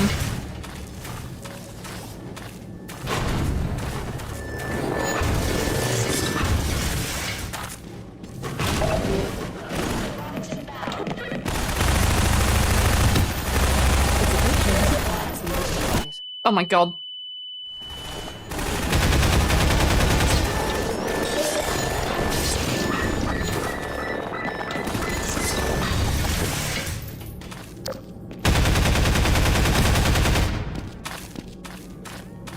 I'm running out of ammo.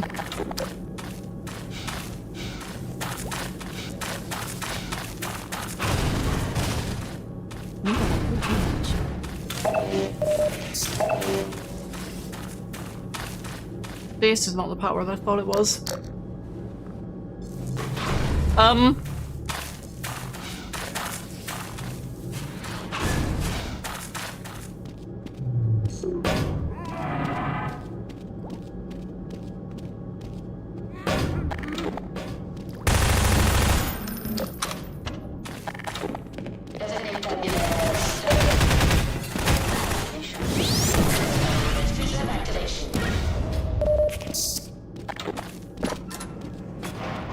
Wait, more swinging doors? Except these ones are blocked. Okay.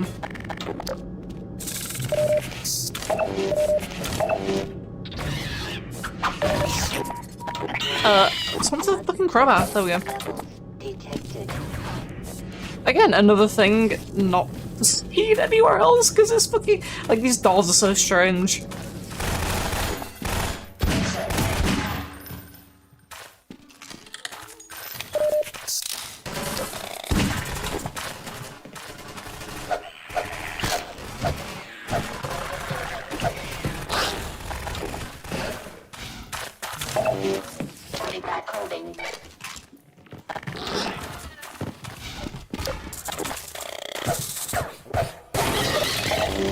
What?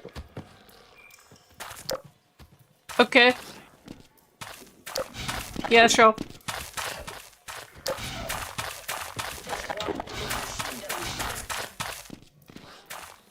Oh yeah, and there's this like really tall passage here for no reason. Yeah.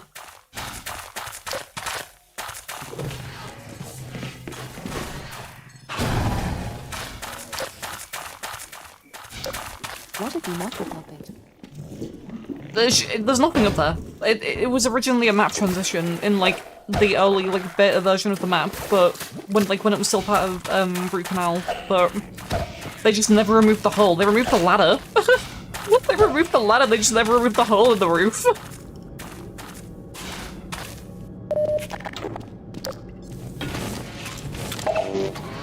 This map is just very strange.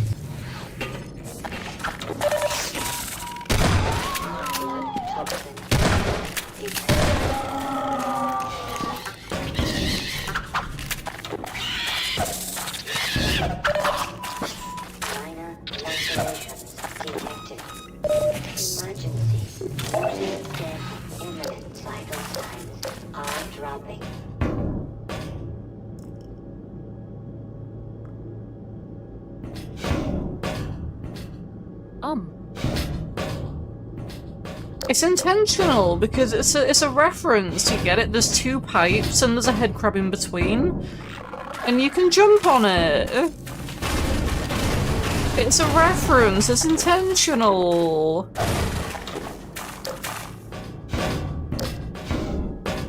Oh my fucking god.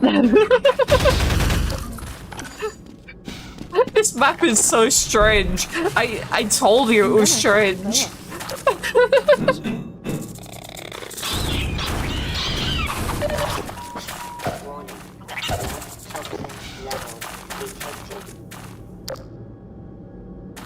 I think I'm gonna bomb it. Why is that there? Just a hole in the wall as well.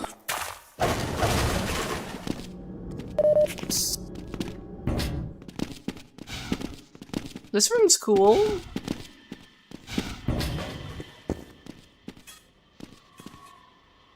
Oh yeah, there's also something you can do here if I remember correctly.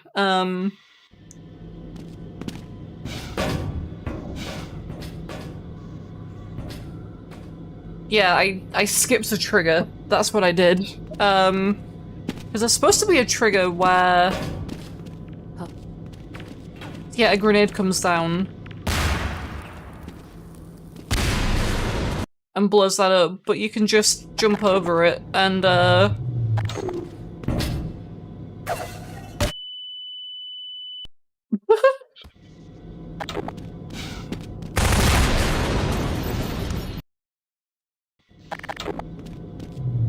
yeah,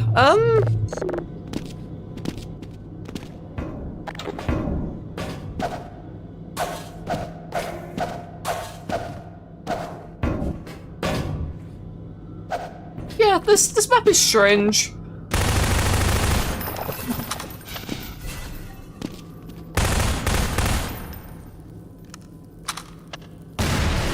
You just failed to get the vision.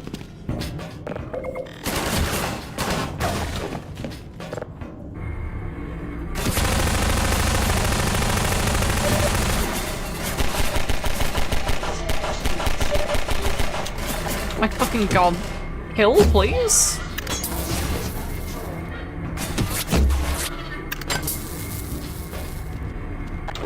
Me when I can't aim.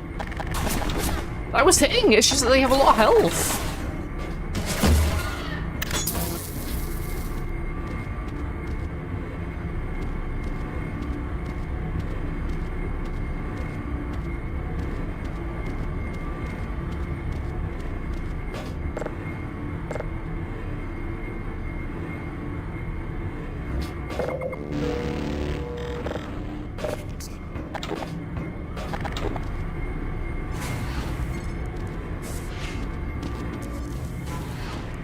I'm gonna put that right there.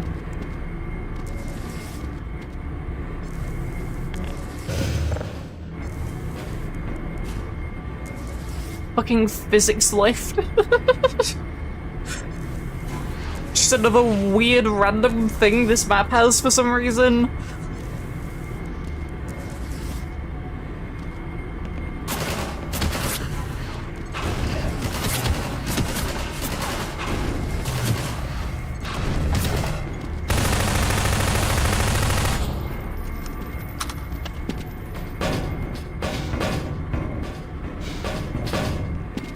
Is there really only one node in this map? And it's to tell you that this was an AI test map, and that was it?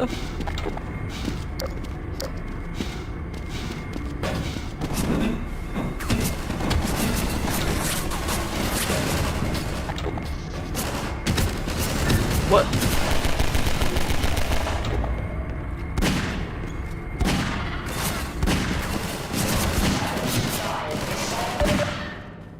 I mean, what else can they say? They can tell you that it's... Look at this funny physics lift, LOL. I mean, yeah, they can say that. I don't know about the funny physics lift.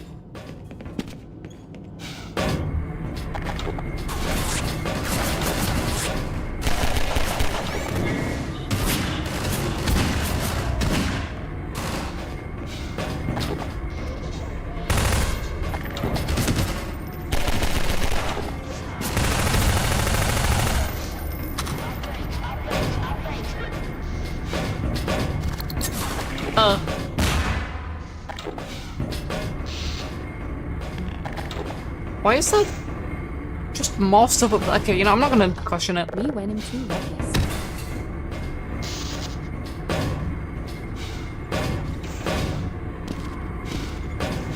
You say reckless, I say cool.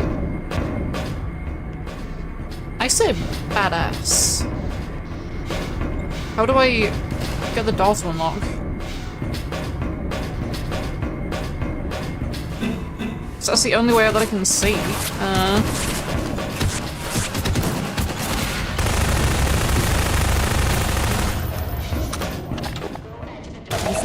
Where's the inventory key?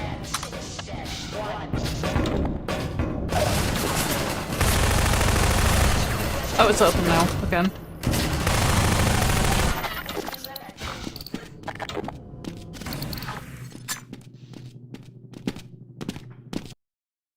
And there it is, the weirdest map in Half-Life 2. Dr. Freeman! Barney said you were on the way. We got split up by snipers, and he's pinned down in a warehouse up ahead. Go ahead, he's relying on you. Sniper streets. These sniper-filled streets are where we developed both the enemy Here and it the is. core This of is the the experience other that map that I players would know have. is taken We wanted directly. the sniper to shoot things near the player, so we first spoke. Okay. Sniper streets. Yeah, this is the other map These that I know sniper-filled streets is are where we developed both the enemy and the core of the experience we hoped players would have. Is reused in Half-Life 2 Deathmatch. We've definitely played this in Jabroni Brawl as well. This area here. I think they cordoned off like this bit here so you can't go down here, but Sniper Streets 2. Bullets in Half-Life 2 don't actually follow a flight path. They arrive at their target instantly. But for the sniper, yeah, we definitely played this one in Jabroni Brawl once as well. Attention to every shot. We wanted to simulate bullet travel. This approach also worked better with laser sight, where the sight flicks off and the bullet lands shortly after, depending on the distance to the sniper. However, this change introduced a new issue. We didn't want players to just sprint down the streets to evade shots, so the sniper had to lead a moving target, predicting where the bullet should hit. Predicting the player's future position was tricky, as players can change direction much faster than would be possible in the real world. So he added extra checks to catch behaviors like players quickly tapping left and right as they ran. Did I go in? No. That one definitely went in. Yeah, there we go.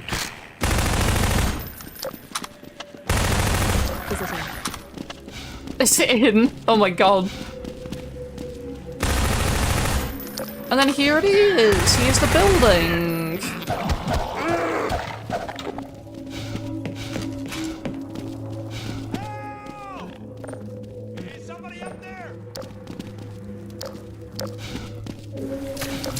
Also, why is the quick zombie fucking green? Help me! All the zombies are green because of the bread, you know, the bread. The rest of them. They're infested with bread, you know. Snipers. I guess they're still up there. Oh my god. Well, that was a very effective ball. Holy shit.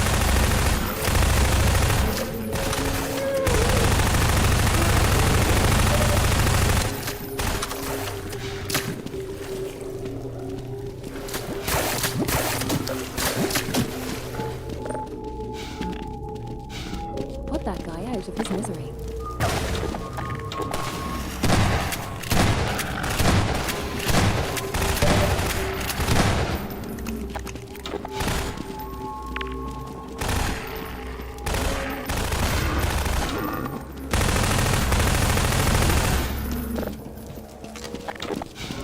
Yeah, it's the map from Half-Life 2 Deathmatch, which we played in Jabroni Brawl once.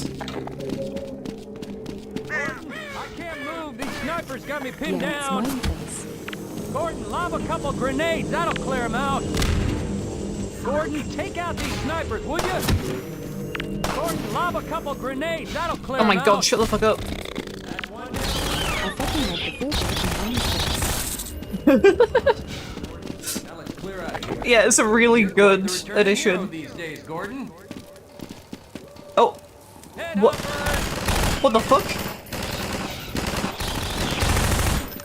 Help me, Barney. Help me, Barney. Why does he run like that?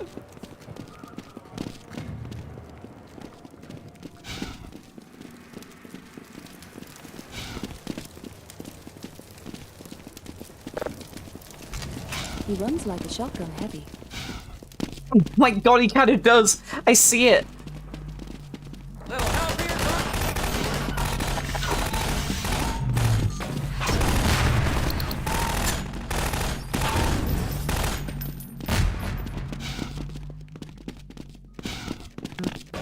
Let me get this gate. My civil protection status still gives me limited clearance. Did you hear a cat just now? What? That damn thing haunts me. Meow. Get out of the way! Meow?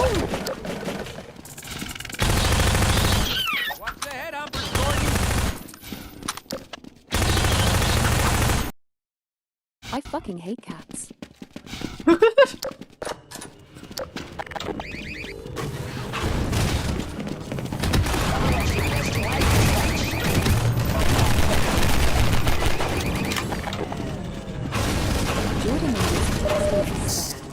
There's Must an old be why building you up hate ahead, MR. a bank or a museum or something like that. MR?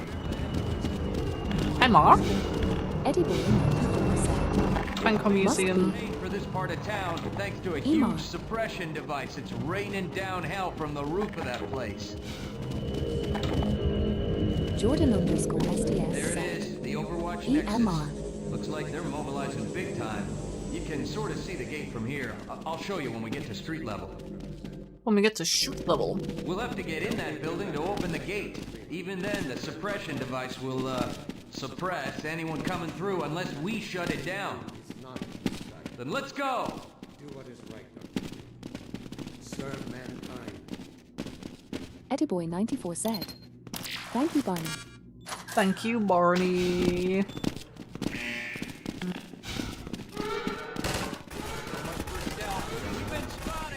So much for self. Self?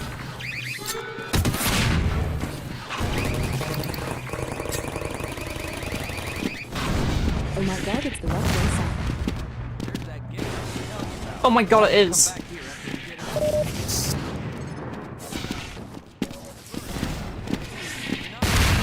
From down here, Gordon. We'll have to shut it down from inside. Get down!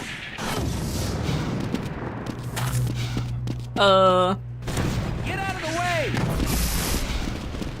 Asterisk pain, asterisk. Pen. I love pen.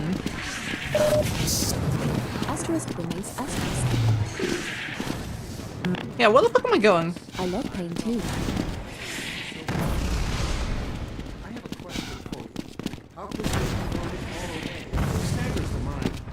A man of science would be... Jordan_SDS said. Pinky. Oh. Eddie Boy 94 said. Oh my god.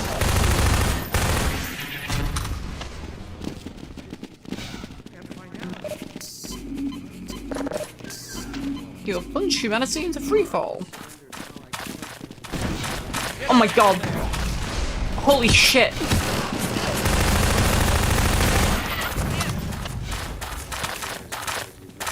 Jordan_SDS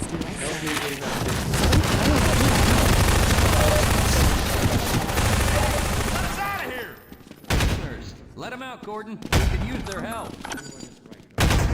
Eddie Boy 94 said. They're the bad guys. Yeah, they're the bad guys.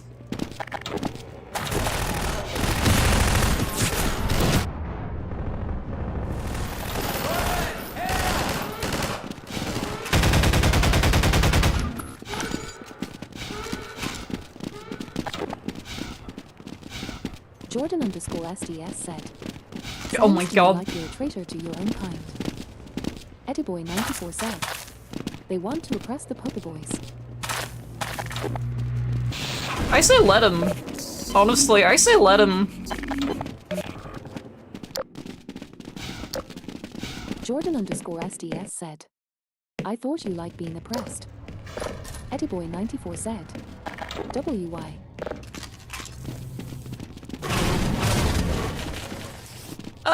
I feel like, you know, it would be for the best. Turrets. Hey, you've got the HEV suit. You deal with them. Then I'll work the security console. Jordan_SDS said, X. I really like these turret designs. I really wanted to make like a puzzle like base map a few years ago based around these turrets because they are just so fucking cool. And then I never did it because I couldn't be bothered. I couldn't be bothered figuring it out. Drop ships. They'll be coming from the roof. If we want to get through these shields, we'll have to take out the generators one at a time. So they weren't one at a time. But yeah, because like the way it works is like if you're within these kind of like areas like that, then oh my god, they'll shoot you. What the fuck? Get away from there. Uh-oh, drop ships. So they have these kind of like cones of vision that you can like visibly see, which is really cool. Shields will have to take out the generators one at a time. Oh my god. Yeah, it's a really cool effect. Like I was looking into like how they like their inputs and stuff in the SDK. Oh my god, in the SDK, and like you can set them up to like turn off on like a button press or something like that. Which why are they not dying? So I thought it would be cool to have like a some kind of map like that where drop ships. They'll be coming from the roof. you have to like turn them on and off to get past them. I never went far with it at all.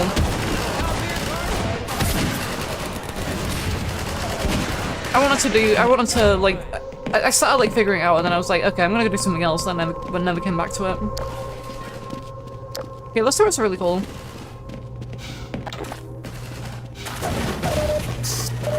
Hey! Let us out of here!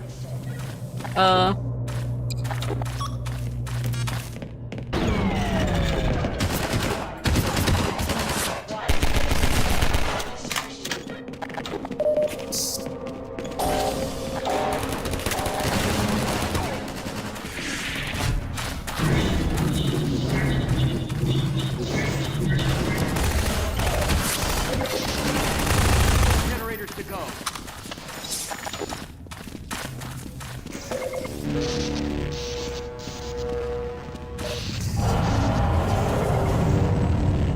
Man, Overwatch owns the roof, and that's where we're headed.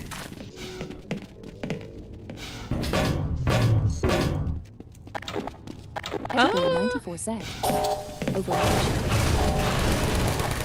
Yeah, Overwatch. Like they go really far as well. Like you can see the lines go really fucking far.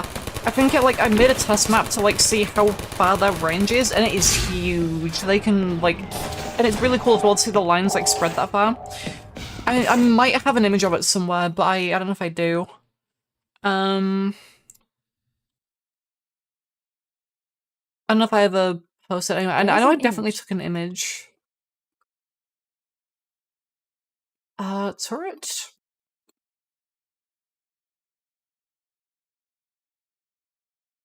I don't know if I posted it anywhere, unfortunately. I probably still don't even have the map at this point.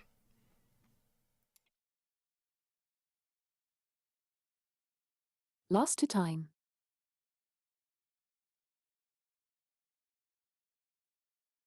Let me have a look. I can take a quick look, it won't take too long.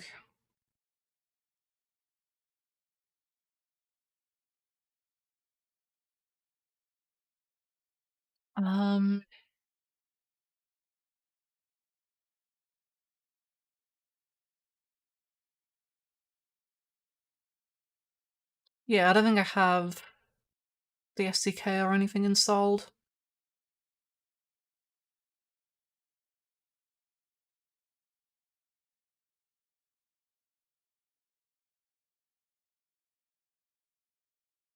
Well, yeah, I think it's not anywhere.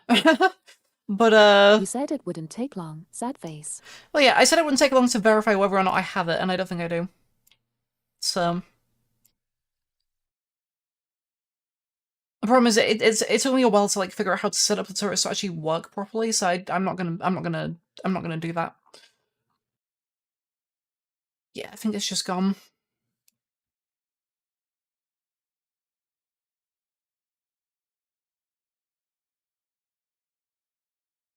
Unless it's in Discord. Can I post it in Discord?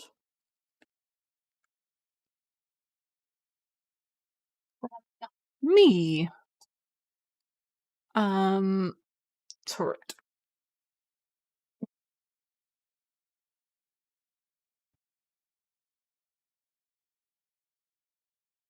Yeah, I don't think I ever posted it. Unfortunate.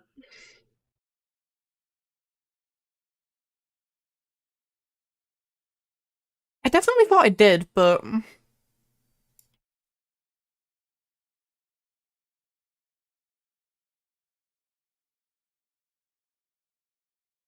I guess it's gone forever. I guess so too. I guess it's just gone.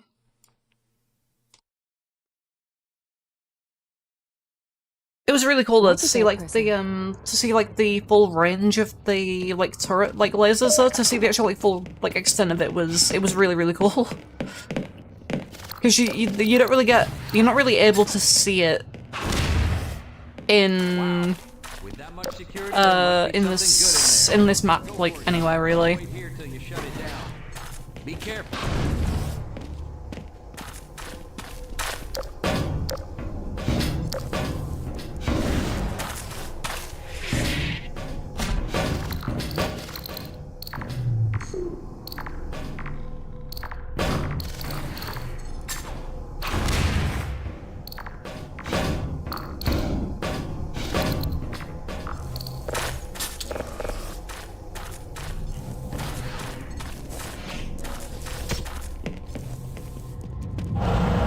Wait. Is that different if they remodeled these busts to be Mr. Beast? It's so hard to tell. Is that supposed to be Mr. Beast?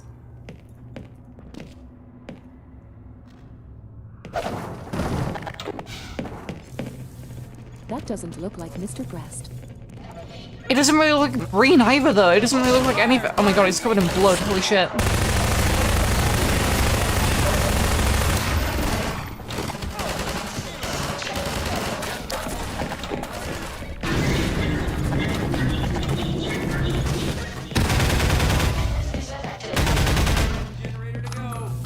One generator to go.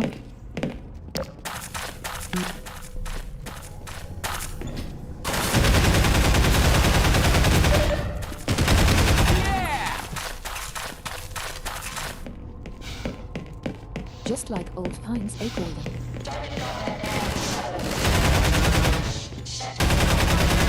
Just like old times, yeah, like in Black Mesa.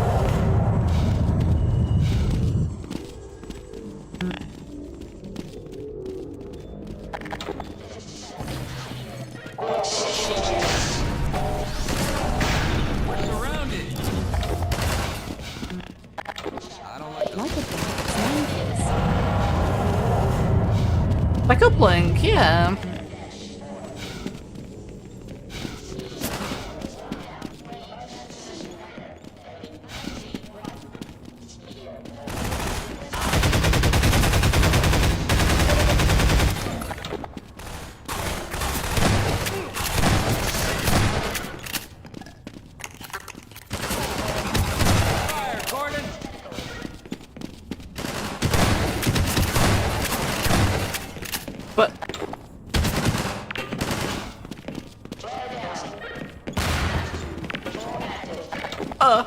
Get down!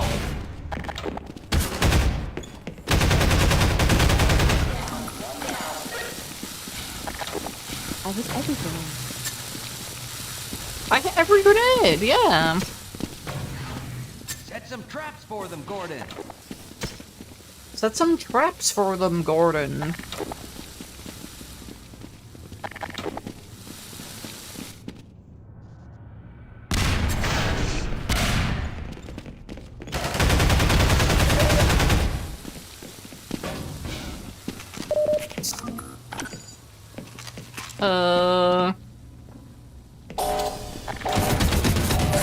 My god. Heisers. That's it. They're all down. Me when I just mindlessly tapped. That'll shut down the suppressor on the roof as well.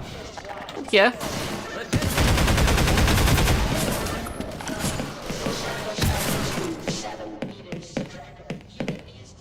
How do I get to the roof?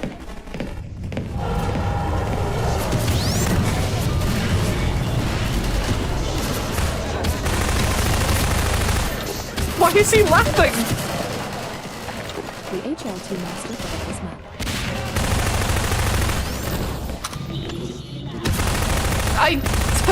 I've played this map like 5 times in my life. This is the 5th.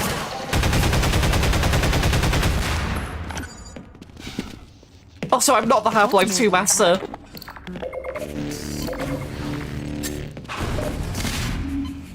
That is just not a thing anyone has ever said. Get away from there. Come on, Gordon.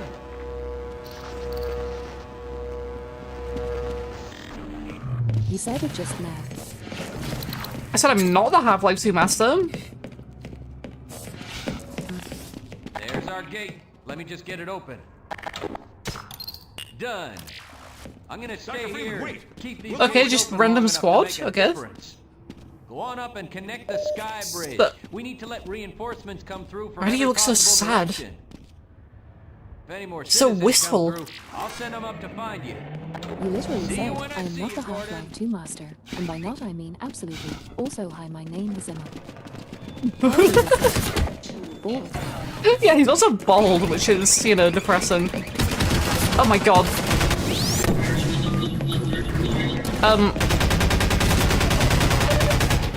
Well, that was a waste of a ball. Loading.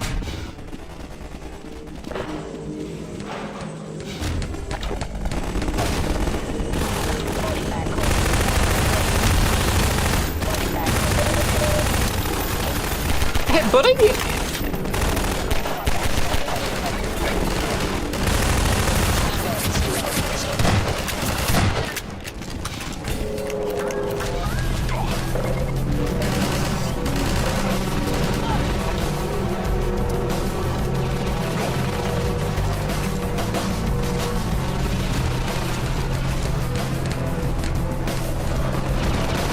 Gunship.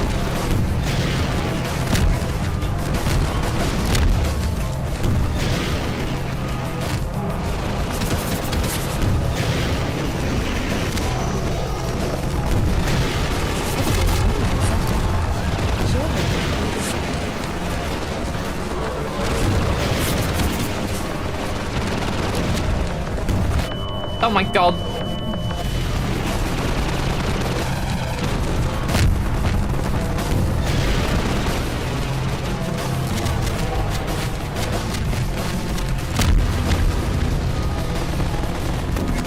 Another one? Oh, Striders.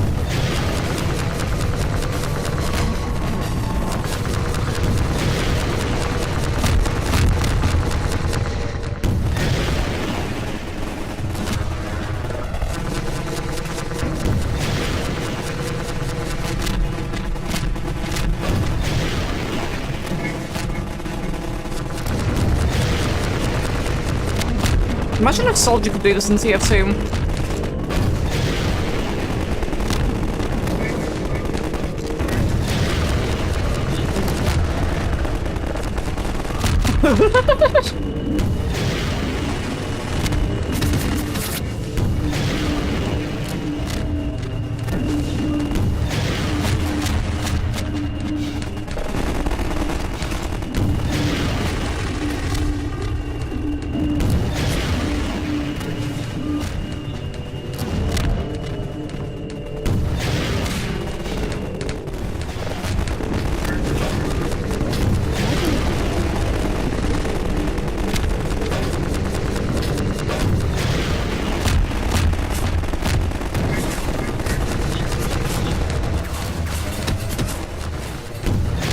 Oh my god, they hit the fences, yeah, okay.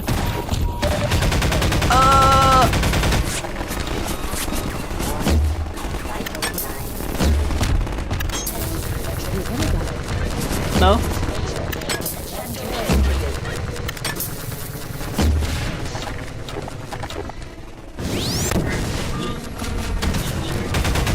No?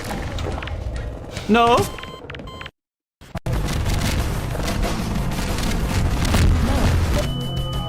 No.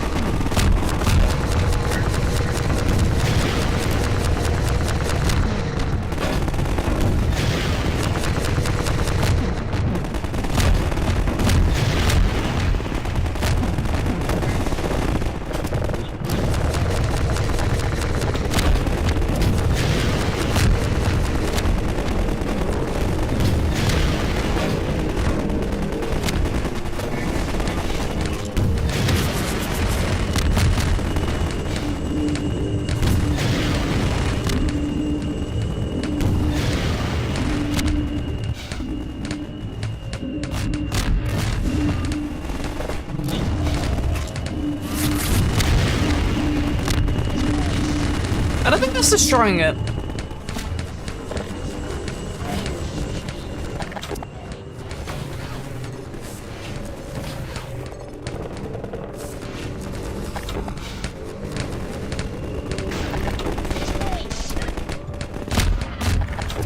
Maybe hit it this time. Oh my god. Jesus Christ.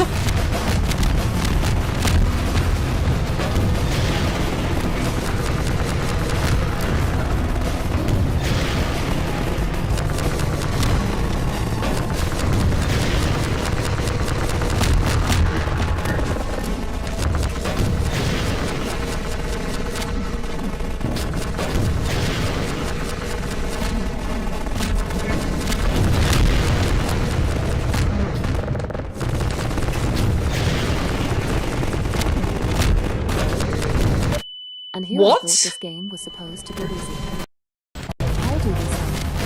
One of our protesters had a hard time shooting the striker. What am I hitting? Please tell me what the fuck am I hitting?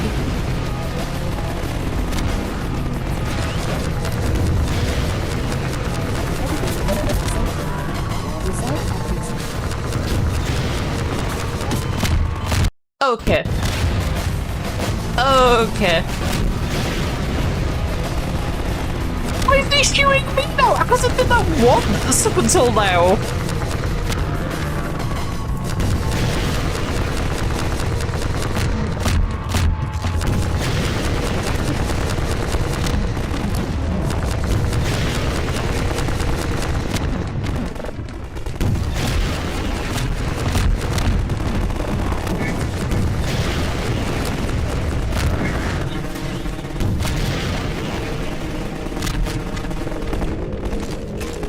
Can you be chill? I swear to God it's invincible. I swear that's not doing anything. I think all you're supposed to do here is just wait.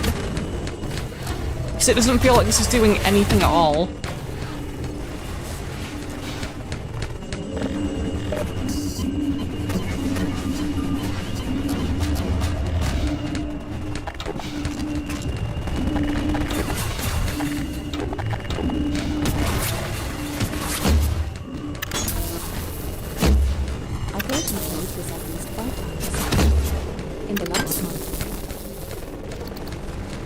What the?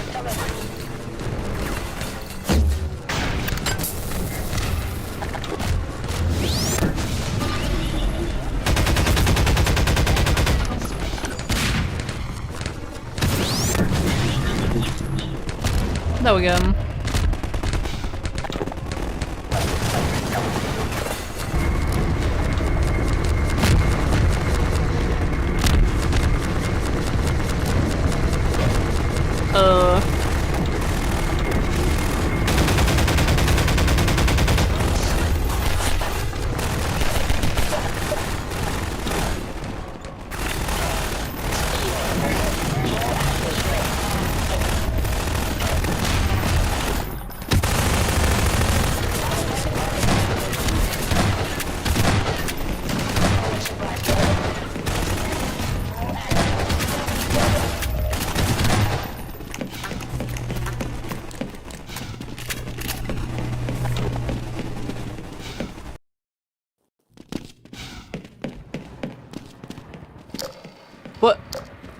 we go.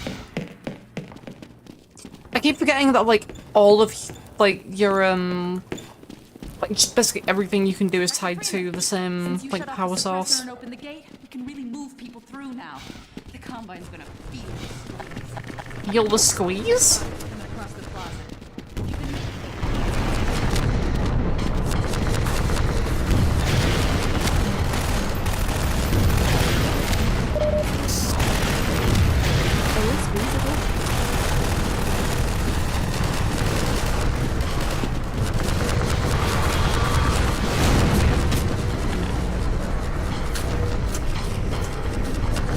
I feel like I don't want to be here.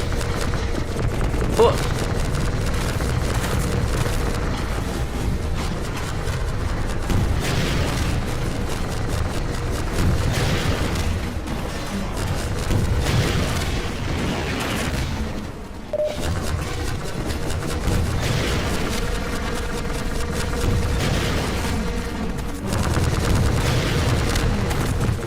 no, they just take a shit ton of damage. Okay,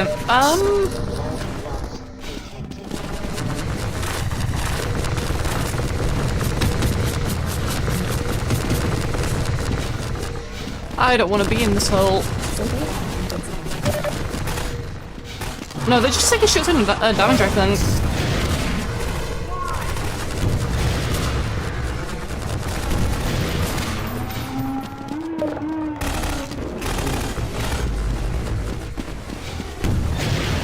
What the fuck?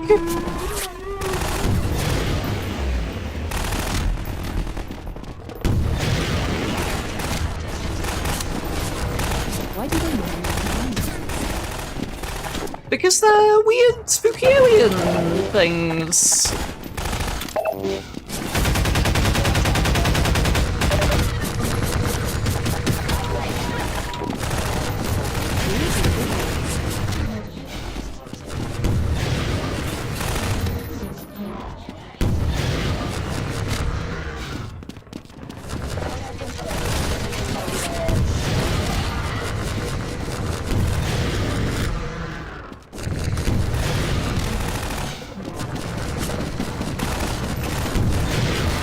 I think give Soldier laser guided rockets, honestly.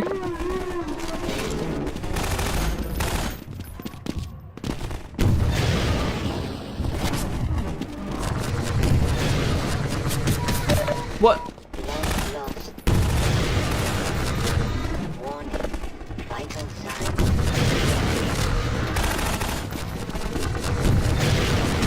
All soldiers unlocks feel kind of underwhelming RN he needs a little boost. I agree. I absolutely agree.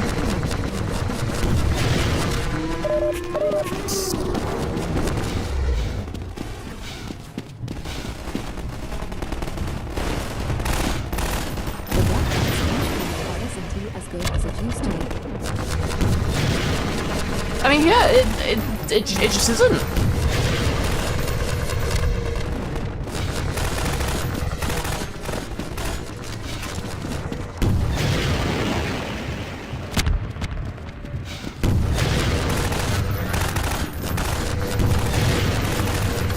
You just don't feel like a black box anymore.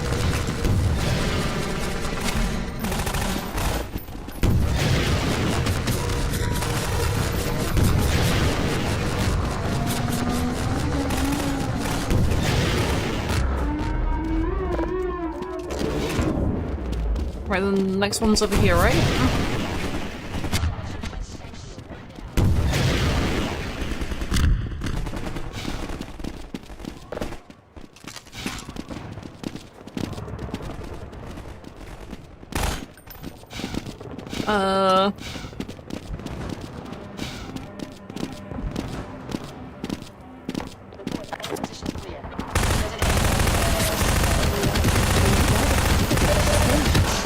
Wait, what? Why?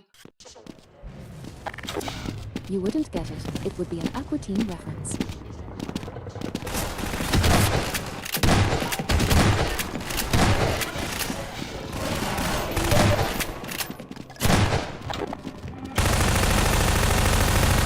Like that Spy's Enforcer name that I had to explain to you the other day.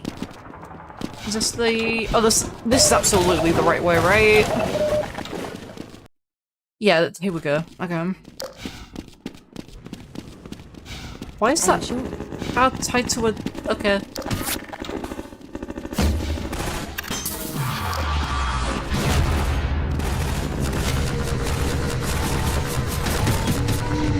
Oh, okay.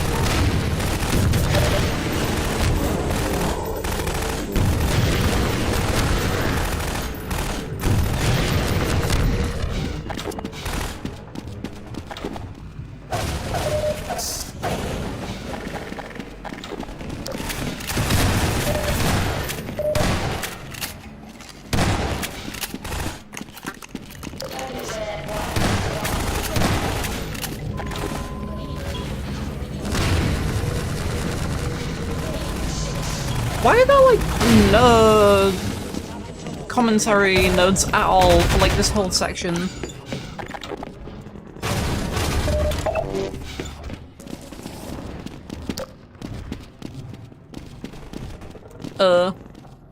No funny trivia.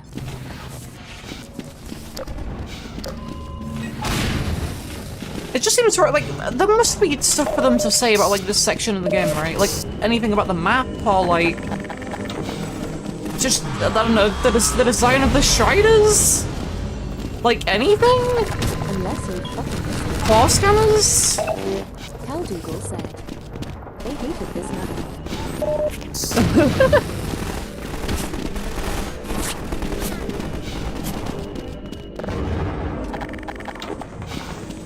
Like, they really just have nothing to say at all?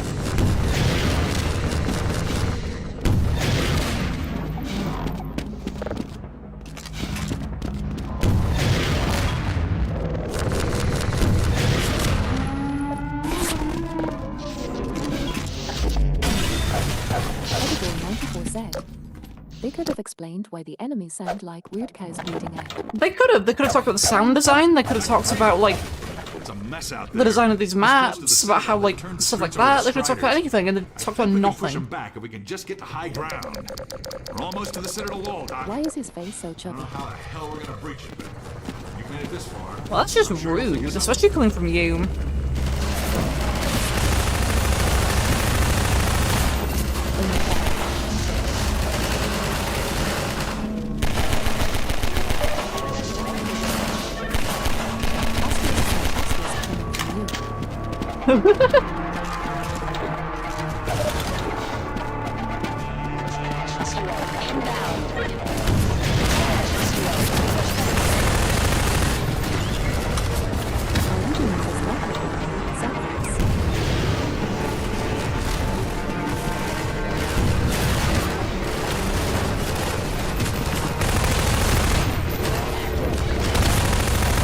Oh my god. What the fuck? Why did I get launched?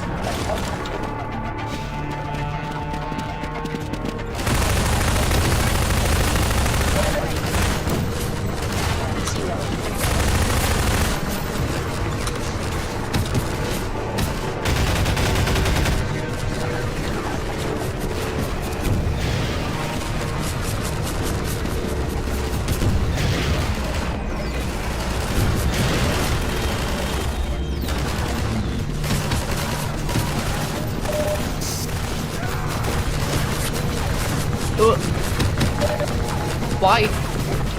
There we go. Oh, there's nothing over here?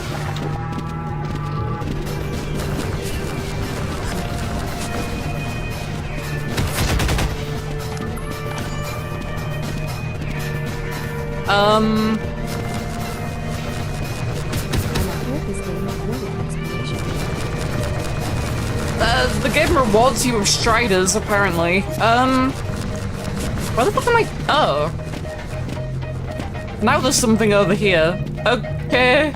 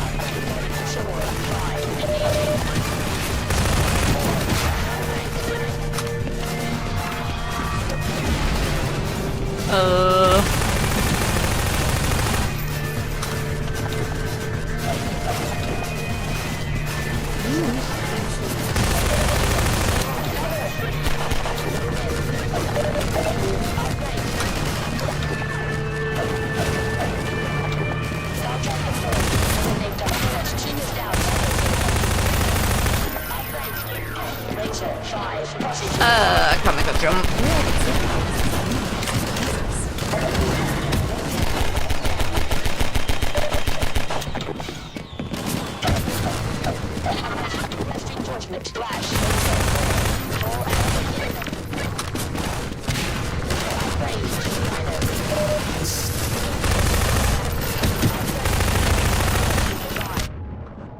Ow.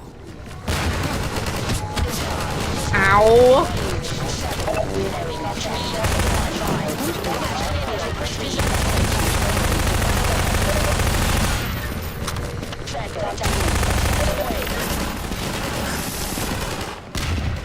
I don't even know if that's the way I'm supposed to be going, but like I don't see where else I'm supposed to be going. This way? No?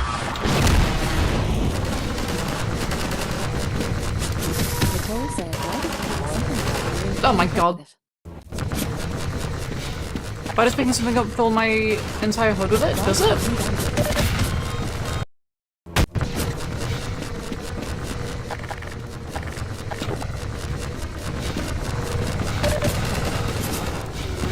My god.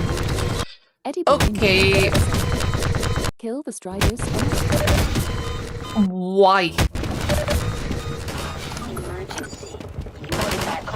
I have a medic, right? Please.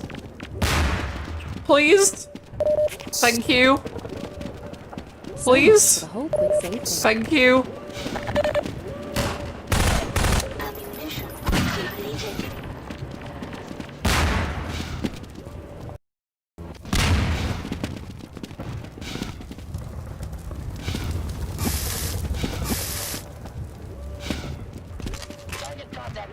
Nicole said no.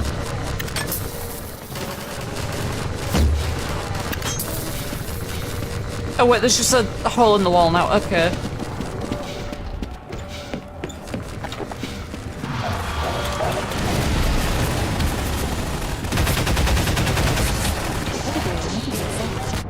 Me when I don't see the clear path again. No, what? That path wasn't there before. It was not there. You can go back. It was not there until like that moment.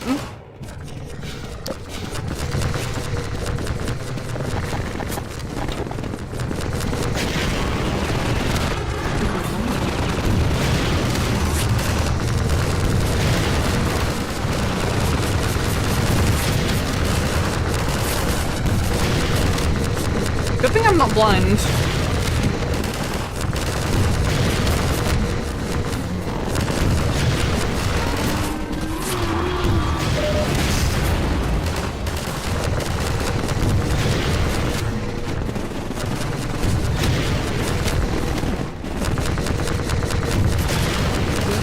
Famously not blind.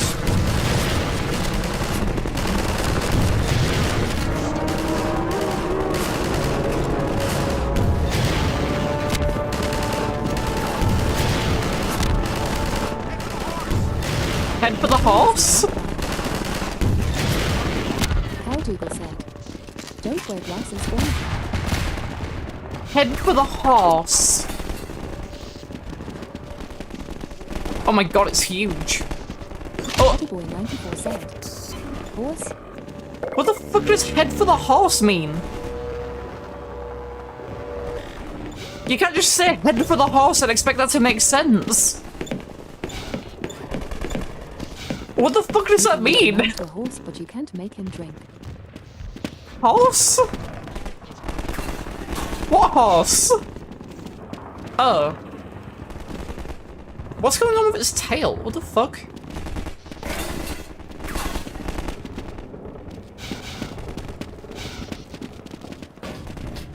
Head for the horse. Okay, well I get it now. Oh my god, is that the horse character model from Japan? Oh my god, it may be.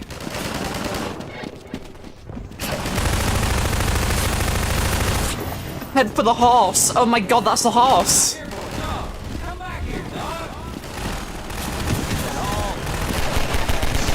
Eek it! Donkey Kong. He's the leader of the group. You know him well. came crashing through the plaza, knocking over walls, and to kick some I think he's looking for Alex. He seems to have it set in his head that she's in the Citadel. I figured Alex wouldn't want him getting any deeper in trouble, but hell, you try stopping him. Citadel of Ricks. Citadel of Ricks. Hey, Dawn! Not there, you can't get through that way. Are you sure? Try stopping him. Well, I'll be damned. I think he wants you to go through, Gordon. You'd better hurry. Help me, Barney. And if you see Dr. Green, tell him I said. There's the line. Why did they censor the subtitles for that? Oh my god, there's the line. Our benefactors. Almost at the end, please let there be any, like, developer commentary. Why has there been, like, none for the last 2 chapters? There has to be something coming up. They must say something. Like, at least one thing. At least one word.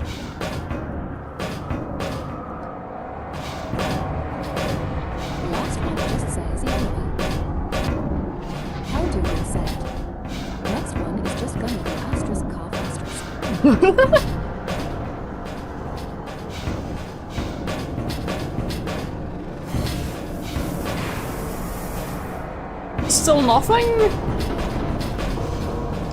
There's no way that there isn't a commentary note talking about the pods. There's no way. There's no way, there's no way, there's no way, there's no way, there's no way. They could have had, like, a commentary note talking about the pod. Oh, I've killed myself, haven't I? Whoopsie. Yeah. They could have had a commentary note talking about the pods, though. I did. I got in it willingly. I was meant to get in this one. Because you see, one path leads to death, and the other path leads to not death. The world is full. Like, this would have been the perfect place to have a commentary note playing, right? Talking about the design of the Citadel or something. Like, you're forced to sit here and wait anyways, so like... Oh, it's just a loading screen. Wait, that might be why.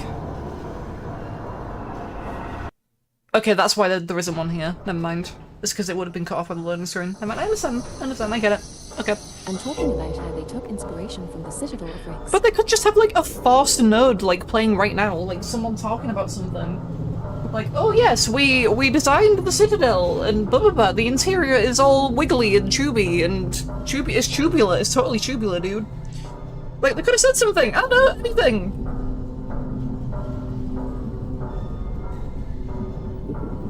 Totally tubular, dude.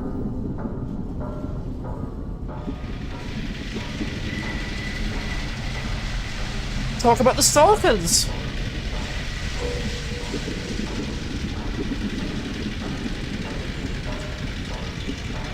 Talk about Mr. Blast.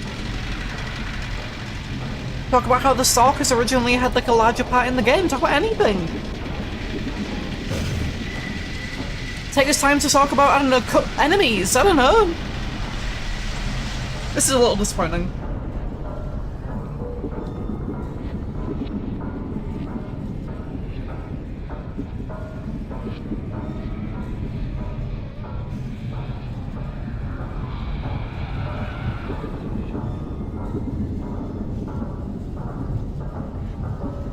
This game sucks, player blank. Oh shit, I just fucked up.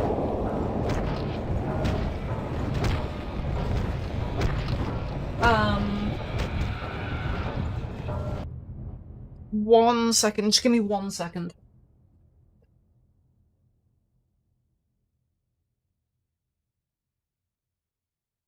Me when I spill water.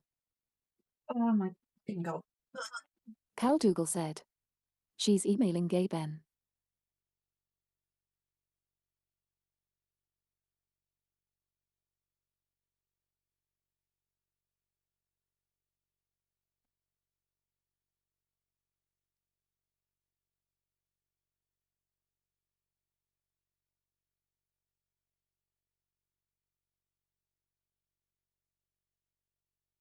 Ediboy94 said. Don't spill soda all over your PC.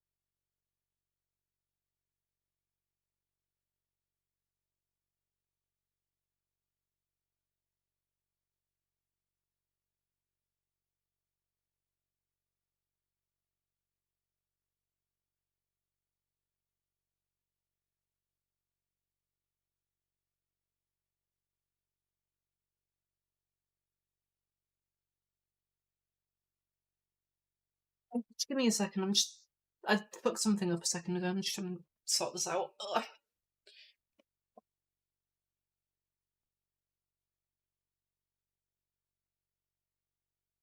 Me when There I we fuck go. up. Problem solved again.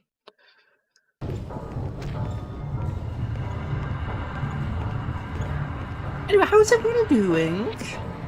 I've had to spend the last few weeks trying to unfuck my wrist because I believe the angle that I've been holding my arm at for the last year or so when I'm holding my mouse has fucked up the tendons in my wrist. Jesus Christ.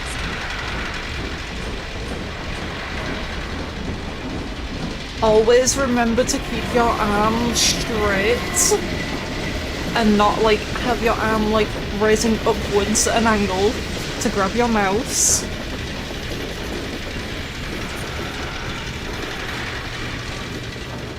Otherwise it will fuck up your arm. That's real. I've had problems over the last week or two, or last few weeks, where I haven't been able to close my hand properly because when I close it, it just doesn't close all the way. So I've had to elevate my arm to fix it. I can now close most of my hand. My index finger is still very fucked, but it's better than it was before. There isn't a commentary note here either? Oh, boo.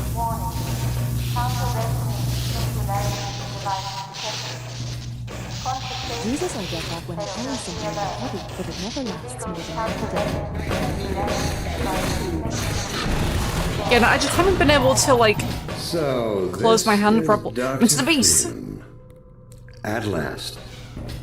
I wish I could say this was a pleasant surprise, but it's neither a surprise. But yeah, I've had nor, genuine as you surely problems agree, with mobility in my hand the last few weeks. But I've been fixing it. The main thing is because we're gonna be moving soon. Whenever the legal side of it gets sorted out. We're gonna be moving.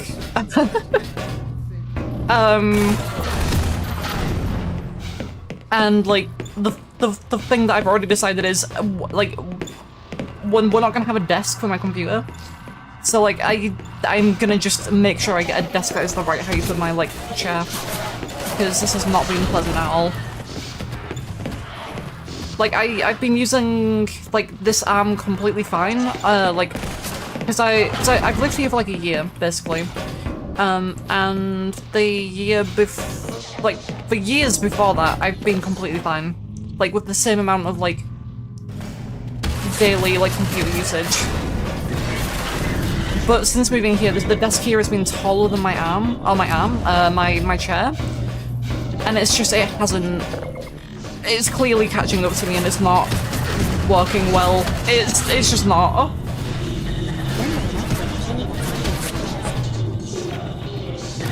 Because then I'd have to buy a new chair anyway. And like, this chair is fine, but like when I move, I'm not gonna have a desk. So like, it would be easy for me to just keep this desk until we move. I like this chair. I like this chair. The chair's fine. The problem isn't the chair. The problem is the height of the desk. Because this desk is very tall. Partly to blame, of course. My disappointment in Eli Vance and Isaac Kleiner is far greater. But anyway, yeah, it'll be fine when we move. Because like I said, I'll make sure I get a desk that is actually like the correct height for the chair. And then I should be fine again. But yeah, it hasn't been pleasant this last like few weeks.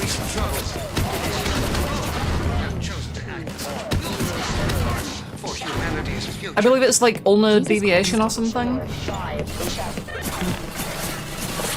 Ulnar something like that.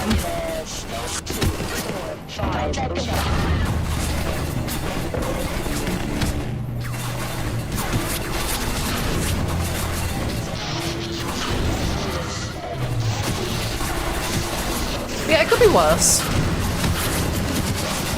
Like, I could be in constant agony. Instead, I'm only like half the time, like, very slightly in pain. Yeah, but also, I didn't know that it was a problem until, like, very recently. Oh my god. Like, yeah, I should have got on a different desk ages ago, but, like, it's all good saying that in hindsight now, when, like, yeah, I know, okay, yeah, I should have just had a desk that was the right height to begin with. The problem is that we couldn't anyway, because the desk that's here, the desk I'm using, like, that's the reason we're not bringing this desk, it's because it came with this place. Like, we can't get rid of this desk, we can't replace the desk or anything like that. Actually, we probably can replace the desk, but, like, we wouldn't, I don't think we'd be able to, like, take it or anything. I don't know. Point is, it just seemed unnecessary to get a new desk when there's already a desk here, and, like, it just didn't seem worth it. Because, like, there's already a desk here, so, like, let's use this desk. Like I said, that is fine, like, it'll be sorted when I move anyway. We'll get a new desk, it'll be the correct height, I won't have any problems.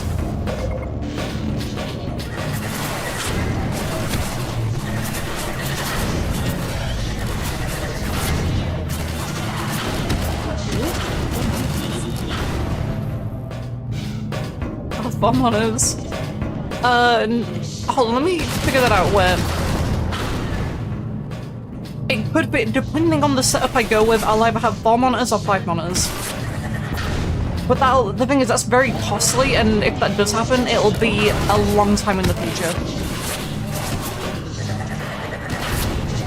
That is my, like, ultimate end goal, though, is 4 or 5 monitors. Preferably 5, but we'll see if there are any better monitors out by the time I start building my collection. I can use 5 monitors. Like, I don't think there's any limit to the amount of monitors you can have. Like, I feel like you could have 20 monitors and still make good use out of all of them. It just depends on, like, it just depends on how creative you are with the, you know, the things supplied. Like, you can do a lot with 5 monitors. I can have 1 monitor for doing stuff, I can have 1 monitor for Discord, I can have 1 monitor for Trimps, I can have a dedicated Trimps monitor. That would be, think about how fire that would be. A whole monitor just for Trimps. Wouldn't that be badass? Constant Trimps monitoring station. 24-hour around-the-clock Trimp coverage.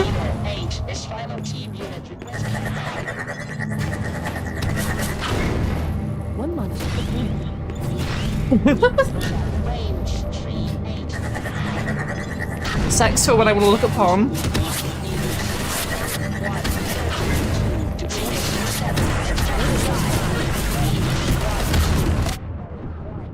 I'm gonna die.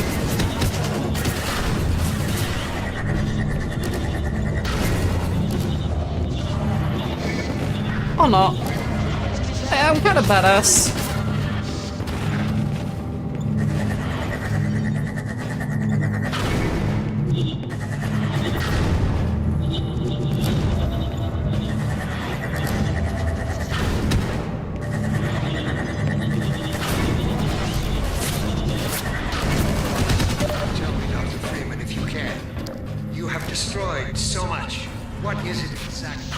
Yeah, I have.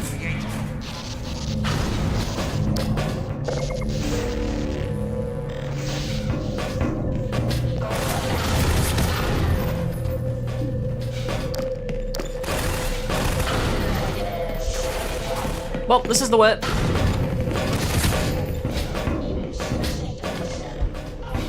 Vasectomy 7? I have laid the foundation for humanity's survival.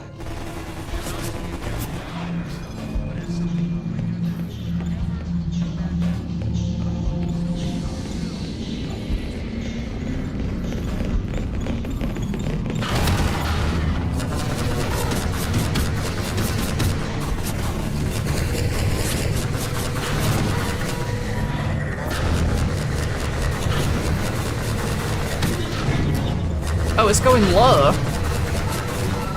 Like the limbo. I get it.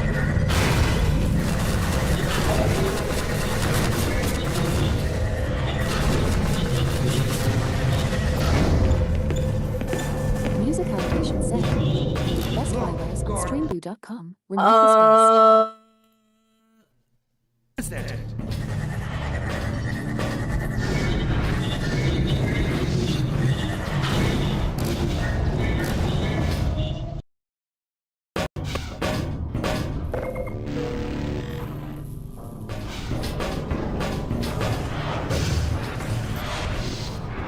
Yeah, well, there's no way to kill yourself here, luckily, so this should be it. Almost at the end. What time is it? I'm gonna need to take a tablet soon. I'll finish the game, I'll on the stream, I'll take a tablet, and then I'll probably play a bit of Jabroni Roll, maybe. Something like that. We'll see.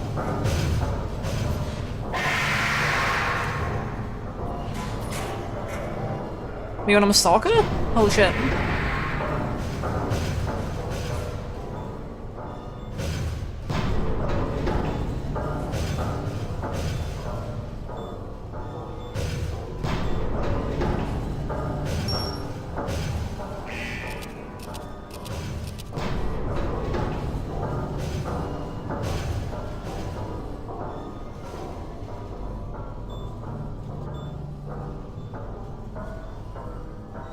Oh, it's the ascent.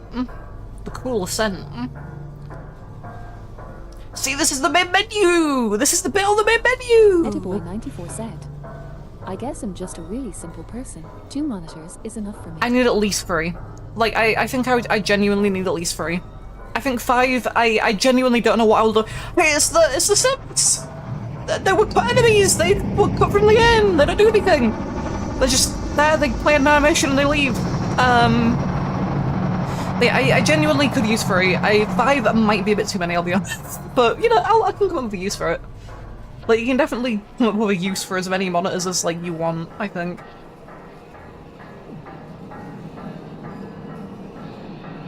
And if I do have, like, an extra monitor that I don't know what to do with ever, I will genuinely just use it for trims.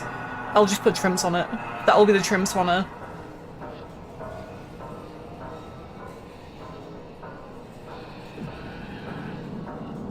See, look, it's so cool! We're so high up!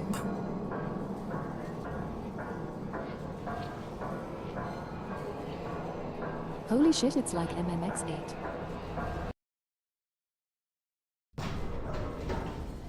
Dark energy, here we go, the final chapter. That's what I'm talking about, baby! Dark Moon energy color. Is my FOV lower than normal? This feels really close. What the fuck? Did it change my FOV? What? No? I'll take him from here. It just feels really close in, huh? Don't struggle, it's no use. Don't struggle, oh my god. Until you're where he wants you, there's nothing you can do. I'm sorry, oh my god. Gordon. Don't struggle. Submit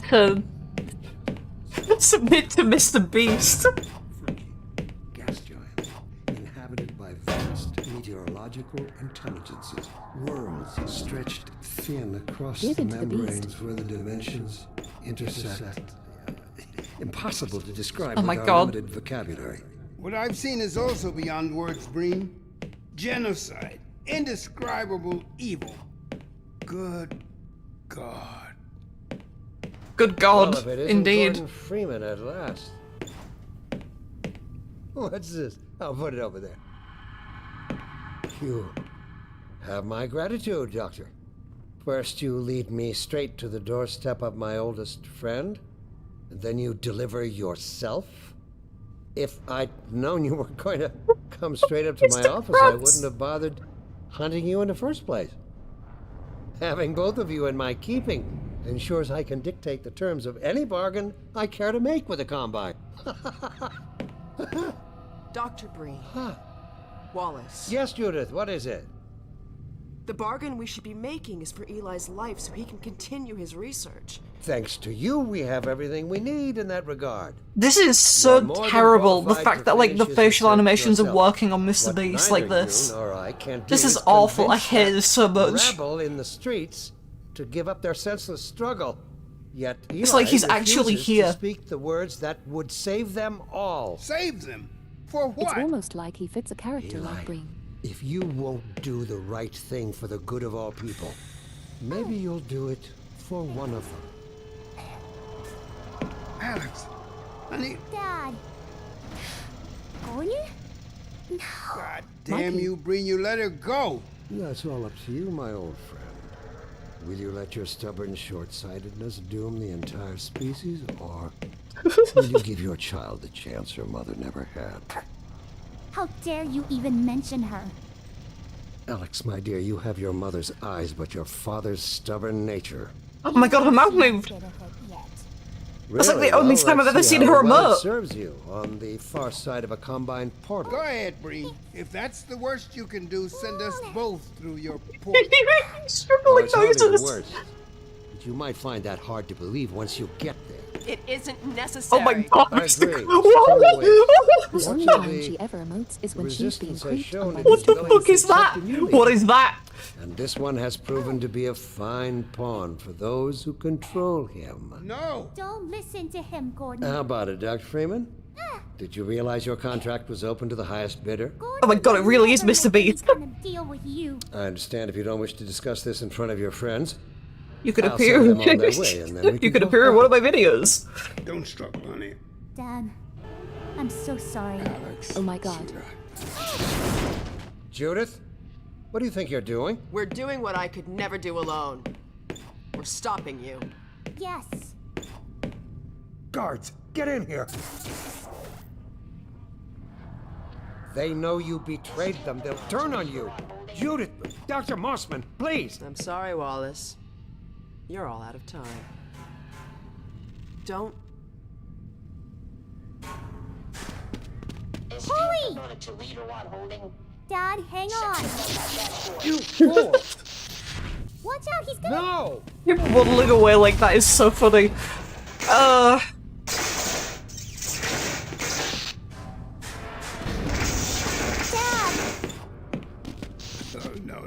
Don't worry about me, honey. There's Oh no my God. time, Alex. He's on his way to the portal. You'll need this. Dr. Mossman, Judith, look after my father. Don't you worry. Dad, I'm not saying goodbye. Never. Come on, Gordon. Let's go. That's my girl. Hold on, is the... Yeah, no, I think that is actually supposed to be Mr. Beast. Like, the nose is, like, the same size. Like, it's bigger, like, the Mr. Beast model. And the ears are, like, weird. I think that is actually supposed to be remodeled to be like Mr. Beast. We haven't known each other very long, but... It's just so hard to I tell. know you didn't have to do this. Like Mr. Breast. I had to rescue my father, but you... Well... Thanks for coming after me. Hey, listen! That's him!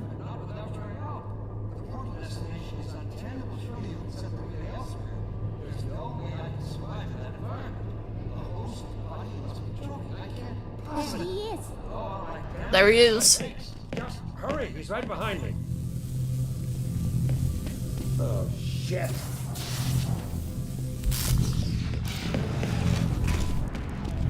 Damn it! Not again! Why did it sound like that? The gravity gun. Jesus, Maiku. He doesn't have a clue, does he? I wonder wonder where he's going. I wonder where he's going. Oh my god. This is the Citadel's dark fusion reactor. There's still not a single fucking commentary node. We'll never have a chance like this again. We've got to stop Dr. Green.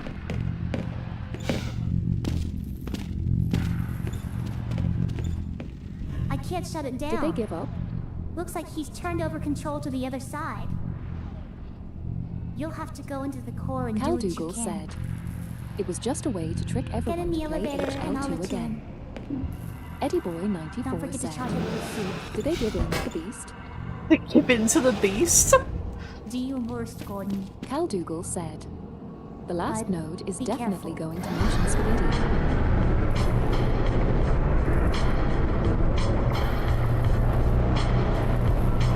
Eddie Boy 94 said, Goodbye, Miku. We'll see Miku again.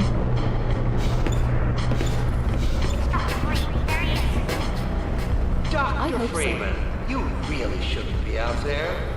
At the moment of synapse, as I teleport, this chamber will be bathed in deadly particles that have yet to be named by human science. Perhaps when I have the leisure to do the work myself, I'll name one of them after you. That way you won't be completely forgotten. When the singularity collapses, I will be far away from here, in another universe, as a matter of fact. You, on the other hand, will be destroyed in every way it is possible to be destroyed, and even in some which are essentially impossible. I don't know. I can just jump over them. Okay. Apart from your own annihilation. I warned you this was futile.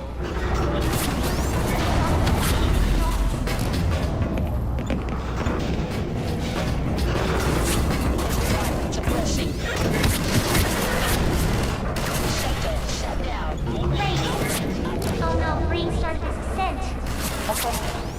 Hurry, Gordon, before he escapes. Keep going.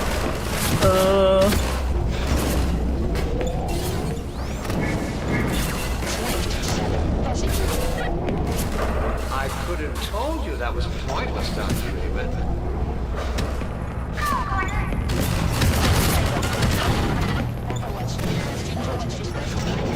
Are you still with us, Dr. Freeman? Not for much longer, I think. If only you had harnessed You set that boundless down. energy for a useful purpose. Oh my god. Portal's open. Can I... Am I forgetting? I hope you said your farewells.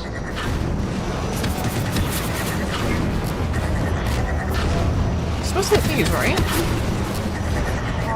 I thought you were supposed to hit these. No?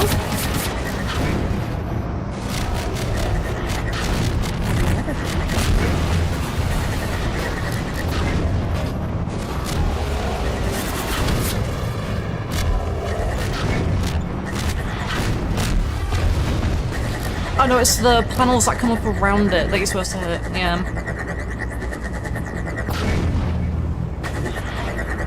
I believe? What the fuck? Why did it sound like that? Idea what you're doing. You? Jesus Master.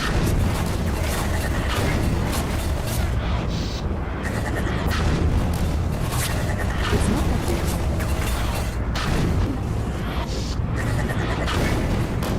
Don't know what you will unleash. You could bring down this whole citadel. Think, man. Think of the people below. There we go. No. You need me. Come on, Gordon. We've got to get out of here. Maybe we still have... What is that? Why is that? What is that floating? Dr. Freeman? That just looks so weird. Oh, what the fuck? Why'd the skybox go? Is it really that time again? It seems as if you've only just arrived. You've done a great deal in a small time Why is it so? span. You've done so well, in fact, that I've received some interesting offers for your services. I mean, who else are you gonna call when you're in a life and death situation, I guess? These are extraordinary times. Better call Saul. Rather than offer you the illusion of free choice, I will take the liberty of choosing for you. If and when your time comes round again. I do apologize for what must seem to you an arbitrary imposition, Dr. Freeman.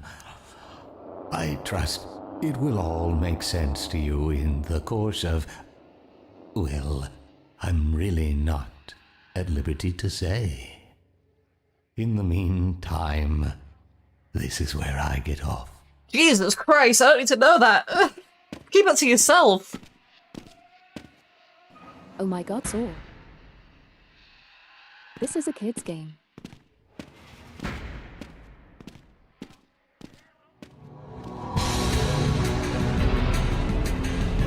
Well, there it is. I feel like I was missing a lot of things. And they never made another one again. I feel like I missed a lot of commentary notes. But also, there just weren't any.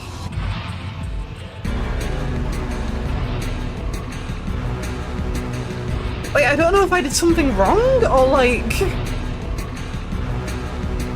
hope you missed a ton.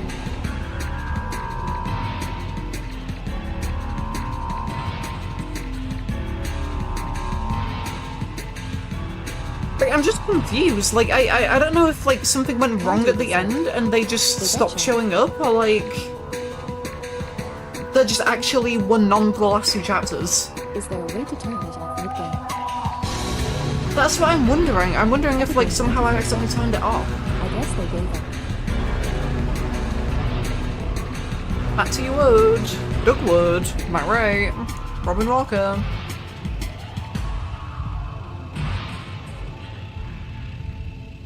Robin Walker.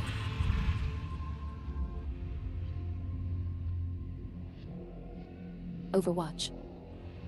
Overwatch. Ellen McLean. Overwatch.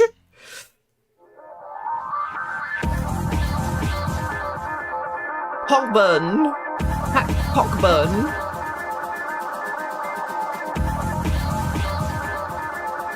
The crack legal team.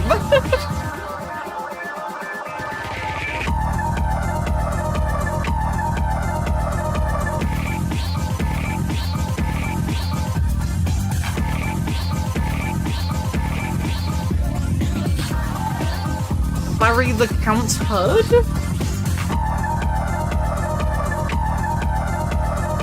Alien Lab? Okay.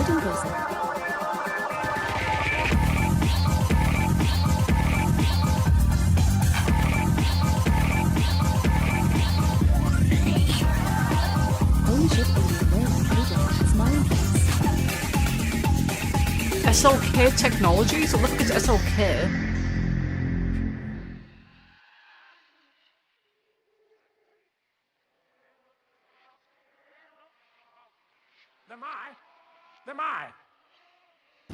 Oh my god, this line is Doofenshmirtz. Where did she get to?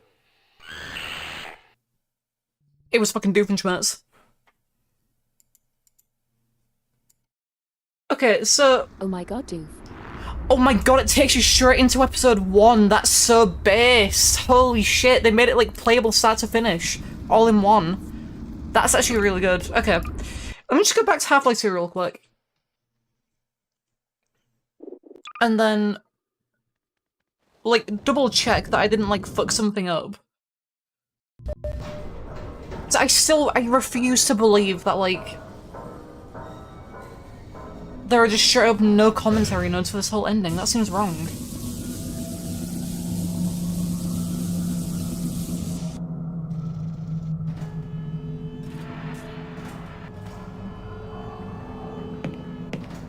I'll take him from here.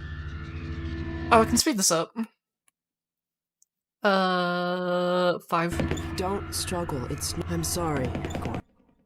Okay, can speed this up more. Well, Oh my god, it looks like a if meme. I'd having both. Yes, Judith, thanks to your... I can speed this up more. What? Yet... Damn you three, you look. Go ahead. It isn't necessary. There is one! I just noticed the Mr. Beast logo on his blazer. Something broke. Something broke for those last few chapters. What the fuck?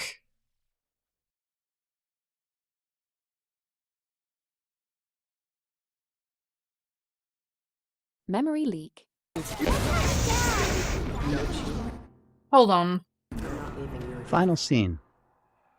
Locking the player in a pod for the final confrontation in Breen's office Oh my god, yeah, was a bit of a that wasn't there compromise, before. but it allowed for a focus on the characters So the last that we few really chapters couldn't probably provide just elsewhere. broke and it just stopped All shit. of the Oh my characters' god. arcs What is reach their happening with her conclusions in arm? this scene, and constraining the player to this point of view creates the opportunity for a real emotional payoff. A climactic scene powered by the combination of dialogue, voice performances, and animations. The scene was a challenge to pull off from a production standpoint, setting up the right blocking and motion, getting effective time. Okay, well, I don't want to, like, play through this again, just to see the things that I miss. So I'm going there. I will hop on for Jabroni Jattada in a little bit. If you want to take part in Jabroni Jattada, you can join the Discord server.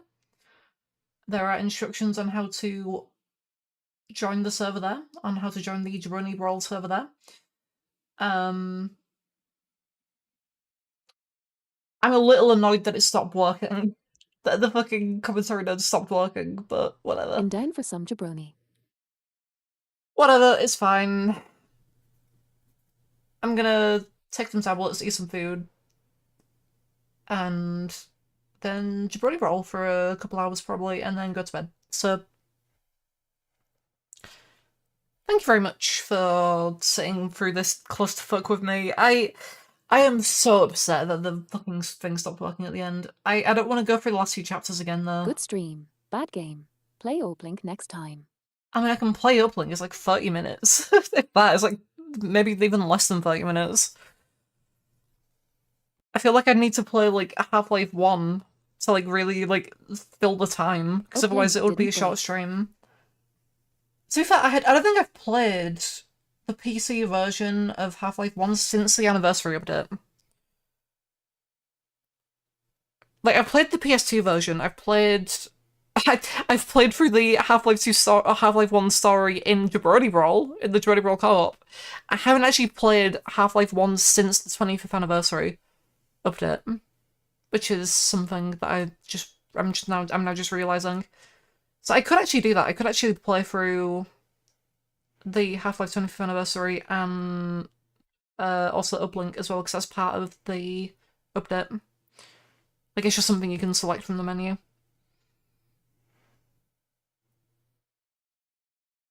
Anyway, I'm gonna end there. I'm gonna chill. I'm gonna play Jabroni Roll. That'll be it for me. Thank you very much for joining me, and good night. Good night. Ugh, my throat. Ugh. Good stream. Broken game. The game was fine. The game was fine. Cal Dougal said. Okay, bye. Okay, bye. Again, reminder though, if you want to play Jabroni Roll, there are restrictions on how to join the server in the Jabroni Roll server in the Discord server. So you can join the Discord server to play Jabroni Roll with us in a little bit, if you want to. Good night. Ediboy94 said.